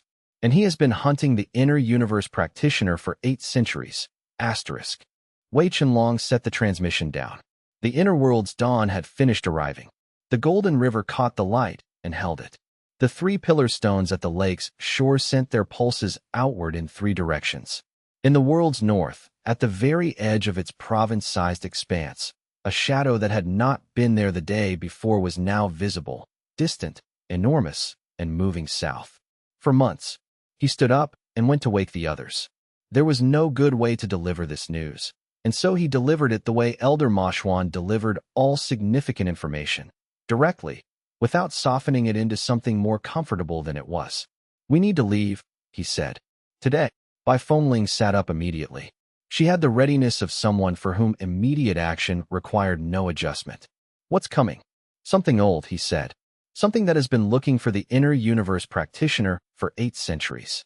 It's now 4 months away, and 4 months is not as long as it sounds when you don't yet know how to face what's coming." Liang Suin was very still.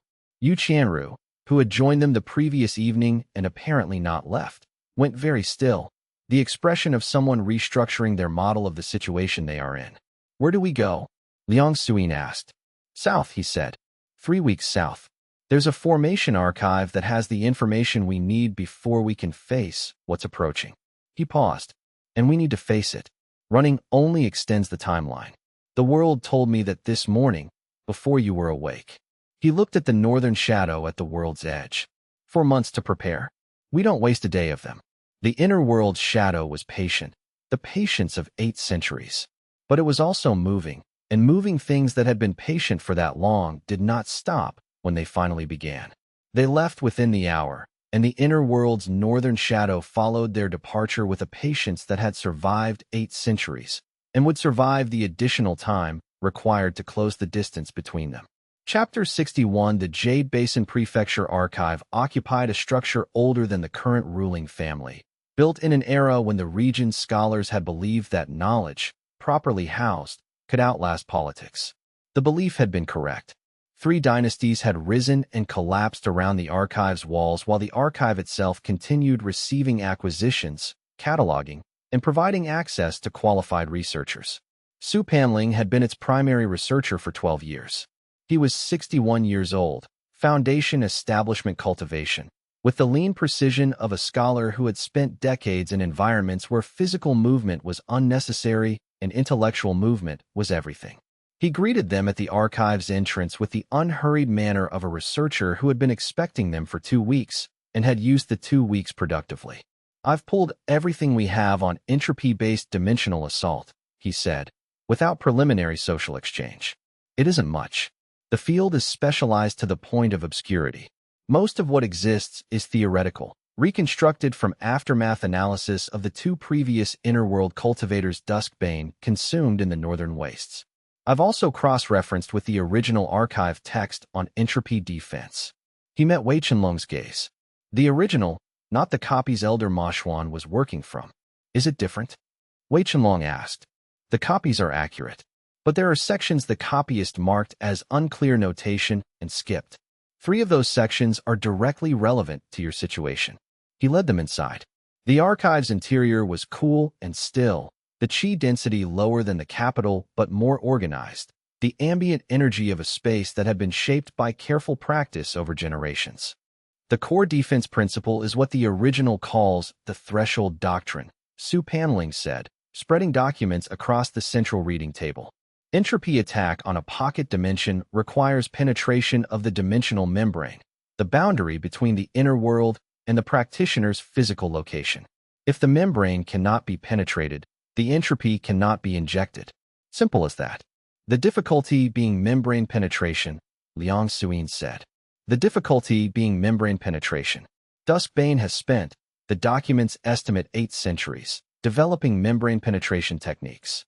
He is the foremost expert in this specific narrow field. Su Panling indicated a section of text.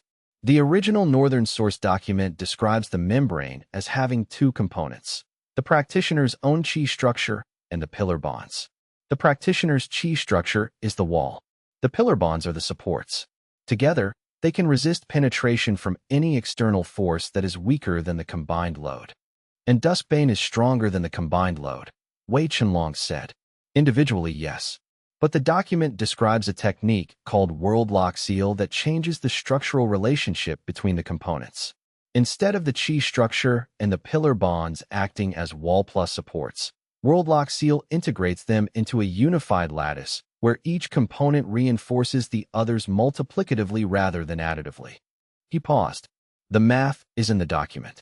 The result, a 3-pillar inner world using world lock seal has a membrane resistance approximately 7 times the raw sum of its components. 7 times. Wei Chenlong absorbed this. And against Duskbane's penetration technique, the Northern source document puts his penetration capacity at roughly 5 times the resistance of an unanchored membrane. 7 greater than 5. Su Panling studied him. You understand the margin is not large. I understand this, he said. The technique requires training. The pillars must practice their coordinated anchoring role. The lattice integration is not automatic. It requires the pillars to actively maintain their anchor functions during a penetration attempt, which means they must be aware that a penetration is occurring, which means they must be in proximity. Proximity meaning? Within the inner world's projected sensing radius. For you, At your current cultivation level, that's approximately, he consulted his notes, 40 meters from your physical body. 40 meters. Wei Chenlong thought about this. Duskbane would know this constraint. He would plan his attack to separate them. What about the other sections the copyist skipped? One is a technique for detecting entropy seeding attempts before they reach penetration. Early warning. The second is an offensive application that the document describes as returning entropy to its source, effectively a reflection technique. The third is a description of a decoy space constructed from the inner world's outer shell, used to trap a penetrating entropy force in a pocket that is sealed from both sides. He looked up. The three together constitute a complete defensive doctrine, which the previous cultivators didn't have in complete form, Wei Chenlong said. The copies lost the three key sections. The prior practitioners had the world-lock principle, but not the early warning, the reflection, or the decoy. That's why they lost. Su Panling said this without particular emotion, the factual assessment of a researcher. With the complete doctrine, Duskbane's approach has an answer. Outside, in the archive's courtyard, Xia Jinmei was practicing sword forms. The forms were technically correct. The Sword Saint's memory had given her technique that her body was gradually learning to accommodate. But watching her, Wei Chenlong noticed something beyond technique. The forms were altering the air around her. Not dramatically. A subtle organization, a pressure differential that moved the courtyard's ambient qi in a pattern that resonated with something in the inner world's western zone. The western fire recognized the forms. It brightened, fractionally, each time she completed a sequence. You would need to understand this better. But first, the doctrine. The World-Lock Seal training began that afternoon, and it was harder than the theoretical description suggested, which Su Panling had predicted, with the equanimity of a scholar who understands that all techniques are harder in practice than in description. The lattice structure required all three pillars to maintain their anchor functions simultaneously, while Wei Chenlong applied simulated pressure from different vectors. The theoretical model said the resistance would be multiplicative, not the sum of three anchor forces, but the product of their combined structural relationship. In practice, achieving the multiplicative effect required the anchor functions to be timed precisely enough that each one's contribution reinforced the others at the exact moment they were needed. Timing was the hard part. Theory could describe it. Practice had to develop the instinct for it. Not yet, Su Panling said, after the third attempt. Studying the lattice readout with the specific attention he brought to things that were almost correct, but not quite. The wind anchor is half a beat behind the other two on the upward vector. The multiplicative effect partially collapses when the timing misaligns. I'm aware, Bai Fengling said, with the tone of a practitioner who had already diagnosed the problem and was working through the solution. The wind law's natural response to upward pressure is horizontal redistribution. I'm overriding the default response. The override has latency. Can the latency be reduced? Yes, with practice. She paused. More practice than one afternoon. We have more than one afternoon, Wei Chenlong said. We have the weeks before Duskbane's serious campaign begins. We use them. By the end of the first session, the lattice had held through 12 consecutive pressure applications. Not perfect. The wind anchor had slipped twice, and the gap between earth and water had widened on the 9th application before Liang Suin corrected it. But the structure had held each time, which meant the structure was sound. What remained was precision. Wei Chenlong stood at the archive's entrance as the training session concluded and felt the inner world's membrane, steady, solid, the World-Lock Seal's prototype form, giving it a different quality than the standard pillar anchoring. Different but better. The improvement was real. North of them, approximately 3 weeks by spirit vessel, Sovereign Duskbane continued his approach at the pace he had maintained for months. The pace was not urgency. It was inevitability, the movement of something that had already decided on the destination and was simply covering the distance. 3 weeks. The training would be finished in 3 weeks, or it would not be finished in time, and what came after that had no answer worth contemplating. Chapter 62 The Spirit Vessel moved north across landscapes that became progressively more austere. The southern regions of the continent had the cultivated density of long-settled territory, towns spaced predictably, roads maintained, qi circulation infrastructure built and rebuilt over generations. The north had something different. the openness of land that had been shaped primarily by weather and beast territory rather than human planning. Xia Jinmei spent the journey's mornings on the vessel's deck, practicing her forms in the cold air. Wei Chenlong spent those mornings watching, partly to observe her technique, partly because the inner world responded to her practice in ways he was trying to understand. The sword-shaped mountains had appeared in the inner world's northern range on the third day of the journey. He hadn't directed their formation. They had simply been there when he checked the inner world during morning meditation. 3 peaks that were taller and sharper than the others, their silhouettes distinctly blade-like, oriented toward each other in a triangle formation. She doesn't know she's doing it, Bai Fengling said, on the 5th day, when he was watching Xia Jinmei's morning practice for the 4th time. I'm aware. She doesn't need to know yet. The world is building towards something at its own pace. She settled against the vessel's rail beside him. Her wind sense was always active now. The pillar bond had made it as natural as breathing. The Western Fire and the Sword Mountains are in conversation. I can feel it through the storm systems, the way the wind moves between them. The world has its own intentions, Wei Chenlong said. Yes. She watched Xia Jinmei complete a sequence that ended with a spinning cut, the young body executing a technique meant for an adult body's reach and leverage, compensating with exceptional precision. She's very good. For someone who has to teach herself what she already knows. He understood the paradox. The Sword Saint's technique memory was complete. Every form, every application, every refinement achieved over a long, cultivating lifetime. But technique memory without body memory was like a musician who remembered every note of a piece they had played thousands of times, but had to learn the instrument over again from the beginning. Xia Jinmei was simultaneously an expert and a beginner, and she navigated this with a patience that did not seem to belong to her age. She mentioned she has done this before, Liang Suyin said. She had joined them without announcement, another quality that the pillar bond seemed to enhance. They moved around each other now with the unconscious coordination of people who shared a sense of space. Re-embodiment. The Sword Saint tradition practices death transcendence techniques specifically to allow technique preservation. She has been re-embodied 3 times. This is the 4th, Wei Chenlong said. The 4th. She says each time the body is younger than the last. She's not sure why. Liang Suyin considered this. She also says each time there's something new in the new body that wasn't in the previous ones. Something the body brings that the Sword Saint's memory doesn't have. The fire affinity, Wei Chenlong said. She mentioned that too. She says she doesn't know what to do with it. It doesn't fit with anything the Sword Saint's memory contains. A pause. She asked me if you were going to wait until it was convenient to address it or until the world required it to be addressed. He looked at Liang Suyin. That's a very specific question for someone who claims not to understand what the fire affinity is. She understands more than she lets on. She's been very old, multiple times. She knows what understanding looks like from the outside, even when she's playing at not having it.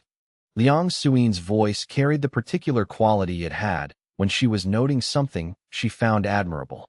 She said to tell you, the fire will wait as long as it needs to, but not because it's patient. Because it knows you'll need it before you think you do. The inner world's western fire burned in its contained way. The Sword Mountains in the north caught the morning light and held it longer than the other peaks. Between them, in the air above the mountain range, the primordial voice moved like weather. Not quite present, not quite absent, attending to something it hadn't named yet. He filed the information, the fire, the mountains, the voice's attention, and focused on what was immediately in front of them, which was the northern frontier and the cultivator who had been waiting for 8 centuries for exactly this meeting. The landscape below the spirit vessel was changing, the organized roads of the south giving way to paths that existed because something had walked them repeatedly rather than because anyone had built them. Beast paths, the marks of large creatures moving through terrain without considering whether they should. In the afternoons, Su Panling worked through the Worldlock Seal's theoretical framework with Wei Chenlong, teaching with the patient precision of a teacher who had spent decades explaining difficult concepts to people who needed to understand rather than merely to follow instructions. The lattice points are not fixed positions, Su Panling said, indicating a schematic drawn on thin paper. They follow the pillar anchor functions. If a pillar is 30 meters south and then moves to 20 meters north, the lattice point moves with them, which means the lattice is dynamic. Continuously, the membrane resistance is highest when all three pillars are within optimal proximity and their anchor functions are fully synchronized. It degrades predictably as distance increases or synchronization decreases. He will probe for those moments of degradation. He'll try to separate us. He'll create situations where separation feels like the only correct response. Su Panling looked at him steadily. The Iron Stream Horsemen were an early version of this, an atrocity positioned far enough from your location that rushing to respond would have separated you from your pillars. He tested whether you would react faster than you could think. Wei Chenlong had moved the survivors south rather than rushing north. He observed that response. Yes, the village evacuations, the defensive perimeter choices. He has been building a model of how you make decisions. What you protect at all costs, where the values create hesitation. Su Panling gathered his notes. He will eventually find the approach that exploits a value you cannot compromise. The question is whether you have an answer prepared before he does. Wei Chenlong did not respond immediately. He was thinking about values and vulnerabilities, the places where the things he would not sacrifice created predictability, and what that predictability permitted. Yu Qianru, at the ship's bow, was in quiet conversation with the vessel's captain about the Northern Frontier's administrative structure. She cataloged governance contexts methodically, with the thoroughness of a ruler who had learned that understanding the landscape included its political layers. Liang Suyin stood at the stern with her water law extended outward, sensing the rivers and groundwater beneath the terrain below. They prepared in their own ways, as they always had. Duskbane was ahead, and Duskbane, the voice whispered, barely audible, barely words, was already aware of them. Not waiting. Watching. A practitioner who waited was uncertain. One who watched had already decided how the engagement would proceed and was simply accumulating the right conditions. The distinction mattered enormously because it meant there would be no warning before the engagement began. There would only be the engagement.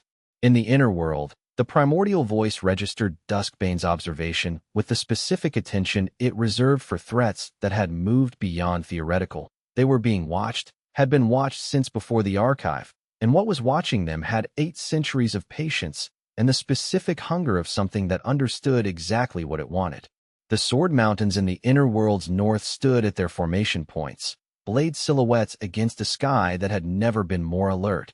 And somewhere ahead, Duskbane watched with the patience of 8 centuries.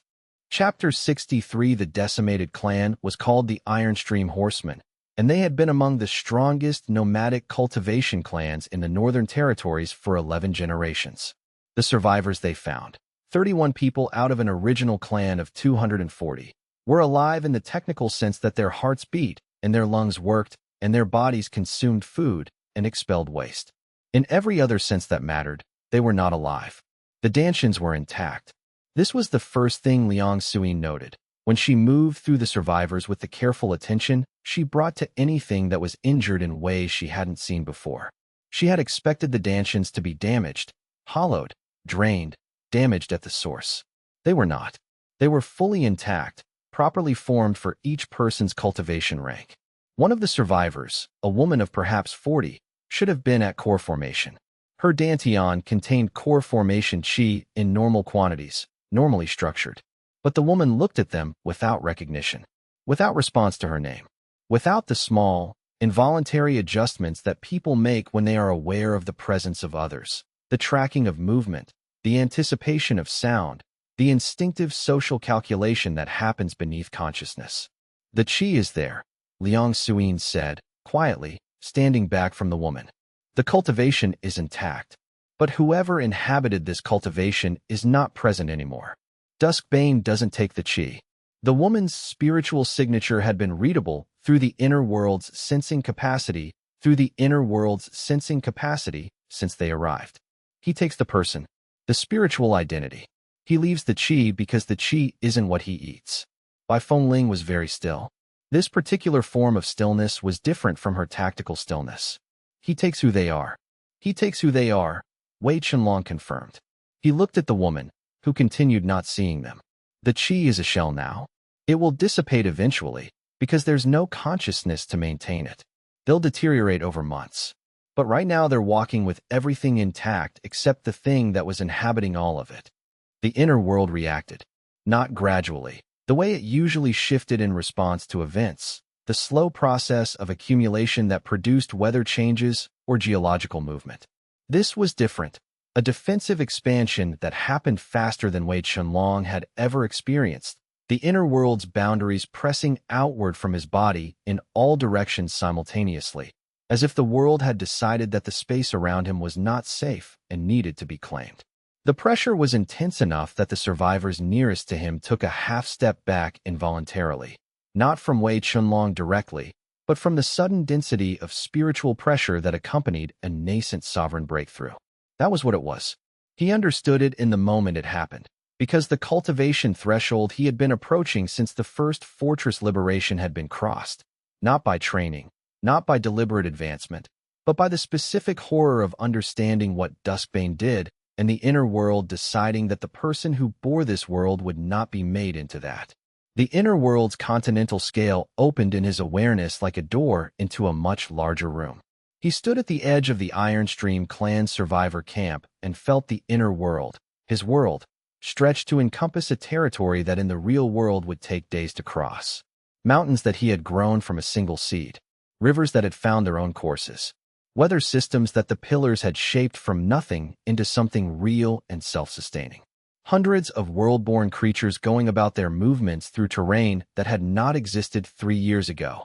And at the center of all of it, the primordial voice, present now in a way it had not been before, as if the continental scale had given it room to fully manifest.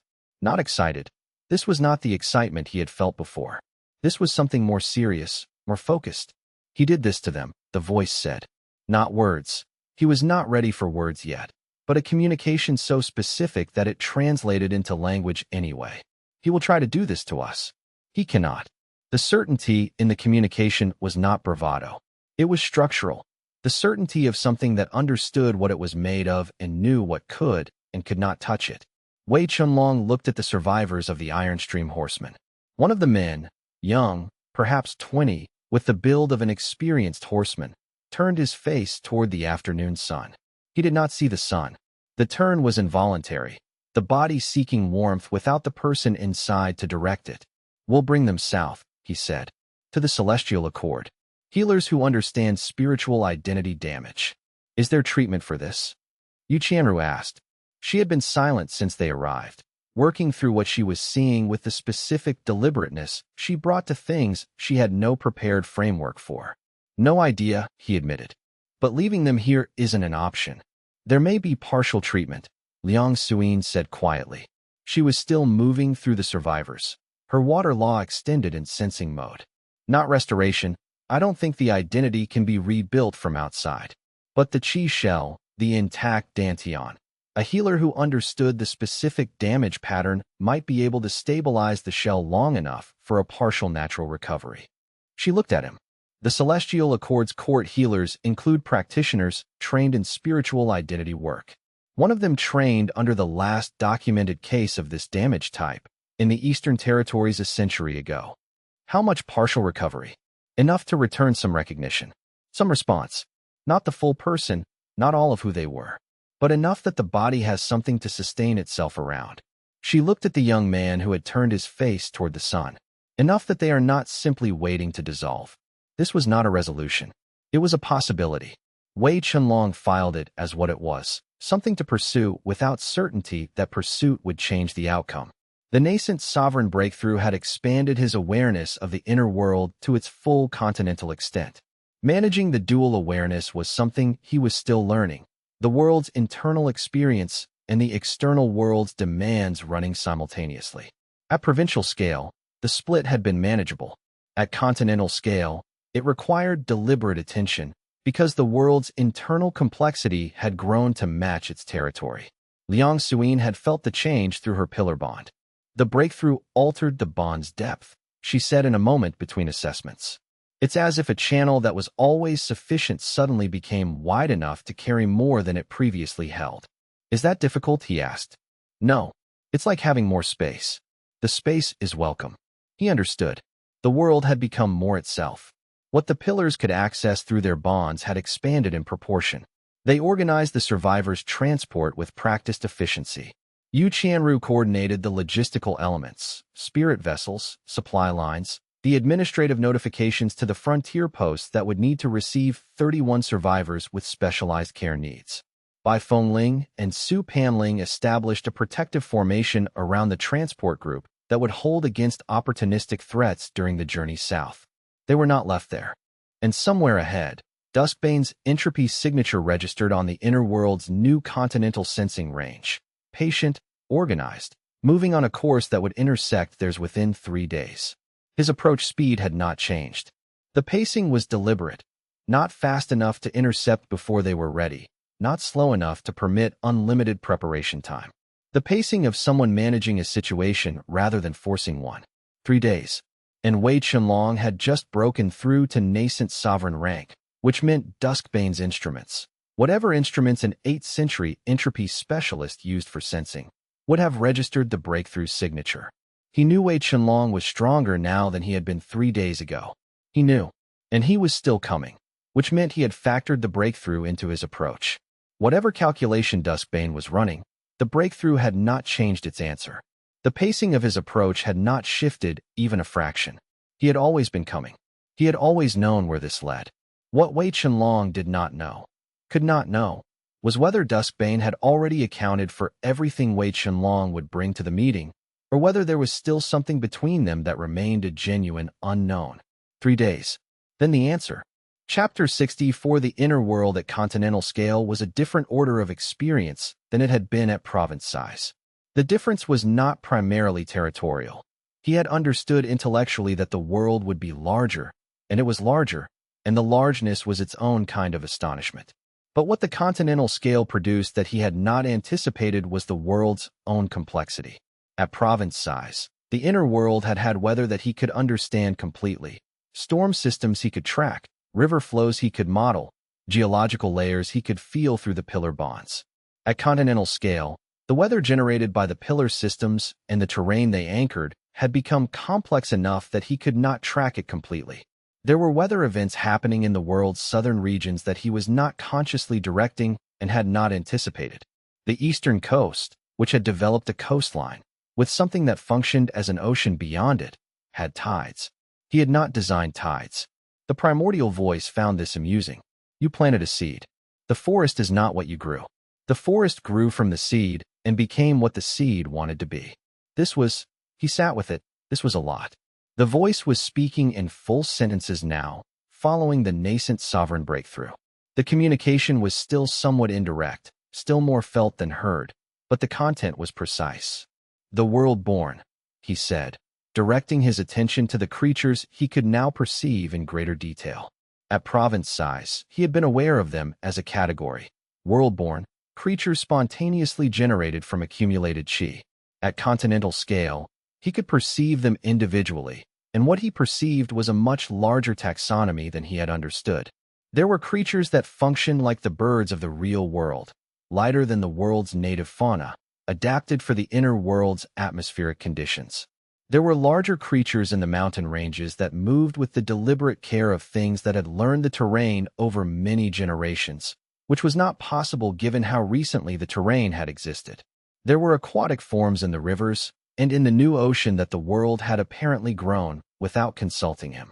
They carry the laws, the voice said. Water world-born carry water law. Wind world-born carry wind law. The earth ones emerged after the third pillar. A pause, the voice gathering something, finding the words. They are not sentient, but they understand the laws they carry, the way water understands downward.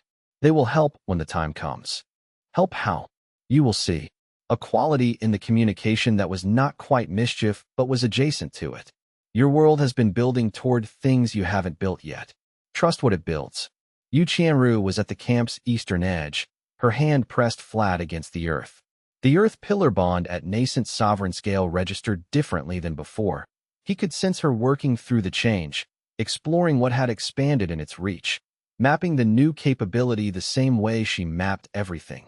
Methodically, starting from what she already understood and working outward from there. The earth law feels different, she said when he approached. Not in kind. In range, the Earth has always been continuous, but before I could only feel that continuity in my immediate vicinity. Now I can sense the geological structure under us all the way to the horizon. What does the geological structure tell you? That we are standing on the edge of an ancient riverbed.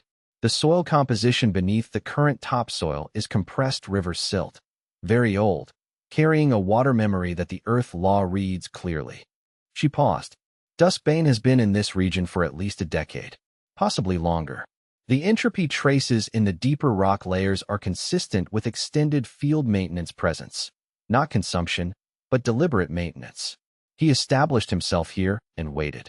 Waited for what? For an inner world to reach the development threshold worth approaching. She stood. The stone records what passes through it.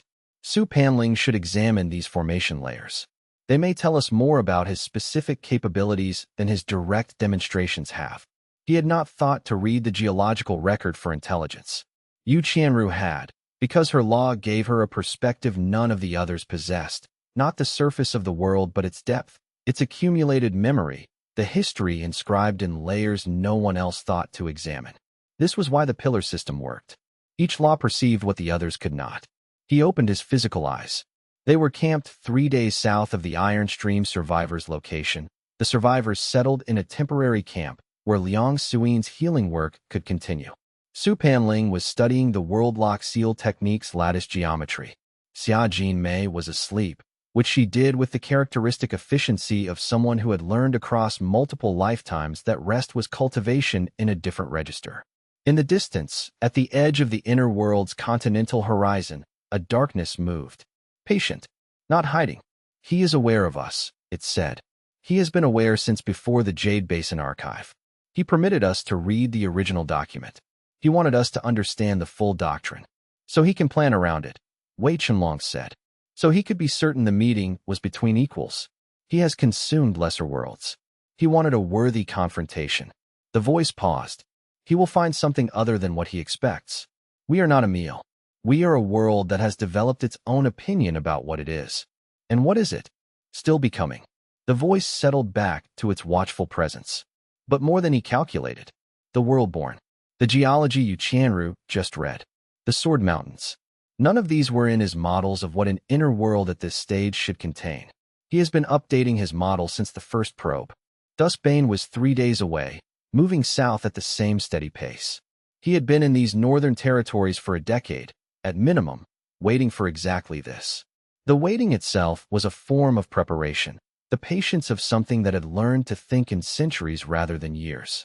Wei Chenlong had 3 years of cultivation. He would need to think in layers to compensate for the depth he lacked in time. 3 days until the meeting that had been on Duskbane's agenda for a decade. The geological record said so. The voice confirmed it. The pacing of his approach, not urgent, not slow, said it in the clearest language of all. The waiting was over. 3 days from now, whatever Duskbane had been patient for would become the engagement neither of them could avoid. The inner world would be ready. The question was whether ready was enough, and that question had only one way to be answered. Yu Qianru had returned from the geological examination and was conferring with Su Panling, showing him the formation layer data she had sensed in the deep rock, the entropy traces of Duskbane's decade-long presence field. Su Panling was taking notes with characteristic thoroughness, translating the Earth Law's sensory data into the analytical framework he used for strategic assessment. This is significant, he said, looking up from his notes. The entropy field's maintenance pattern shows a technique that prioritizes stability over power. He has been maintaining a presence at minimum cost, highly efficient.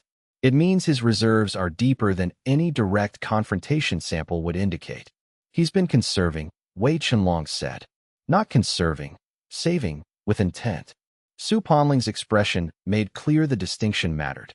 Everything we have seen from him, the calibration probes, the 3-day battle, even the direct exchange, was him working at a fraction of his capacity. He is building towards something that requires full deployment. He looked at the spatial map. The decoy chamber needs to work on the first attempt. If it fails, what comes next is what he has been holding in reserve.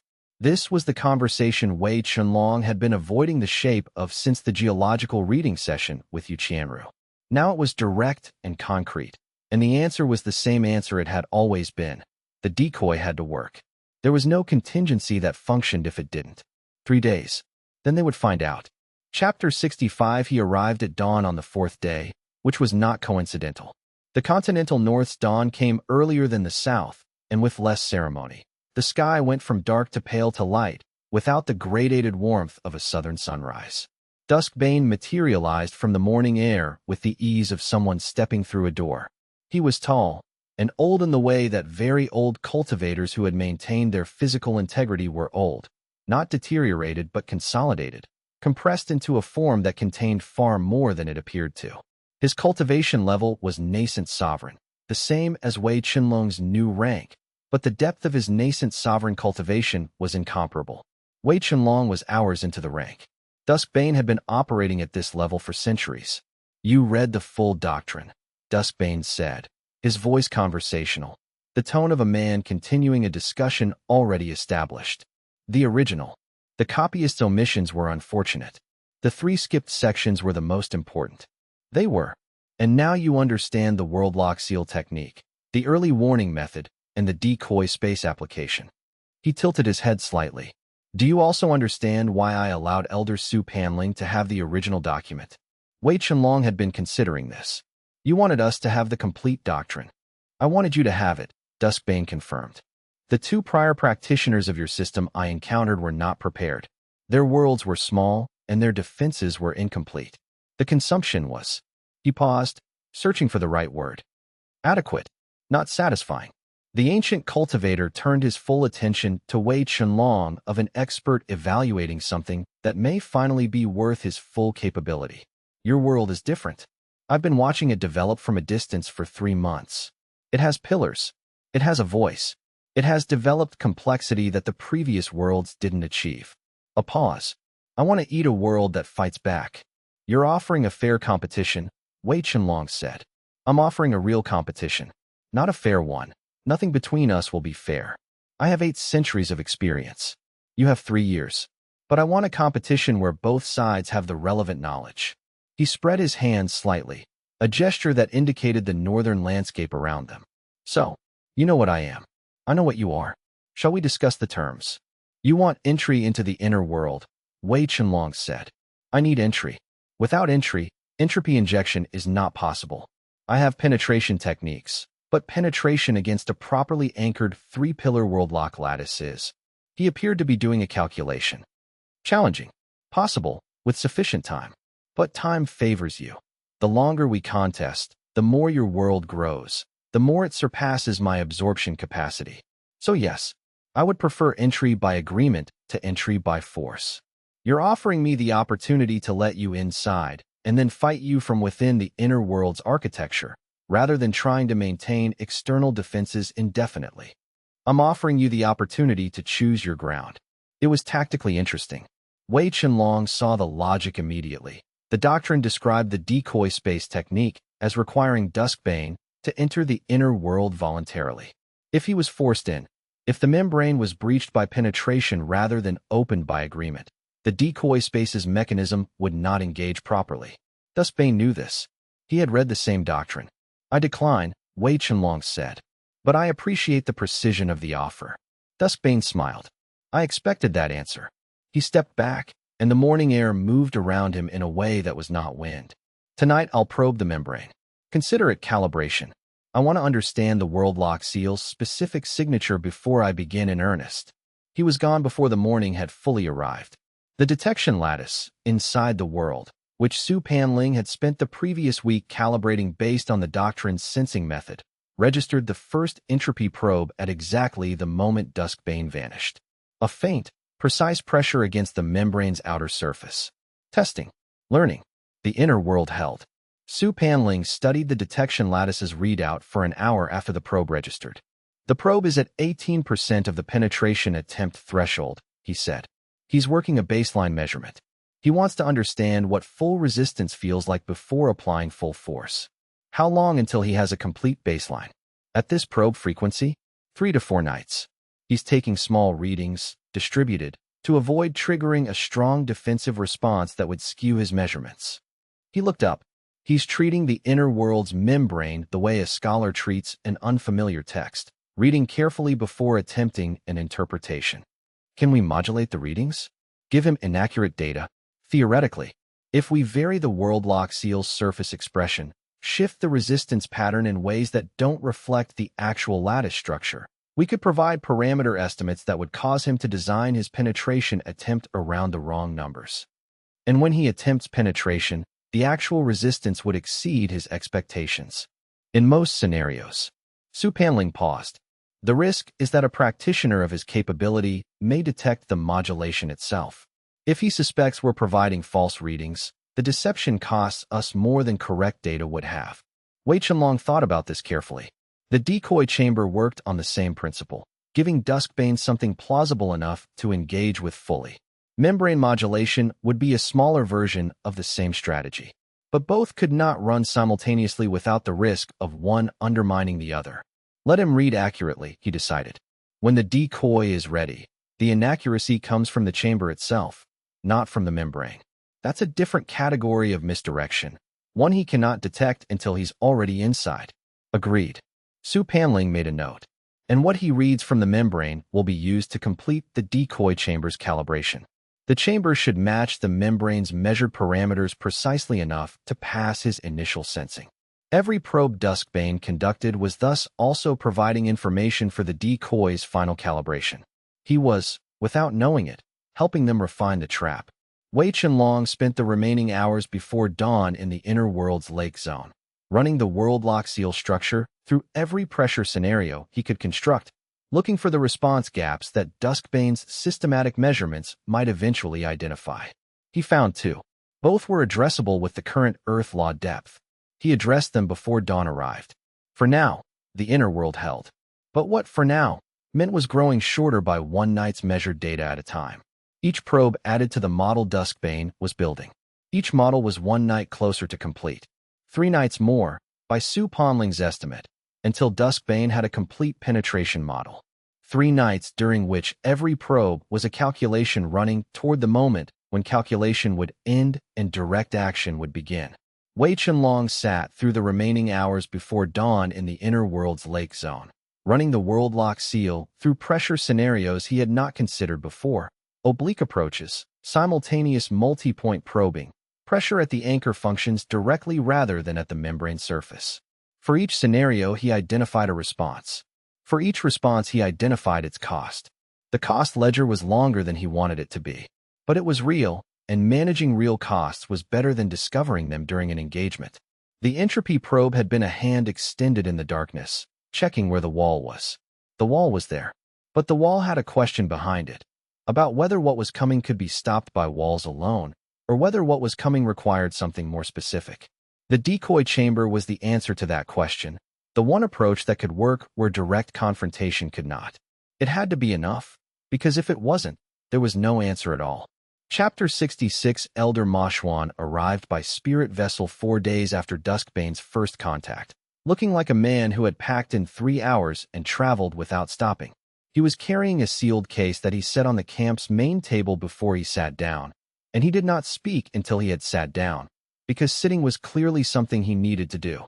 The package is from the previous inner world cultivator's estates, he said. It took me 6 months to locate the materials. The techniques inside were developed specifically for entropy defense and were never disseminated. The practitioners kept them private for obvious reasons. Their disciples preserved them after the practitioners' deaths. He opened the case. Inside were cultivation slips, information storage objects, stacked in a careful order, with a notation system on the outside of each that indicated content category. Worldlock seal variants, he said, indicating the first stack. 7 versions, each adapted for different pillar configurations. One of them should match yours precisely. The others may be adaptable. The second stack, early warning refinements. The northern source version is functional but crude. These are 3 generations of refinement on the same principle. The third, the decoy space technique. More complete instructions than the original archive version, including the critical component that the original document describes but doesn't fully explain. Which is? Wei Chenlong asked. The decoy space works by creating a dimensional pocket from the inner world's outer shell, Elder Ma Xuan said. The technique seals the pocket from the inside using the world lock lattice. But sealing from the inside requires the pillars to be anchoring from inside the pocket, not from the inner world's core location. He looked at Liang Suyin, Bai Fengling, and Yu Qianru in turn. The three of you must be physically inside the decoy space during the sealing. A silence. In a pocket being sealed around someone who feeds on inner worlds, Bai Fengling said. Yes, Elder Mashwan said. With Duskbane. Yes. The pocket is constructed from resonant sealing material. It was always designed to function as a trap, not a cage. Duskbane enters it by choice, believing it to be an entry point to the actual inner world. When he begins the absorption process, the formation responds to the absorption attempt by sealing. Your pillar anchoring accelerates the sealing and makes it permanent. He paused. The technique was designed by a practitioner who had the same pillar system. He died before testing it. But his theoretical framework is complete, and the two surviving inner-world cultivators who studied it after him assessed it as functional. How long inside the pocket before the sealing completes? Wei Chenlong asked. Approximately 4 minutes. 4 minutes inside a decoy space with Duskbane, Bai Fengling said. While he's trying to absorb the inner world. While he's trying to absorb what he believes is the inner world's entry point, Elder Mashwan corrected. The resonant shell creates a very convincing simulation of an actual inner world interior. He will be engaged with that for at least the first 2 minutes. The remaining 2 are the dangerous interval. We'll practice, Liang Suyin said. Her voice had the quality she brought to things she had decided were necessary regardless of how they sounded. What do we need to do specifically? Elder Mashwan began explaining the coordinated anchoring roles, and Wei Chenlong watched his companions accept the information with the specific quality of people who have made a large decision and are now focused on the practical details of executing it correctly. The decision had been made. What remained was preparation. They had, he estimated, 3 to 4 weeks before Duskbane began his serious penetration campaign. The probe that night had been calibration. What came after calibration would be real. 3 to 4 weeks to make the decoy technique work. To train 3 pillars to anchor from inside a sealed pocket. To understand the world lock lattice well enough to execute it under pressure with something that 8 worlds trying to absorb the space they were in. Outside, Xia Jinmei was practicing forms in the fading afternoon light. The western fire in the inner world's world burned steadier than it had before. The Sword Mountains caught the last sunlight and held it past the point where the other peaks had gone dark. He would need the 4th pillar before this was over.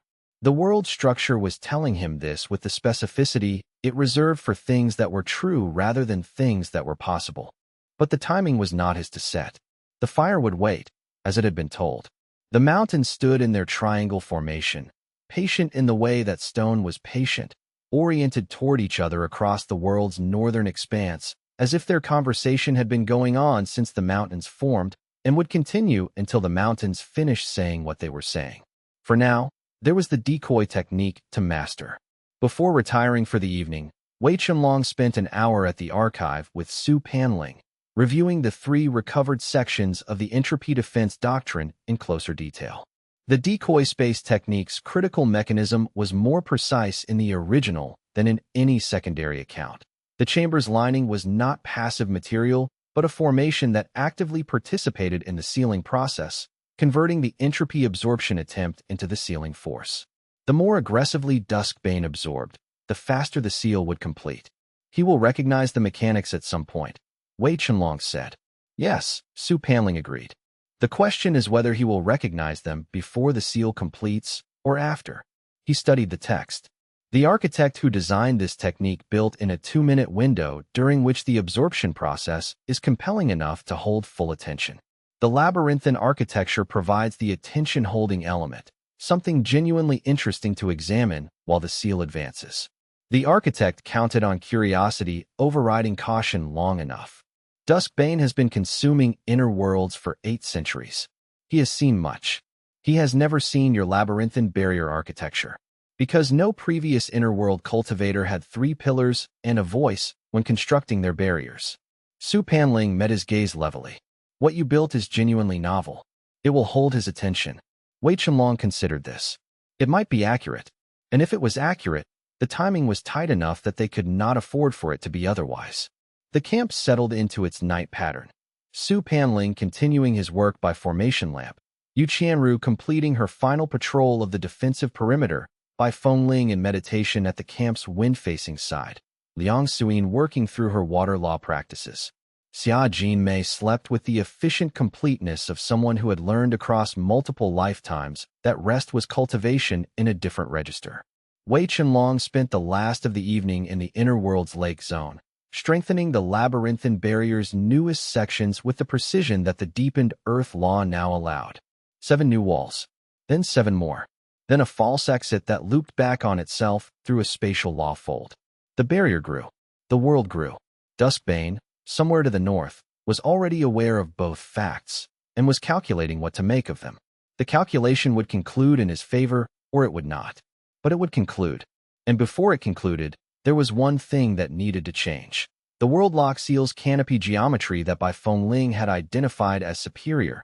It was not yet fully integrated into the 3-pillar coordination protocol. The pillars had practiced with it, but practice under no-pressure conditions was different from practice with something that could actually penetrate. He would not know if the canopy was sufficient until the penetration attempt came. That was the nature of defenses. They were theoretical until they were tested by something with the real intent to breach them. The intent was coming. Within days, if Su Panling's estimate was correct, and Su Panling's estimates had a reliable accuracy rate. Days.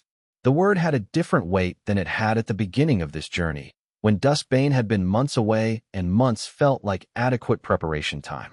Now days felt like what they were, the last interval before the interval that would determine everything. The world lock seal canopy geometry was integrated. The decoy chamber was complete. The early warning detection lattice was calibrated to Duskbane's specific entropy signature. Everything that could be prepared was prepared. What came after preparation was the test, and the test was coming. Chapter 67 Duskbane did not press in the first week after his calibration probe. He was doing something Wei Chenlong could not directly observe, but could infer from the pattern of his movements. The ancient cultivator was applying entropy pressure to a wide radius around their camp, not attempting penetration, but mapping the world lock seal's response characteristics. Learning how the lattice worked by testing it from the outside. Wei Chenlong let him learn. The detection lattice registered each probe and mapped it. Su Panling had calibrated it to display the probe's intensity and location on a spatial map of the region. Duskbane was methodical. He worked a grid pattern, each probe at a specific distance and angle, each one slightly different in frequency or intensity from the previous. He's building a penetration model, Su Panling said, on the 5th day of this process, studying the map. Once he has enough data points, he'll construct a theoretical understanding of the lattice's weak points. Then he'll probe those specifically. How long before he has enough data? At this rate? 4 to 6 days. While Duskbane built his model, Wei Chenlong built his response. The decoy space technique required a physical chamber, a sealed location in the real world that would function as the decoy's anchor. They were constructing it in the camp's northeastern section, using formation principles that Su Panling specified and materials that had been sourced from the northern region's cultivation supply networks.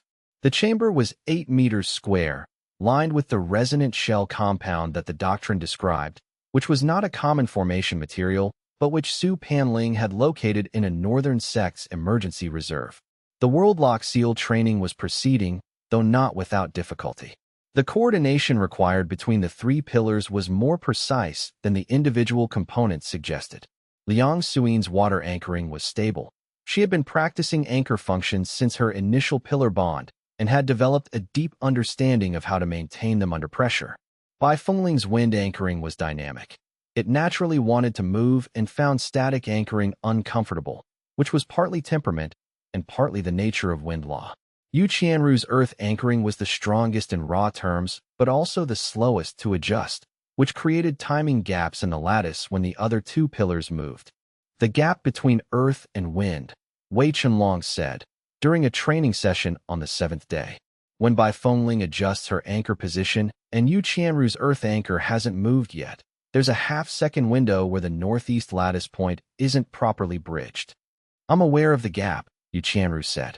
She was, as always, direct about what she knew and didn't know. I've been working on the adjustment speed. Earth law doesn't compress well. The natural response to a pressure change is slow and comprehensive rather than fast and targeted. I can force faster response, but it costs stability in other areas. What if I preposition the Earth anchor for the most likely adjustment direction before it's needed? Wei Chenlong asked, not offering this as a solution, offering it as a question to Yu Qianru, whose understanding of Earth law's internal mechanics was deeper. Yu Qianru considered, if I know where you're going to move, I can lead rather than follow. But I need the information before you move. I'll signal, Wei Chenlong said, one beat before each major adjustment. This was the kind of solution that emerged from practitioners who understood their laws deeply enough to communicate about them precisely. Not a general principle, but a specific protocol developed for a specific situation. They practiced it for the rest of the day, and by evening the gap had reduced from half a second to something more like an eighth of one. Meanwhile, to the north of their camp, 5 villages had been evacuated based on Duskbane's projected movement path. The evacuations were organized with the efficiency of people who had been practicing emergency protocols since the Ironstream horsemen were found, not chaotic flight, but coordinated relocation to prepared positions further south, with the cultivation practitioners who hadn't joined Wei Chenlong's camp integrated into defensive chains that could slow Duskbane's systematic approach. He was drawing the line, not retreating, not yet, but establishing where the ground was. On the 9th day, Duskbane stopped his grid probing. The spatial map went quiet.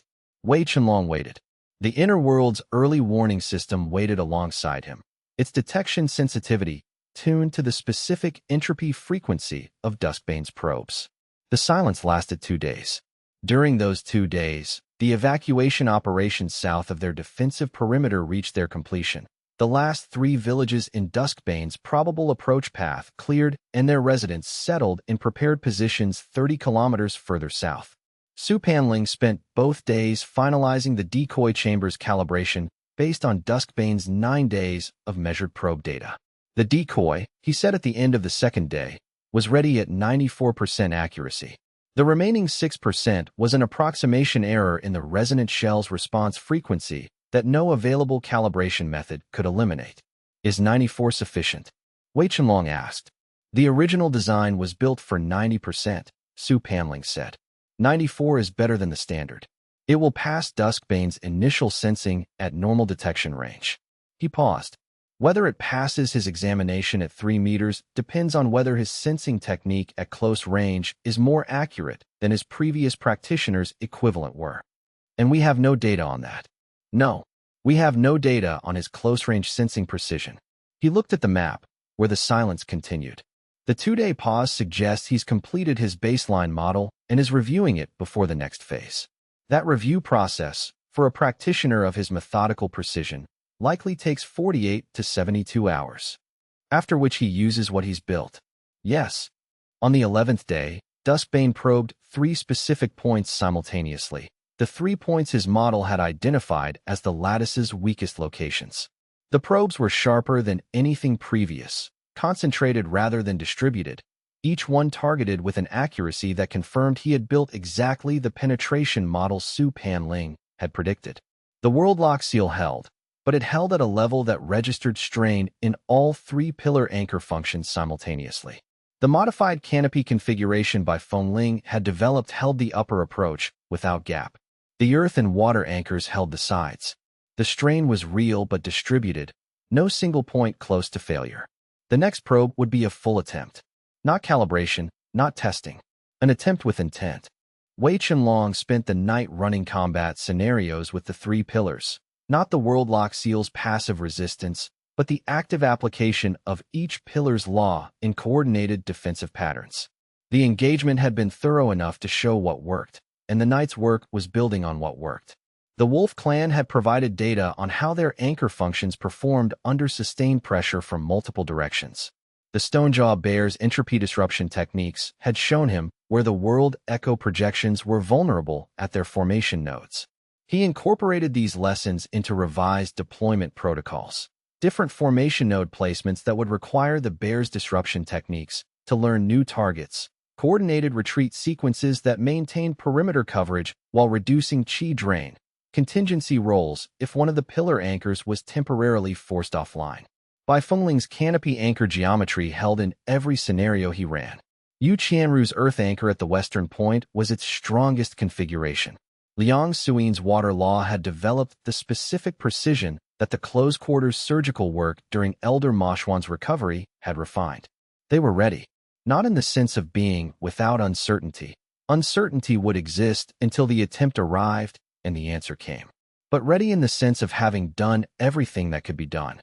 The next probe would be a full attempt. Not calibration, not testing.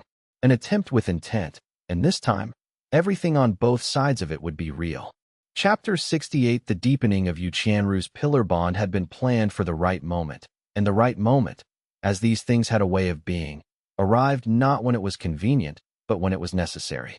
She came to him the morning after Duskbane's three-point probe with the direct manner that characterized all her significant communications.